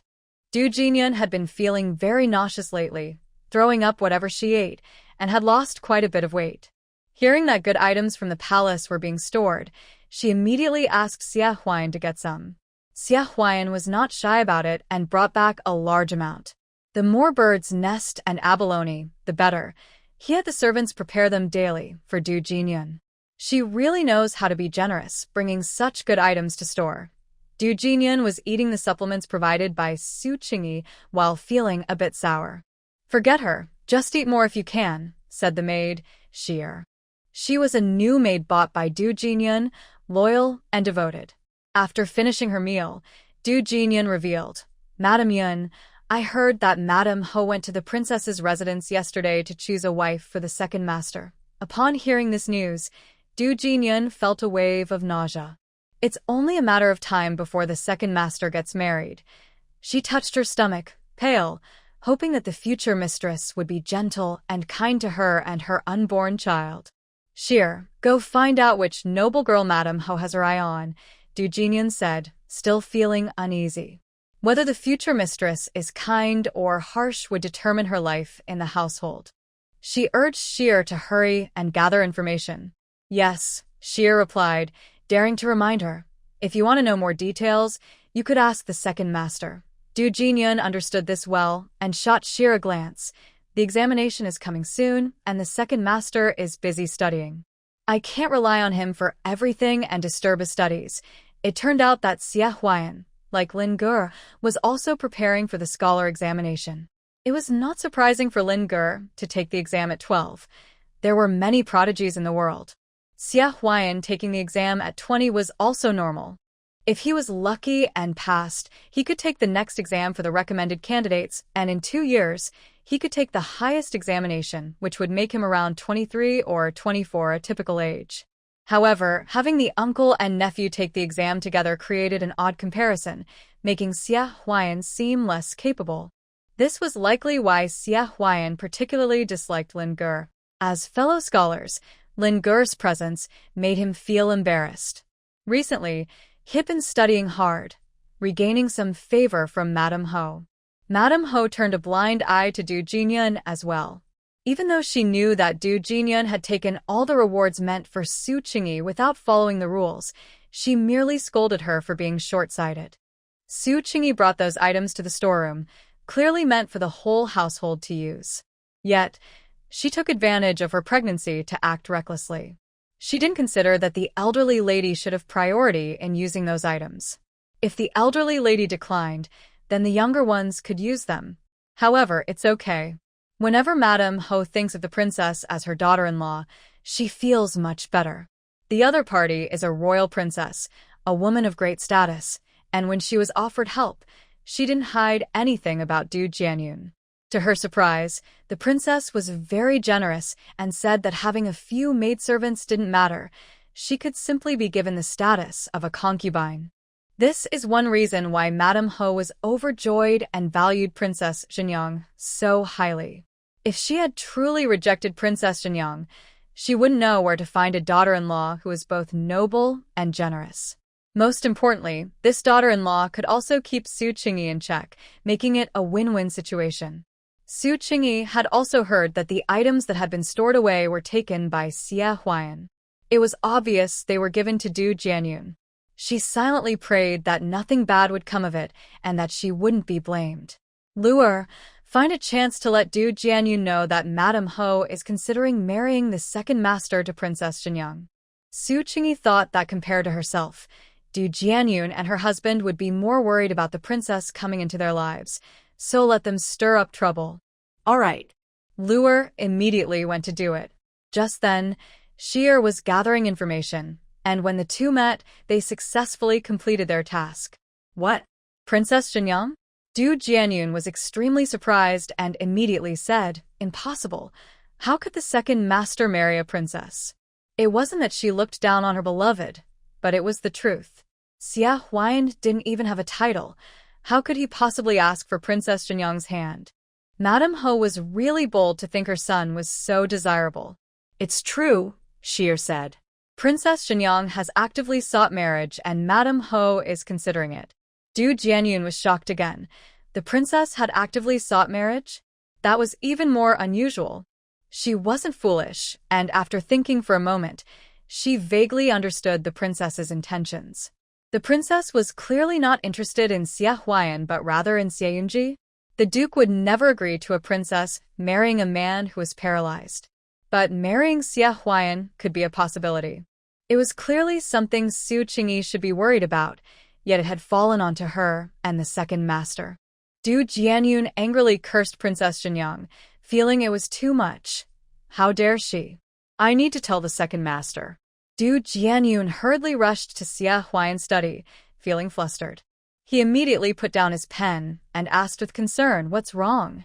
You look so anxious. Is Su Qingyi causing you trouble again?" "It's not her." Du Jianyun frowned and shook her head, but she was indeed worried about her relationship with Su Qingyi. She said anxiously, "Second master, if you marry a wife of higher status, will you fall in love with her?" Xia Huayan's expression darkened, and he replied unhappily, "Jianyun, after everything we've been through together, you still doubt my feelings for you?" For Du Jianyun, he even picked up books he disliked. He found reading to be quite a struggle. "I'm sorry, second master," Du Jianyun said, her eyes reddening. "I'm just very worried." "I heard." Xia Huayan asked, "What did you hear?" Du Jianyun bit her lip and replied, "Princess Shenyang wants to marry you, and the Marquis and his wife are considering it." "What?" Xia Huayan was taken aback, just like his beloved, and found it hard to believe. How is that possible? She is the daughter of the Duke. The Duke was very influential and might ascend to the throne, making Princess Shenyang a princess. In fact, being the prince consort of the current dynasty wasn't so bad. He could still achieve high ranks and honors. He could even take a shortcut through his father-in-law, the emperor, and rise quickly. As Xia Huayan thought about this, he momentarily lost focus.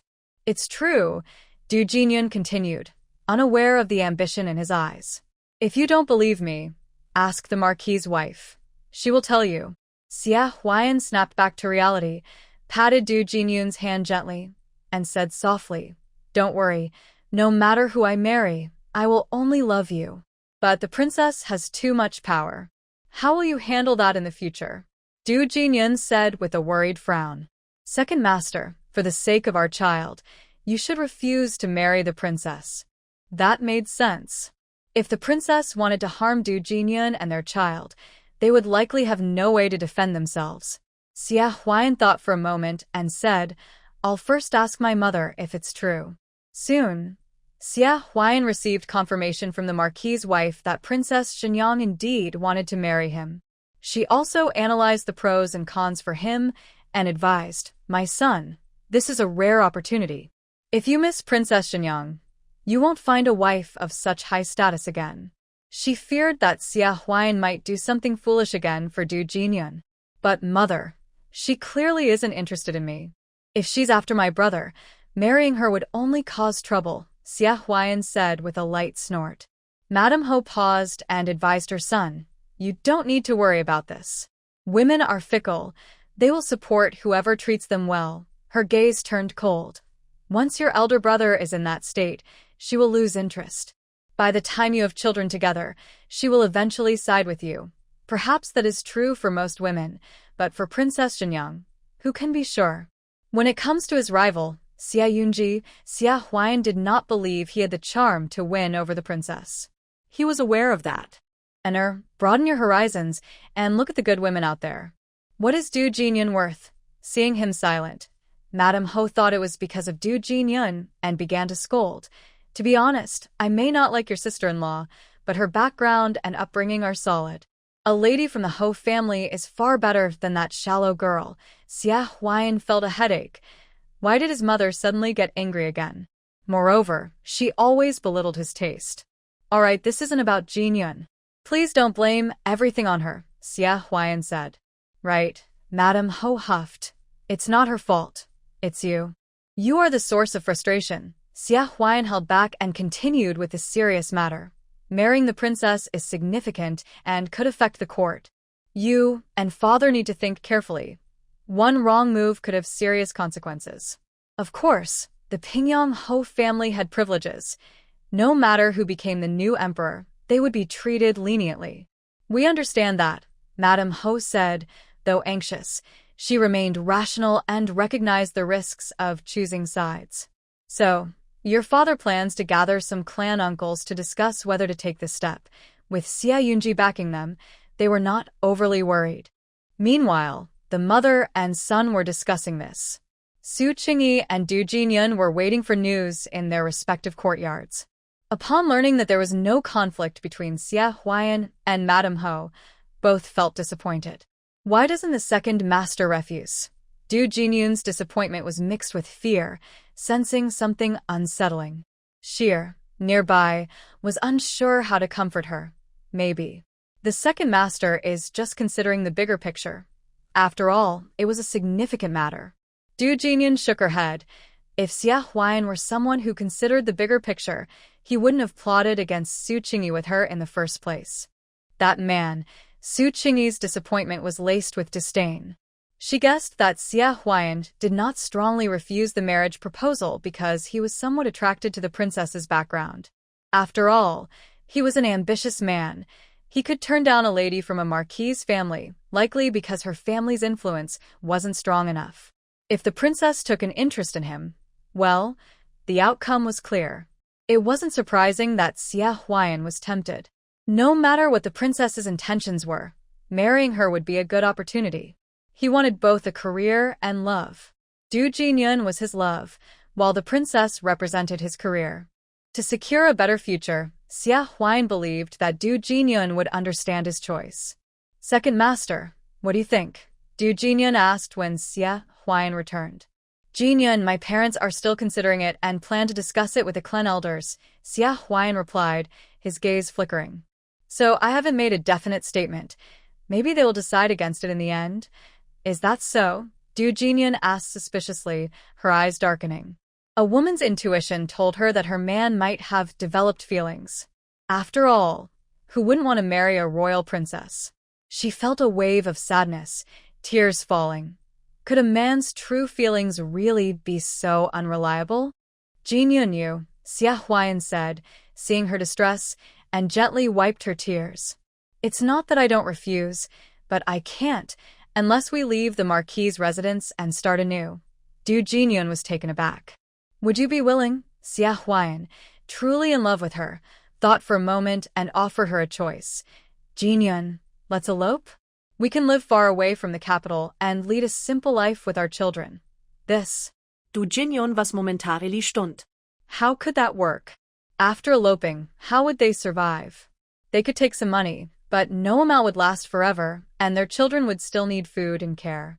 What would they do when the money ran out? If they stayed, at least she would still be a concubine in the marquise household, and their child would be a member of that family, which was much better than being ordinary.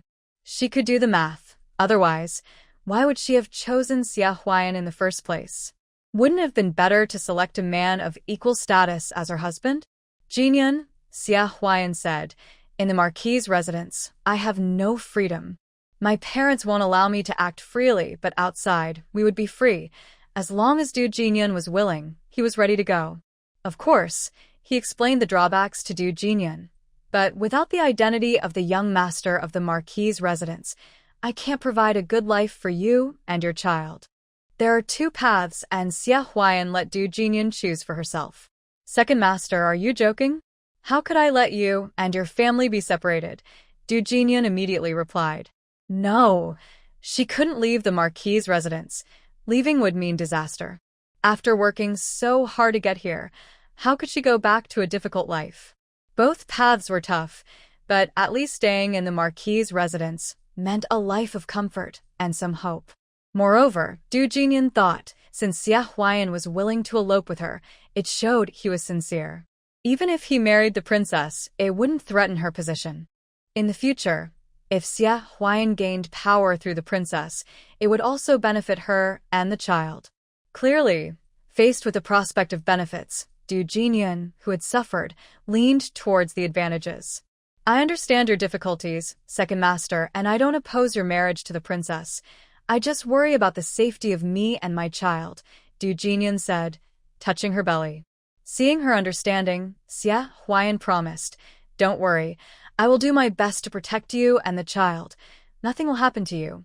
If Su Qingyi knew about this development, she would surely sigh, thinking how clever Du Jinyan was, rationally sending her husband to the princess for their benefit.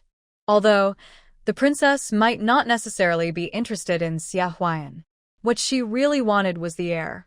Many relatives from the Marquis's residence came to discuss Xia Huayan's marriage.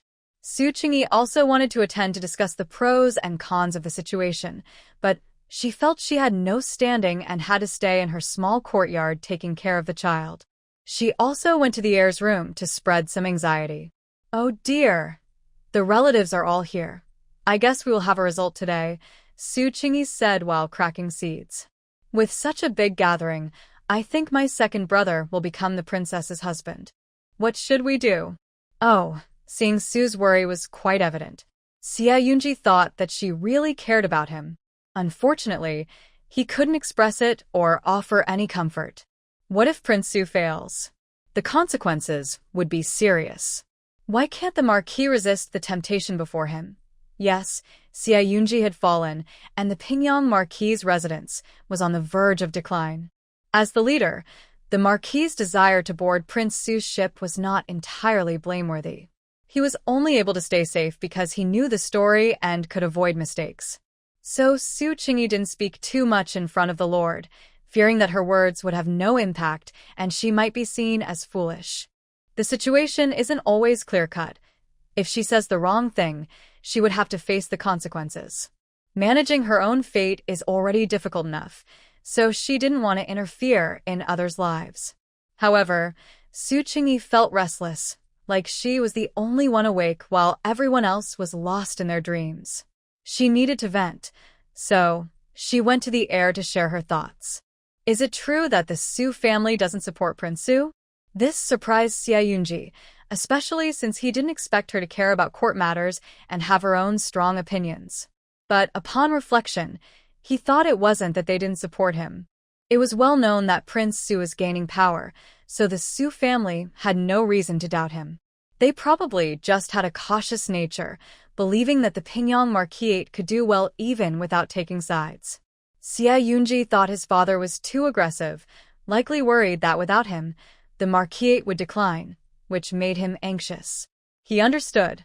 Ugh, Su Qingyi spat out some sunflower seed shells and said, "Let me be clear, I do not agree with getting involved with Prince Su. It's easy to get on the ship, but hard to get off." Xia Yunji sensed Su's displeasure, but felt helpless. Their branch of the family no longer had the right to speak.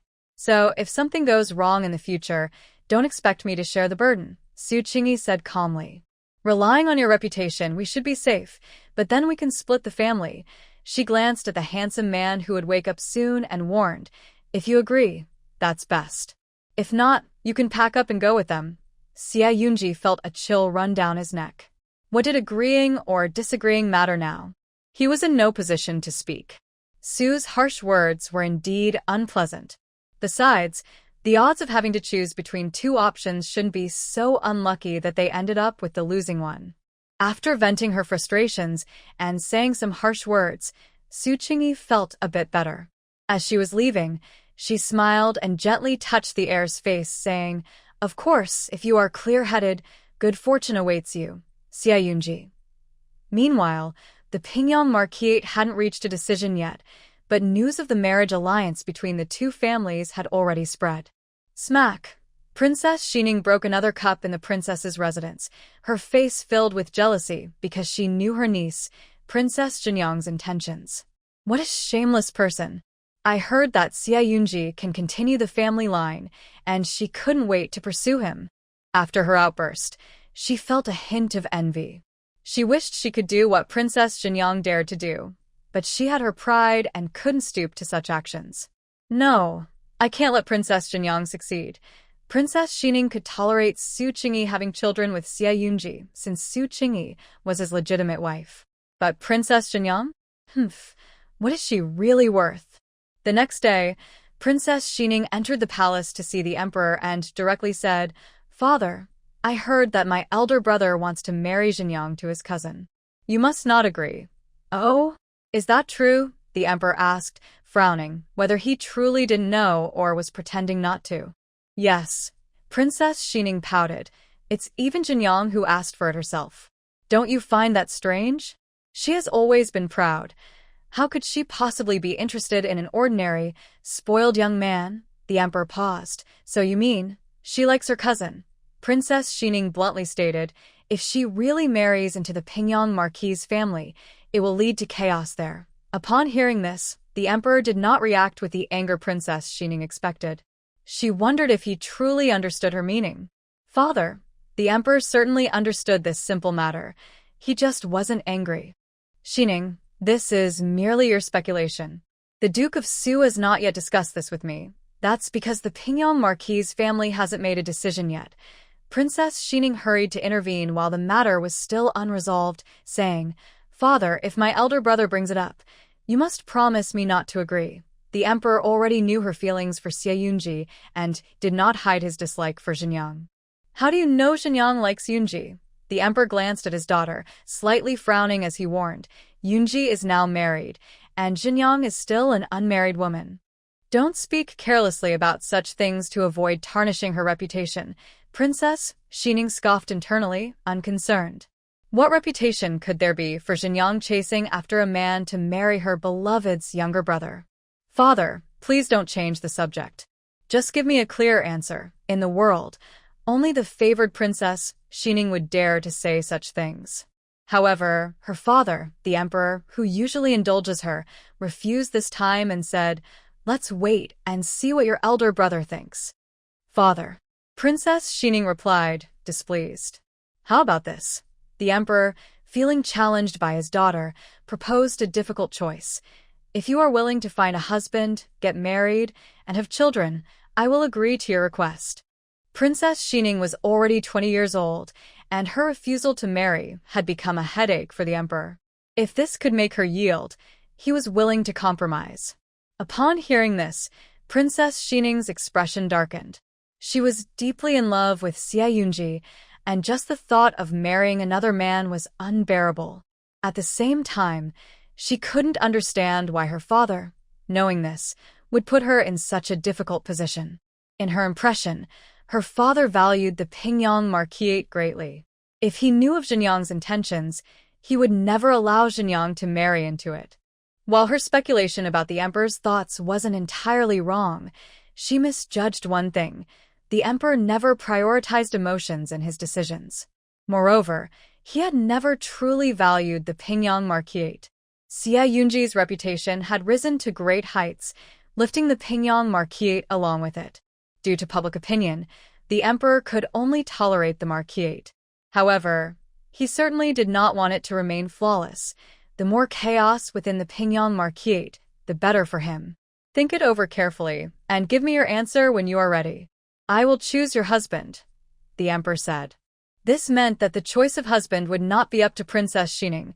She could only pick from a few candidates favored by the emperor, leaving her no chance to deceive.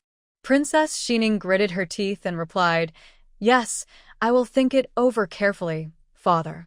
In the palace where concubine Shui resided, Princess Xining struggled to understand the situation, but concubine Shui saw it clearly and advised her. The royal family is the most ruthless. Do you really think the emperor values the Pingyang Marquisate? If Yunji falls, the emperor would be eager to seize the marquisate's weaknesses to avoid public criticism.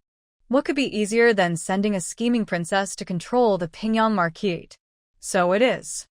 Princess Xining felt a chill at her heart. Indeed, while the emperor cherished Xie Yunji, he would not tolerate the Pingyang Marquisate. Mother, what should we do now? She asked, feeling anxious. Shui Guifei believed that even if her daughter agreed to choose a husband, the emperor would likely still approve the marriage between the Prince of Su and the Marquis of Pingyang. However, she also hoped her daughter would marry, so she said, "It's up to you. If you don't want to marry, then just choose a husband and settle down." "No, I can't accept that," Princess Xining replied without hesitation. She only loved Xie Yunji and would never consider marrying anyone else. Shui Guifei felt frustrated and suddenly thought that Su Qingyi was useless. Despite her efforts, her daughter remained stubborn. "Why can't you let go? He doesn't care for you, and waiting for him is pointless. You don't need to worry about that." "I'm leaving the palace," Princess Xining said defiantly as she walked away. She had once been jealous of Su Qingyi, but now she found her niece Jinyang even more detestable. As the saying goes, the enemy of my enemy is my friend. Since things weren't working out with the emperor, she could only suppress her jealousy and join forces with Su Qingyi to resist Jinyang. She wanted to prevent Jinyang from causing trouble. Thinking of Su Qingyi's gentle demeanor, Princess Xining felt an inexplicable worry. Could Su Qingyi's calm nature really stand up to the arrogant and aggressive Jinyang? In the evening, Su Qingyi received an invitation from the princess's residence, asking her to visit the next day. She felt anxious, wondering if a trap was being set for her. With her mind filled with worries about the princess, Su Qingyi barely ate dinner, catching the attention of the children around her. "What's wrong, mother? Don't you have an appetite?" asked Jingur, the sweetest and most food-loving child, who was the first to notice. Next was Hengur, who, seeing his mother not eating well, offered her half of his sour bayberry ice, saying, "This is sour. You should eat it." He remembered that eating something sour would help with appetite, as his mother had told him. Lingur remained silent but watched closely, curious about what was bothering Su Qingyi. In front of everyone, Su Qingyi naturally wouldn't share her worries. In truth, she wasn't that afraid of the princess. She just didn't want to deal with trouble after enjoying a peaceful life for so long. If she could relax, why strive for more?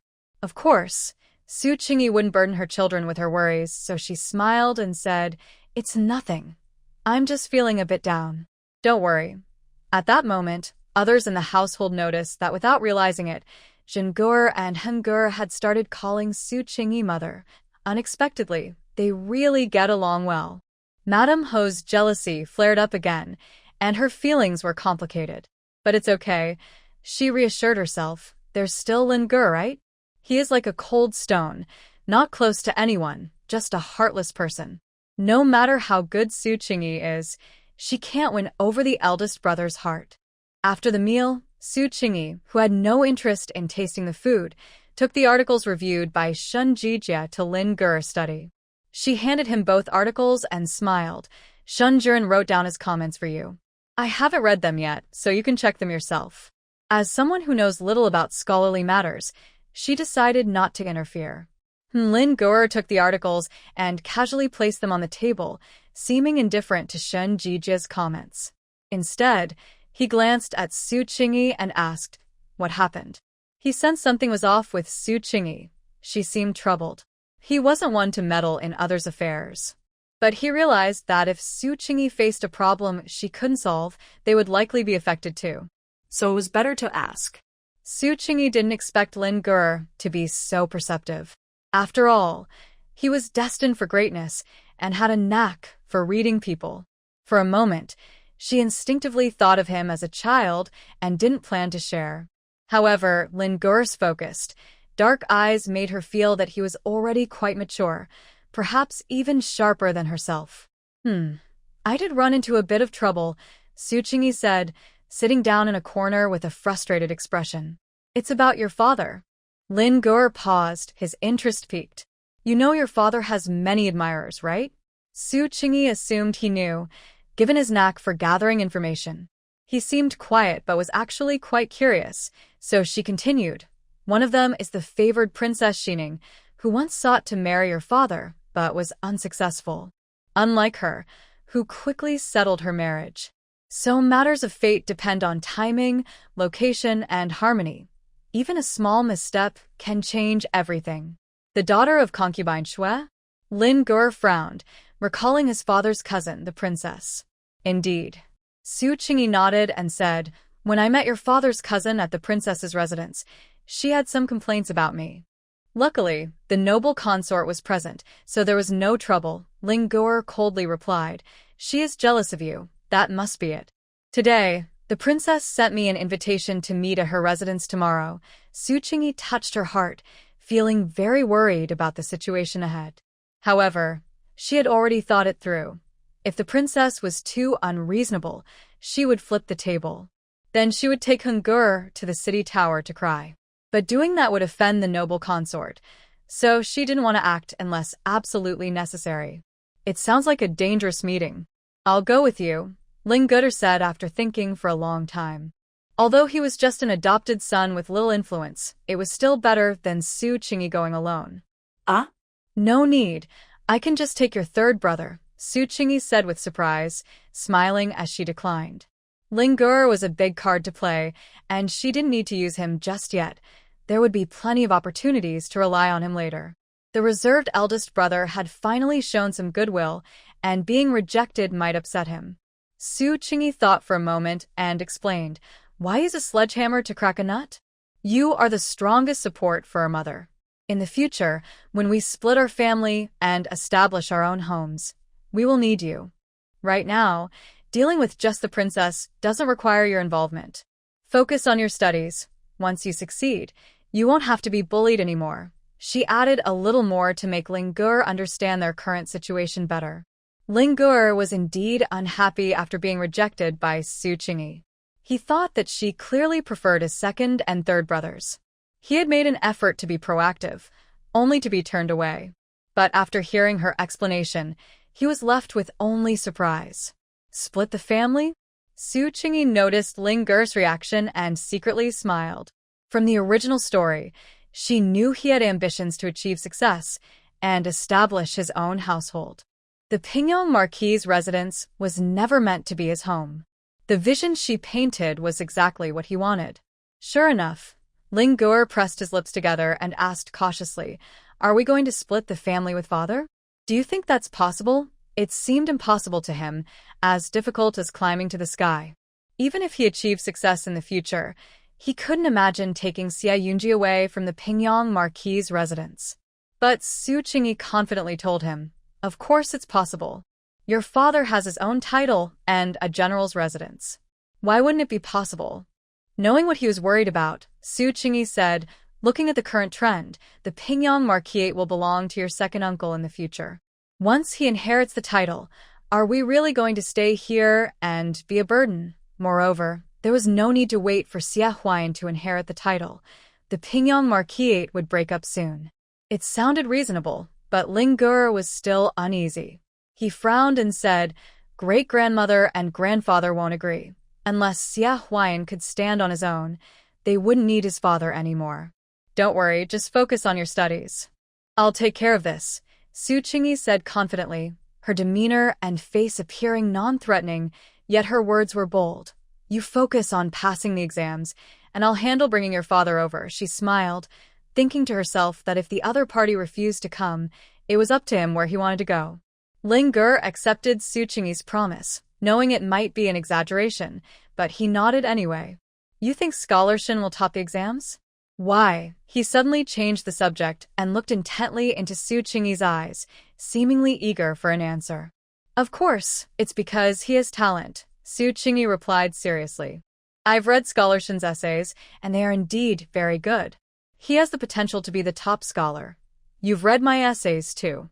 What do you think I can achieve? Ling Gur asked, wanting to gauge Su Qingyi's admiration for Shinjijia. Was it based on looks or an objective assessment? Su Qingyi smiled and said, you can also be the top scholar. Ling-gur, flattered, did not feel happy. Instead, he frowned.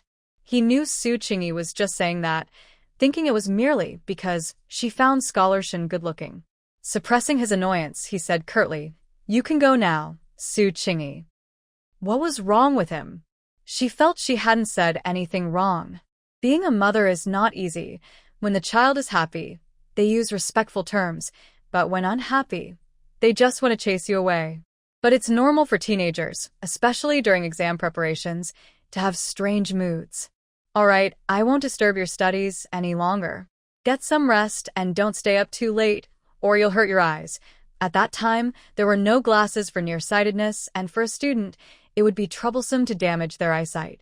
After saying a few caring words, Su Qingyi left the study.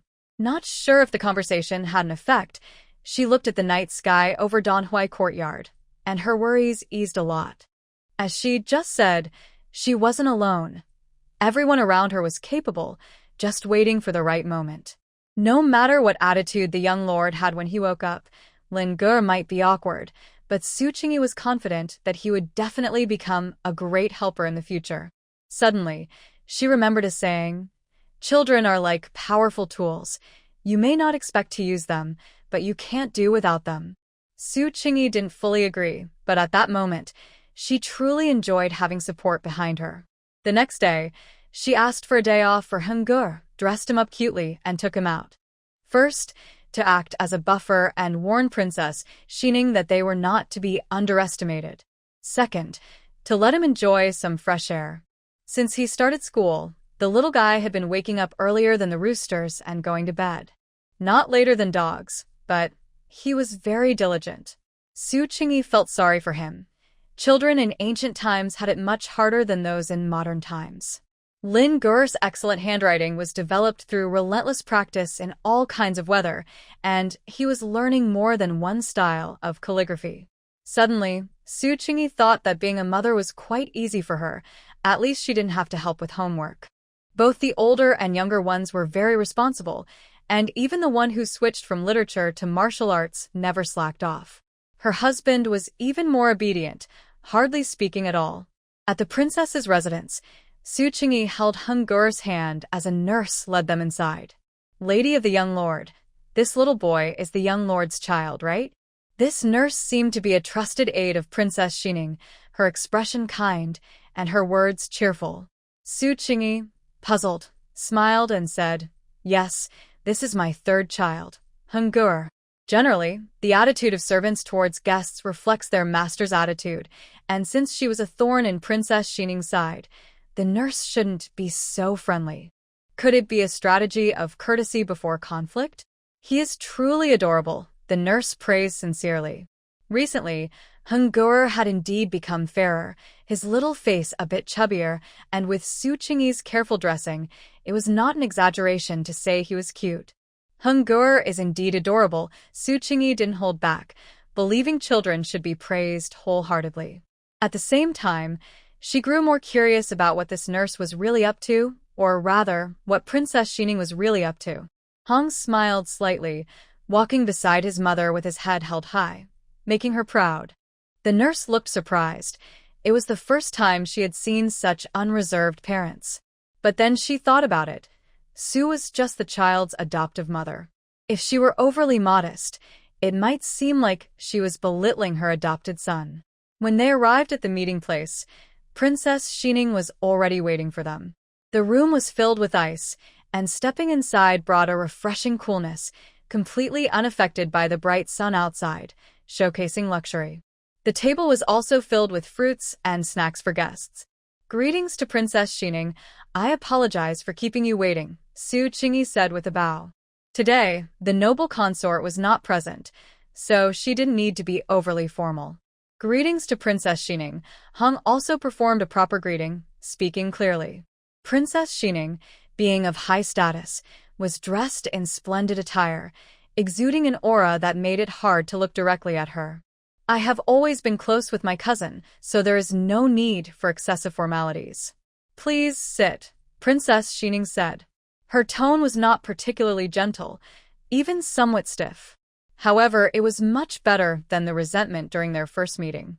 Thank you for the seat, Your Highness, Su Qingyi said, keeping her head down and cautious. You don't need to be so tense. I won't make things difficult for you, Princess Xining remarked coldly, noticing Su's nervousness. If she felt jealousy, it was indeed strong towards the woman who had gained Xie Yunji's affection, even to the point of wishing harm. But she couldn't act on it. Her reason and upbringing wouldn't allow such madness. Understood, Su Qingyi replied with a gentle smile. She patted Hunk's slightly tense hand, encouraging him to relax. The reason I called you here is regarding the marriage between Jinyang and the Peiyang Marquise. You should have heard about it, right? What is the Marquisate stance? Princess Xining asked directly, once again scrutinizing Su Qingyi. This woman had almond-shaped eyes, willow-leaf brows, and a soft, delicate face, beautiful without being striking. Her demeanor was fresh and pleasant, like an unobtrusive orchid in the corner. If Princess Xining had to accept a woman with Xie Yunji, it could only be the gentle and serene Su. In response to Your Highness, the elders of the Marquise have not yet made a decision, but it seems they are inclined to support this marriage, Su Qingyi said with a smile. You still find it amusing? Once Jinyang enters the Marquise, your good days will be over, Princess Xining scoffed. How do you mean by that, Princess? Su Qingyi pretended to be confused. Although she knew that Princess Jinyang was interested in Xie Yunji, it was not her place to say it. That girl wants to marry not Xie Huayan but your husband. Do you understand? Princess Xining stated directly. This. Su Qingyi widened her eyes in disbelief. Little Hun looked up at his mother, thinking her expression was exaggerated, almost like acting. If that girl Jinyang marries into the Marquise' house, you can forget about having children with your husband. She will not only harm you but also take your husband, Princess Xining said. To be pregnant with her uncle's child under the guise of being a sister-in-law was absurd and shameless. But since Jinyang was a princess, if she did it, she would do it. The Peiyang Marquise' house would only help cover up the scandal. Perhaps Jinyang's child would even inherit the Marquise. That plan was too ambitious. Princess Jinyang actually thinks this way? What should I do? Su Qingyi asked, worried and sincere. Princess Xining looked at her anxiously. What else can you do? If she wants to take your husband, you must be strong and not give her a chance. Yes, Su Qingyi thought to herself, realizing that Princess Jinyang's biggest enemy was not the couple Du Jinyun, but Princess Xining.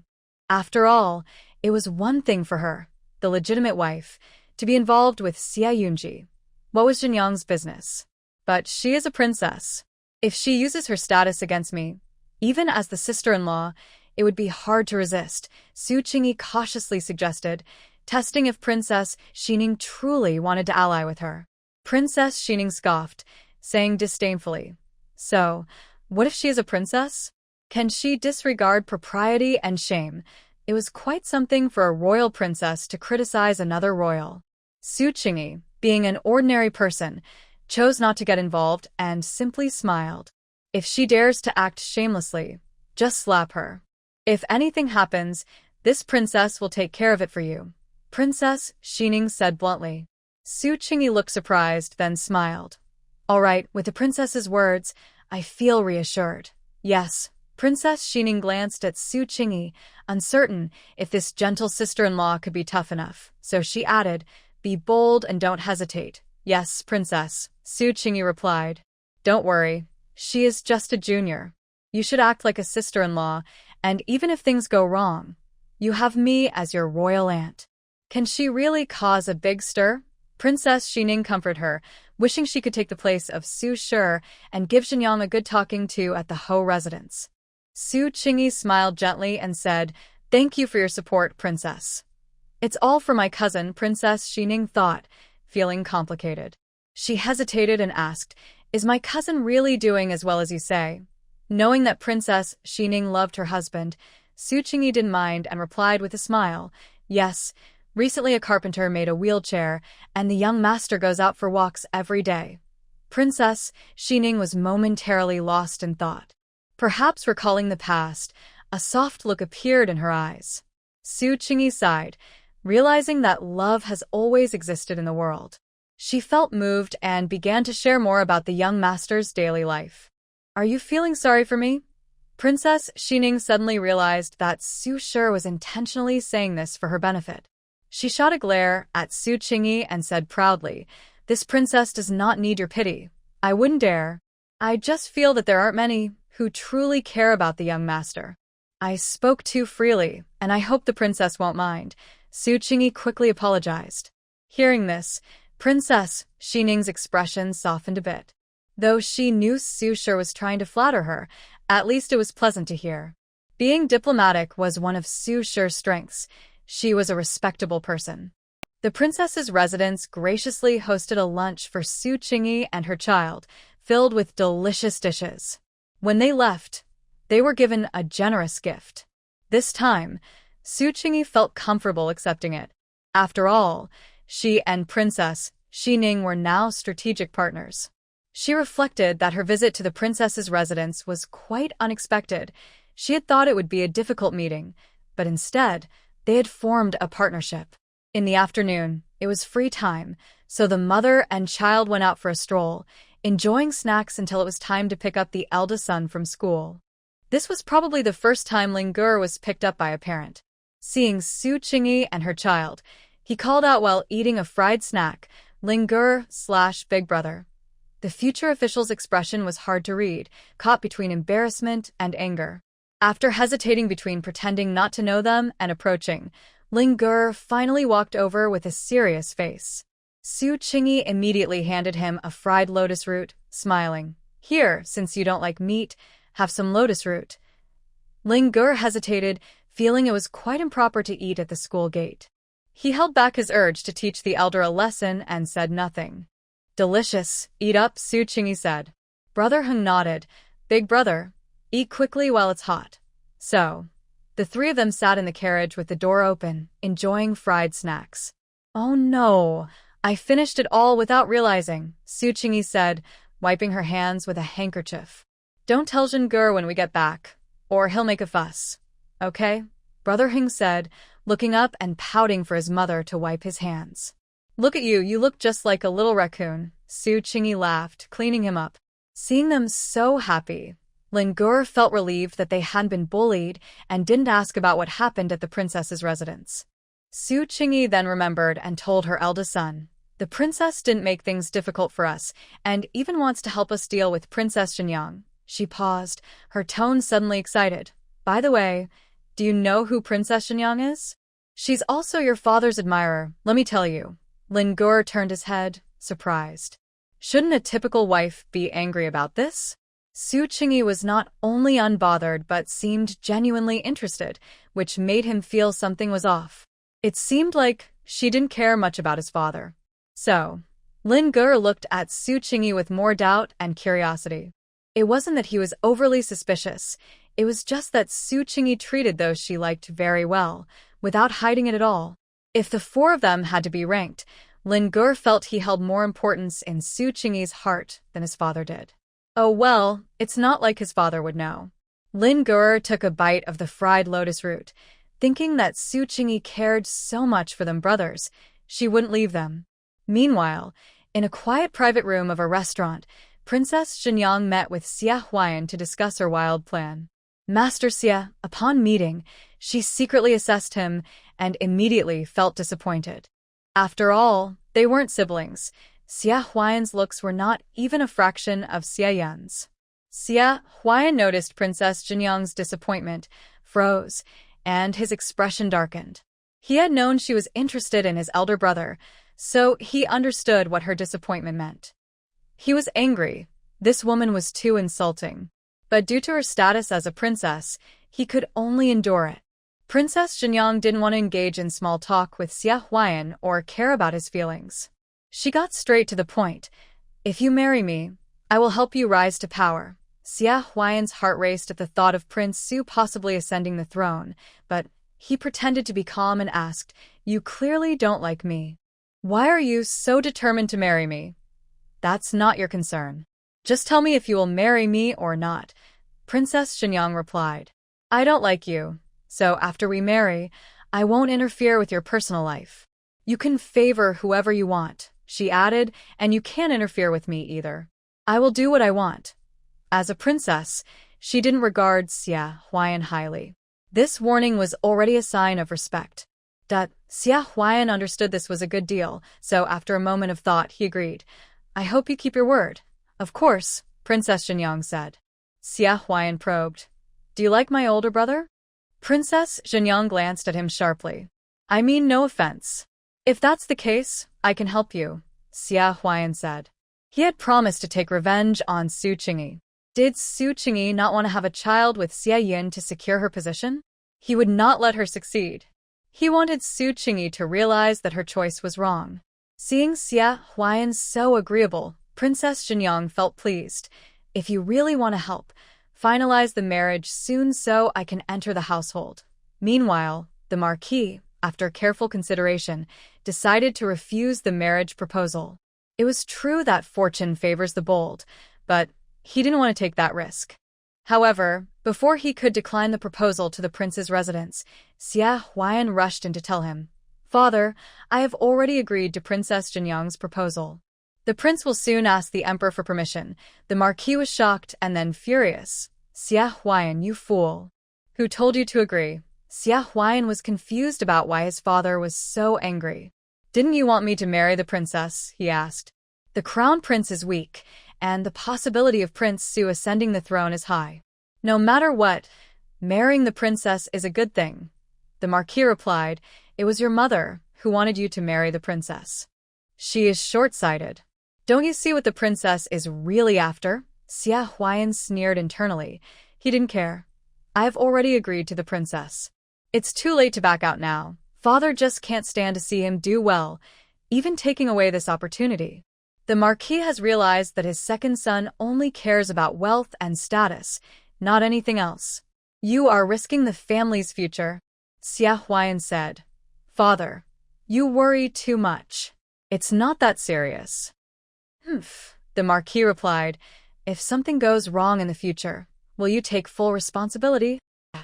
Xia Huan thought, if he became the emperor's son-in-law in the future, wouldn't the Marquis house benefit from it? But right now, he couldn't say that to his father. It would only make him angrier. As soon as Su Qingyi returned, she heard that Xia Huan was punished by the Marquis to kneel in the ancestral hall for agreeing to the marriage with Princess Zhenyang without permission. The Marquis was forced to become related to the King of Su, and he was very upset. It turned out the Marquis didn't want to be related to the King of Su, which was understandable, but unfortunately, his son put him in this position. Meanwhile, the Marquis wife was finally happy to become the mother-in-law of the princess. The royal house moved quickly. The next day, someone from the palace came to announce the marriage date, set for 2 months later, which felt very rushed. Xia Huan came out of the ancestral hall to receive the decree, and after that, he returned to kneel again. In contrast to the Marquis wife's joy, Du Jinyun was filled with worry. The Marquis wife wanted to clear out Xia Huan's courtyard and would not allow her to stay there as a concubine. What kind of behavior is this? The princess hasn't even entered the door yet, and you are just a concubine now, with no right to stay in Huan's courtyard, the Marquis wife said. I didn't chase you away before, and you really thought you could stay? Which educated young lady behaves so shamelessly? Du Jinyun's face turned red with embarrassment. This Marquis wife really knew how to humiliate her. But was it wrong for her to want to be with the one she loved? Concubines must follow the rules of concubines. Don't make me find a reason to deal with you, the Marquis wife coldly said, ordering her servants to move Du Jinyun to the courtyard meant for concubines. What nonsense about being from an educated family.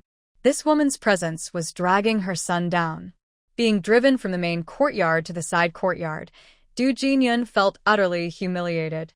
It turned out that even with Xia Huan's affection, being a concubine was such a painful experience. Seeing her master lost in thought, Xi'er cautiously said, Madam Yun, you should try to please the Marquis wife. She has the final say in the back courtyard. Why provoke her? Du Jinyun bit her lip. She knew she needed to please Lady Ho. However, pleasing her was very difficult. Du Jinyun shook her head and said, You don't understand. Mothers-in-law and daughters-in-law have always been at odds. As long as the second master likes me, Lady Ho will definitely not like me. Sheer hesitated to speak. After following her master for some time, she felt it wasn't just a matter of mothers-in-law and daughters-in-law being enemies. It was clear that her master didn't know how to please others. To put it bluntly, her master relied too much on the second master's affection and didn't see her own position clearly. As a concubine, she should set her own rules and strive to please the main lady of the house, rather than always trying to be close to the man. It was no surprise that she was being controlled.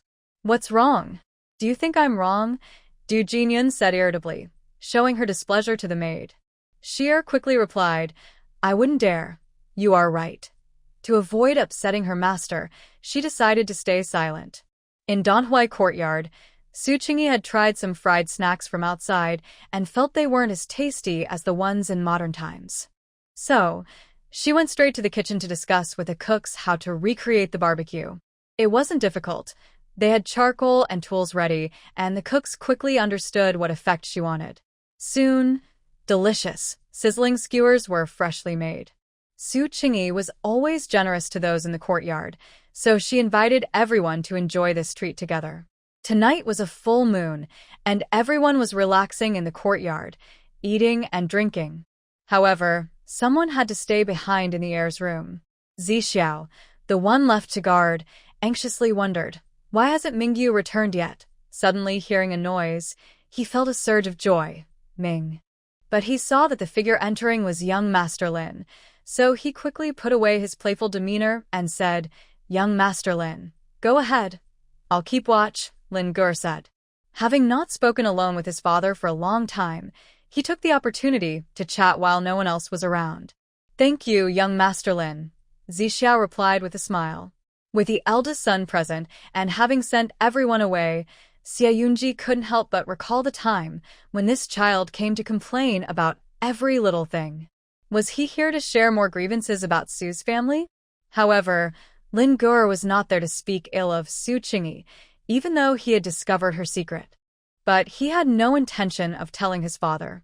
"Father," Lin Gur came to his father's bedside and said casually, "Tonight is a full moon.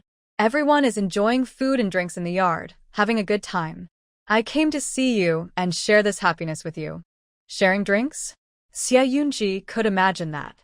It sounded relaxed, reminding him of the time spent with the soldiers in the barracks when he was carefree. Lin Gur paused, recalling the grilled mushrooms he had just eaten, which Su Qingyi had proudly offered him, saying they were made especially for him. "Mother cares a lot about us three brothers. She is often busy, so if she hasn't paid enough attention to you, please don't be upset," he said. Xia Yunji felt both surprised and pleased. It seemed Lin Gur had finally let down his guard and was getting along well with Su. This was his biggest worry. As long as that was resolved, everything would be fine.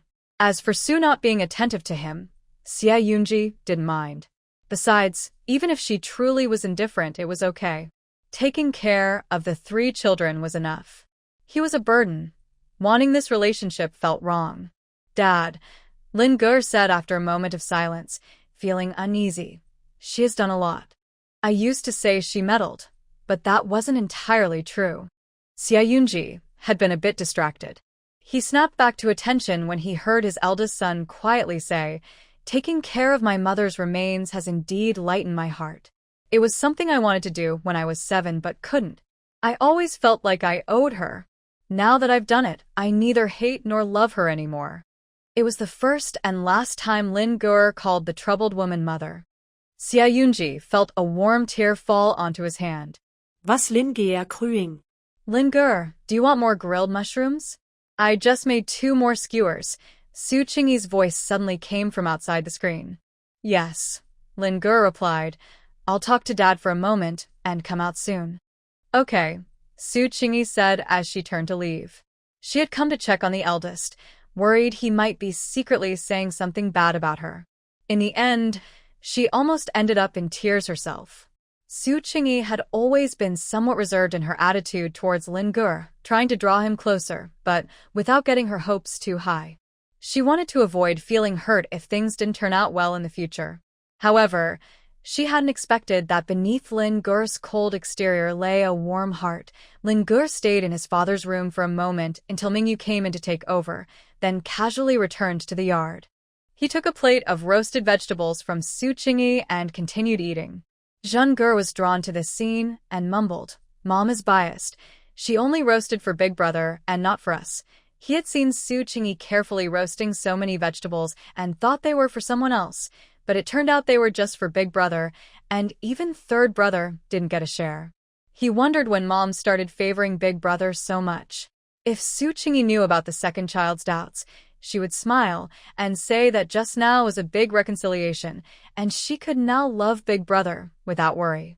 "That's nonsense. Mom isn't biased," Su Qingyi replied confidently to the accusation.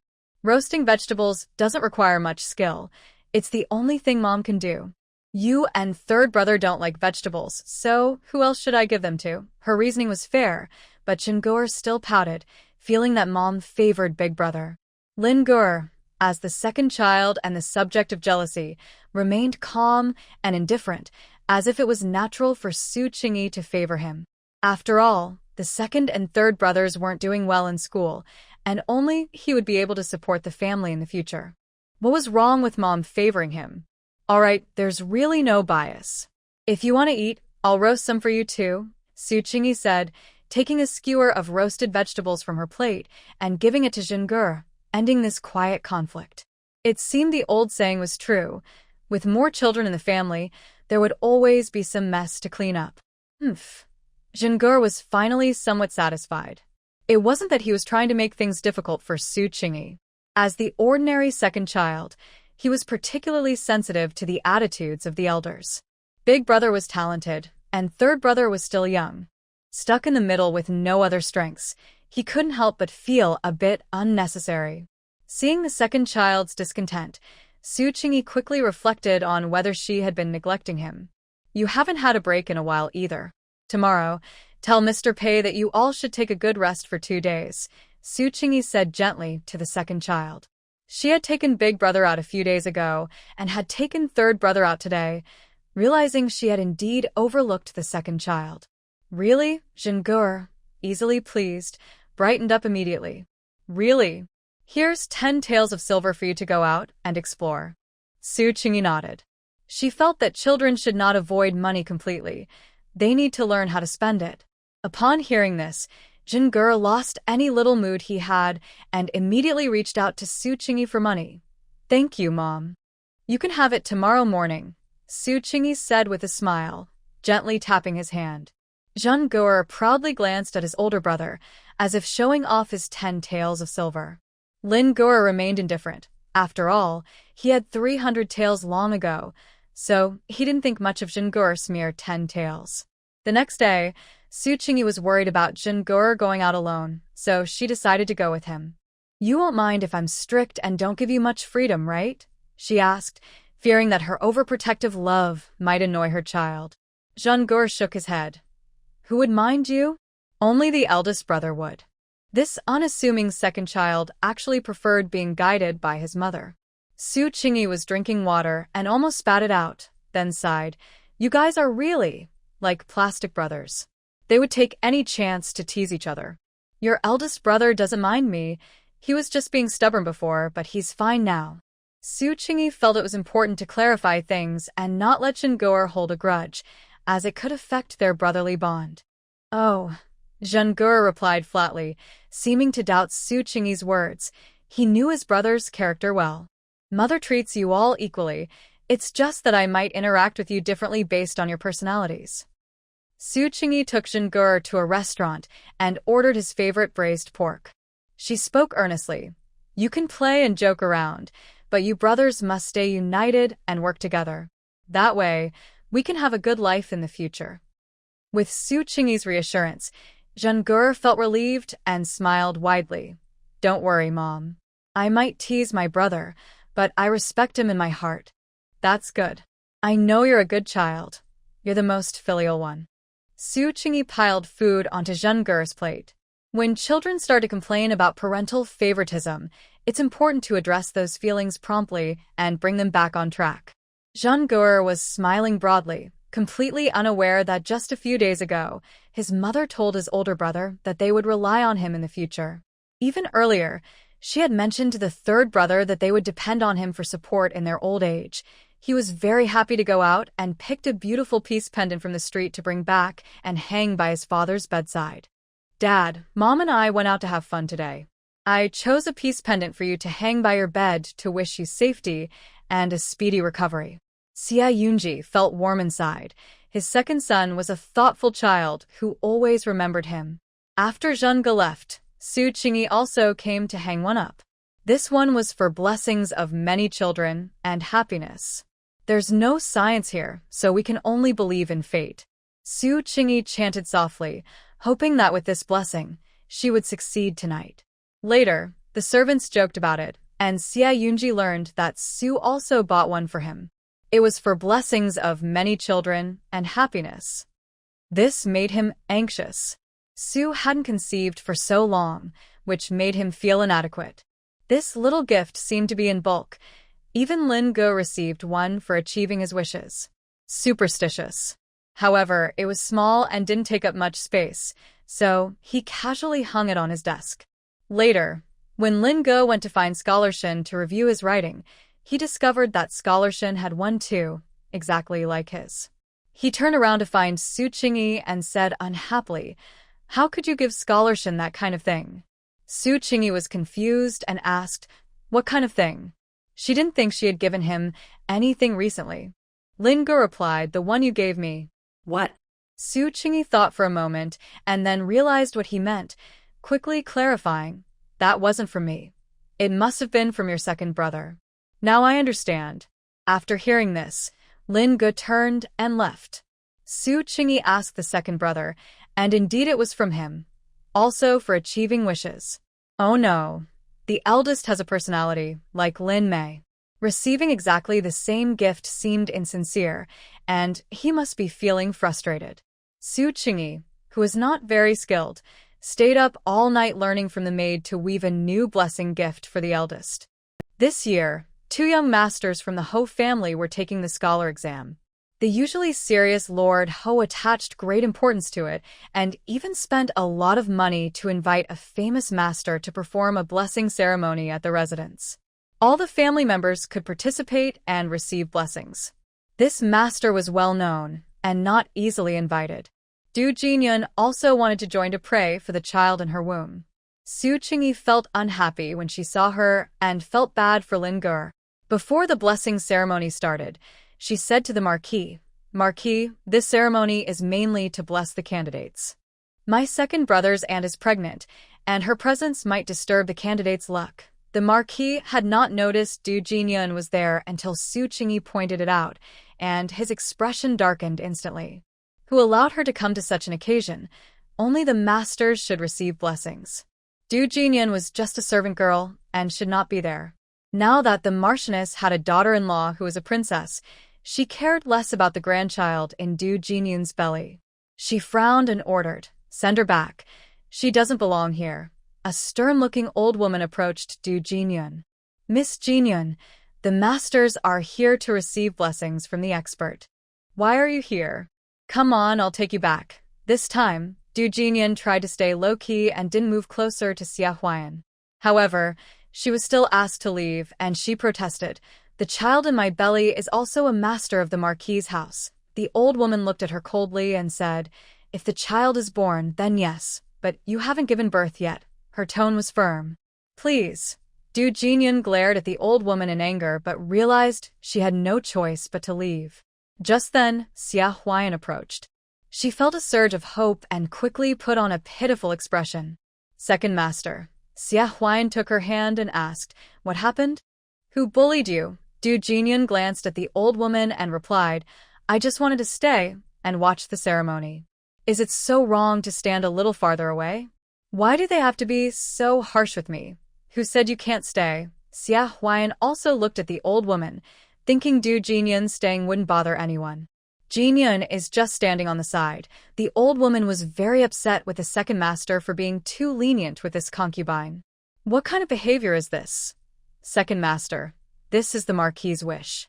I'm just following orders." so please don't make it difficult for me." The old woman stood her ground. When Xia Huan heard it was the Marquis's wish, he felt a bit worried. He had upset his father too many times recently, but he didn't want Du Jinyun to be sad. "Jinyun, wait a moment. I'll ask my father." Xia Huan gathered his courage to approach the Marquis for the woman he cared about. His reasoning was solid. "Father, she is carrying my child. You should consider her situation." "Consider?" The Lord said. "What kind of Buddha are you? Is there such a foolish Buddha?" Xia Huan lowered his head to endure the scolding and glanced at Su Qingyi, who was lightly fanning herself. He coldly retorted, "You're just a bystander.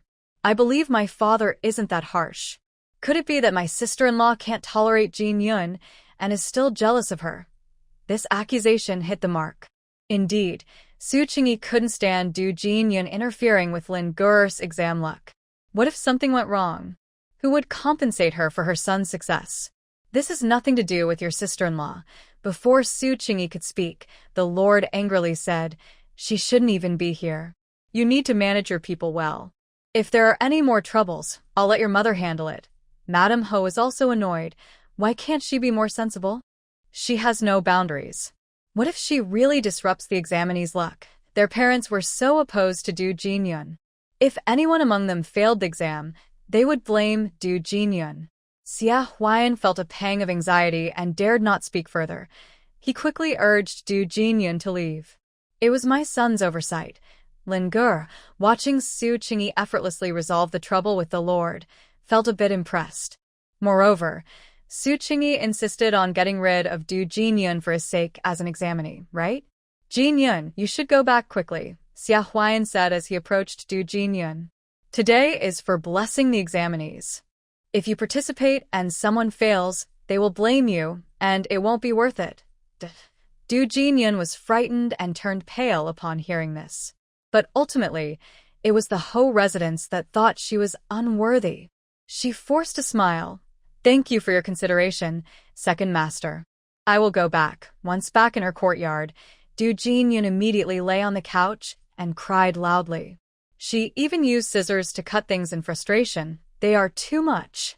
This is so unfair. Woe is me." At that moment, while complaining about the injustice, she didn't reflect on how she had secretly been with her master's fiancé and ended up pregnant, which was quite outrageous. She hurriedly came to take the scissors away. "Madam Yin, be careful not to hurt yourself. If you don't think of yourself, think of the child. They don't care about this child at all." Du Jinyun finally realized this fact. The whole family was waiting for the princess to enter and give birth to a legitimate heir. Fortunately, the relationship between the second master and the princess was merely a transaction. She just needs to wait for the princess to enter, and then she will surely fight with Su Qingyi until both are hurt. As the autumn exams approach, Su Qingyi pays more attention to Ling Geur's daily life, ensuring he has the best food and clothing, and even controlling the room temperature as much as possible. She also instructed the servants to make sure Ling Geur doesn't kick off his blanket at night. In ancient times, a cold could take a long time to recover from, and in severe cases, it could even be fatal. Ling Geur feels that Su Qingyi is too anxious, making him uncomfortable. He finds himself missing the days when no one was watching over him, enjoying his freedom. It is early August, and after a heavy rain in the evening, the hot temperature has dropped. On their way back to the courtyard, Su Qingyi looks at her eldest son, who has grown quite a bit, and kindly reminds him, "Eldest, the temperature has dropped, so don't be greedy for the cool air tonight. Make sure to cover yourself with a blanket." The servants will naturally close the windows to prevent wind and rain from coming in at midnight. Okay, Ling Geur replies. During this time, the second son has changed the most. He has been practicing martial arts diligently every day and has lost about 30 pounds. His round face has disappeared, and his features have become more defined, and he continues to grow taller. He is now a tall and handsome young man. However, the second son still has a childlike heart and continues to compare himself with the eldest, complaining, "Why does a mother care about me?" Su Qingyi shifts her gaze to him and smiles, saying, "Jing'er, remember to take a medicinal bath when you get home." The bath your master prepared will benefit you by relaxing your muscles and strengthening your body. Got it, the second son grins, and suddenly has a bright idea, saying, Mother, since the medicinal bath helps with relaxing muscles, why don't we let father try it too? Su Qingyi is taken aback for a moment, but thinks it's a good suggestion. Since the heir has been lying down for so long, a medicinal bath might be beneficial. She nods, you're right, I'll talk to Dr. Chen about it tomorrow. The next day, when the heir has his pulse checked, Su Qingyi is present and brings up the idea of the medicinal bath. Dr. Chen, do you think the heir is suitable for a bath? Dr. Chen thinks for a moment and replies, the medicinal bath does have benefits, but since the heir cannot speak, if he feels uncomfortable during the process, it could lead to unexpected issues. That's why I didn't suggest it. It can only be said that Dr. Chen is cautious and prefers a conservative approach to Xia Yun's treatment. Otherwise, if something goes wrong, he would bear the blame. Su Qingyi understood Dr. Chen's caution. However, as a family member, she still hoped to pursue treatments that would benefit the patient rather than just waiting. Then I will discuss it with the Marquis. If he agrees, I will prepare the medicine for you, Su Qingyi said. Yes, Dr. Chen nodded. By the way, how is Madame Shen's condition? Su Qingyi asked again. It is not completely cured yet, but she is almost better. Just take good care of her, Dr. Chen replied. As a skilled doctor, saying this meant she was nearly well.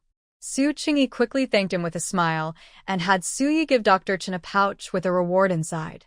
Then she went to discuss matters with the Marquis. With her second son's wedding approaching, the Marquis was not in a good mood. Seeing Su Qingyi softened his expression, and he said, You have always been thoughtful about Yunji, so do as you see fit. Yes, Su Qingyi replied. I feel sorry about the matter with Princess Shenyang, the Marquis said, looking at his daughter-in-law with some guilt. He knew the princess had ulterior motives, but had not been able to stop it. It's all right, father. You are also in a difficult position.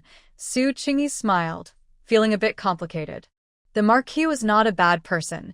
He was just caught in a tough situation. But rest assured, as long as I am here, I will protect Donhui Courtyard. The Marquis nodded and promised Su Qingyi.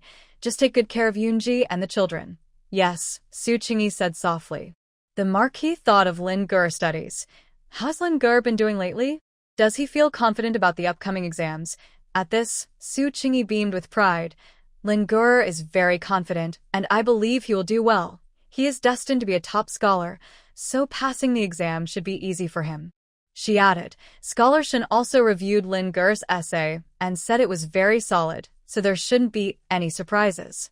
The Marquis was pleased to hear this. That's good. I heard the heir is also very knowledgeable. It's a pity he didn't take the exams back then, so let Lin Gur make up for that regret, Su Qingyi said with a smile, always maintaining an optimistic demeanor that was hard not to be inspired by.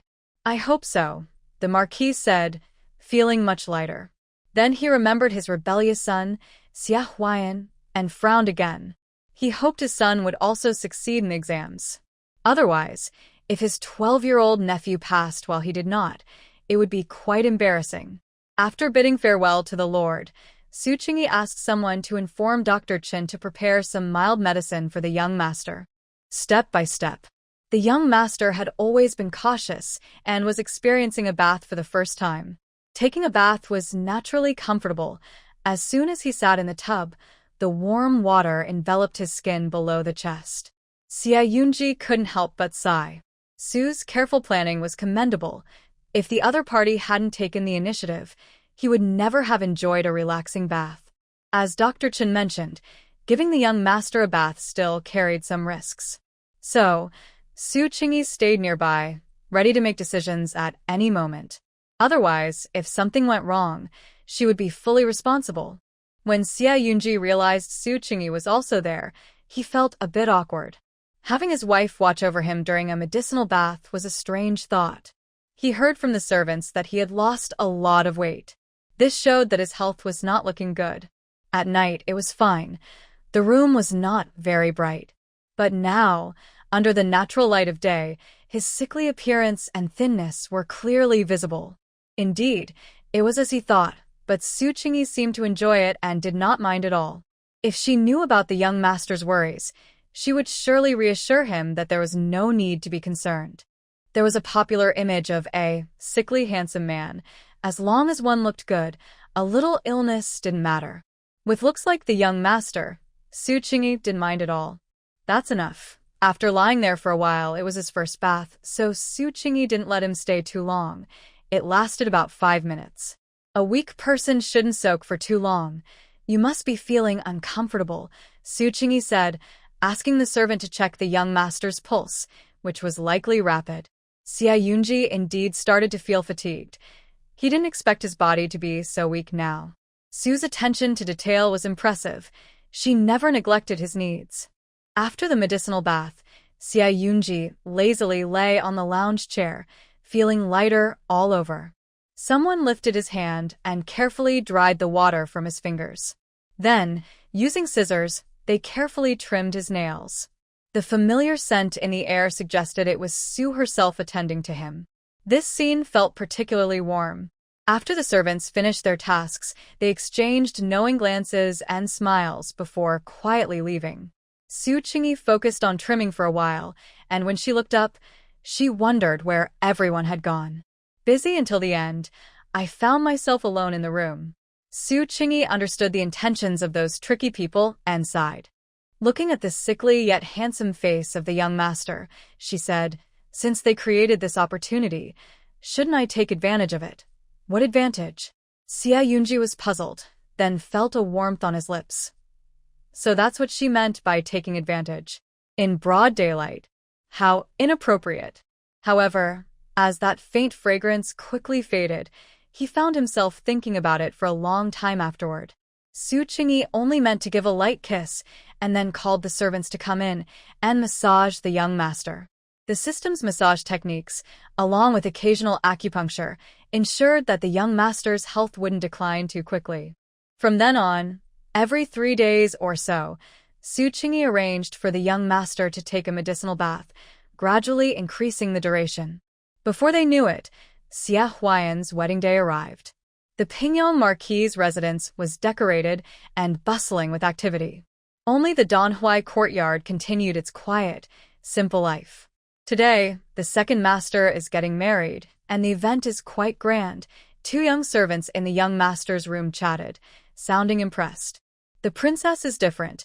I heard her dowry stretches for miles, and everyone in the capital came to see the spectacle. Seems like just yesterday when the second master got married." Guanqi said this, only to be shot a glare by Moyan, who corrected him. That wasn't the second master's wedding. He stood in for the young master. Throughout history, there have been many cases where a groom, unable to attend, had a brother stand in for him. So when the emperor issued the marriage decree, people naturally accepted it. However, after Xia Huayan gave his fiancée to his brother and married the princess instead, it raised suspicions that this imperial marriage was due to prior feelings between Xia Huayan and the true young princess. Su Qingyi married Xia Yunji just to make room for the true young princess. Only a few knew the more complicated truth. Yes, I misspoke," Guanqi said, lightly slapping his own face, while still chatting. "It seems our young lady's dowry isn't much. The Yong'an Marquis' residence is quite stingy." "Exactly. I heard that when Miss Su got married, she emptied the Yong'an Marquis' residence, and what's left is meant for the 2 young masters." "How much can our young lady have?" Moyan said, sounding quite dissatisfied. The speaker was careless, but the listener was attentive. Xia Yunji also felt quite regretful that Su Shi was forced to marry him without even a proper wedding. Unfortunately, he couldn't move right now. Otherwise, he would have asked his grandmother for his mother's dowry to give to Su Shi to manage. His grandmother had once said that when he got married, she would give his mother's dowry to his wife. It was unclear why she hadn't done that yet. Perhaps it was because she didn't trust Su Shi enough. On the other side, in Xia Huayan's courtyard, the bride, after paying her respects to heaven and earth, was sent to the wedding chamber. No one dared to disturb the princess's chamber. It was completely quiet. Before the groom arrived to share the ceremonial wine, the bride lifted her red veil herself, revealing a stunning and ambitious face. She had finally married into the Pingyang Marquis' household and would soon see her beloved. When Xia Huayan entered, he saw that the princess of Xinjiang had already changed into her regular clothes. She raised her chin eagerly and asked, "Second Master Xia, can I meet the heir tonight?" Xia Huayan's expression darkened. The princess of Xinjiang was being quite bold. It was their wedding night, and she was so eager to pursue his older brother, showing a lack of decorum. However, considering the benefits she could bring him, he was willing to respond kindly. He gently advised, "Princess, today is a joyous occasion. If something unexpected happens, it would not be good for you. Perhaps we should plan for another day." The princess understood this reasoning but had only asked casually. Since Xia Huayan couldn't arrange it, she didn't press further. "There will be plenty of time. I was just being impatient," she said. Being a woman, she didn't want to lose face in front of Xia Huayan, so she put on a dignified air and said, "Then I will trouble Second Master Xia to sleep on the couch tonight. After tonight, I will claim I am not used to sharing a room and move to another one." She paused, looking at Xia Huayan with a half-smile. "This will also make it easier for you and your beloved to meet." "Whatever the princess decides," Xia Huayan replied, appearing obedient. The princess of Xinjiang was pleased, and then thought about Xia Yunji falling asleep. Du Jinyun, staying in the side courtyard, couldn't sleep.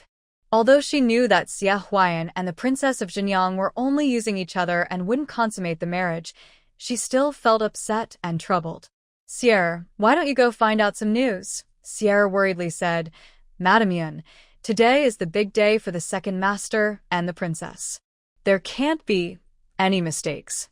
If Madam finds out you sent someone a spy, she will surely criticize you." Madam Ho hoped Du Jinyun would behave, but Du Jinyun had always been restless and had not yet accepted her position as a concubine. Du Jinyun replied unhappily, "I just want to gather some information. Can't you handle this?" Sierra protested. "I wouldn't dare. I'm only doing this for your sake." "Then hurry up," Du Jinyun insisted.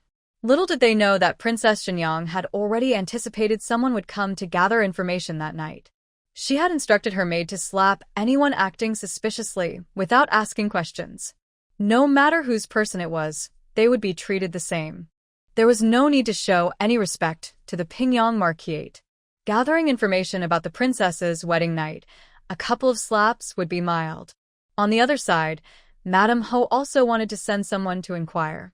However, she was uncertain. She decided to ask the old lady in the Yayan courtyard for advice. After all, the old lady was the matriarch of the household. If she approved sending someone, even if something went wrong, the princess would have to give some face. "You decide for yourself. I'm old and can't manage these matters," the old lady said, refusing to get involved, seemingly still upset about the trouble with Princess Xinjiang. Madame Ho felt awkward and a bit wronged. She had indeed hoped for the princess as a daughter-in-law, but it was Princess Xinjiang who had initially reached out. She simply hadn't declined in time. Anyone in her position would find it hard to refuse immediately, as that would be disrespectful to the princess. As for the Marquis's later decision to refuse, she felt regret but had nothing to say. Little did she know that Xia Huayan had privately agreed to the princess, which she had not anticipated. "Did my mother say that out of anger? If it's about the Pingyang Marquis, who else can manage it if you can't?" Madame Ho smiled apologetically and explained softly to the old lady, "This was truly unexpected. It's all our fault for not communicating with Huayan in time, making him think we were ready to agree, and he fell for the princess's trap." "Humph, I think you were eager to fall for it, wanting to marry the noble princess back home," the old lady said, displeased. The fact that Princess Xining and Princess Xinjiang both admired Xia Yunji was no secret in their household. The difference was one was open about it while the other was not. Now that Prince Su was gaining more power, Princess Xinjiang had come up with such a disgraceful plan. What angered the old lady even more was that the Qin mother and son knew that the true Princess Yang was a wolf, yet they still tried to invite danger into their home. It was truly unreasonable. Now, they were trying to use her name to control the princess. How could she agree to that? "Please leave. You've made a lot of noise all day, and I need to rest." The old lady waved her hand, dismissing them. The countess had no choice but to leave in defeat. She didn't dare send anyone to spy, knowing they had plenty of time. It was better to understand the princess's character first. Sierra became the only one sent to gather information. Little did she know that the princess had arranged for many people to wait for intruders. As soon as she stepped into the area, she was caught by two tall and strong maids. They didn't even give her a chance to speak and quickly pinned her down, giving her two hard slaps. Afterward, the maids fiercely asked, "Which courtyard are you from?" "On the princess's big day." "What are you doing wandering around here?" Sierra, dazed and with a bleeding lip, didn't dare to admit she was a maid of the concubine. Instead, she randomly said something inconsequential and was then released. With a bruised face, Sierra cried as she returned to her side courtyard. Du Jinyun was startled and asked, "Sierra, how did you get hurt?" "What happened?" Sierra, feeling very wronged, replied, "The princess had maids guarding the area. As soon as I got close, I was caught. They slapped me without a word and then asked which courtyard I belonged to." The meaning was clear. She clenched her teeth and warned, "Lady Yun, the princess is establishing her authority. Sending me there was like walking into a trap. You should keep your distance from the princess in the future." Du Jinyun felt a tightness in her chest, wanting to ask if Sierra revealed her name, but fearing it would upset her and affect her work. "Good Sierra, it's my fault for not thinking it through. I'm sorry for putting you in this situation," Du Jinyun said, trying to calm her down and offering a reward before asking, "So, what did you tell the princess's people?" Sierra replied, "I certainly didn't say I was from your courtyard." Du Jinyun sighed in relief, thinking it was dark outside, so the princess's people probably wouldn't remember Sierra's face. "What did you say your courtyard was?" She even hoped Sierra would say she was from the Donhui courtyard, shifting the blame to Su Qingyi. Sierra said, "I said I was from the kitchen." Du Jinyun felt a bit disappointed but knew it wouldn't be easy to shift the blame. The people from Donhui courtyard did not attend the wedding banquet today, each claiming to be unwell. The lord did not seem to mind. Du Jinyun was frustrated, wondering why no one was dealing with Su Qingyi. The noble princess must still serve tea after getting married. The people of the Ofu seemed to expect that she would not wake up early, so they all took their time. The four from Donhui courtyard leisurely finished breakfast before setting out. Only Xia Huayan woke up early, but the true Sun Princess kept making him wait, which made him impatient. He had to ask the maids to hurry her along. However, the maids serving the true Sun Princess were just as arrogant as their mistress and showed no respect to Xia Huayan. "The princess is in a bad mood this morning, so we cannot rush her.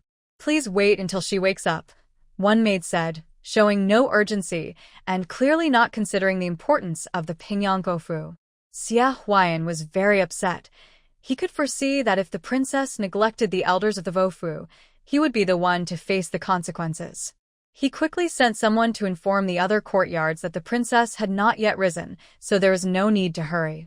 As for himself, in a fit of anger, he left the courtyard to see Du Jinyun. By the time the true Sun Princess woke up, the sun was already high in the sky.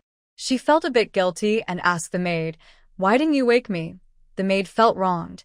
The princess had said the night before that she was tired and wanted to sleep in, instructing them not to disturb her. But she dared not shift the blame and humbly said, "It was my oversight. Please punish me, Your Highness." The true Sun Princess knew it was her own order and waved her hand, saying, "Send someone to apologize on my behalf, saying I was unwell and woke up late, but I will be there soon." "Yes," the maid replied and hurried off. Indeed, the princess did not need to worry about the Vofu as opinions, but as the wife of the Vofu, she should not go too far. The maid thought about how to apologize as she walked, but when she arrived at the hall, she found it completely empty. She was taken aback and asked a cleaning maid, "Is the tea ceremony happening here? Could it be that the message was delivered incorrectly?" "Yes, it is here," the maid replied. "Then where is everyone? Isn't today the tea ceremony?" The maid wondered, thinking perhaps the Ofu people had left because they felt they had waited too long.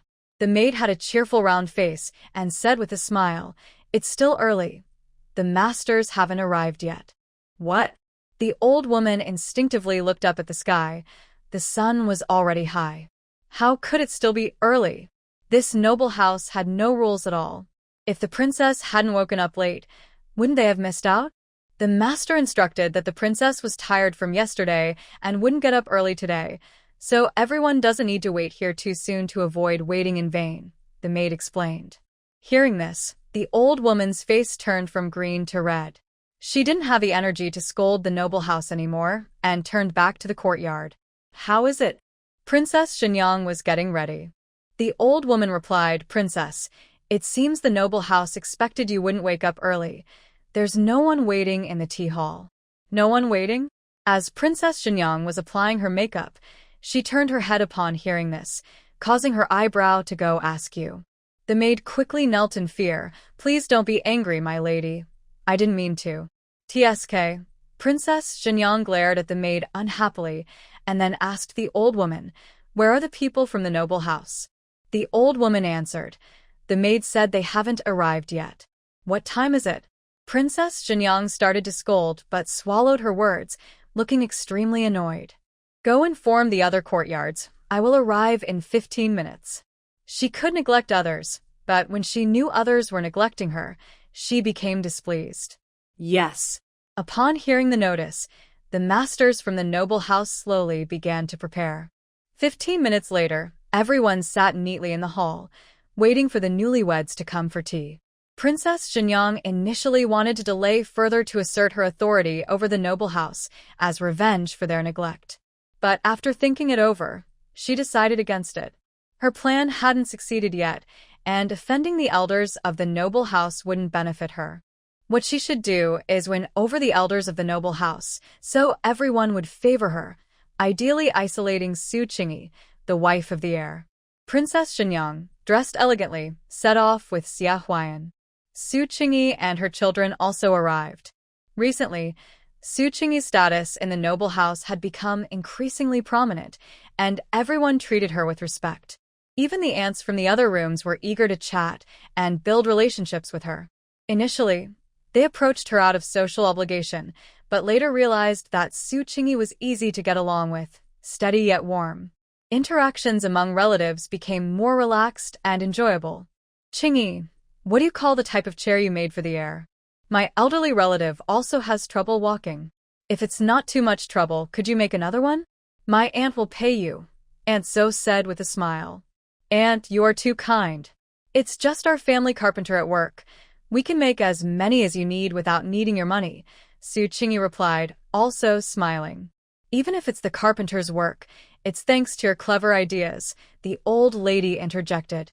She had a chair from her granddaughter-in-law that she had been using for several days.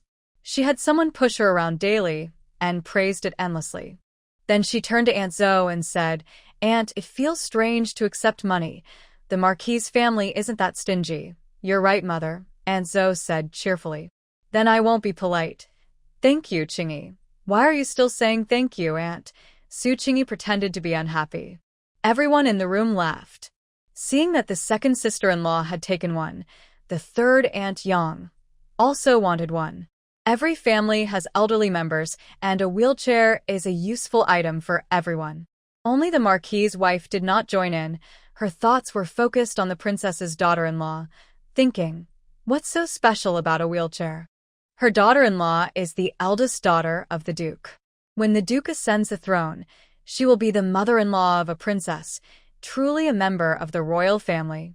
When Princess Shenyang arrived, she saw the scene, with almost all the women chatting and laughing with Su Qingyi. The princess and the second master have arrived, a maid announced.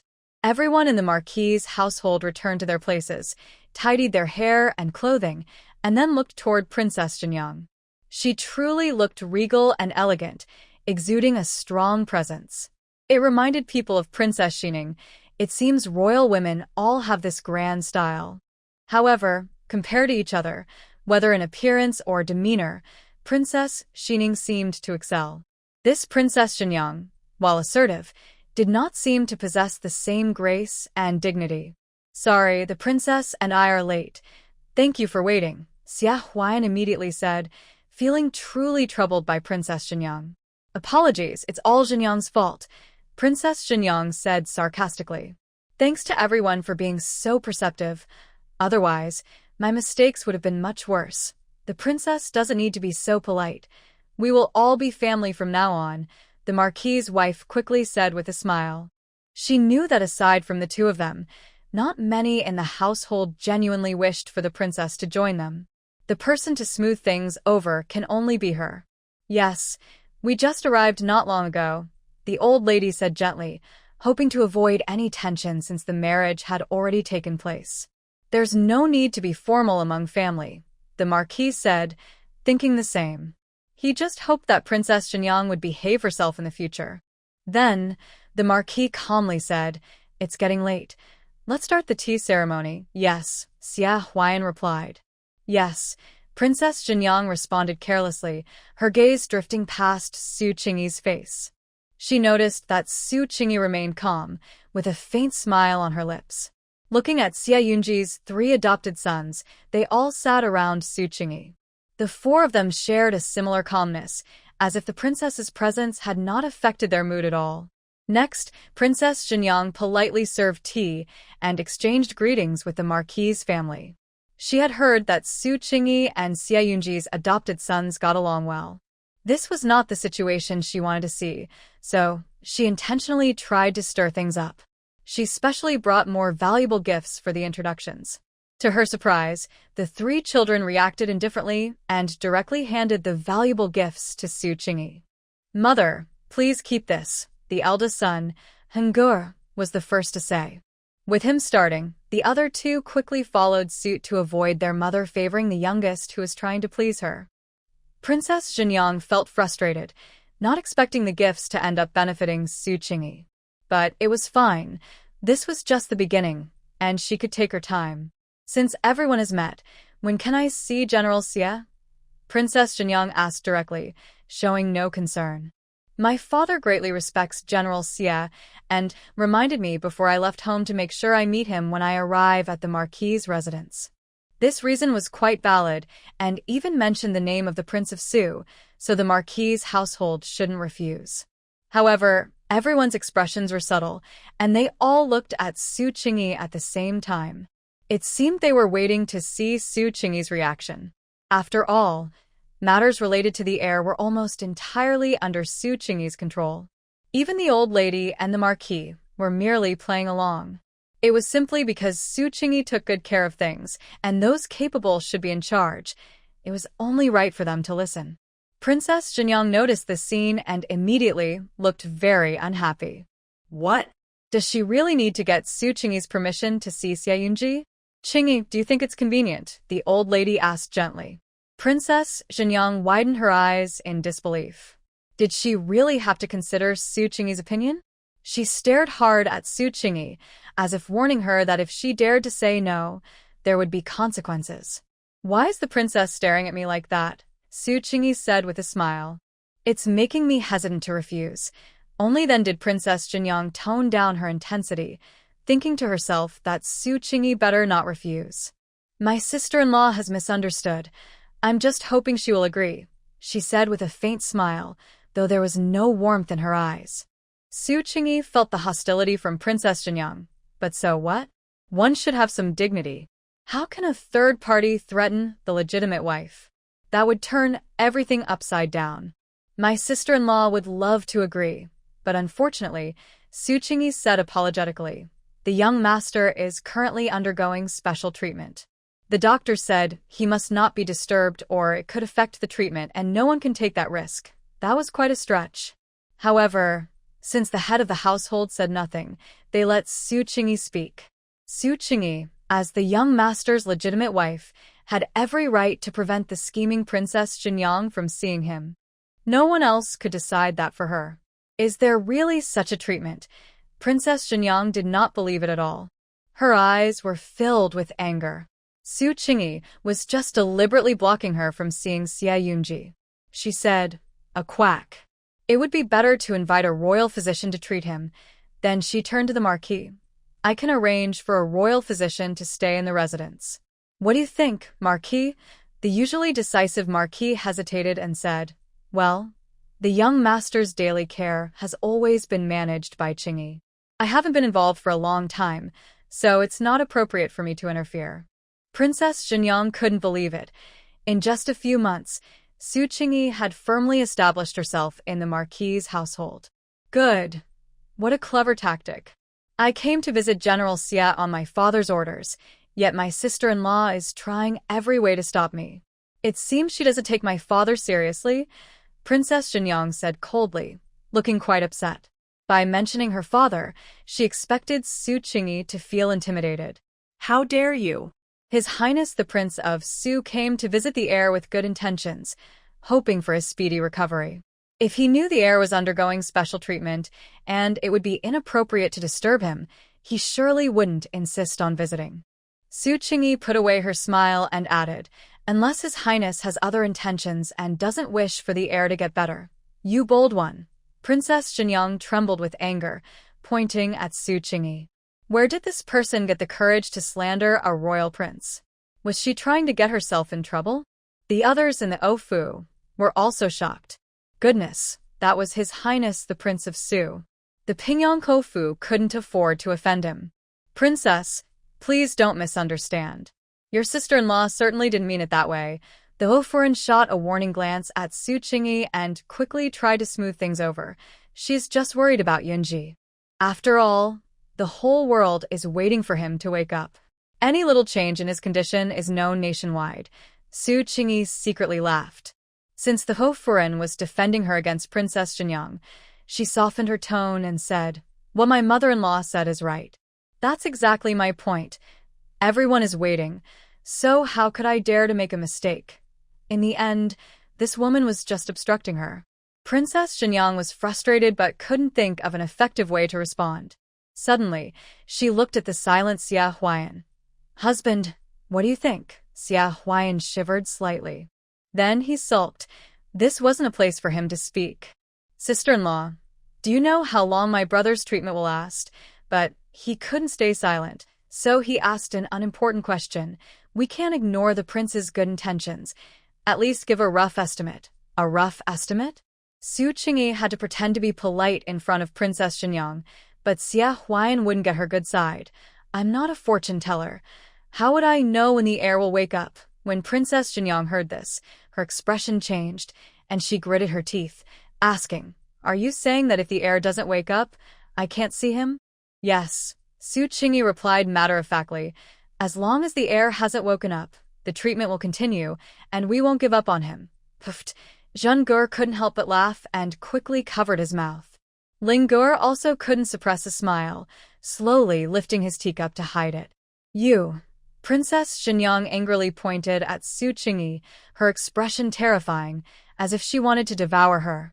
"Don't point at my mother." Hong jumped off the chair and opened his arms to block in front of Su Qingyi. His small face showed a strong spirit, rivaling that of the true princess. His gaze was particularly determined. Seeing this, Su Qingyi's heart melted, and she quickly picked Hong up, saying, "Don't be afraid, Mom is fine." Then she turned to the true princess and added, "The child is still young and doesn't understand. Please don't blame her." The true princess noticed everyone was looking at her and suddenly calmed down, holding back her anger and reluctantly said, "It's fine. I was too emotional." She took a deep breath, telling herself not to rush. Last time they met, Su Qingyi had left her with the impression of being weak and easy to bully, which made her careless. Now, it seemed this woman was not as easy to intimidate as she thought. However, it didn't make sense. A strong personality must have strong backing. Su Qingyi came from a humble background, so what support did she have? Was it just because she was Xia Yunji's wife that no one dared to touch her? It seemed to be true, but not entirely. Su Qingyi had also considered that since the Duke of Su was a man of great affairs, he wouldn't tolerate a daughter who tried to steal another's man. It was likely that marrying his daughter was already the Duke's limit. So, why should Su Qingyi fear a true princess who behaved improperly? By noon, the tea ceremony finally ended. At Donhui Courtyard, everyone was on edge, fearing the true princess might suddenly barge in, anxiously waiting for Su Qingyi to return. Xia Yunji was also worried, concerned that the Xu family might be bullied by the true princess. although the Xu family had told him that Princess Xining had reached an agreement with them to deal with the true princess together. Speaking of this, he didn't quite understand how the Xu family had become so close to Princess Xining. Didn't they find it strange? It was said that a few days ago, Princess Xining had invited the Xu family to ride on a boat and enjoy the lake. The Xu family was brave to accept, not fearing any trouble. Xie Yunji was sure this was Princess Xining's way of misleading the Xu family, and the next step would be to get even closer. He lay at home, anxious and worried. However, the Xu family showed no caution, which was frustrating. Xu Qingyi was unaware of the prince's complaints. She had someone carefully check the gifts sent by the true princess and found no issues. Thinking about it, the gifts given to the children are so valuable that the other party might want to use money to break the bond between mother and child that they have just started to build. The 3 children are quite sensible and handed over the gifts as soon as they receive them. However, over time, along with other temptations, it's hard to guarantee that some children, whose hearts are not stable, won't be swayed. Su Qingyi decided to have an open conversation with them, and the place would be the eldest child's study. "Come, I want to talk to you," she said.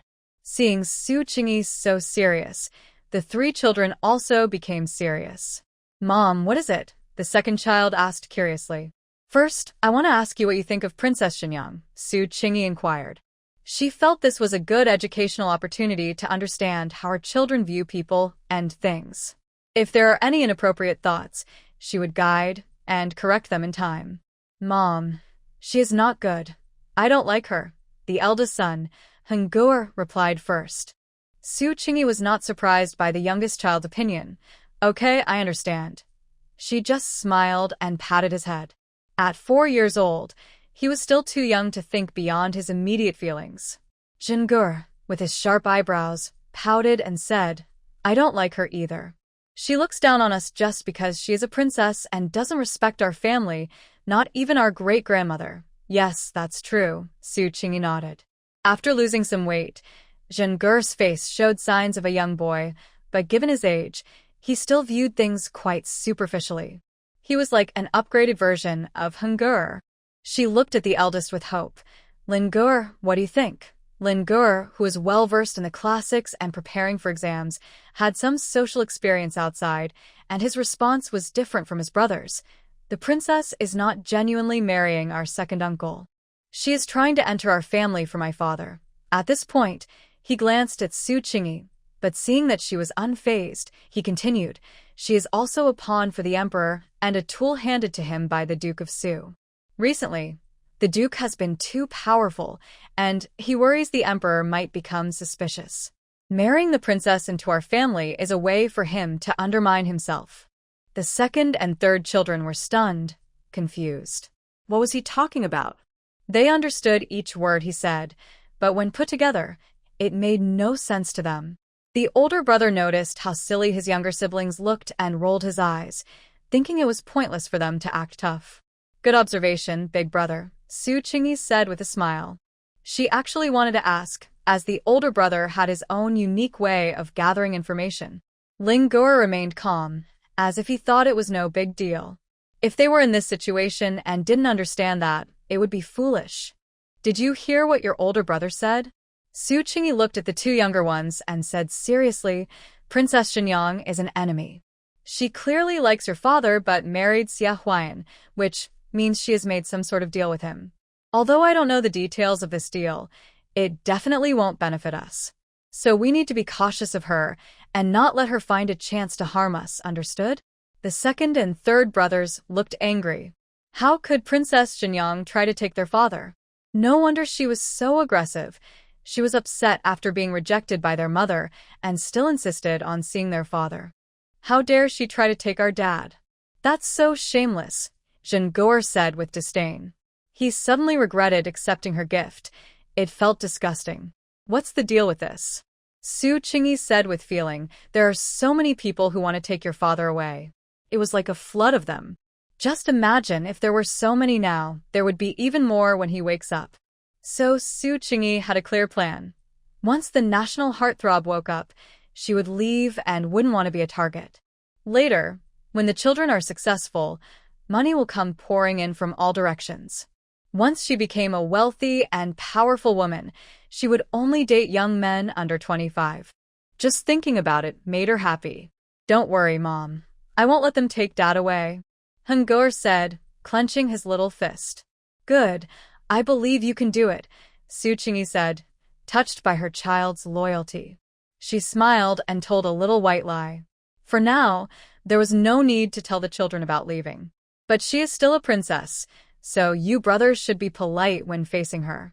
Don't let her catch you making a mistake and give her a chance to take advantage, Su Qingyi advised. Got it, Mom. We won't cause you any trouble, the second brother nodded. The third brother nodded too. She won't see me easily.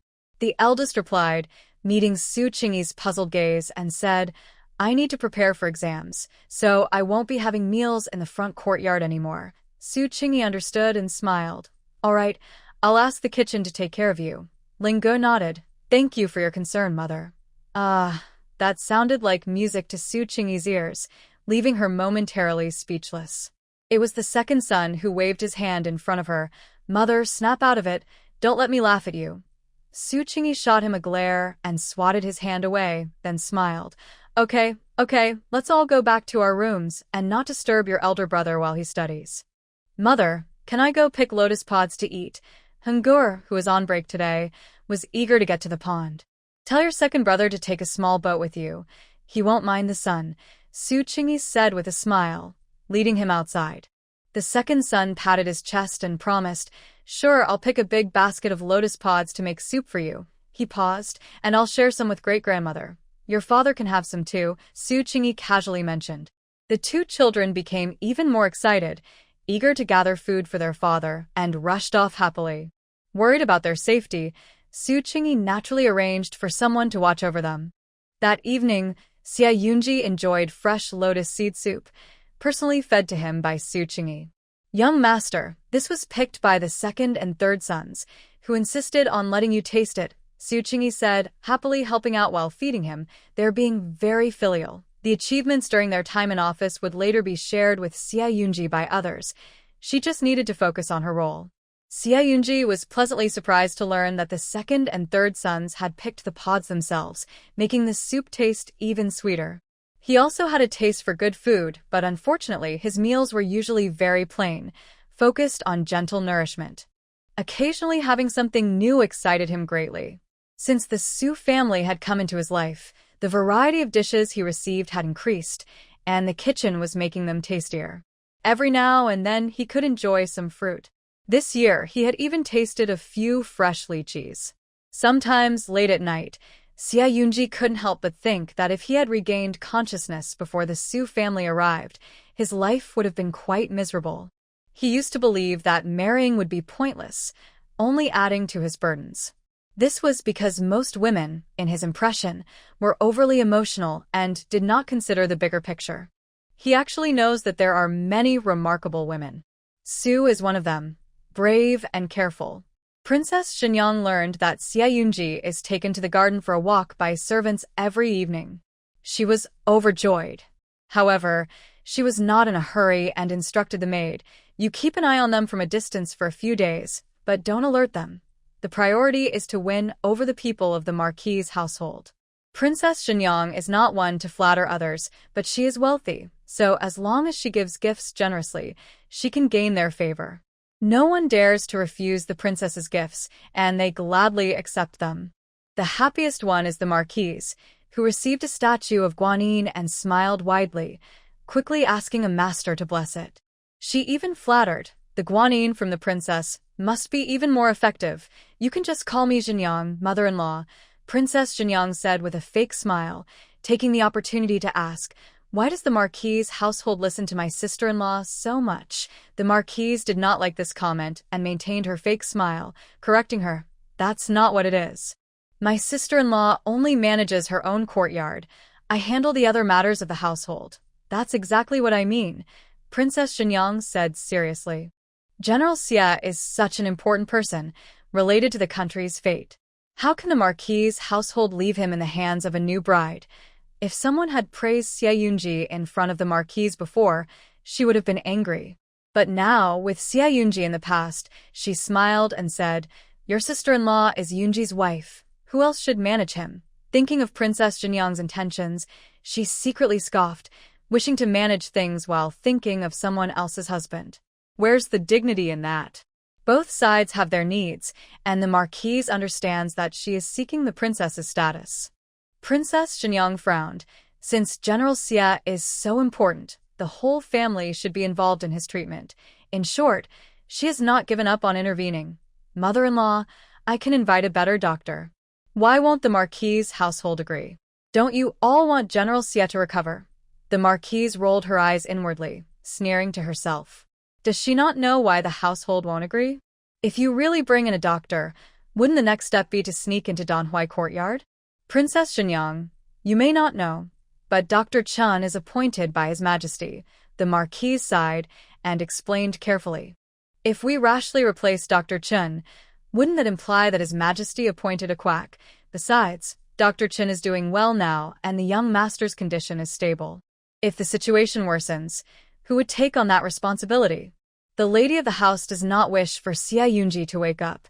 She only wants things to stay steady and without mistakes. As long as the blame does not fall on her, she is fine. Princess Jinyang knows that the lady of the house, as Xia Yunji's stepmother, does not truly hope for his recovery. It is useless to talk to her. She needs to persuade Lord Ho instead. Well, since the Ho family has its considerations, I won't meddle further. Princess Jinyang informed the lady of the house as she was leaving. By the way, I have trouble sleeping if there are others around, so I will be staying in a separate room for my husband. The lady's expression changed slightly, and she felt unhappy, but she patiently reassured Princess Jinyang. It's fine to stay in a separate room. We can't let Huayan disturb your sleep. Changing the subject, she added, however, we cannot neglect the matter of children. The Ho family is small, and we all look forward to you and Huayan having a child. Princess Jinyang thought to herself, doesn't your son's beloved already have one? She wanted to have a child, but not with Xia Huayan. She wanted Xia Yunji's child. With Xia Yunji's striking looks, she imagined their child would be exceptionally beautiful. Understood, mother-in-law, Princess Jinyang replied with a smile, filled with hope for the future. Meanwhile, it was time for the young master to go for his daily walk. The young servants were uncertain. A woman with a keen interest in the young master had entered the house. Could they still take him out for a walk every day? Hearing their worries, Xia Yunji wanted to shout that he would rather stay inside. It would be better to avoid being judged by Princess Jinyang's gaze than to be out in the open. Mo Yen went to consult Su Qingyi. Why not go? Su Qingyi had considered this too. Although Princess Jinyang was intimidating, they couldn't lower the young master's quality of life. Besides, in public during the day, there was no risk of being judged. Seeing Mo Yen hesitate, she said, how small is Donhui courtyard? Wouldn't it get boring after a couple of days? Why should our young master hide from her? Mo Yen thought this made sense. If she wants to watch from a distance, let her, but she can't interfere. Su Qingyi's bottom line is to be seen but not touched, and there's one more rule. Don't say anything strange to avoid sullying the prince's ears. Understood. Mo Yen replied, eyes shining. Let her see but not touch. Drive her crazy with desire. Su Qingyi almost laughed out loud. This wasn't her intention, but it did sound like a clever idea. She nodded. Go ahead. So, Xia Yunji, who didn't want to go out at all, was pushed out by the servants, making him even more puzzled about Su's thoughts. He heard that she had previously tried to stop Princess Jinyang from visiting him, so why was she now relaxed? The young lady said she can see but not touch, drive her crazy. Mo Yan's words were clearly mixed with personal feelings. Su Qingyi had no intention of making Princess Jinyang suffer. It was best if she didn't disturb the prince. Xia Yunji. This Su family is truly annoying. Fortunately, Princess Jinyang did not appear today. Only 2 maids were around, claiming to help the princess get familiar with the surroundings, but they didn't dare to disturb the prince. They watched from a distance for a long time, and it allowed them to see clearly. Then they were amazed, thinking to themselves that the prince's reputation was indeed well-deserved, leaving them in awe for quite some time. The prince had been ill for over half a year, yet still maintained such elegance and charm. It was hard to imagine how dazzling he must be when awake. The maid sighed. No wonder their princess was so infatuated, trying every way to marry into the marquis's family. Who could resist such a man? After being stunned by the prince's handsome appearance, the maids hurried back to report to the princess. Listening to the maids describe her beloved, Princess Xingyang couldn't help but cover her heart with her hand, her heart racing with excitement. My Yunji, Princess Xingyang murmured dreamily. In truth, she had only seen Xia Yunji a few times, but those brief encounters had captivated her completely. She wished she could rush to Xia Yunji's side right away to see him properly. Then, Princess Xingyang frowned, remembering that Su Qingyi, as Xia Yunji's wife, could take care of such a charming man every day, and jealousy surged within her. Is Su Qingyi with the prince? She asked. No, there are only 2 young servants by the prince's side, the maid replied. Humph. The princess of Xingyang felt a bit better. If she heard that Su Qingyi was accompanying the heir to the garden, it would make her furious, but at the same time, she felt even worse. Her beloved, whom she longed for, seemed so indifferent. If she were marrying Xia Yunji, she would want to be by his side every moment of the day. If Su Qingyi knew the princess's feelings, she would surely shake her head and smile, thinking only a carefree young girl would be so focused on love. But for someone like her, a mature woman, her mind was on her future and daily meals. She had no time to revolve around her husband. It was all about finishing her daily tasks and going home. Yesterday, she didn't accompany the heir because she wanted to observe the princess's reaction. To her surprise, the princess remained calm and didn't rush over. However, Su Qingyi didn't expect that the princess's anger would only last a day. After hearing various reports from the maids, her heart fluttered, and she lost her composure. The next day, the princess decided to go herself.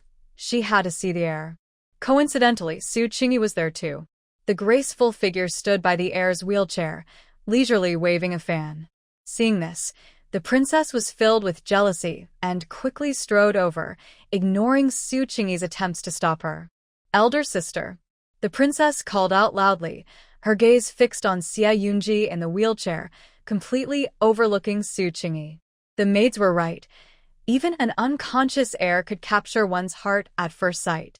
It had been so long since the princess had seen Xia Yunji that she was momentarily lost in thought and unconsciously walked closer. Princess, are you looking for me? Su Qingyi smiled, stepping in front of the heir to block the princess's gaze. Just wanted to see General Xia, the princess said dreamily. At that moment, her focus was solely on Xia Yunji, and she didn't care about Su Qingyi's discomfort, moving aside to continue watching. She had so much to say to the heir, but with Su Qingyi and the servants present, she had no chance to speak. Moyin and Guanqi were frustrated. This princess was so shameless. How could she stare at the heir like that? Xia Yunji, being a martial artist, sensed the princess's voice and felt on high alert. Soon after, he felt an unwelcome gaze fixed on him. Fortunately, a fragrant breeze came his way, blocking the direct stare of Princess Xingyang. The scent of sandalwood suggested it was Su's sandalwood fan. Since summer began, she had taken a liking to this fan, and he was already familiar with it. Yes, problems should be solved at their root. Su Qingyi understood that she couldn't block Princess Xingyang's eyes, so she had to shield herself from the man's charming face. Princess Xingyang glared at Su Qingyi and frowned, asking, "What are you doing? Princess, I have heard you admire my husband." "It seems to be true," Su Qingyi said, noticing the other woman's blatant interest. Su Qingyi decided to confront Princess Xingyang directly. Mo Yan and Guanqi were both angry and paused at Su Qingyi's words. Was it really okay to say that out loud? Princess Xingyang was also taken aback. This woman was too straightforward, leaving her momentarily speechless. Then, feeling embarrassed and angry, she replied, "What are you talking about, sister-in-law? I only admire General Xia, just like everyone else." She liked Xia Yunji but couldn't openly admit it. Doing so would give Su Qingyi leverage over her, which was both embarrassing and disadvantageous. Su Qingyi agreed. No matter how much she liked him, a little modesty was necessary. With a half-smile, she looked at Princess Xinjiang and said, "I must have misunderstood. The way you gaze at the young master makes you seem like a love-struck girl. You." Princess Xinjiang turned red and said unhappily, "If you know it's a misunderstanding, why do you keep bringing it up?" She coldly replied, "Sister-in-law, are you trying to slander me?" "Princess, please don't be angry. That's not what I meant," Su Qingyi quickly said. "I speak my mind, but I should really work on that to avoid further misunderstandings." Princess Xinjiang gritted her teeth in frustration. Su Qingyi's words were too sharp, constantly hinting at her feelings. If her father hadn't yet ascended the throne, Princess Xinjiang would have wanted to have Su Qingyi silenced. "That habit of yours really needs to change." The princess looked at Su Qingyi with a gaze full of disdain and said, "To slander a woman so openly, if word gets out, it will harm General Xie's reputation." Before Su Qingyi could respond, she continued, "You are only feeling proud because General Xie is currently unconscious. If he wakes up one day, do you think you will still be worthy of being his legitimate wife?" Su Qingyi blinked and replied, "Are you suggesting that once the heir wakes up, he will dismiss me, the one who has cared for him during his illness? A gentleman like Xie Yunji would not do that, unless she asked him to." The princess realized this too, and her expression darkened. But she didn't want Su Qingyi to feel too pleased. "You are only relying on this. Otherwise, how could you be worthy of General Xie?" Su Qingyi responded, "It seems like you are saying that among all women, only you deserve to be with the heir." The princess thought this way but couldn't admit it, saying, "You are overthinking it. That's good to hear." Su Qingyi smiled and said, "Since you have no feelings for my husband, I will feel free to show my affection in front of you." With that, she leaned down and kissed the heir right in front of the princess. The familiar scent enveloped Xie Yunji, and he felt his face warm up. Su's soft lips touched his skin and quickly pulled away. He was both amused and confused, feeling a happiness he couldn't quite explain. Like children, Su had always taken good care of him, but he felt something was missing. Now, Xie Yunji finally understood what was missing, a sense of possessiveness. Seeing this scene, the princess nearly lost her mind, looking as if she wanted to tear Su Qingyi's face apart. "How can you do this in broad daylight?" Her gaze seemed to accuse Su Qingyi of being shameless. Su Qingyi looked around and smiled, saying, "There are no outsiders here. Is it wrong for me to kiss my husband at home?" "Not at all." Mo Yen and Guanqi happily chimed in from the side, enjoying the sight of the young lady showing affection to the heir. This was a display of love. The princess was so wicked to slander that their heir would dismiss his wife upon waking. That was impossible. The heir was not that kind of person. The young heir is a gentleman with great character. Moreover, both of them are quite sure that if the heir spends some time with the young lady, he will definitely come to like her, just like the three young masters. "Let's go. Let's take a walk with the heir elsewhere," Su Qingyi instructed the servants and then said to Princess Xinjiang, "Your Highness, I must take my leave." Princess Xinjiang had not yet recovered from her anger.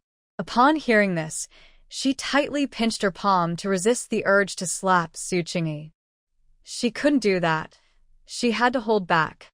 Su Qingyi and Xie Yunji walked away together, looking like a loving couple. Thankfully, it was all just an act. The only comfort for Princess Xinjiang was that if Xie Yunji were awake, he definitely wouldn't be interested in an ordinary woman like Su Qingyi. As they walked further away, Su Qingyi suddenly exaggeratedly patted her chest. Oh dear. This was the first time she had faced royal relatives so boldly, and she had accidentally gone too far. Su Qingyi regretted it. She shouldn't have kissed Xie Yunji. It was fun, but now she had made him angry. "Young lady, are you feeling unwell?" Seeing her like this, Mo Yen asked with concern. "What's wrong with the young lady?" Guanqi also looked over, anxious. These two, one in front and one behind, made Xie Yunji nervous as well, wanting to know what was happening. Could it be that she was upset because of Princess Xinjiang? "It's nothing," Su Qingyi smiled, her fingers brushing over her hairpin. "Maybe the heat hasn't let up yet. It's a bit stuffy." She thought to herself that the young lady was just replaying the earlier encounter in her mind and had gone overboard. She would definitely hold back next time. Was it hot? The evening breeze was quite cool, and everyone else didn't feel stuffy. However, since the young lady said it was stuffy, it must be true. The servants immediately urged her. Then you should go rest. There's no need to worry about accompanying the heir. We can handle it. Mo Yen glanced towards Princess Jinyang and, being quite talkative, added, Please rest assured, young lady, we will protect the heir's reputation at all costs, Xie Yunji. That's not necessary. I will stay with the heir, Su Qingyi replied. She wasn't really feeling stuffy. The evening breeze was gentle, and she had been cooped up inside all day and wanted to enjoy it a bit longer. The two stopped urging her since having the young lady around made things easier for them. However, Xie Yunji was still worried that Su Qingyi might be too tired. It's actually better to go back and rest. Recently, there have been many troubles, and if the Su family collapses, the main support of Danhuai Courtyard will be lost. The next morning, Lin Gur was getting ready to take the carriage to the academy. He usually leaves at this time, and very few people in the residence wake up earlier than him. At that moment, a familiar maid approached with a smile and said, Good morning, young Master Lin. I am a maid by the princess's side, and I have come to deliver a gift on her behalf.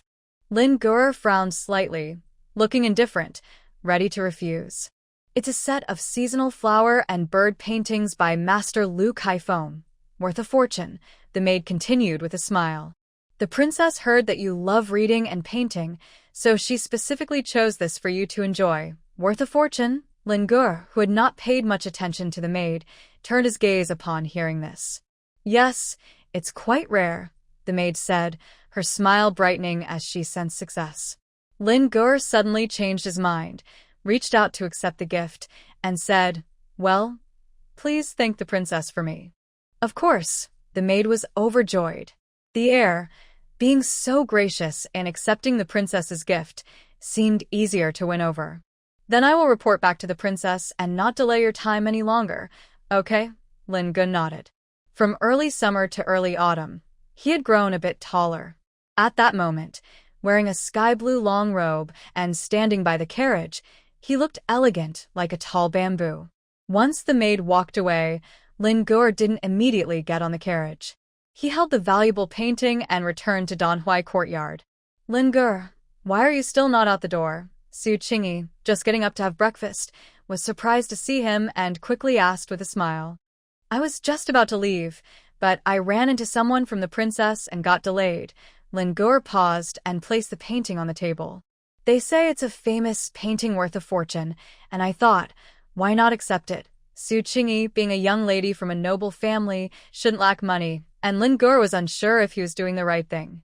What if Su Qingyi was bothered by him accepting something from such a shameless princess? Oh, that's wonderful, Su Qingyi exclaimed, her face lighting up. You just gained a fortune for free. I love days like this when money comes in, as soon as I wake up. Lin Gur twitched his lips. Well, he had overestimated Su Qingyi's sense of integrity. As long as you're happy, it's getting late, so I'll be going. Lin Gur saw this and turned to leave. All right, take your time, Su Qingyi said as she stood up to see him off, watching until he was far away before returning to admire the priceless painting. This son is good. He knows to contribute money and will be filial in the future.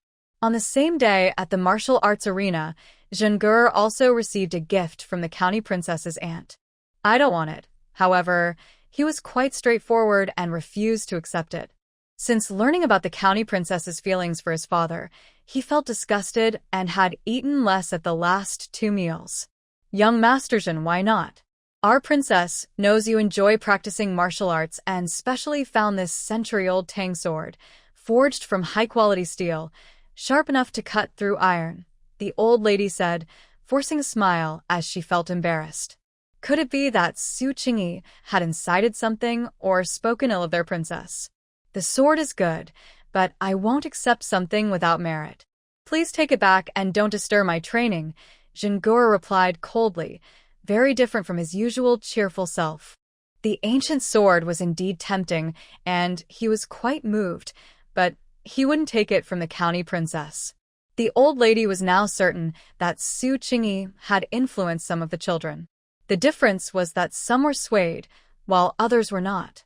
The eldest son, Lin Gur, was the one who was not swayed. Thinking this over, the old lady felt less upset. After all, the eldest was the most outstanding. As long as she could win him over, that was enough. The second son seemed to have average talent and had only started practicing martial arts at 8, so his future prospects were limited. Since young Master Jin doesn't appreciate it, then I'll take my leave and report back to the princess, the old lady said, rolling her eyes silently and muttering about being ungrateful before leaving. Is she really from the county princess? Pei Che approached Jingur, watching the old lady's retreating figure, and asked, Does she want to win you over? He had already heard about the love-hate relationship between the princess and General Xia from his talkative student. The content was quite eye-opening. Yes, she wants to win me over. Zhengge nodded. Then he showed a look of disgust and said, But she thinks too highly of herself. How could I sell out my mother for personal gain? Pei Che smiled, looking at him with admiration. As a teacher, he knew very well how tempting that ancient sword was for Zhengur, but Zhengur didn't even blink, refusing it decisively. On the way back to the courtyard after school, Zhen and Lin, the two brothers, ran into each other. Zhen felt proud of something he did today and told his older brother, Today, my second aunt sent someone to give me an ancient sword, but I refused it. Before he could finish feeling proud, he noticed his brother looking at him as if he were foolish. This made him doubt himself. What's wrong? Zhen asked, feeling annoyed. Was he wrong to refuse? Why did you refuse? Lin replied, looking confused. An ancient sword is obviously valuable. If it's free, why not take it? You don't have to repay anyone. Would taking it really cost him anything? Zhen's eyes widened as he looked at his brother. But she is so unpleasant. Accepting her gift would feel like betraying our mother, right? After a pause, he squinted and asked, Big brother, she didn't give you one too, did she? Did you accept it? If Lin had accepted it, Zhen would have to confront him. Lin could tell his younger brother was upset and replied coolly, I did accept it. Before Zhen could scold him, Lin added, I gave it to our mother. She was very happy and hopes for more good fortune. Zhen was taken aback, ready to criticize his brother, but swallowed his words. Anyway, it's free money. Do you think you won't spend money on food and daily needs? In the future, you'll need money for your career too, Lin lectured. The teacher our mother hired for you also costs money, and when you get married and have children, there will be even more expenses. Zhen listened and felt more regretful, his face turning pale. Yes, his brother was right. Not taking advantage of a good deal was foolish, especially when there was no repayment required. Seeing that Zhen understood, Lin stopped talking. He often thought deeply, and if Zhen didn't bring it up, he wouldn't say anything. If Zhen didn't understand, he wouldn't repeat himself. Zhen clearly understood now, but he couldn't help asking, Big brother, how much do you think that ancient Tang sword could sell for? Several thousand taels, maybe even tens of thousands, Lin replied. He wasn't exaggerating. Antiques can be priceless. It was even possible to sell it for hundreds of thousands. Zhen was stunned, his mouth open in shock. After that, feeling like he had lost a lot of money, Zhen's mood became quite gloomy. Su Qingyi quickly noticed and looked at him with concern, scanning him up and down. What's wrong? You ate so little at the table just now. Are you feeling unwell? The second brother shook his head and said nothing. Did something go wrong with your training today? Did Mr. Pei say something to you? Su Qingyi guessed, thinking if it wasn't a physical issue, it must be something bothering him emotionally.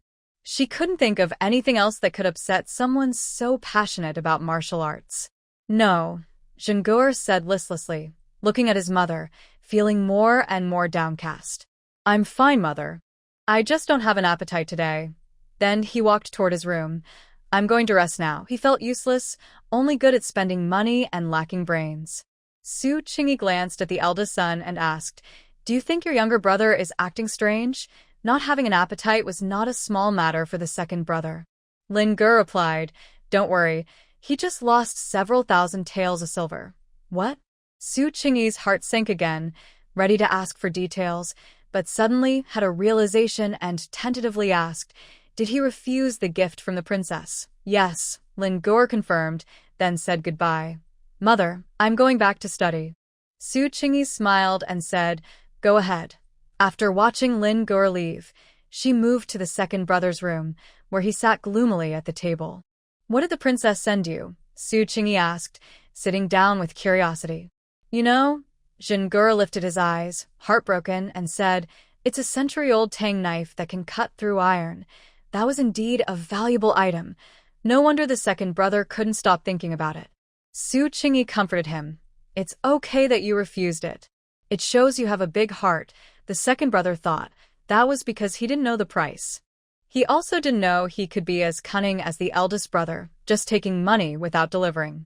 If he had known, he wouldn't have felt so generous. Generosity doesn't fill the stomach. I'll get you one later. Even if it doesn't have 100 years of history, it will still be good, Su Qingyi said. Weapons had a huge allure for someone passionate about martial arts. Although Zhengur was still building his foundation and wasn't ready to use weapons yet, it was still necessary for him to have one to touch. Really? Can I choose it myself? I want a spear, just like my father, Zhengur said, his excitement replacing his earlier gloom. His idols were his father, and then his master, Pei Che. These two are both skilled with weapons. As a general, using a spear is the traditional way. Sure, a spear feels safer than a knife, and Su Qingyi readily agreed. My father has a fire cloud spear. It's really impressive. I've seen it, but unfortunately my grandfather put it away, and I haven't touched it. Zhengur looked a bit disappointed, his small eyes eagerly watching Su Qingyi, his thoughts clear. Su Qingyi laughed and didn't refuse. I see. I'll ask your grandfather later if we can get it back. Seeing the joy on the second child's face, she added a condition. But you can only touch it. If you want to use it, you need to prove your skill. If you haven't practiced enough, you won't be able to use it. Zhengur nodded like a little puppy. In his eyes, his mother seemed almost all-powerful. As long as his mother asks, his father's spear will surely come back. Indeed, the spear that accompanied Xie Yunji in many battles is currently with the Marquis. The Marquis believes this weapon has taken many lives and carries a heavy aura, which might not be good for Xie Yunji's recovery, if kept in the Danhui courtyard.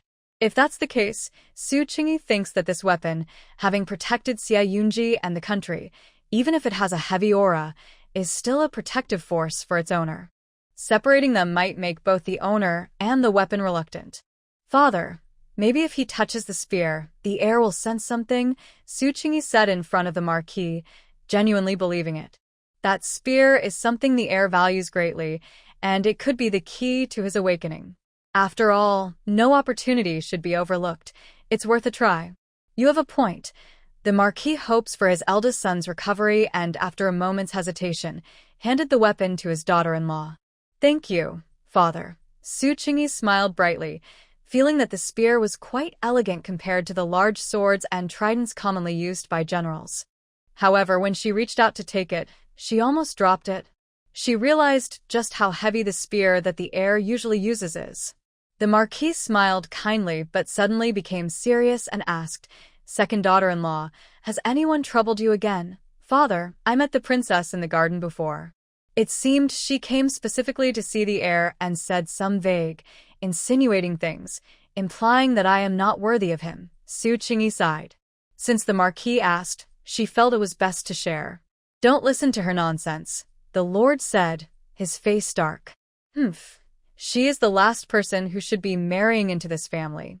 It was said that Princess Jinyang and the second son had already separated their living arrangements. Such boldness was truly outrageous, treating everyone in the Lord's house like fools. Recently, the Lord had been out socializing and had faced many jokes, both openly and subtly. He felt embarrassed because of Xie Huayan. He could only hope that his rebellious son would perform well in the upcoming courtyard exam at the end of the month. Su Qingyi returned to Danhui courtyard with a long spear. When she entered the heir's room, the servant saw the familiar weapon and exclaimed, "The heir's spear." The sudden excitement of the servants startled Xie Yunji, who wondered what was wrong with his spear. "Young madam, How did you bring the heir's spear back? Wasn't it kept by the Lord? Mo Yen asked excitedly. This surprised Xia Yunji as well. Su had taken her husband's spear back? Yes. The Lord said the spear had too much fierce energy and was worried it might be bad for the heir's recovery, Su Qing explained with a smile. She walked to the heir's bedside and touched the spear, saying, "But I thought, since it's the heir's weapon, even if it is fierce energy, it should protect him. Maybe the heir will feel something from it." The servants nodded in agreement, thinking Su Qingyi was right. "I thought the same. The heir probably misses Huiyun. Then let's give it to the heir," Su Qingyi said, holding out the spear. However, the servants hesitated and playfully refused their master's request, saying, "The heir doesn't like others touching his weapons. He usually takes care of them himself. So, young madam, please do it yourself. Is there such a custom?" "All right," Su Qingyi replied with a smile. Not wanting to force them, she brought the spear to Xia Yunji herself. It felt almost superstitious as she took his hand and placed it on the weapon, saying softly, "Heir, this is your weapon. Do you feel anything?" Touching his own weapon made Xia Yunji excited. Of course, he felt something, but he couldn't express it. Under Su's hopeful gaze, he tried to grasp the weapon, but as expected, he failed. Looking at the heir's calm face, Su Qingyi didn't feel much disappointment. The servants, however, felt uneasy. They were used to disappointment and worried that the young madam might not handle it well. "It's okay, it seems that good things take time. It's not the right moment yet, so let's be patient." The young lady comforted them in return, her smile bright and free of any gloom. They felt instantly reassured, and their mood lightened. At the same time, they admired the young lady's calmness.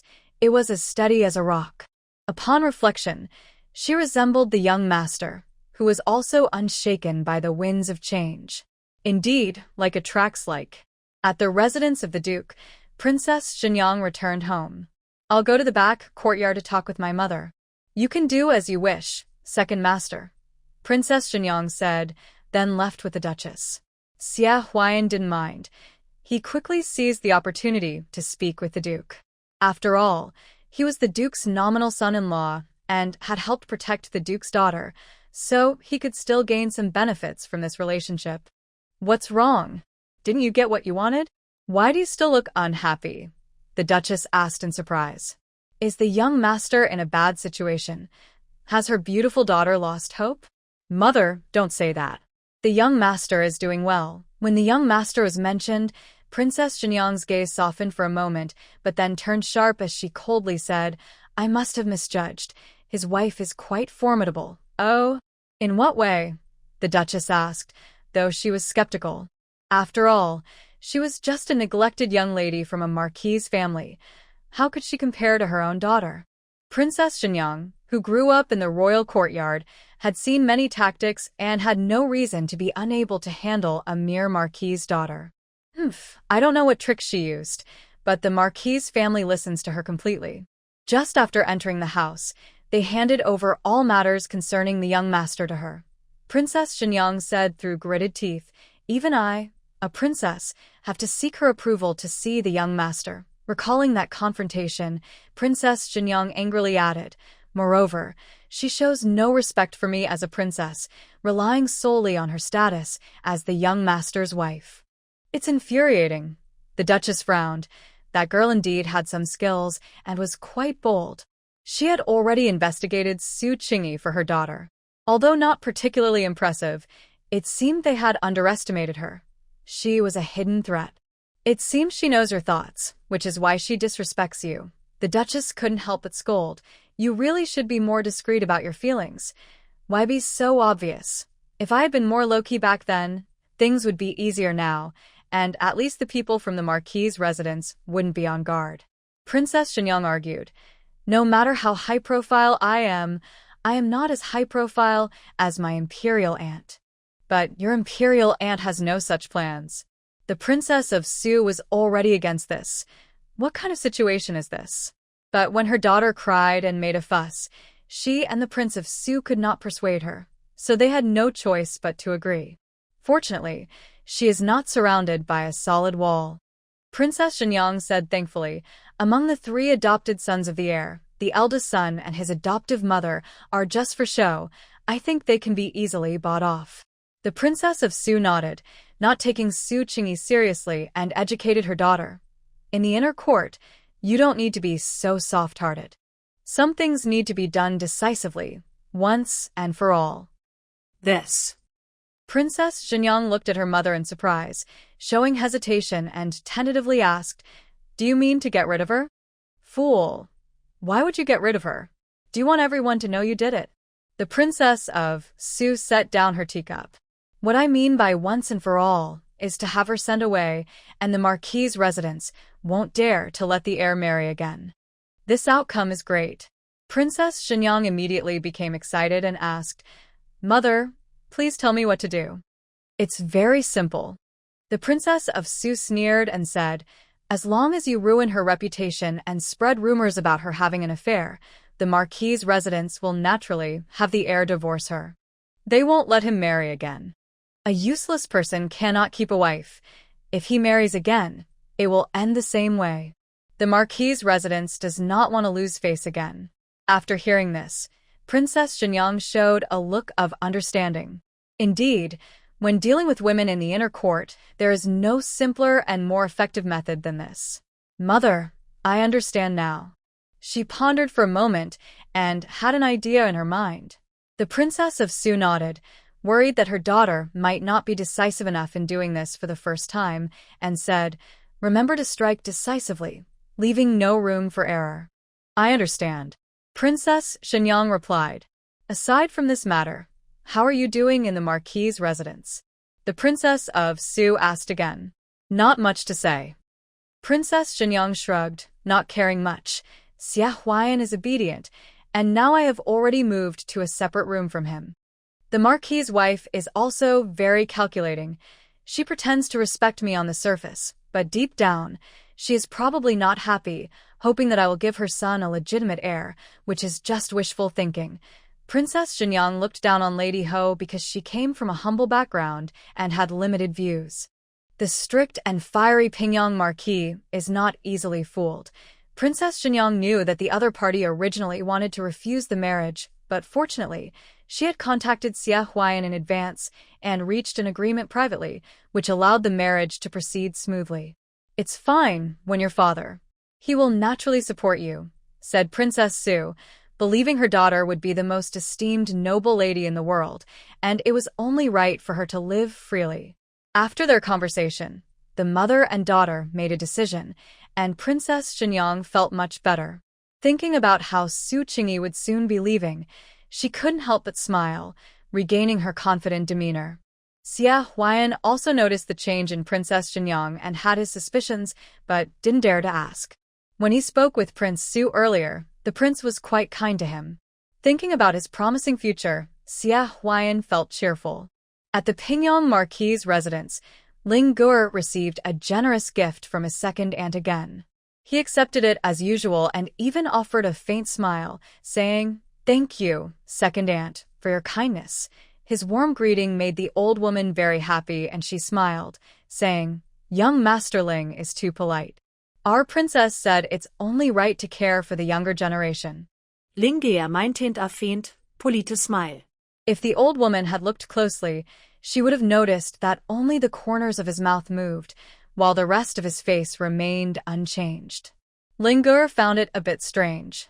He once lived a very difficult life and didn't want to lower himself to please anyone. Now, to distract Princess Shenyang and receive those priceless gifts from her, pretending to be friendly felt effortless. Perhaps it was because he used to be completely independent, only needing to think of himself. But now, he was consciously considering others. "By the way, young Masterling," the old woman suddenly said, "will you be free to come out tomorrow after school?" She had come today not only to deliver gifts but also with a task. "What is it?" Ling Gur asked, puzzled. "Aren't you preparing for the courtyard exam?" "The princess wants to meet you and discuss your career," the old woman hinted, believing Ling Gur would understand her meaning. Sure enough, Ling Gur paused for a moment, then looked enlightened and replied, "I'm free. Where would second aunt like to meet me?" The old woman smiled with satisfaction and told him a location. Okay, I will be there on time, Lin Gur said. After watching the old woman leave, his expression turned cold, no longer friendly. This Princess Xingyang really intended to cause trouble. Lin Gur had long known that the other party was not friendly and could not get along with their mother. This was the main reason he pretended to be polite with Princess Xingyang. If it were just about a few gifts, it wouldn't matter much. He collected his thoughts and went to Su Qingyi's room, waiting outside. When she heard that her eldest son had arrived, Su Qingyi immediately came out to see him. Seeing what he was holding, she raised an eyebrow and asked, "Did the princess send you something again?" Lin Gur nodded. "She also invited me to meet tomorrow." Su Qingyi's expression became serious, and they sat down to discuss it carefully. After Lin Gur shared his thoughts, Su Qingyi sighed, looking at him as if he were a strange creature, curious about how his mind worked. Is this what the childhood of a powerful official looks like? At such a young age, he already knew how to turn the tables and engage in cunning strategies. The last time she was this shocked was when she watched a video about the Battle of Qishui and was deeply impressed by Chairman Mao's military skills. Of course, Lin Gur, being so young, couldn't compare to Chairman Mao. However, having such heavy thoughts at this age was indeed rare. What gave Su Qingyi chills was that she couldn't tell if Lin Gur was truly on their side, or if he was aligned with Princess Xingyang. Or perhaps he was just looking for power, regardless of whose side he was on. Su Qingyi shivered at her own thoughts, feeling a chill down her spine. "Mother?" Lin Gur noticed that his mother seemed lost in thought, likely worried about Princess Xingyang's schemes, and reassured her. "Don't worry. Tomorrow I will gain her trust, making her rely on me to achieve her goals. If I find the chance, I will outsmart her." Su Qingyi snapped back to reality, thinking that her main concern wasn't Princess Xingyang, but rather her son. You, the main villain in the original story, are far more frightening than Princess Xingyang. All right, but don't be too reckless. After all, Princess Xingyang was still powerful, and Su Qingyi worried that Lin Gur might act impulsively and take extreme measures. She said, "First, listen to what she wants to do. We will observe and wait for her to reveal any weaknesses when she gets anxious." "Yes, I will be careful," Lin Gur replied. The older brother is too aggressive. Although he is brave and clever, Su Qingyi still has to remind him, even though your father supports you, we shouldn't take too many risks. We can use help when we can, but if we can't, we should wait. Lin Gur understands that he shouldn't waste the honor his father has built up. It should be used wisely. Of course, I'm not saying you should always act this way, but right now we don't have the advantage, so we must be cautious. In modern terms, it's about being careful only when facing difficulties. Once we are stronger, we won't need to be so cautious. Lin Gur nodded again.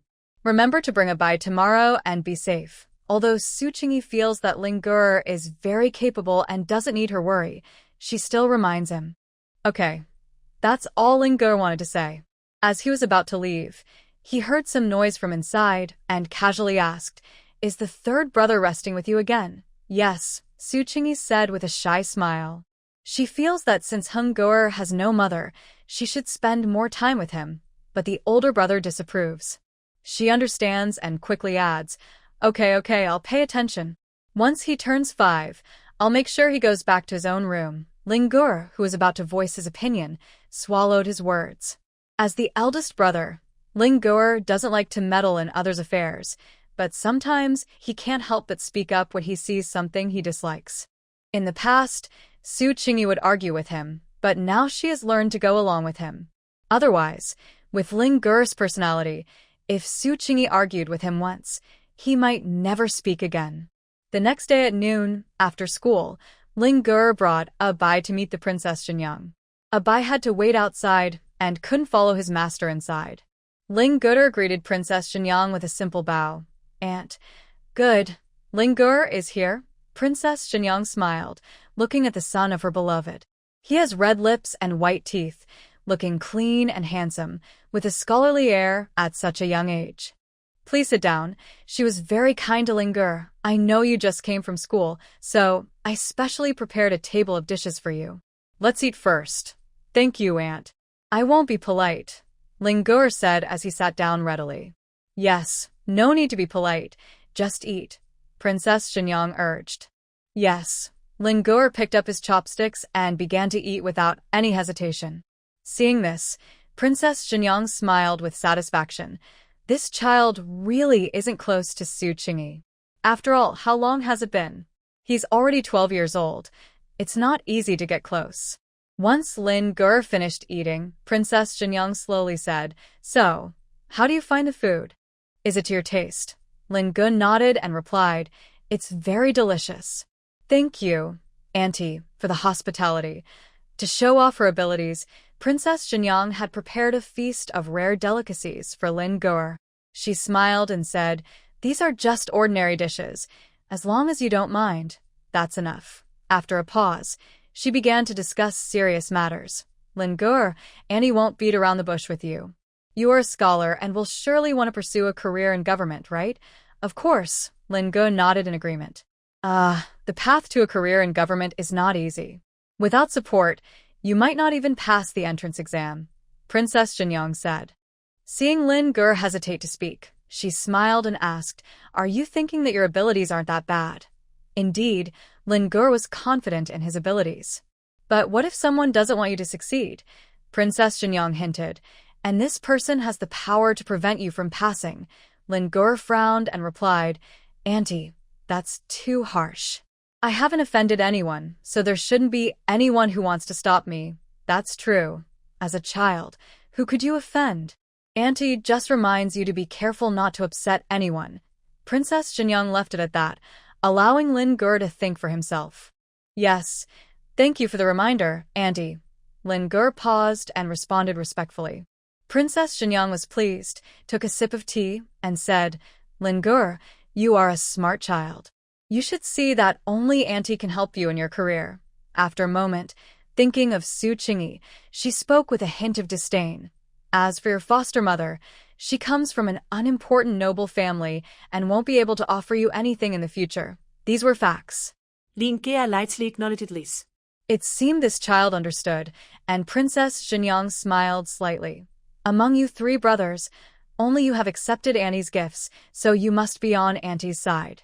Even knowing this was a formality, Ling-gur hesitated for a moment, then adjusted his mindset and firmly said, Yes, I know only Auntie can help me. His brief hesitation did not raise any suspicion from Princess Shenyang. Instead, it made her feel that this was the most genuine reaction. It made her believe from the bottom of her heart that Ling-gur had no ulterior motives. After all, he was just a 12-year-old child, facing both kindness and authority, and of course, he would be honest. If Su Qingyi had not read the original story, she would probably think the same way. Princess Shenyang smiled warmly and said, All right, I'm giving you your first task, which is not difficult. Ling-gur looked at her as she continued, You just need to find a way to get her to go to the temple to offer incense. Ling-gur immediately asked, What does my aunt want to do? If it involves harming someone, I can't do it. Don't worry, it's not that serious. Princess Shenyang didn't give him the specifics, as she still didn't fully trust him. She said, You are a scholar. Why would I let you do something that would ruin your future? Seeing Ling-gur hesitate, she assured him, You don't need to worry. I promise not to harm her life, just a small punishment. Ling-gur looked conflicted about whether to oppose his adoptive mother. At that moment, Princess Shenyang gently reminded him, Think carefully. Is it more important to protect an outsider, or to secure your own future? I understand now, Aunt, Ling-gur said as if awakening from a dream, no longer hesitating. I will talk to my mother about it. Please wait for my news. Good, Princess Shenyang smiled, raising her eyebrows. I look forward to your good news. In the evening, when Ling-gur returned to the Marquis's residence, he immediately discussed it with Su Qingyi. After hearing him out, Su Qingyi sighed. She wants your mother dead. Ling-gur thought seriously. It shouldn't be that extreme. She said she wouldn't harm anyone. I suspect it's some other method. Su Qingyi ponde. This was a form of exaggerated expression, but she didn't explain and continued. So what do you think we should do? Should we take the bait or not? Of course, we should take the bait, Lin Gur said confidently, tapping the table. If we don't take the bait, how can we catch the big fish? Su Qingyi secretly smiled wryly, thinking that it seemed like his mother was the bait. Don't be afraid, mother. You will go, but it won't be the real you. Lin Gur seemed to have an idea. Hearing this, Su Qingyi pondered. Before she could ask for details, Lin Gur said, Please lend me Mr. Pei Che for a while. Pei Che? Su Qingyi opened her mouth in surprise. You want Pei Che to pretend to be me? Considering Pei Che's strong build, wouldn't that be too much to ask? Not exactly. Lin Gur rolled her eyes at Su Qingyi as if she found her guess ridiculous. Just let Abai do it. Mr. Pei Che is only there to protect him. Su Qingyi chuckled awkwardly. All right then. After a moment, she added, but I still want to make a grand entrance so they know I'm here. She believed that the true Princess Jinyang wouldn't easily trust Lin Gur. Lin Gur hesitated. If Su Qingyi really went out, it could be dangerous. What if the true Princess Jinyang had an ambush set up along the way?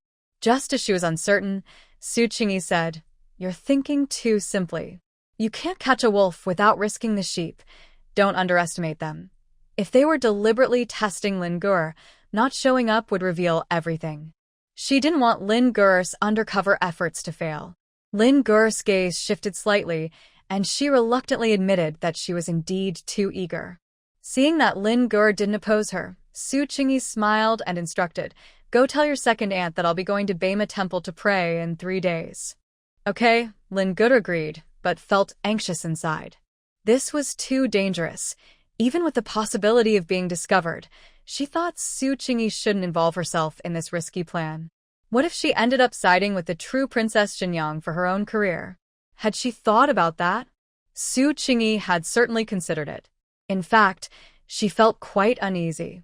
Could she really trust her new guardian, who had just recently taken on the role? 3 days later, Su Qingyi boldly went out to the temple under the pretense of seeking a child. She knew how to provoke the true Princess Jinyang. When the princess first heard the news, she was so angry that she broke several things in her room. She even regretted not setting up an ambush today. Indeed, Su Qingyi was right. The true Princess Jinyang was only testing Lin Gur this time. She took the advice of the Princess of Su, deciding to hold back until she was certain of a successful strike. Thus, Su Qingyi's trip went smoothly.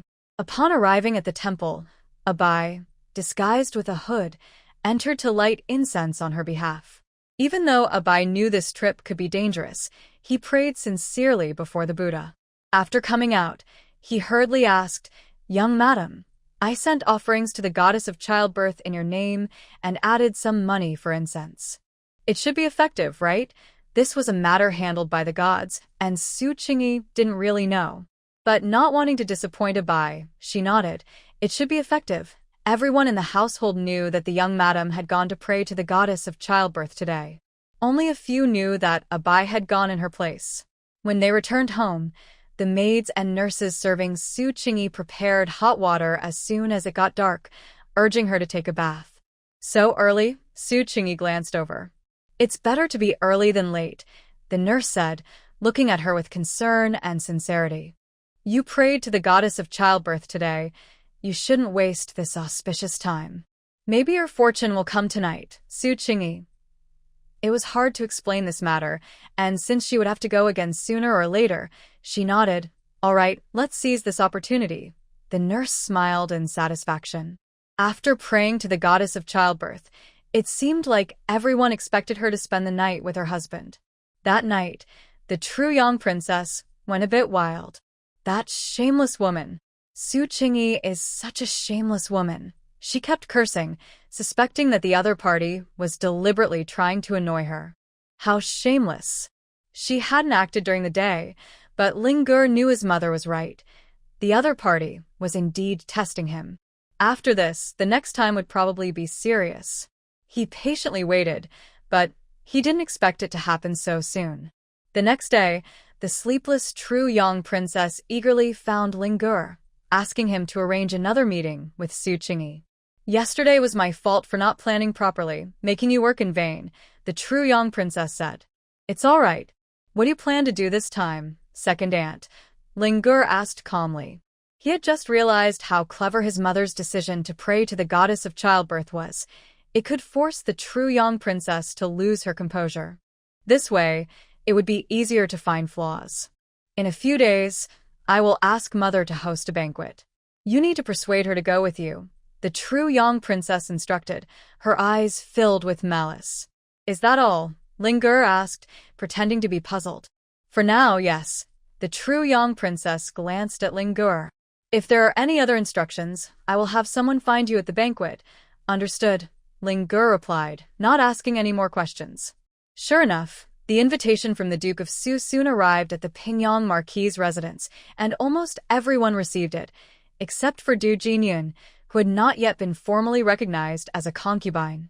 Moreover, Du Jinyun was pregnant, and it was not suitable for her to attend the banquet. Your second aunt invited so many people. What does she plan to do at the banquet? Su Qingyi muttered.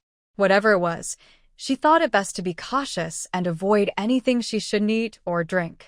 Ling-ger shook his head, sharing Su Qingyi's concerns. He advised, you should remember that someone might want to harm you. Keep your ears open and your eyes alert, Su Qingyi thought, so the eldest thinks of herself as a goddess. If I had that ability, I would have already sent the true Princess Yang away without anyone noticing. I can't shake this uneasy feeling. We should find some outside support to help us, Su Qingyi decided after some thought, patting her chest. Ling-ger looked at his mother curiously and asked, what outside support? He couldn't think of anyone else they could rely on. They couldn't just bring their father along. Princess Xining, your cousin, Su Qingyi replied, promptly sending someone to the princess's residence to explain the situation. Princess Xining had not received an invitation from the true Princess Yang. It seemed the other party knew she was not to be trifled with and had excluded her. However, it was not a problem. Princess Xining told Su Qingyi's messenger, I will go. Tell your master not to worry. If Shui Guifei found out, she would surely roar, wicked girl. I told you to let him go and find a prince, and instead, you're supporting his woman. Su Qingyi felt a bit relieved after receiving the princess's reply and smiled to reassure Ling-ger. All right, with your cousin there, we shouldn't face any major troubles. Ling-ger was speechless. Did his father know about this? Oh, right, he didn't. On the day of the banquet, mother and son dressed appropriately and set out together, accompanied by the entire Marquis' family. The men rode in one carriage while the women rode in another.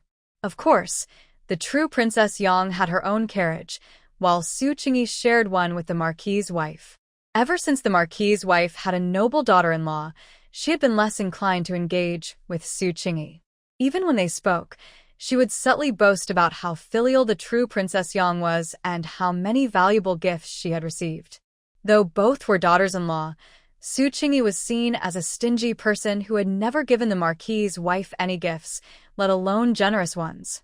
Madame Ho grew increasingly dissatisfied and glanced at Su Qingyi's flat stomach, saying, You've been married for a while now. It's time to pay respects to the goddess of fertility so the old lady won't have to wait too long. Su Qingyi, not in a hurry, smiled and replied, You're right, mother. Now that my sister-in-law is also married, let's see who gets pregnant first, me or her. Everyone knew that Xia Huayan and Princess Jinyang were a fake couple, and the princess had no intention of having children with him. Madame Ho's attempt to mock Su Qingyi backfired, leaving her angry and silent. At the Su Wangfu, many guests had arrived. As the carriage from the Pingyang Marquis' residence arrived, the princess's carriage also showed up. Princess Xining has arrived, the eunuch announced loudly. Princess Jinyang was taken aback because she remembered that the royal residence had not invited Princess Xining. Suddenly, she looked at Su Qingyi, suspecting that Su Qingyi had brought Princess Xining along. But what could that change? Bringing in reinforcements wouldn't help. Su Qingyi heard that Princess Xining had come and quickly took Ling-ger over to greet her. She thought to herself that this was the real princess, and even if Prince Gong ascended the throne in the future, it wouldn't affect the princess's continued status. If Ling-ger caught Princess Xining's eye, he would likely be less influenced by Princess Jinyang. That would be a path with no return. She hoped her dear son would understand. Please greet Princess Xining. May you have many blessings, Your Highness. Su Qingyi smiled and bowed. Receiving a nod from Princess Xining, she eagerly brought Ling Gur forward and said, Ling Gur, quickly greet your aunt. Then she turned to Princess Xining and enthusiastically introduced, Princess, this is Yunji's eldest son, Ling Gur. He is quite talented and will be taking the entrance exam at the end of the month. Ling Gur felt as if his mother was promoting him, which might just be a misunderstanding. He was puzzled but maintained a calm demeanor as he bowed, saying, Ling has come to greet you, aunt. Princess Xining looked at Ling Gur and thought his appearance and demeanor were quite good, enough to be worthy of being Xie Yunji's adopted son. She smiled slightly. I have heard your father mention that you love to read. Yes, it's impressive that the princess remembers. Ling Gur truly has a talent for studying. Su Qingyi smiled brightly beside them, unaware that she was facing her husband's admirer. This scene made Ling Gur glance over frequently. That feeling of a mother who doesn't care about her father came back again. However, the urgent issue facing Ling Gur is not the love and hate of the previous generation. It is his mother's loud and boastful words. These days, no one would be so unhumble as to praise their own child so much. He quickly said, Cousin, please don't mind. My mother is just trying to encourage me. It's not that I really have talent. It's fine, no need to be so nervous. This princess has known your mother for a long time, Princess Xining said, sounding quite familiar with Su Qingyi and implying they had a good relationship. Ling Gur. Well, he worried for nothing.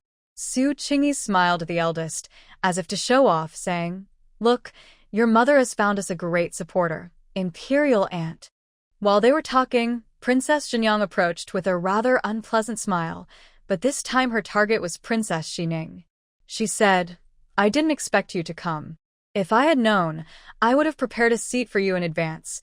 The implication was that she was criticizing Princess Xining for coming uninvited. I heard that the Grand Princess is hosting a banquet and invited half the capital, yet I wasn't invited. Does the Grand Princess have something against me? Princess Xining was not afraid of this niece and replied with a forced smile, If that's the case, I will go to the palace and complain to the Empress Dowager. She was not only favored by the emperor, but also cherished by the Empress Dowager. The wife of the Duke of Su, who was merely a granddaughter-in-law, could never compare to her own granddaughter. If she really went to the palace to complain to the Empress Dowager, the one who would face consequences would surely be the Duke of Su's wife. Princess Xinyang often fantasized about being a princess, but she was still not one. In front of a truly favored princess, she could only swallow her pride and smile.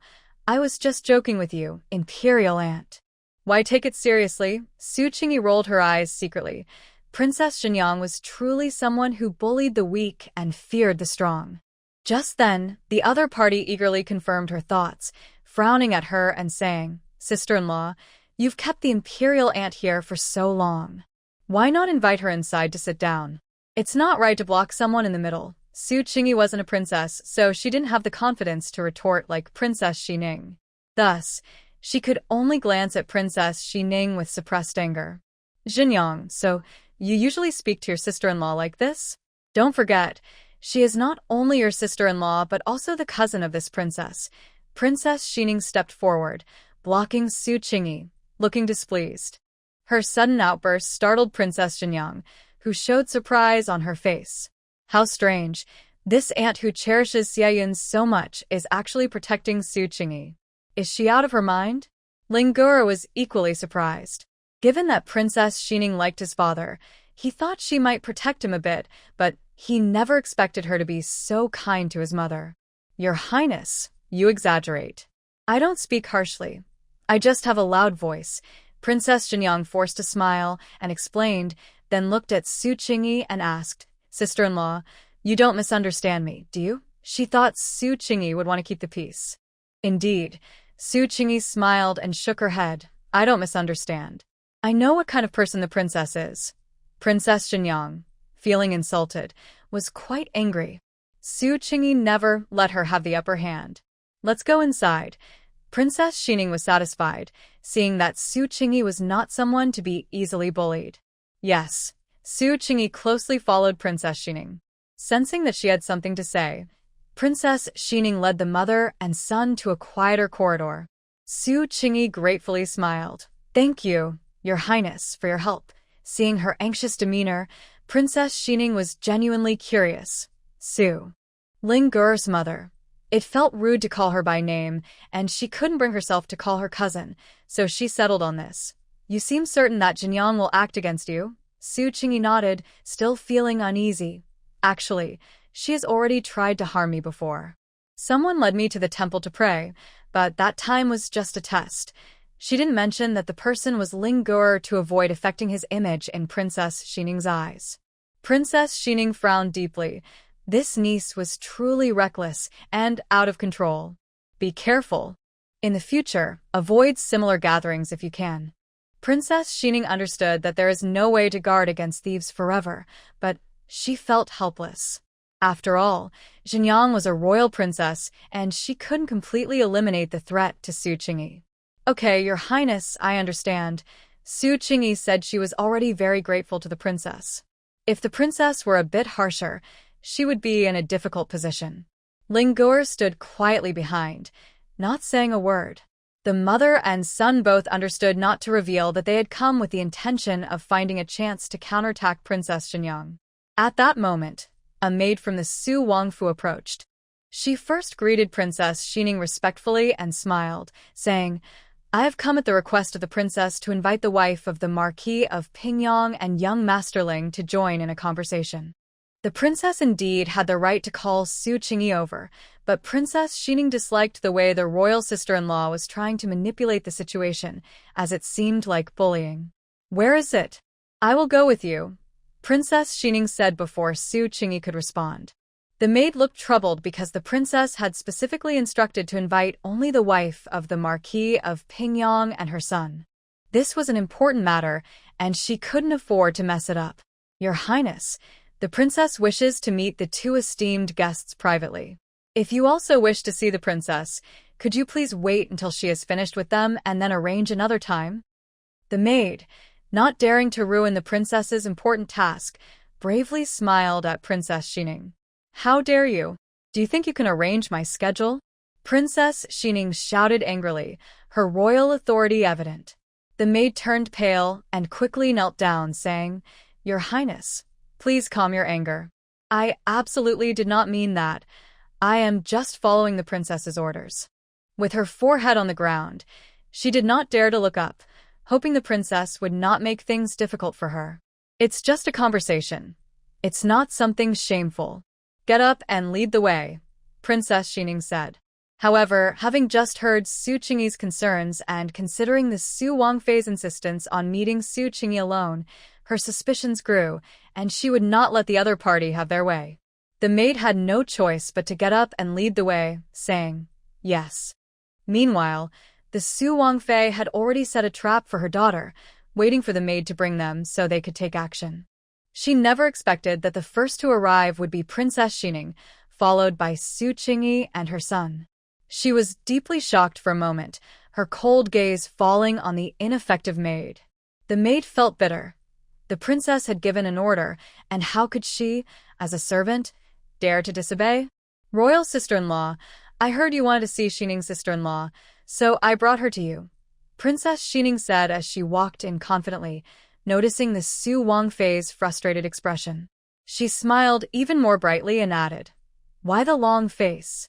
Does the royal sister-in-law only welcome my sister-in-law and not me, your royal sister?" The princess quickly regained her composure and smiled warmly, saying, "How could anyone not welcome you in this world? That's good to hear." Princess Xining ignored the double meaning in the princess's words and turned to Su Qingyi and her son, saying, "The Empress wants to see you both, so go ahead and meet her. Then do what you need to do." "Yes." Su Qingyi smiled and stepped forward, bowing to the princess, saying, "Qingyi wishes the princess good health. You're too polite." The princess raised her hand, her gaze focused on Su Qingyi, and said, "You are truly family, so please sit down and talk." "Yes," Su Qingyi replied gently. Then, Ling Gur came up to pay his respects, mature and steady, saying, "Thank you, princess, for your kindness. Good boy, go sit with your mother." The princess had heard about Ling Gur, and observed him closely, seemingly assessing his trustworthiness. In the end, she found that the child's gaze was quite reserved, showing nothing on the surface. Seiyunji, the gentle and lovely lady, also appeared very harmless. After the mother and son sat down, the servants quickly brought tea and snacks. Princess Xining, not needing to be called, had already found a chair to sit in. She did not want to stand. "We have some excellent Huangshan Malfong tea. Please try it," the princess said with a smile. On such a hot day, the princess was indeed thirsty after the carriage ride, so she took a couple of sips. Ling Gur also had some. Only Su Qingyi did not touch her teacup. This immediately caught the princess's attention. Her hand paused and she smiled slightly, saying, "What's wrong, Qingyi? Can't you drink this malfoam? If so, I can have someone bring you something else." "That's not it. I'm sorry to trouble you, Your Highness," Su Qingyi said a bit shyly. "I have a sensitive palate and can't drink tea that's too hot. I'll wait for it to cool down." "I see." The princess's gaze shifted slightly. "Then wait for it to cool before drinking. You can have some snacks or fruit first." Princess Xining really believed Su Qingyi had a sensitive palate and immediately thought of calling someone to bring cool tea. But then she reconsidered, knowing this was the princess's place, and decided against it. "Yes, thank you, Your Highness." Su Qingyi's attitude was impeccable, yet she still did not touch anything. This showed that she was very cautious. The princess of Suwang noticed it, but said nothing. Princess Xining also noticed and immediately put down her teacup, saying, "Ling Gur's mother still eats very little, just like last time at my residence. She hardly touched anything." "Really? No wonder Qingyi is so thin," the princess of Suwang replied with a friendly smile. "It might be the hot summer. She will be fine once this period passes," Qingyi added. The princess of Suwang nodded, suddenly sighed, and said, "I wanted to meet you alone today mainly to talk about that child Jinyang. She has been spoiled by her father and me, and her temper isn't great. If she has offended you in any way these days, I apologize on her behalf." "That's true. Just earlier, Jinyang was outside yelling at her sister-in-law, which was quite improper. Although she is a princess, she shouldn't act like that just because of her status. The Empress should really discipline her," Princess Xining reported. Qingyi listened and felt grateful for her decision to seek Princess Xining's support. "Of course, she is now married, and both the prince and I will make sure to guide her properly," the princess of Suwang thought to herself, feeling annoyed with Princess Xining but still speaking kindly. At the same time, she thought that today's matter might not succeed. "The princess is young. It's common for newlyweds to act this way," Qingyi said with a smile. "I wasn't very mature when I first got married either, but it gets better over time. As they say, every child has their own blessings. The princess clearly has a bright future, so the princess should not worry too much." Jinyang, the princess, really had nothing nice to say. It was quite distressing to hear. She truly wasted her pleasant appearance. "Let's hope for the best," the princess of Suwang smiled, though her smile didn't reach her eyes. Then she turned her gaze to Ling Gur and gently asked, I heard Ling Gur will participate in the imperial examination this year, alongside your uncle. How do you feel about it?" Are you confident?" Ling Gur, being younger, stood up to respond, saying, "I will do my best. If all goes well, I should be able to pass." "Well, I wish both you and your uncle good luck." The princess of Suwang nodded, then instructed the maid beside her. "I remember the emperor recently gifted the prince a box of special ink, right? Go get a portion and add 2 brushes for Ling Gur to take home." "Special ink? This is a good thing," Su Qingyi thought. The princess and the true Sun County Lord really are alike. They both know how to win people over. But it's better not to say anything. Money can sway hearts, especially when there's power involved. If she were Ling Gur, it would be hard not to be tempted. "Thank you, Your Highness, for your kindness towards Ling Gur," Su Qingyi said with a smile. She turned her gaze to Ling Gur. Although she worried that the bond between mother and son could be threatened by money and power, there was nothing she could do since she had neither. She could only leave it to fate. Ling Gur quickly thanked the princess for her gift. "Thank you, Your Highness, for your gift." Ling Gur bowed deeply. "We're family, No need to be polite, the princess said, pausing for a moment. All right, there are many guests outside, so I won't keep you. We can talk more next time. Yes, Su Qingyi stood up to say goodbye. She hadn't touched anything from the princess's side the entire time.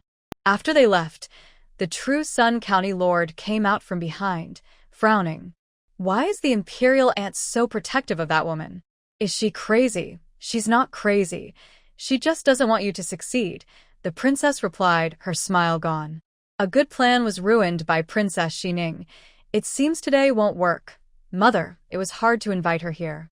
Next time, she'll be even more cautious. The true Sun County Lord had been staying at the Pingyang Marquis' residence for some time and realized how reclusive Su Qingyi was, making it hard to find an opportunity. What do you want to do then? The princess looked at her daughter, who was already quite cautious. The tea and snacks hadn't been touched at all. Send Lin Gur, the true Sun County Lord said with a hint of madness in her eyes. No, you're too hasty. We need to wait, the princess said. She believed Lin Gur was not trustworthy yet. They needed to wait until they truly had control over Lin Gur.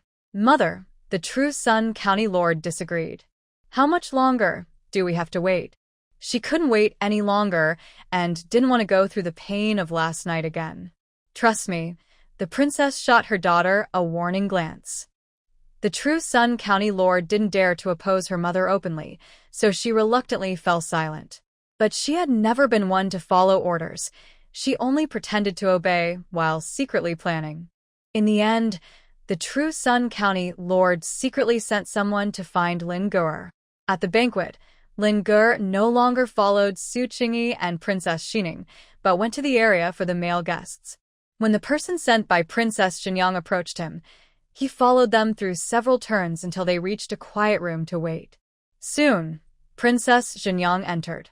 Lin Gur, she said directly, my aunt has a task for you. If you succeed, she will ensure your career progresses smoothly. Lin Gur was momentarily silent. You should see the current situation clearly, Princess Xinyang continued, using both threats and persuasion. If you don't understand, let me be clear. This world will eventually belong to my father, so, she paused, looking into Lin Gur's eyes and tempting him, you should know whether to stand with me or your adoptive mother. Lin Gur blinked. Yes, you have one chance. If you dare to betray me, even if your father wakes up, he won't be able to protect you, Princess Xinyang said, pulling out a porcelain bottle from her pocket. Lin Gur hesitated for a moment before taking it with both hands. Inside seemed to be a pill. Don't worry, this is just a hallucinogenic pill. It dissolves in water and won't harm her, Princess Xinyang explained. But how can I do it in front of so many people? Lin Gur looked troubled. Could my aunt send someone to help? I could go to the kitchen, put the drug in, mark the cups, and then persuade my mother to drink. Princess Xinyang thought this over. It would indeed be easier that way. As long as Lin Gur was the one administering it, she wouldn't be implicated. Okay, she agreed, and then sent a maid to assist Lin Gur. With the hallucinogenic pill in hand, Lin Gur went to the kitchen with the maid. As the meal was about to begin, the kitchen was bustling with activity. Please ask clearly which dishes are for the guests so we don't make a mistake, Lin Gur whispered to the maid. The maid nodded and went to inquire. While she was gone, Lin Gur also asked about which dishes were for the nobles. The servants, seeing he was with the princess's maid, did not dare to be careless and informed him truthfully. The princess was a prized guest, so her meals were certainly different. When the maid returned, Lin Gur asked her to help keep watch. Once the area was clear, he found an opportunity to add the drug and made a mark on the cup. The old woman instructed the servant responsible for serving food, pay close attention. This bowl of stew was specially chosen by young Master Lin to honor his mother. It must be delivered to the table of the Princess of Pingyang. If anything goes wrong, all the blame will fall on young Master Lin. Who would believe him if he dared to complain about the princess? To be safe, after young Master Lin left, the old woman added a dose of medicine to the marked stew. Little did she know, young Master Lin returned when the dishes were being served. He found the maid the old woman had mentioned and said, I just remembered that my mother hasn't been fond of fish gelatin lately. It would be better to choose something lighter. The maid couldn't refuse, thinking that young Master Lin was the princess's nephew, and sweetly flattered him. Young Master Lin is truly filial. Young Master Lin nodded and selected another bowl. He suspected that the marked bowl had been tampered with, so he found an excuse to handle it himself to avoid harming anyone innocent. "Never mind, I will personally deliver it to my mother," young Master Lin said, as he originally intended to do so without relying on others. "Yes," the maid replied, quickly arranging a tray for him. A young master as devoted as he is truly rare. Before long, young Master Lin emerged from the kitchen with the stew, heading to where the ladies were seated, looking for Su Qingyi. Once inside, he scanned the room and noticed that Su Qingyi's table was neither too far nor too close to the princess of Xinjiang. The ladies present were surprised to see a young master with bright red lips and white teeth enter, as the servers were all well-trained maids, making his sudden appearance quite striking. Only the princess of Xinjiang was not surprised. Upon seeing young Master Lin, a meaningful smile appeared on her lips, but she quickly suppressed it and continued to observe discreetly. "Isn't this young Master Lin? What brings you here?" asked the lady of Pingyang with a frown, concerned that he might embarrass her at the banquet hosted by the princess of Su. "Grandmother," young Master Lin called out before explaining, "I tasted a stew at the banquet that my mother likes, so I brought it for her." The surrounding crowd gasped and turned to look at Su Qingyi. Everyone knew that Su Qingyi and young Master Lin had a foster mother-son relationship, not a biological one. They were surprised at how devoted young Master Lin was to his foster mother. Lady Ho had a strange expression. She never expected that the usually cold Lin Ger would be so kind to Su Qingyi. However, while showing respect is good, it should be done at home, not at someone else's banquet. It made her seem unlikable as a grandmother. So, Lady Ho is unhappy and planned to scold Lin Ger a bit before apologizing to Princess Su. To her surprise, Princess Su smiled first and praised, "Lin Ger is truly filial." Then she looked at Su Qingyi with a pleased expression. "Qingyi is really lucky. It's admirable."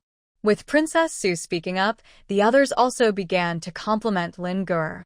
For a moment, no one questioned whether it was appropriate for Lin Ger to enter like this. Seeing this, Lady Ho awkwardly swallowed her words. At the same time, she felt confused. Wasn't Princess Xinjiang and Su Qingyi supposed to be enemies? Why was Princess Su being so nice to Su Qingyi? Lin Ger is indeed filial. All thanks to the heir's good parenting, Su Qingyi said, also caught off guard by the scene. Facing the compliments and envy from all sides, she calmly smiled and said, "I must be lucky to have 3 filial children thanks to the heir." Everyone understood. It seemed that the lady brought in to bring good fortune was getting along well with her family and had a good relationship with her 3 adopted sons. Lin Ger brought the stew to Su Qingyi's table. "Mother, please enjoy. You've worked hard to come all this way," Su Qingyi said with a smile, though her feelings were a bit complicated as she looked at Lin Ger. Should she trust Lin Ger or not? It was a 50-50 chance. "It's what a son should do," Lin Ger said, glancing at Su Qingyi. "Once it cools down a bit, you can drink it. I tasted it, and it's good." "Okay," Su Qingyi replied, her mind racing. Was Lin Ger telling her to eat without worry, or was he trying to lower her guard and tempt her to eat? After delivering the stew, Lin Ger left. Princess Xinjiang felt a bit anxious, thinking that Lin Ger left too soon. Why didn't he encourage Su Qingyi to drink before leaving? As the host, Princess Su naturally took the lead in starting the meal, prompting the others to follow. "Everyone, please don't be shy. Let's eat," she said with a smile. Then she lifted the lid of the stew and stirred it with a porcelain spoon. The others no longer held back and began to eat. Princess Xinjiang also took a couple of spoonfuls. Her mind was focused on Su Qingyi, so she didn't pay attention to her own meal, let alone taste anything. She eagerly asked, "Why isn't my sister-in-law drinking?" The princess of Su Wang glanced at her, likely realizing that she had tampered with the soup.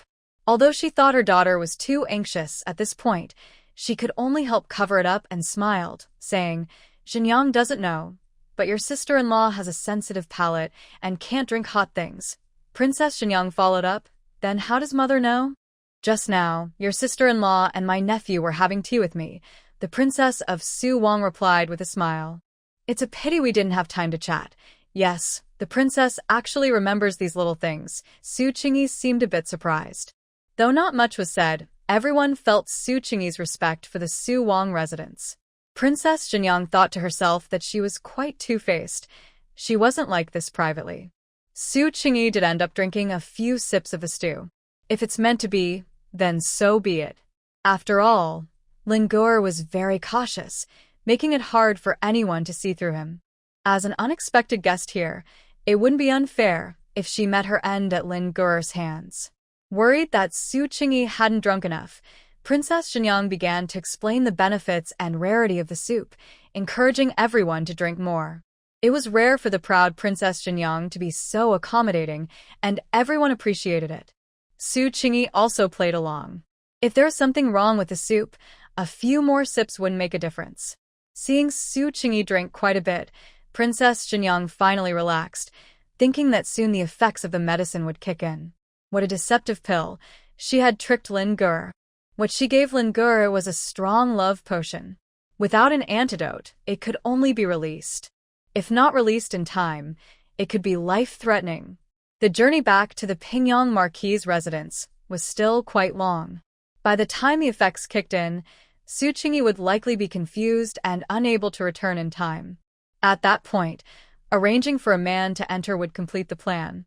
As Princess Jinyang thought this, she suddenly felt unwell, as if she were being burned from the inside out. Even though Princess Jinyang had never experienced such things, she vaguely understood what was happening. This was a reaction to the medicine. But how could this be? The symptoms that should have appeared on Su Qingyi are now showing on me. At this moment, Princess Jinyang understands everything. I must have been tricked by that little rascal, Lin Gu'er. She gritted her teeth and shot a resentful glare at Su Qingyi, thinking, just wait. I will make sure that mother and son pay for this. The effects of the medicine hit her quickly. In a panic, Princess Jinyang instructed the maid beside her. I don't feel well. Quickly help me to rest. The Princess of Su was surprised and asked with concern, what happened to my son? Princess Jinyang ordered, go call the county horse to see me. When Princess Jinyang suddenly felt unwell, the guests at the table stopped eating and looked over with concern. Su Qingyi was also watching, but she was not concerned. She was just curious. What happened? Did she eat something bad? Considering that Princess Jinyang had shot her a fierce glare before being helped away, Su Qingyi felt it was more than just an upset stomach. It must be that she ate something laced with extra ingredients. Su Qingyi lowered her gaze and glanced at the stew in front of her. After a moment of thought, she began to piece together what had happened. It was likely that Princess Jinyang had instructed Lin Gu'er to add something to her soup. But Lin Gu'er had turned against her and added it to Princess Jinyang's soup instead. Su Qingyi's first reaction was that Lin Gu'er truly is a good son, not swayed by Princess Jinyang's threats or temptations. She patted her chest. This mother-son bond has stood the test. Secondly, Lin Gu'er is really bold and ruthless. Isn't he afraid that Princess Jinyang will come after him later? Meanwhile, Xia Huayan, the county horse of the royal mansion, was at the banquet, exchanging drinks with others. Upon hearing that the princess needed him, and seeing the maid looking anxious, he quickly got up and followed her. Entering the princess's chamber, Xia Huayan was suddenly approached by the blushing princess, who clung to him. He was startled and exclaimed, Princess, what is happening?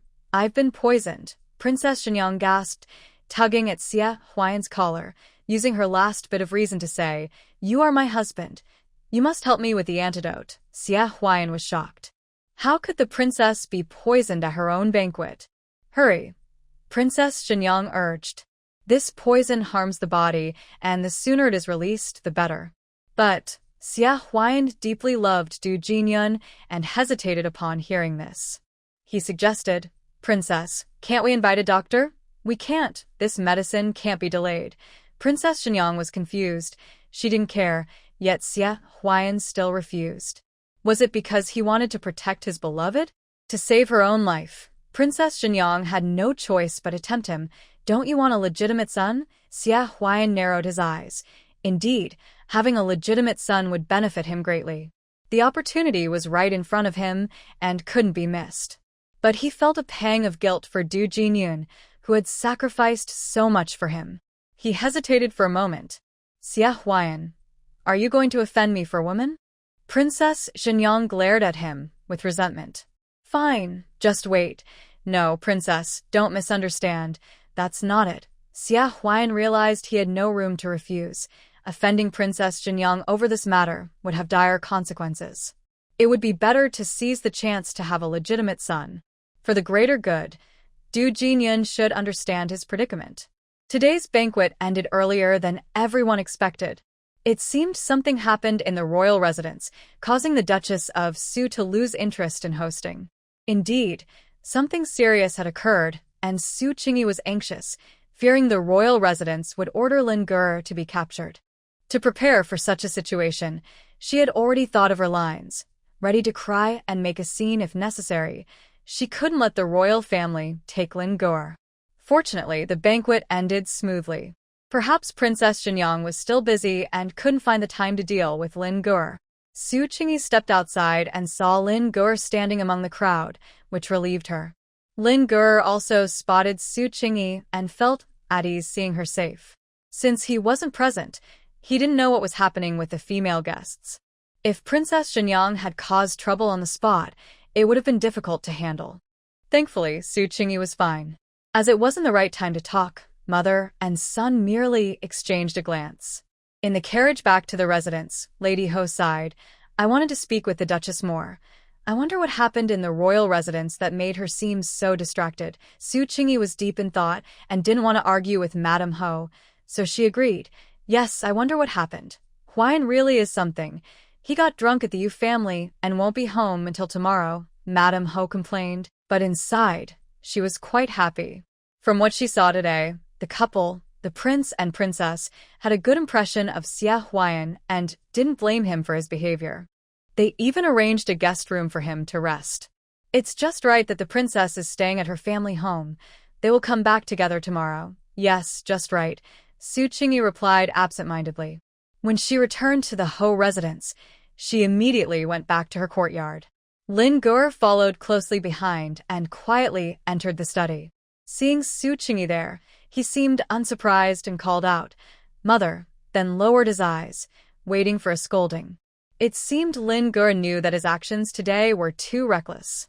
"Lin Gur, you succeeded," was Su Qingyi's first remark to him, and she even wore a pleased smile. Well, Su Qingyi was more surprised than happy. But she couldn't just pour cold water on him right away. That kind of parent was very annoying. Putting aside the shock, was there no joy? There was, so she wanted to emphasize her admiration for Lin Gur, which flowed like a river. Then she added, "But you also scared your mother. I was worried you would get caught by the royal family." She patted her chest, looking a bit shaken. Lin Gur never expected Su Qingyi wouldn't scold him. Surprise flashed in his eyes. Then he regained his composure and said calmly, "I saw an opportunity and wanted to try." When Princess Xinyang called it a hallucinogenic pill, he had already guessed their intentions. He was instantly very angry. This was more malicious than directly taking a life. It was simply unbearable. So, in a moment of impulse, he acted. "It was my fault. I was too reckless." Thinking about how Princess Xinyang might retaliate later, Lin Gur felt a bit apprehensive. "As long as you can reflect on yourself, your mother won't scold you." Su Qingyi sighed, likely guessing the reason for Lin Gur's impulsiveness. It was simply that Princess Xinyang's methods were too dirty. This not only humiliated her, but also dishonored Lin Gur's father. Thinking about the situation ahead, Su Qingyi cheered herself up and said, "It's okay. I'll explain the situation to your aunt later and ask for her advice. Sorry to trouble you, mother." The shadows of his eyelashes fell on Lin Gur's face, and his voice sounded very low. "Don't worry. She won't dare to do anything openly. At most, she'll try to trip us up secretly," Su Qingyi reassured him, calculating her own advantages. She continued to comfort her eldest son. "When she returns, I'll tell her how it is. If she dares to touch a hair on you, I won't let her off easily." Su Qingyi was serious. Anyone who dared to harm her eldest son was touching her lifeline. She had to show Princess Jinyoung a thing or two. Okay. Hearing his mother's words, Lin-gur felt much better. He wasn't afraid. He just worried about causing trouble for everyone. Seeing his low spirits, Su Qingyi had said enough and gently said, "You've had a long day. Rest well. I'll handle the rest so you don't need to worry." With that, she stood up to leave. Having been away for a long time, she wanted to check on little Nyang Bao Hungur. "Mother, was the fish gelatin soup good today?"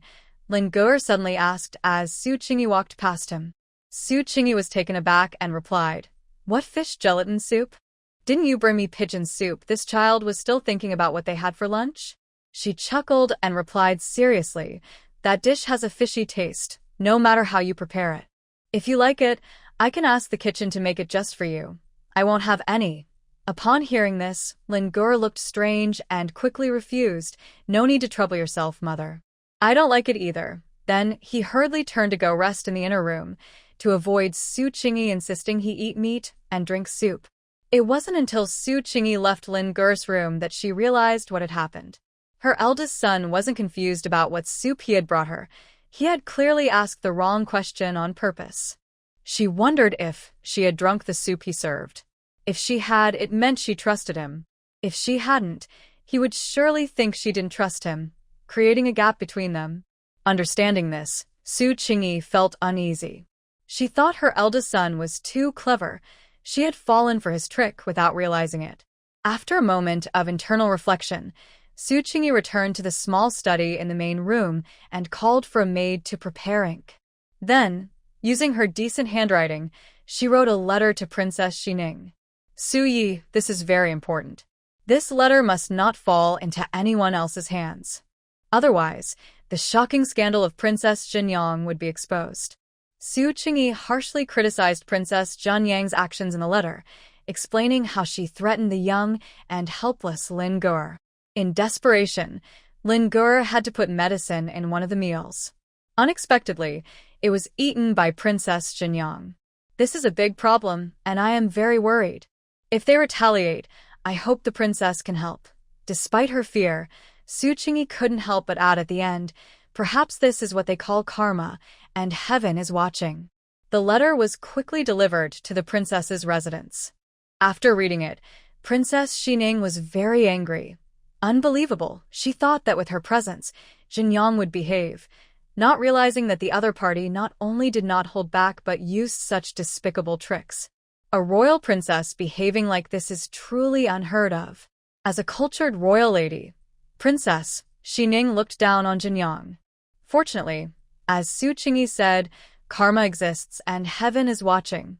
She replied to Su Qingyi, "Don't worry. If she shamelessly blames Lin-gur, I will expose her actions before the emperor, and she will be disgraced." With the princess's assurance, Su Qingyi felt much more at ease and wrote a sincere thank you letter, mentioning, "Without the princess, we, a mother and child, really wouldn't know what to do." Lin-gur's mother kept coming for help, and Princess Xining felt that even though she was not married, her responsibilities were quite heavy. In the Gofu, when Su Qingyi sent out the last letter, it was already night. She went to fetch Hungur for dinner. Hungur hadn't seen his mother all day, and he was still composed in front of Mr. Shin. But when he saw Su Qingyi, he smiled.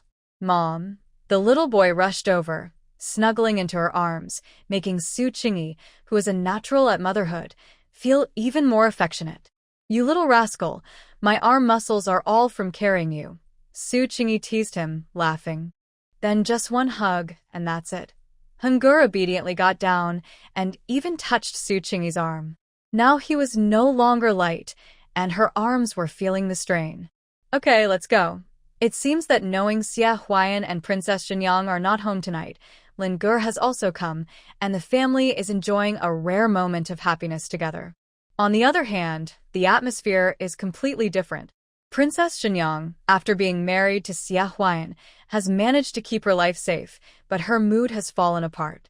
She is furious and shouts that she wants to punish Lin-gur to relieve her anger. "Mother, he has insulted me so much. I want to kill him." Princess Jinyang lies on the couch, looking terrible. while Xia Huayan has already disappeared and the princess's mother is watching over her. He is indeed despicable, plotting like this at such a young age.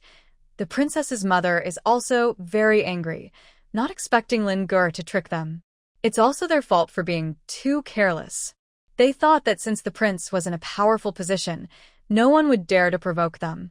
Kill him, Princess Xinyang, looking haggard and with a fierce expression, demands. The princess's mother understands her daughter's pain but hesitates, saying, "But he is the adopted son of Xia Yunji. Causing a death at this moment would be harmful to your father's claim to the throne." Indeed, Princess Xinyang quickly calms down. She must be rational. She can act arrogantly in the capital only because of her father's rising power. If her father cannot ascend the throne, everything will be lost. Then let's break his hands and cut off his path to the exams, Princess Xinyang suggests maliciously after thinking. The princess's mother looks troubled and ponders. You just got into trouble, and if he faces retaliation right after, the Pingyang Marquis family will surely know it was you, and it would be difficult to handle. Princess Xinyang, frustrated, responds, "This won't work, and that won't work. Am I just supposed to suffer in silence?" Xinyang, calm down. The princess's mother quickly reassures her, saying, "We can't act against him openly, but what you said is right. We can cut off his path to the exams." "How do we do that?" Princess Xinyang asks eagerly. For a moment, the room falls silent. Here's the plan. Mother will first find out who the examiners for the upcoming tests are. The princess's mother thinks for a long time and estimates. Leaking questions is a serious crime, so they wouldn't dare to cheat openly, but it shouldn't be too hard to eliminate 1 or 2 students who could have passed. Princess Xinyang nods. The exams are less than half a month away, and she urges her mother, "Mother, hurry. This is a big matter and needs your father's approval, but he may not agree," the princess's mother says, patting her daughter's hand. "I will try my best to persuade him." Indeed, the concerns of the princess of Su Wang were justified. When Su Wang heard that his wife and daughter wanted to get involved in the imperial examination, his expression changed instantly, and he said angrily, "How dare you think about the imperial examination? Who gave you the courage?" Seeing this, the princess of Su Wang became quiet and did not dare to bring it up again. She could only smile and say, "If you think it's inappropriate, I will give up this idea." "Of course it's inappropriate," Su Wang replied. "Given the current situation, you should keep Xinyang calm. In the future, she will have everything she wants. Can't she wait just a little while?" "Yes, I understand," the princess of Su Wang quickly replied. In truth, what the prince said made sense. Could they really not wait for a moment? Sighing, she returned to her daughter's room and conveyed her husband's thoughts. "Is there really no way?" Princess Xinyang exclaimed in frustration, feeling that being a princess was too limiting if she couldn't even stand up to a young lady from a marquis family. After all, it's Xia Yunji. If it were someone else, the Su Wang family wouldn't be afraid. "To deal with them, we need solid evidence," the princess of Su Wang said. Princess Xinyang gritted her teeth, feeling lost. At this rate, could she even win over Xia Yunji? "Princess, the medicine is ready," a nurse said carefully as she entered with a bowl of medicine. "Bring it here," Princess Xinyang said immediately. The princess of Su Wang looked at the nurse and asked, "What kind of medicine is this?" The nurse hesitated, looking at Princess Xinyang, unsure whether to reveal the information. "So," the princess of Su Wang turned to Princess Xinyang and frowned, "Is it a medicine for avoiding pregnancy?" "Yes," Princess Xinyang replied, taking the bowl and drinking it all in one go before the princess of Su Wang could object. What did it matter if she had a legitimate son? She could just deceive Xia Huayan. You. "Never mind, do as you wish," the princess of Su Wang said, unable to stop her, and sighed. Su Qingyi was worried that Ling Gur would be vulnerable to revenge from Princess Xinyang while going in and out of the marquis's residence. So, she simply asked for a leave of absence from the academy, allowing him to study at home instead. Ling Gur agreed. After all, the teachers at the academy could only teach so much. Continuing to attend would be pointless. "All right, just study the excellent past papers I collected for you at home," Su Qingyi said. Okay, Ling Gur replied casually, not taking it too seriously. Seeing this, Su Qingyi guessed that her eldest son probably thought little of it and considered the academy exam to be trivial. Thinking about it made her smile, and she gently said, I'm not saying other students write better than you. I just want you to understand what the examiners like. Do you get it? True talent is important, but in the official world, you need to be a bit flexible. Being too proud won't work. Yes, Lin Ge replied, glancing sidewise. Actually, the teachers at the academy had mentioned this too, but he didn't really agree. He just didn't expect Su Qingyi to understand these things so well. After all, she was one of the survivors who made it through the tough college entrance exams. Feeling inspired, Su Qingyi said, Talent is just a stepping stone, Lin Gur. Studying isn't about getting others to recognize your abilities. Those are just empty titles. It's not enough to be good at studying to have a good life. Studying is just a tool to achieve your goals. You need to learn how to use it. As the saying goes, keep your talents hidden until needed. When it's time to show your skills, do so confidently. When it's not, just keep it to yourself. If she guessed correctly, Lin Gur probably thought his talent could impress the examiners. But examiners aren't there to be impressed. They're just there to be dealt with. Su Qingyi continued, As for when to hold back and when to show, that's a lifelong lesson. I'm still learning too. Let's encourage each other. Lin Gur listened and nodded unconsciously, as if he found some truth in her words. He has talent, but he doesn't need to show it all. He just needs to demonstrate the part that helps him achieve his goals. Mother, what are you and Big Brother whispering about? Zhen Gur came back from the training ground, feeling very hungry. Not finding Su Qingyi in the main house, he guessed she must be with his brother. So, he came to find her. Just whispering about things you wouldn't want to hear, Su Qingyi replied. As expected, he stopped asking. He came to find Su Qingyi about his weapon and said, Mother, did you buy the gun you promised me? Is it custom-made or ready-made? It had been some time since she promised him a weapon, and after waiting with no news, he couldn't help but ask. Su Qingyi thought, oh no, she had been so busy lately that she completely forgot about it. But it's okay. A little white lie would work. I was going to buy you a ready-made one, preferably one with some history. Su Qingyi paused for effect, but then I thought it would be better to get a custom one. How about this? Instead of waiting for a good day, let's go out tomorrow together to find a master, and we'll do everything your way. Zhen Gur didn't suspect anything and was very happy. All right, it's settled then. Ling Gur had already realized that their mother had likely forgotten about the promise made to the second brother and was clearly just trying to cheer him up. Unfortunately, the second brother didn't catch on and was delighted by their mother's words. Silly boy. He naturally kept quiet and went to find the excellent exam papers prepared by their mother, quietly reading them. Seeing this, Su Qingyi wisely took the second brother away. Zhen Gur, let's go have a meal so we don't disturb your older brother while he studies. Oh. Zhen Gur followed his mother. Remembering something, he said, It seems like uncle has returned. What about the princess? Su Qingyi asked. Zhen Gur shook his head. I haven't heard anything, so Su Qingyi specifically sent someone to inquire and learned that Xie Huayan had returned alone. The Xinyang princess was staying at her family home, claiming she wasn't feeling well. It seemed she wouldn't be back for a few days. Despite this, before Su Qingyi and the second brother left, she carefully reminded the older brother to pay attention to safety and not go out carelessly. If anyone forced their way into the courtyard, he should immediately send someone to inform her. I understand, Ling Ye replied. Zhen Gur, unaware of everything, felt the atmosphere was tense and curiously asked, Mother, what happened? Su Qingyi instinctively replied, It's something children shouldn't hear. Zhen Gur became unhappy, pouting, feeling that their mother only treated his older brother like an adult. He was mature and sensible too. What's wrong? Su Qingyi noticed his expression and thought she might have been a bit unfair. After considering, she summarized, Mother and your older brother are going to your second aunt's banquet. Your second aunt planned to drug Mother's food but ended up consuming it herself. She brought this on herself. How could she eat the drug herself? Zhen Gur asked, confused. Because it was your older brother who put the drug in, Su Qingyi explained. Zhen Gur's mouth dropped open in shock. His reaction was like being suddenly pulled from a carefree childhood into the adult world. Now you understand why I discuss everything with your older brother instead of you, right? Su Qingyi chuckled to herself upon seeing his expression. Yes, Zhenge understood, putting away his silly look and touching his nose. I can do it too. My older brother is very capable, but he is not ignorant.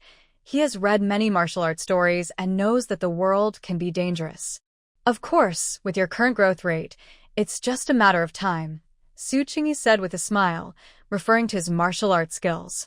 However, when it comes to wisdom, he might never surpass his older brother. 10 luoketvaret. Mother, Aunt won't hurt my brother, will she? Su Qingyi shook her head. I'm not sure. If she tries, we won't be afraid. We'll deal with it as it comes. Okay.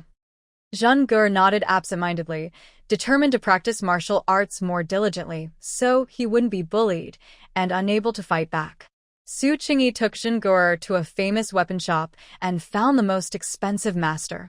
In the end, they customized a long spear based on Zhenge's preference. It cost a fair amount, 500 taels of silver. The second brother felt a pinch in his heart, thinking he spent too much money, and he remembered the gift he had previously refused, feeling a bit pained. 500 taels? My father has never spent that much on me, he stated, not meaning anything by it, just stating a fact. Of course, when you were young, you didn't need to spend money, Su Qingyi replied. As you grow up, you'll need to spend more. I know, Zhenge said, feeling heavy-hearted. His older brother had told him that growing up means needing money for a career and for starting a family. But right now, he had no idea how to make money and felt quite lost. Can a general earn money? This question led Zhenge to wonder if his father was wealthy. If he was, where was the money? Zhenge, are you still worried about your brother? Su Qingyi asked when she saw him lost in thought, thinking he was still concerned about his brother. Zhenge shook his head and honestly replied, Mother, I'm thinking, does father have money? Where is father's money? Su Qingyi was taken aback. He frowned and continued to calculate.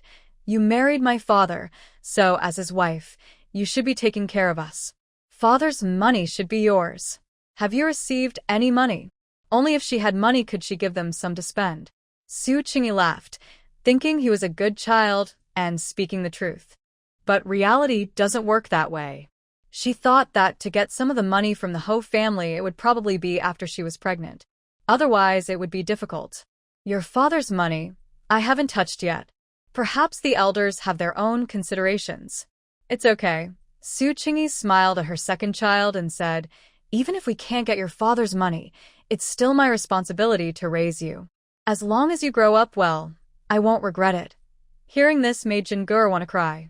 He felt angry at his grandfather and great-grandmother for keeping his father's money from his mother. They didn't help her at all when his second aunt bullied her. In the end, it was still his older brother who stepped in, but he was only 12 and couldn't do much to help. Zhenge grew more frustrated, wishing he were stronger. The mother and son ordered some weapons and then went out to buy useful things. Su Qingyi believed that not buying anything when out was simply strange. Even some roasted seeds from the roadside were a must to bring home. However, they didn't shop for long because she couldn't stop worrying about the two children at home. When they returned, Zhenge, feeling wronged, still hadn't shaken off his gloom. Being so young, he didn't dare confront other elders, so the only way he could vent was to complain at his father's bedside. Recently, everyone in Manhwa courtyard had been busy, leaving the heir's place quite empty for days. Finally, Zhenge returned after a long absence, but he came in angrily, shouting. After hearing his second son's story, Xia Yunji was shocked. How could such a thing happen? While he felt anxious about the matter concerning Princess Zhenyang, he felt guilty about the money issue. He understood that the elders had their reasons for not giving his private funds to Su, but he disagreed. As Zhenge said, it wasn't enough for the children to just have their basic needs met. They required many extra expenses. A legitimate son is still a son, and an adopted son is also a son. At that moment, Xia Yunji hated that he couldn't wake up to the situation and felt helpless. Dad, Mom always says you love us. Is that true? Zhenge asked, feeling frustrated. But right now, I only feel that Mom loves us. She cares about whether we eat well, sleep well, and if we are happy. Jean-Geur's words implied that his father had never shown concern before. With comparison comes hurt. It was his mother who truly showed love. Xie Yunji was taken aback, feeling bitter inside, silently rebutting. Of course, Dad loves you. Perhaps he was too young back then and didn't do well enough. Over the years, he was often away and neglected the daily lives of his 3 children, which is a fact. Forget it, I'm not angry with you, just feeling a bit down, said Jean-Geur. At least you gave me a home, and I'm grateful for that. If it weren't for his father adopting him, he might not have survived and grown up at all. Xie Yunji. This sounded like a farewell, but that wasn't it. Jean-Geur just felt better saying it, and he went on to talk a lot more. Finally, he glanced at Xie Yunji and seemed to gather courage to say, Dad, please don't be upset, but I like Mom more now. Since entering the Marquis's residence, Jean-Geur had felt like he was walking on thin ice for years. Only in the past few months did he feel truly happy. That night, Xie Yunji couldn't sleep, not because of Jean-Geur's comment about liking his mother more. He was glad the child liked Su-Shi. He was just very worried about the situation of the 4 of them, which kept him tossing and turning. He also realized that Su-Shi had a temperament of only sharing good news and never mentioning troubles. She had never once brought up her grievances in front of him, which left him feeling complicated. 2 days later, Princess Xinyang returned. The sisters-in-law, who had a deep-seated conflict, met for the first time in the dining hall after the incident, and the atmosphere was tense. Su Qingyi remained calm. She didn't provoke anyone unless they provoked her first, simply accepting Princess Xinyang's angry glare. Previously respectful towards Princess Xinyang, Xia Huan seemed much more attentive today, which caught Su Qingyi's eye and sparked some speculation in her mind. After the meal, she smiled and said to Princess Xinyang, Sister-in-law, may I have a word with you? I have something to discuss. Princess Xinyang looked surprised, as if to say, I haven't even bothered you yet, and you're coming to me. She quickly replied, Sure. Why don't we talk in my room? Knowing Su Qingyi wouldn't dare, she made the invitation deliberately. That's not necessary, Su Qingyi replied with a smile. It's just a few simple words. We can talk anywhere in the courtyard. Princess Xinyang huffed lightly, and the 2 went to a pavilion. After sending away the maids, her expression changed, and she glared at Su Qingyi with resentment, saying, Are you here to plead for mercy? What plea? Su Qingyi was taken aback. Thinking of Lin Gur, her expression changed, and she said seriously, I have already heard from Lin Gur about what happened at the banquet. The princess is truly cruel to force a 12-year-old child to poison his mother. Princess Xinyang was momentarily stunned, not expecting Su Qingyi to come not to plead, but to demand an explanation. I forced him to poison? Ridiculous. Princess Xinyang sneered. I could say he was acting under your orders to poison me. Su Qingyi remained unfazed by the other's imposing demeanor, smiling calmly. If that were true, you would have reported him to the authorities and had Lin Gur arrested. There would be no need to waste words with me here. She glanced at Princess Xinyang. Don't say it's because you're considering family ties that you haven't reported him. It was merely because her own actions were questionable, fearing that a thorough investigation would reveal more and bring shame to the royal family. This remark struck a nerve with Princess Xinyang, and she was so enraged that she almost stepped forward to slap Su Qingyi. Su Qingyi took a step back, adopting a defensive stance, and continued, I have no motive to poison you, especially not at a banquet in the royal residence. I'm not foolish. Pausing for a moment, she confidently analyzed, As for you, everyone can see clearly that my death benefits no one. It's obvious. Princess Xinyang, furious, wanted to argue that she never intended for Su Qingyi to die. But that would play into Su Qingyi's hands. So she stubbornly denied it. Understand this, I am the one being harmed. And it was your son who administered the poison. So what? Su Qingyi replied calmly, Let's not forget that poison was given by you, and you created the opportunity for it. It's just that Lin Gur didn't obediently follow your orders to harm his own mother. If it comes to light, he has the right of it. If you don't believe me, let the world judge. Princess Jinyang's face turned pale from the repeated jabs. What I want to say is, if anything happens to Lin Gur, as his mother, I will cause a scene until there are consequences. Su Qingyi's tone was calm, but her gaze was sharp as an arrow. Princess Jinyang took a step back under her intense stare, feeling a mix of fear and anger. She truly did not understand why this woman was so bold. Are you threatening me? Does she really not fear that the Duke of Su will ascend the throne? Yes, Su Qingyi is fearless, which is why she can threaten Princess Jinyang without any worries.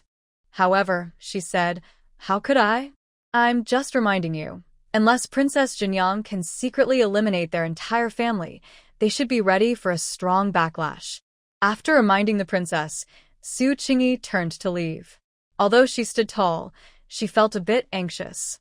Fortunately, Princess Jinyang did not lose her composure.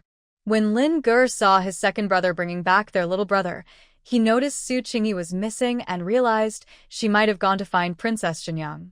He felt worried and waited by the door. As night fell, he finally saw Su Qingyi return. He stepped forward and asked, did mother go to see second aunt?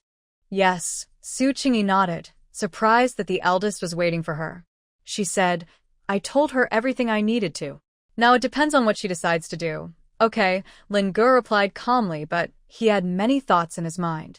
If Princess Jinyang did something drastic, he, as the troublemaker, was prepared for the worst. After a while in the study, his second brother Zhen Gur approached, with a serious expression. Lin Gur was surprised by his brother's visit and asked, what's the matter? Zhen Gur smiled in a way that seemed a bit silly to Lin Gur and said, big brother, you're the smartest. I don't know who else to discuss this with. Lin Gur frowned, worried that trouble had come to him. Go ahead, he said, not wanting to refuse his brother. Well, do you know? Zhen Gur leaned on Lin Gur's desk and spoke in a gossiping tone. Mother married father, but aside from the wedding gifts, she didn't receive any of father's private money. That's just not right. He was indignant. I've calculated it and father must be quite wealthy. Not to mention his lifetime earnings, just the rewards from winning battles would be a lot. There's no way all of that was taken away. His father didn't seem like someone who would be careless with money, so his private funds must be substantial. If that money were given to their mother, or rather, to support the four of them, Zhen Gur couldn't imagine how happy they would be. Lin Gur looked at Heir D with surprise, not expecting him to consider these issues. It was indeed worth thinking about. He slowly said, father is indeed wealthy, and this money should be in grandfather's hands. Seeing Heir D's eyes light up, he added, but this money has nothing to do with us. Perhaps we will get a little in the future, but not much. Why is that? Zhen Gur asked, a bit angry, and then questioned, what about mother? Won't she get anything either? Could it be that mother, as a wife, would not receive anything? Lin Gur replied, maybe if she gives birth to a son, she will receive something. But in other situations, getting money is not as easy as it seems. So Lin Gur never thought about getting money from the Marquis's residence. He wanted to earn it through his own efforts. Zhen Gur looked quite speechless. The Marquis's residence was too stingy. Because of this, he suddenly felt rebellious towards a few elders he once respected, as if he finally saw them clearly. He had grown up. Seeing Heir D looking so defeated, Lin Gur rarely showed kindness and comforted him. At least the military mansion granted by the emperor cannot be taken away. When mother gives birth to a legitimate son, he can inherit the title. By then, they could live separately in the military mansion and wouldn't be homeless. Zhen Gur worried. What if mother can't have a child? He wasn't doubting mother's ability. Everyone knew it was father who couldn't. So you need to work a little harder. Lin Gur took on an older brother's tone and encouraged him, if you succeed in your studies and gain the emperor's recognition, mother will have the chance to ask for a title for you. Zhen Gur was taken aback, clearly not having considered that he might have a chance to inherit a title. Really? What about you? If he inherited a title, what would happen to his older brother? Lin Gur gave Heir D a speechless glance. As a scholar, was it appropriate for him to inherit the title of a general? Don't worry about me. I will fight for what I want. Ling said. Zheng scratched his face, feeling that his brother was indirectly calling him useless. If Su Qingyi knew that these two brothers were so worried about their financial situation, she would definitely comfort them not to worry. As a young lady of the Marquis's residence, even if she wasn't favored, she wasn't that poor. When she got married, she received cash and also had 2 well-performing shops as her dowry. With careful management, she could maintain her daily expenses. Currently, she wasn't lacking in money. After a few days of careful observation, Su Qingyi noticed that Princess Zhenyang had not made any moves. She must have reconsidered and decided against taking action against them. Su Qingyi felt relieved but remained cautious. On the day of the Mid-Autumn Festival, the lady of the Marquis informed everyone that the Marquis's residence had invited a theater troupe to perform in the evening. She encouraged all the family members to come together to enjoy the moon, eat, drink, and watch the show. The children, having not had such a relaxed time in a while, were quite excited. Mother, is father going? Although Zheng now preferred his mother, he still remembered Xie Yunji and remained a dutiful child. Let him go and listen, Su Qingyi casually replied. Maybe the sounds from the stage will wake him up. That would be great. Zheng hoped for that too. The attendants in the young master's room were also excited by the announcement and quickly helped him clean up and dress. Usually, he dressed casually at home, but for this special occasion, he needed to look more formal for the family gathering. He wore a beautiful robe, a golden crown, and everything was perfect. He even wore a jade ring on his long fingers. When Su Qingyi came to fetch him and saw the well-dressed young master, she was momentarily stunned and took a while to regain her composure. No wonder people say that clothes make the man. The young master looked even more captivating in his outfit. While she was not overwhelmed, she was certainly impressed and enjoyed the sight. Zixiao and Mingyu, standing nearby, stifled their laughter, eagerly waiting for this moment. It was the first time the young mistress had seen the young master dressed so elegantly. Her reaction reminded them of how people used to react to the young master when he went out, which was far more enthusiastic than the young mistress's response. Su Qingyi noticed the teasing from the young servants, but did not feel embarrassed. Instead, she smiled and said, "Oh, our young master looks quite charming dressed up like this." As she spoke, Xie Yunji felt a gentle breeze. Su's soft fingers brushed against his face, moving with a natural grace. Zixiao and Mingyu both laughed, enjoying the young mistress's honest and straightforward reaction, feeling their efforts to dress the young master so handsomely were worthwhile. Su Qingyi finished her meal and smiled, saying, "Let's go. Everyone hasn't seen the young master in a long time. We should invite our charming young master to meet everyone." Xie Yunji felt a stir in his heart upon hearing this. Today is a day for family reunions, and he realized he hadn't shown his face in a while. However, he worried that his presence might disrupt the atmosphere. Unconsciously, Xie Yunji began to think about avoiding other relatives. He didn't want to face anyone outside of Danhui Courtyard. It had become a burden for him. Only in front of his wife and children did he feel at ease. "Dad." This surprised voice belonged to Zheng. It had been a long time since he had seen his father looking so neat, and he was a bit startled. "Dad." Lin and Heng were much calmer and called out together, then took a closer look at their father. He looked really handsome. Xie Yunji. Thinking back to the past, he didn't like others focusing too much on his looks, even growing a beard to cover his face. But now, he felt a subtle sense of pride in pleasing his family. As the masters of the various courtyards gathered in front of the stage, the family from Danhui Courtyard arrived at just the right time, instantly drawing everyone's attention. The young master's uncles and aunts, who hadn't seen him in a while, quickly led their families over to greet him. Although they lived in the same mansion, it was so large that they hadn't dared to disturb him while he was resting, leading to their long absence. "Oh my, the young master looks really well." "It's all thanks to Qingyi's care, just look at him," Aunt Heir said with a smile, clearly enjoying the sight of her handsome nephew. Aunt Sin added, "Isn't that right? I was quite surprised earlier. At first glance, She thought the young master was just resting his eyes. Everyone agreed, praising, "Chingy is amazing." Su Chingy humbly replied, "You all flatter me. This is not my achievement. It's all thanks to the people around the young master. I just helped a little." Hearing this, Zixiao and Mingyu were anxious for her. The young mistress was too modest. She had put so much thought into the young master and should have taken more credit in front of the Marquis. "Chingy is indeed very attentive," the Marquis affirmed, adjusting the blanket for his eldest son, his eyes filled with complex emotions. But since today was a day for family reunions, he didn't want to say anything that might spoil the mood, so he kept smiling. Zhengge was thinking to himself, since my mother takes such good care of my father, why doesn't she get a share of his wealth? How insincere. He nudged his older brother with his elbow to express his dissatisfaction. Ling Ge returned a glance, indicating he felt the same way. "It's Yunji. Come, let me see you," the old lady called out, arriving in a wheelchair. Seeing everyone gathered around Xia Yunji, she became anxious. When the old lady spoke, everyone quickly made way. Xia Yunji was soon pushed in front of the old lady to meet her. "Yunji looks even more spirited than the last time we met," the old lady exclaimed with delight after observing her grandson for a moment.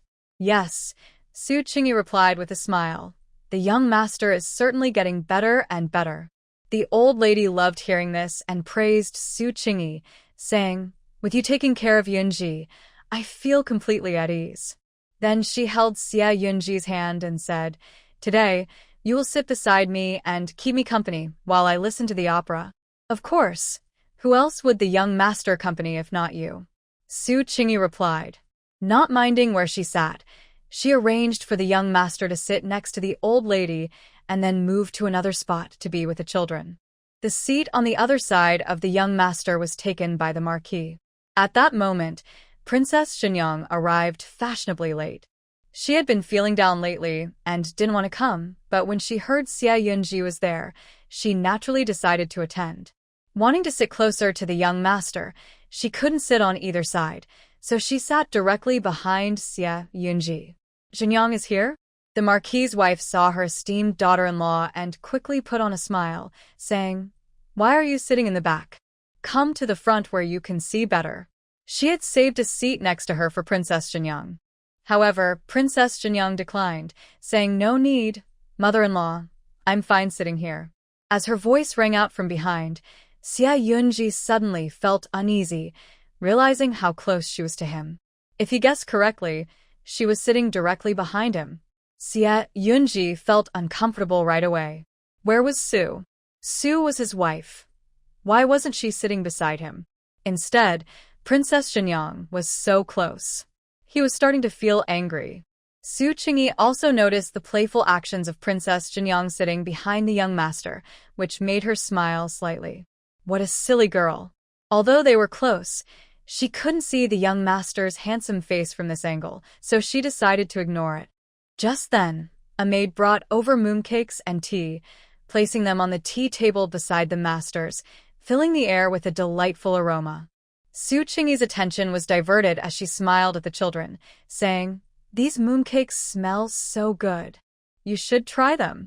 Zhengge immediately picked his favorite char siu mooncake, without needing his mother to encourage him. "It's delicious. You should try some too, mother," he said happily. Lin Ge, not fond of meat, politely chose a lotus seed mooncake instead. "Is it good?" Su Chingy asked, her finger hovering in the air, unsure of which one to pick. Lin Ge replied, "It's okay, quite sweet." "Oh, I see." Su Chingy preferred less sweetness. The aroma seemed to come from the char siu mooncake, so she picked one. She first offered a bite to Henggur, and seeing he liked it, she gave it to him and took one for herself.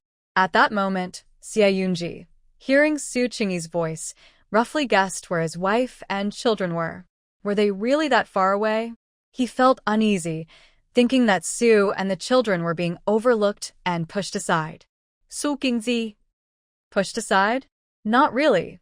She just wanted to enjoy her mooncake and listen to the opera, so she cleverly stayed out of the spotlight. The variety of mooncakes was delicious, and the opera was enjoyable. However, The little ones couldn't understand the opera. After eating and drinking enough, Hungur leaned against Su Qingyi's shoulder and fell asleep, still holding half a mooncake. This child. Su Qingyi wiped Hungur's little mouth with a handkerchief, took away the mooncake from his sticky hands, and then cradled him on her lap as he slept. Hungur woke up briefly, saw that he was being held by his mother, and contentedly snuggled back into her arms to sleep soundly. This mother and son were very close. The wet nurse beside them could only watch, having no chance to intervene. Su Qingyi listened to the opera while gently patting Hungur's back, multitasking. The two older brothers glanced over, feeling a bit envious of the third brother. They couldn't help but wonder if they would have been held and comforted like that by their mother at the same age. Throughout the entire performance, Su Qingyi found it quite amusing. Meanwhile, Princess Jinyang was completely absorbed in her thoughts about Xie Yunji, not paying attention to a single line of the play. Her heart was focused solely on him as she gazed dreamily at his seat. Finally, she could be so close to the person she loved. She just hoped the show would last a bit longer and not end so quickly. But as with all things, there comes a time to part. At that moment, Princess Jinyang finally caught a glimpse of Xie Yunji's face. Today, he looked particularly neat, capturing her full attention and making her even more infatuated. She secretly lamented why the woman accompanying Xie Yunji back to Danhuai courtyard wasn't herself. Zixiao and Mingyu noticed, and quickly pushed the wheelchair at full speed, the wheels almost smoking. "Young lady, wait for us." They were puzzled as to why the young lady didn't come over to stop Princess Jinyang from staring. Su Qingyi thought to herself, isn't she already holding one? She truly felt helpless. The four of them waited a moment in front. Su Qingyi found it amusing to see the two young servants looking so tense. Was this all they could manage? What's there to be afraid of in public? She won't eat your young master, she teased with a smile when they returned to Danhuai courtyard. Zixiao couldn't find it funny and corrected her seriously. Young lady, it's our young master. You are part of it too, so next time, the young lady shouldn't leave the young master behind. Yes, our young master, Su Qingyi agreed, quickly taking Hungur back to sleep. Xie Yunji felt a familiar sound of footsteps fading away, realizing that Su had likely left. He felt a bit disappointed. Fortunately, Zixiao spoke up to inform him. Young master, Heng Xiaoyi is asleep in the young lady's arms. She hurried to settle him, so that's why she left in a rush without saying goodbye. Now he understood. Dad, I'm going back to my room to read, Lingur said as he bid farewell to Xie Yunji. Dad, I'm going back too, Zhengur affectionately patted his father's hand. Ever since he learned that his mother held a higher status than his father, he felt a mix of guilt and a need to compensate towards Xie Yunji. It came off as rather pretentious. Xie Yunji. The night before the courtyard exam, Su Qingyi carefully checked everything her eldest would need for the test, ensuring everything was in order. The next morning, she personally took her eldest to the exam venue.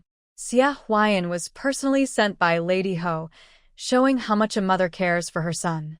Du Jinyan wanted to go too, but the situation didn't allow it. She was unaware that Xie Huayan and Princess Jinyang had already become close. Recently, Xie Huayan and she had been getting along well, and their relationship was stable. Lingur, are you nervous? As they approached the exam site, Su Qingyi felt nervous herself and couldn't help but ask her eldest son. Lingur shook his head, saying, not nervous. He was a bit distracted, but not thinking about the exam. He didn't expect that on the day of the exam, he wouldn't be alone but would have someone even more nervous beside him.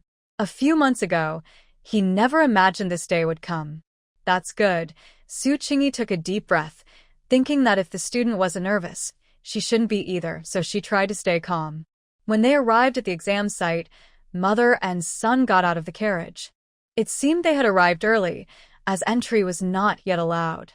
The students formed a long line outside, waiting for checks. The crowded scene left Su Qingyi and Lin Guder silent for a moment. This is the imperial examination, Su Qingyi remarked. There are so many students here, but only a few will make it onto the red list.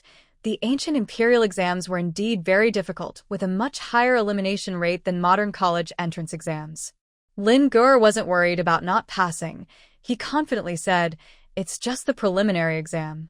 You can worry about the palace exam later." What a bold statement. Su Qingyi thought, why would I worry about the palace exam? This shows how different their aspirations were.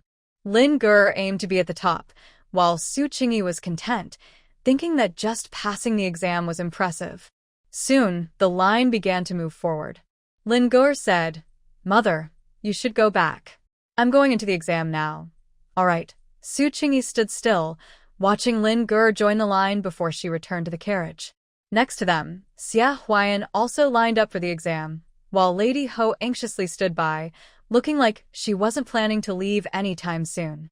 Su Qingyi ignored her and told the coachman to return home. She was fine with the Bai waiting outside. The preliminary exam only lasted 1 day, so she planned to go home, have a good meal, take a nap, and then return to pick up Lin Gur in the afternoon.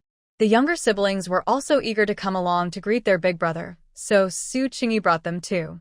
The candidates for the exam could submit their papers early, so considering this, the mother and her 2 sons arrived quite early. However, they were surprised to see Lin Gur come out shortly after they arrived. Wow, the eldest finished so early? Su Qingyi couldn't help but be astonished, then smiled widely and asked, "Lin Gur, how did it go?" Lin Gur was satisfied with his answers in the exam, but when faced with his mother's question, he modestly nodded. It was okay. What does that mean? Did he do well or not? Su Qingyi couldn't figure it out. Fortunately, she didn't ask further and said with a smile, "All right, after a long day of testing, you must be tired.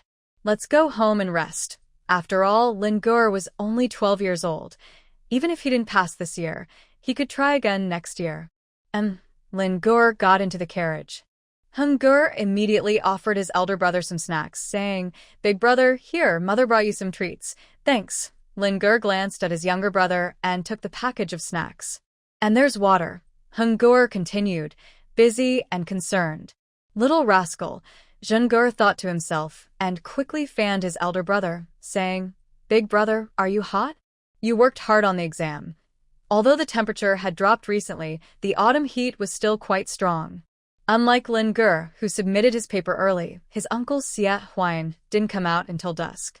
The exam didn't extend into the night, so papers had to be submitted by then. If it weren't for that, he might have taken more time to think things over. As soon as the 2 candidates returned home, the Lord called them to the study for questioning. "How did it go?" The Lord's gaze fell on Lin Gur as he asked, "Are you 2 satisfied with your answers?" After all, among the 2, this child had the highest chance of passing. Lin Gur maintained his calm demeanor and replied to his grandfather, "I believe there are no issues. It just depends on the ranking." What a bold statement, Xia Huayan thought to himself. He found this year's exam questions somewhat difficult and had no confidence in making the list. However, he couldn't let his nephew outshine him, so he answered the Lord's inquiry with a calm tone. "I also think there are no issues." Haha, great. The Lord was very pleased, and it seemed the household would have 2 scholars soon. He laughed heartily. "I look forward to your good news." Seeing this, Xia Huayan thought of his own unsatisfactory answers and felt a bit gloomy. What if I don't get accepted and make a fool of myself? He glanced at the calm and composed Lin Gur, not believing that the other person was truly so confident. "And what about the rankings?" "Grandfather, second uncle, I'm heading back to the courtyard," Lin Gur said after asking his question. Huayan Xia also said, "Father, I'm leaving too." Then he followed Lin Gur. "Xielin, are you really so confident about this exam?" If it weren't for the other person's confidence, he wouldn't have boasted in front of his father. "Of course." Lin Gur stopped and looked at Huayan Xia, speaking in a calm tone. "It's just an exam. Does second uncle not have confidence?" Huayan Xia was momentarily taken aback. Before he could respond, Lin Gur turned and left, no longer being polite as he had been in the Marquis's study. Huayan Xia felt frustrated behind him, secretly cursing Xielin for being just like his father, both with icy expressions. The difference was that his older brother, Xia Yun, had real skills and Huayan Xia accepted his defeat willingly. But Xielin was just a young boy who never showed him respect, which was truly unreasonable. In Donhui courtyard, Su Qingyi was walking with the young master when she saw the eldest son approaching from a distance. She smiled and said to those around her, "Can you help me see if Lin Ge has grown taller?" Soon, she received a positive answer. "Madam, it looks like he has. Young Master Lin will surely grow as tall as the young master," the servant said confidently. As tall as the young master? Su Qingyi couldn't imagine that. The young master's height was exceptional even in ancient times, and she figured the eldest son wouldn't reach that. The second son might have a chance, though. "Mother," Lin Ge called out as he approached Su Qingyi. Then he also greeted Xia Yun, "Father." Xia Yun, hearing their conversation, knew Lin Ge had arrived. He wanted to see for himself how tall the child had grown, but unfortunately, he could only imagine. "Hey," Su Qingyi asked curiously, "what did the Marquis call you for?" Lin Ge paused. He didn't say much, just asked a few questions. His calm tone suggested that the Marquis seemed unimportant to him. Huan Xia was even less significant, as he hadn't even been mentioned. It was probably just those questions." Su Qingyi nodded. "You used to be busy with your studies and rarely walked with your father. Why not spend some time with him today?" Lin Ge replied. Since we are on this topic," Su Qingyi took the chance to say, "how about we take a break? Before the results are posted, let's go to the countryside for a few days." The countryside? Lin Ge didn't have much of an idea, only knowing that young masters from wealthy families often enjoyed such leisure. "Not fully understanding," he replied. "You decide." Hearing their conversation, two young servants nearby felt anxious. If the young lady and the young masters went to the countryside, what would happen to the heir? Would they leave the heir behind? Xia Yunji hadn't thought about himself. He just felt that Su was very considerate. Lin Ge had just finished his exams and needed to relax. Then he remembered that he also owned several beautiful estates. Yet, he had never taken the children out to play. He felt quite ashamed. Even more shameful was that he didn't even know who was currently taking care of those lovely estates. He wondered if his wife and children could stay there for a couple of days. If Su asked her father, it should be possible. Then he heard Su Qingyi say, "Mother has 2 estates as part of her dowry, not far from the capital. A few days ago, the steward mentioned that many fruits are about to ripen, so it's perfect for us to go pick them." Lin Ge imagined the scene and felt a bit excited. He had never picked ripe fruit from a tree before and said, "Great." Xia Yunji felt a mix of emotions, hard to describe. It seemed that compared to Su's care for the children, he had done very little as a father. He felt somewhat uncomfortable at that moment. Seeing that the 2 masters didn't mention the heir, the young servants grew anxious and quietly asked, "Young lady, what about the heir?" Su Qingyi was taken aback. She had almost forgotten about the heir. First of all, the heir definitely couldn't be left alone in the house, as that would be like leaving a sheep in a den of wolves. So she thought for a moment and arranged, "The heir should come with us. A family should be together." The second and third sons, hearing they were going to the countryside, instantly became cheerful. Yes, we want to go." They quickly ran off to tell the nanny to pack their bags. Princess Xinyang, hearing that the people from Donhui courtyard were going out, felt delighted at first. With Su Qingyi gone, her chance to get closer to Xia Yunji had come. But then she found out that the heir was also going along, and she became angry. How can this be reasonable? Taking an unconscious person outside, who are they trying to protect? Princess Yang thought to herself, would the Lord agree to such an unreasonable decision? The answer is yes. Now, everything about Xia Yunji is entirely in Su Qingyi's hands.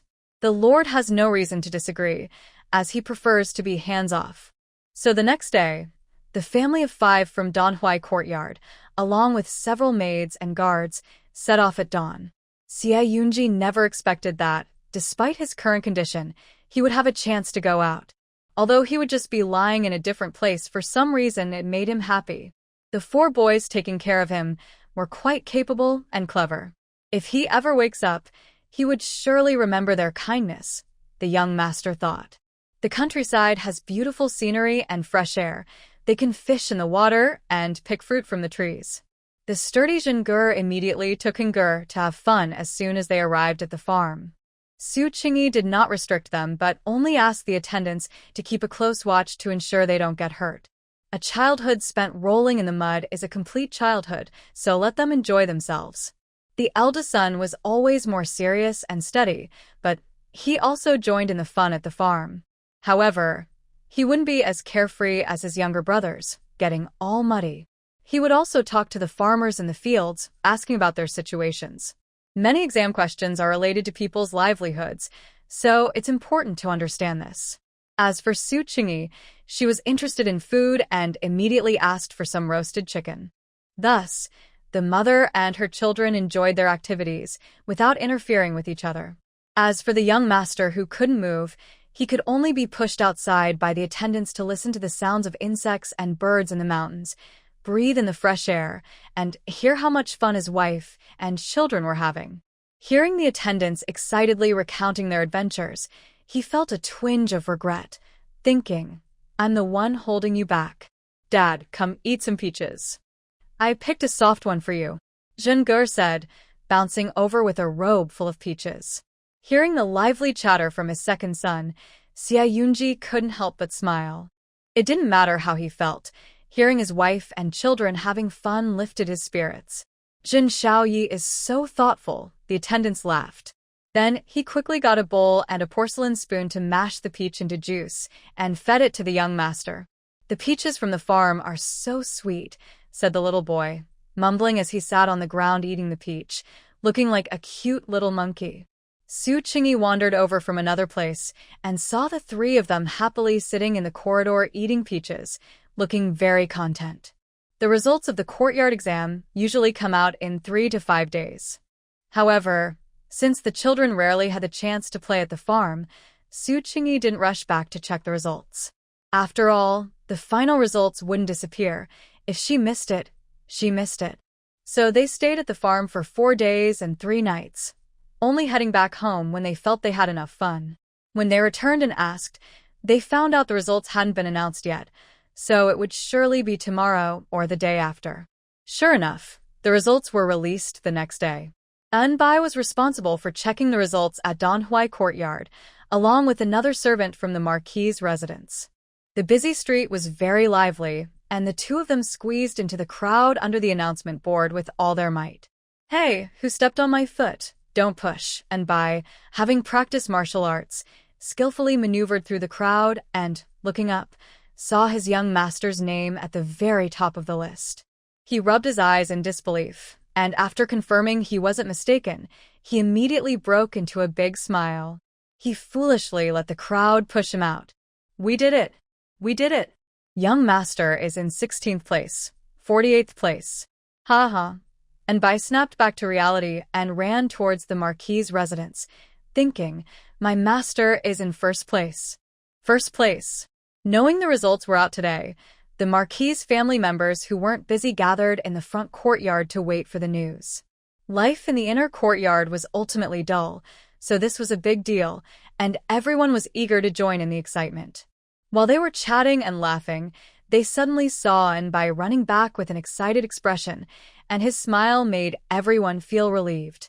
The old lady quickly asked, "How did it go?" Anbai shouted, "My young master got first place.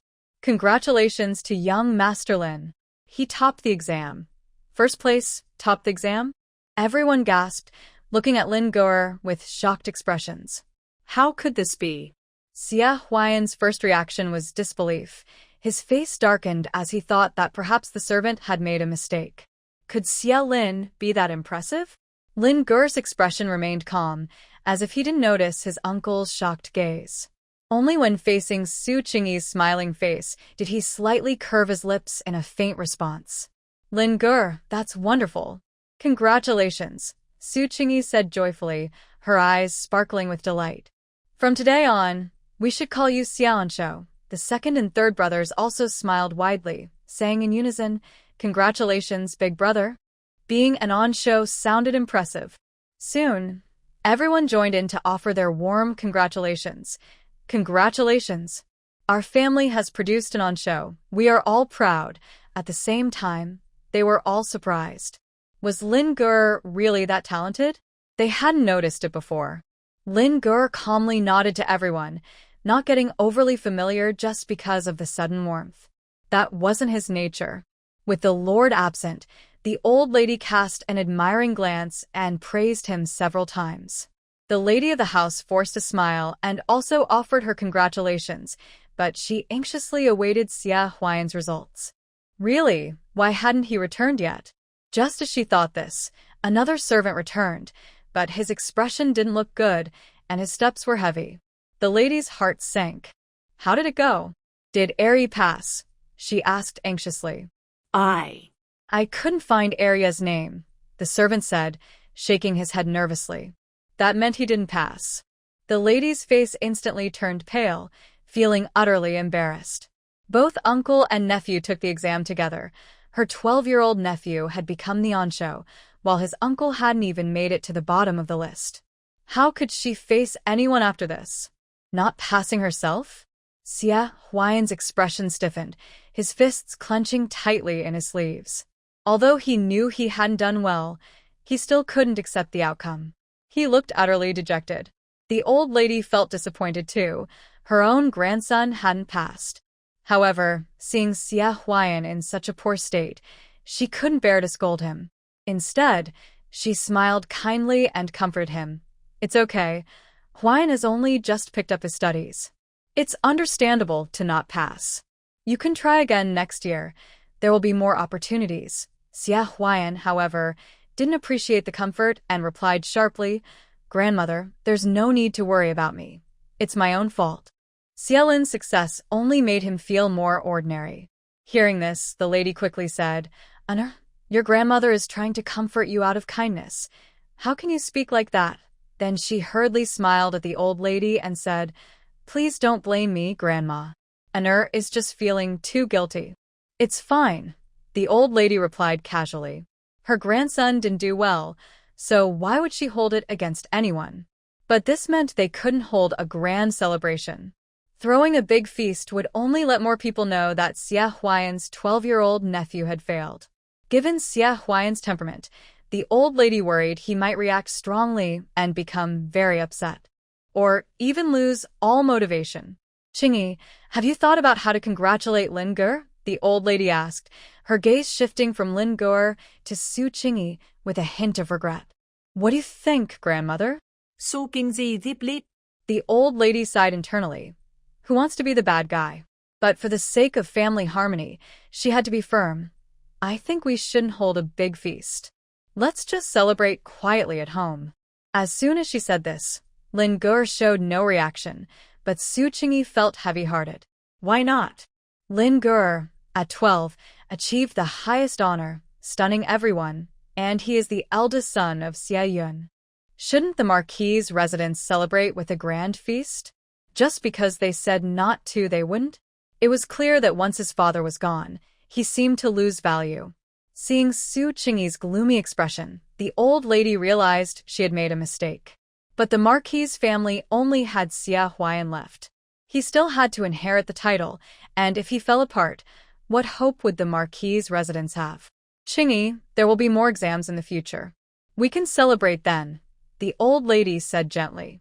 However, since Lin Ge achieved the top honor, we can't let him feel slighted. Even if we don't hold a feast, we should reward him. How about giving Lin Ge 100,000 taels of silver? 100,000 taels? The Marquis' wife was stunned and immediately concerned about where that money would come from. Would it be from the family funds or from the old lady's own pocket? If it came from the family funds, she wouldn't agree. Su Qingyi was also taken aback, starting to calculate. A few days of feasting wouldn't cost 100,000 taels. But announcing a feast to celebrate her son's achievement and sharing that pride with the people wasn't just about money. Now, it was clear that the Marquis' residence was not allowing them to celebrate, even if they wanted to spend their own money. Su Qingyi felt a mix of anger and amusement in her heart. Just as she was about to speak, Lin Ge spoke first. Great-grandmother is right, mother. Let's do as she suggests. Whether to hold the banquet or not didn't matter much to Lin Ge, but the 100,000 taels of silver would last their family a long time. So, seeing his mother disagree, he quickly spoke up. Su Qingyi looked at Lin Ge with a complicated expression, as if she wanted to say something but held back. He gave her a rare smile, as if to comfort her, saying it was okay. Oh, this child. All right, good child, then it settled. The old lady sighed.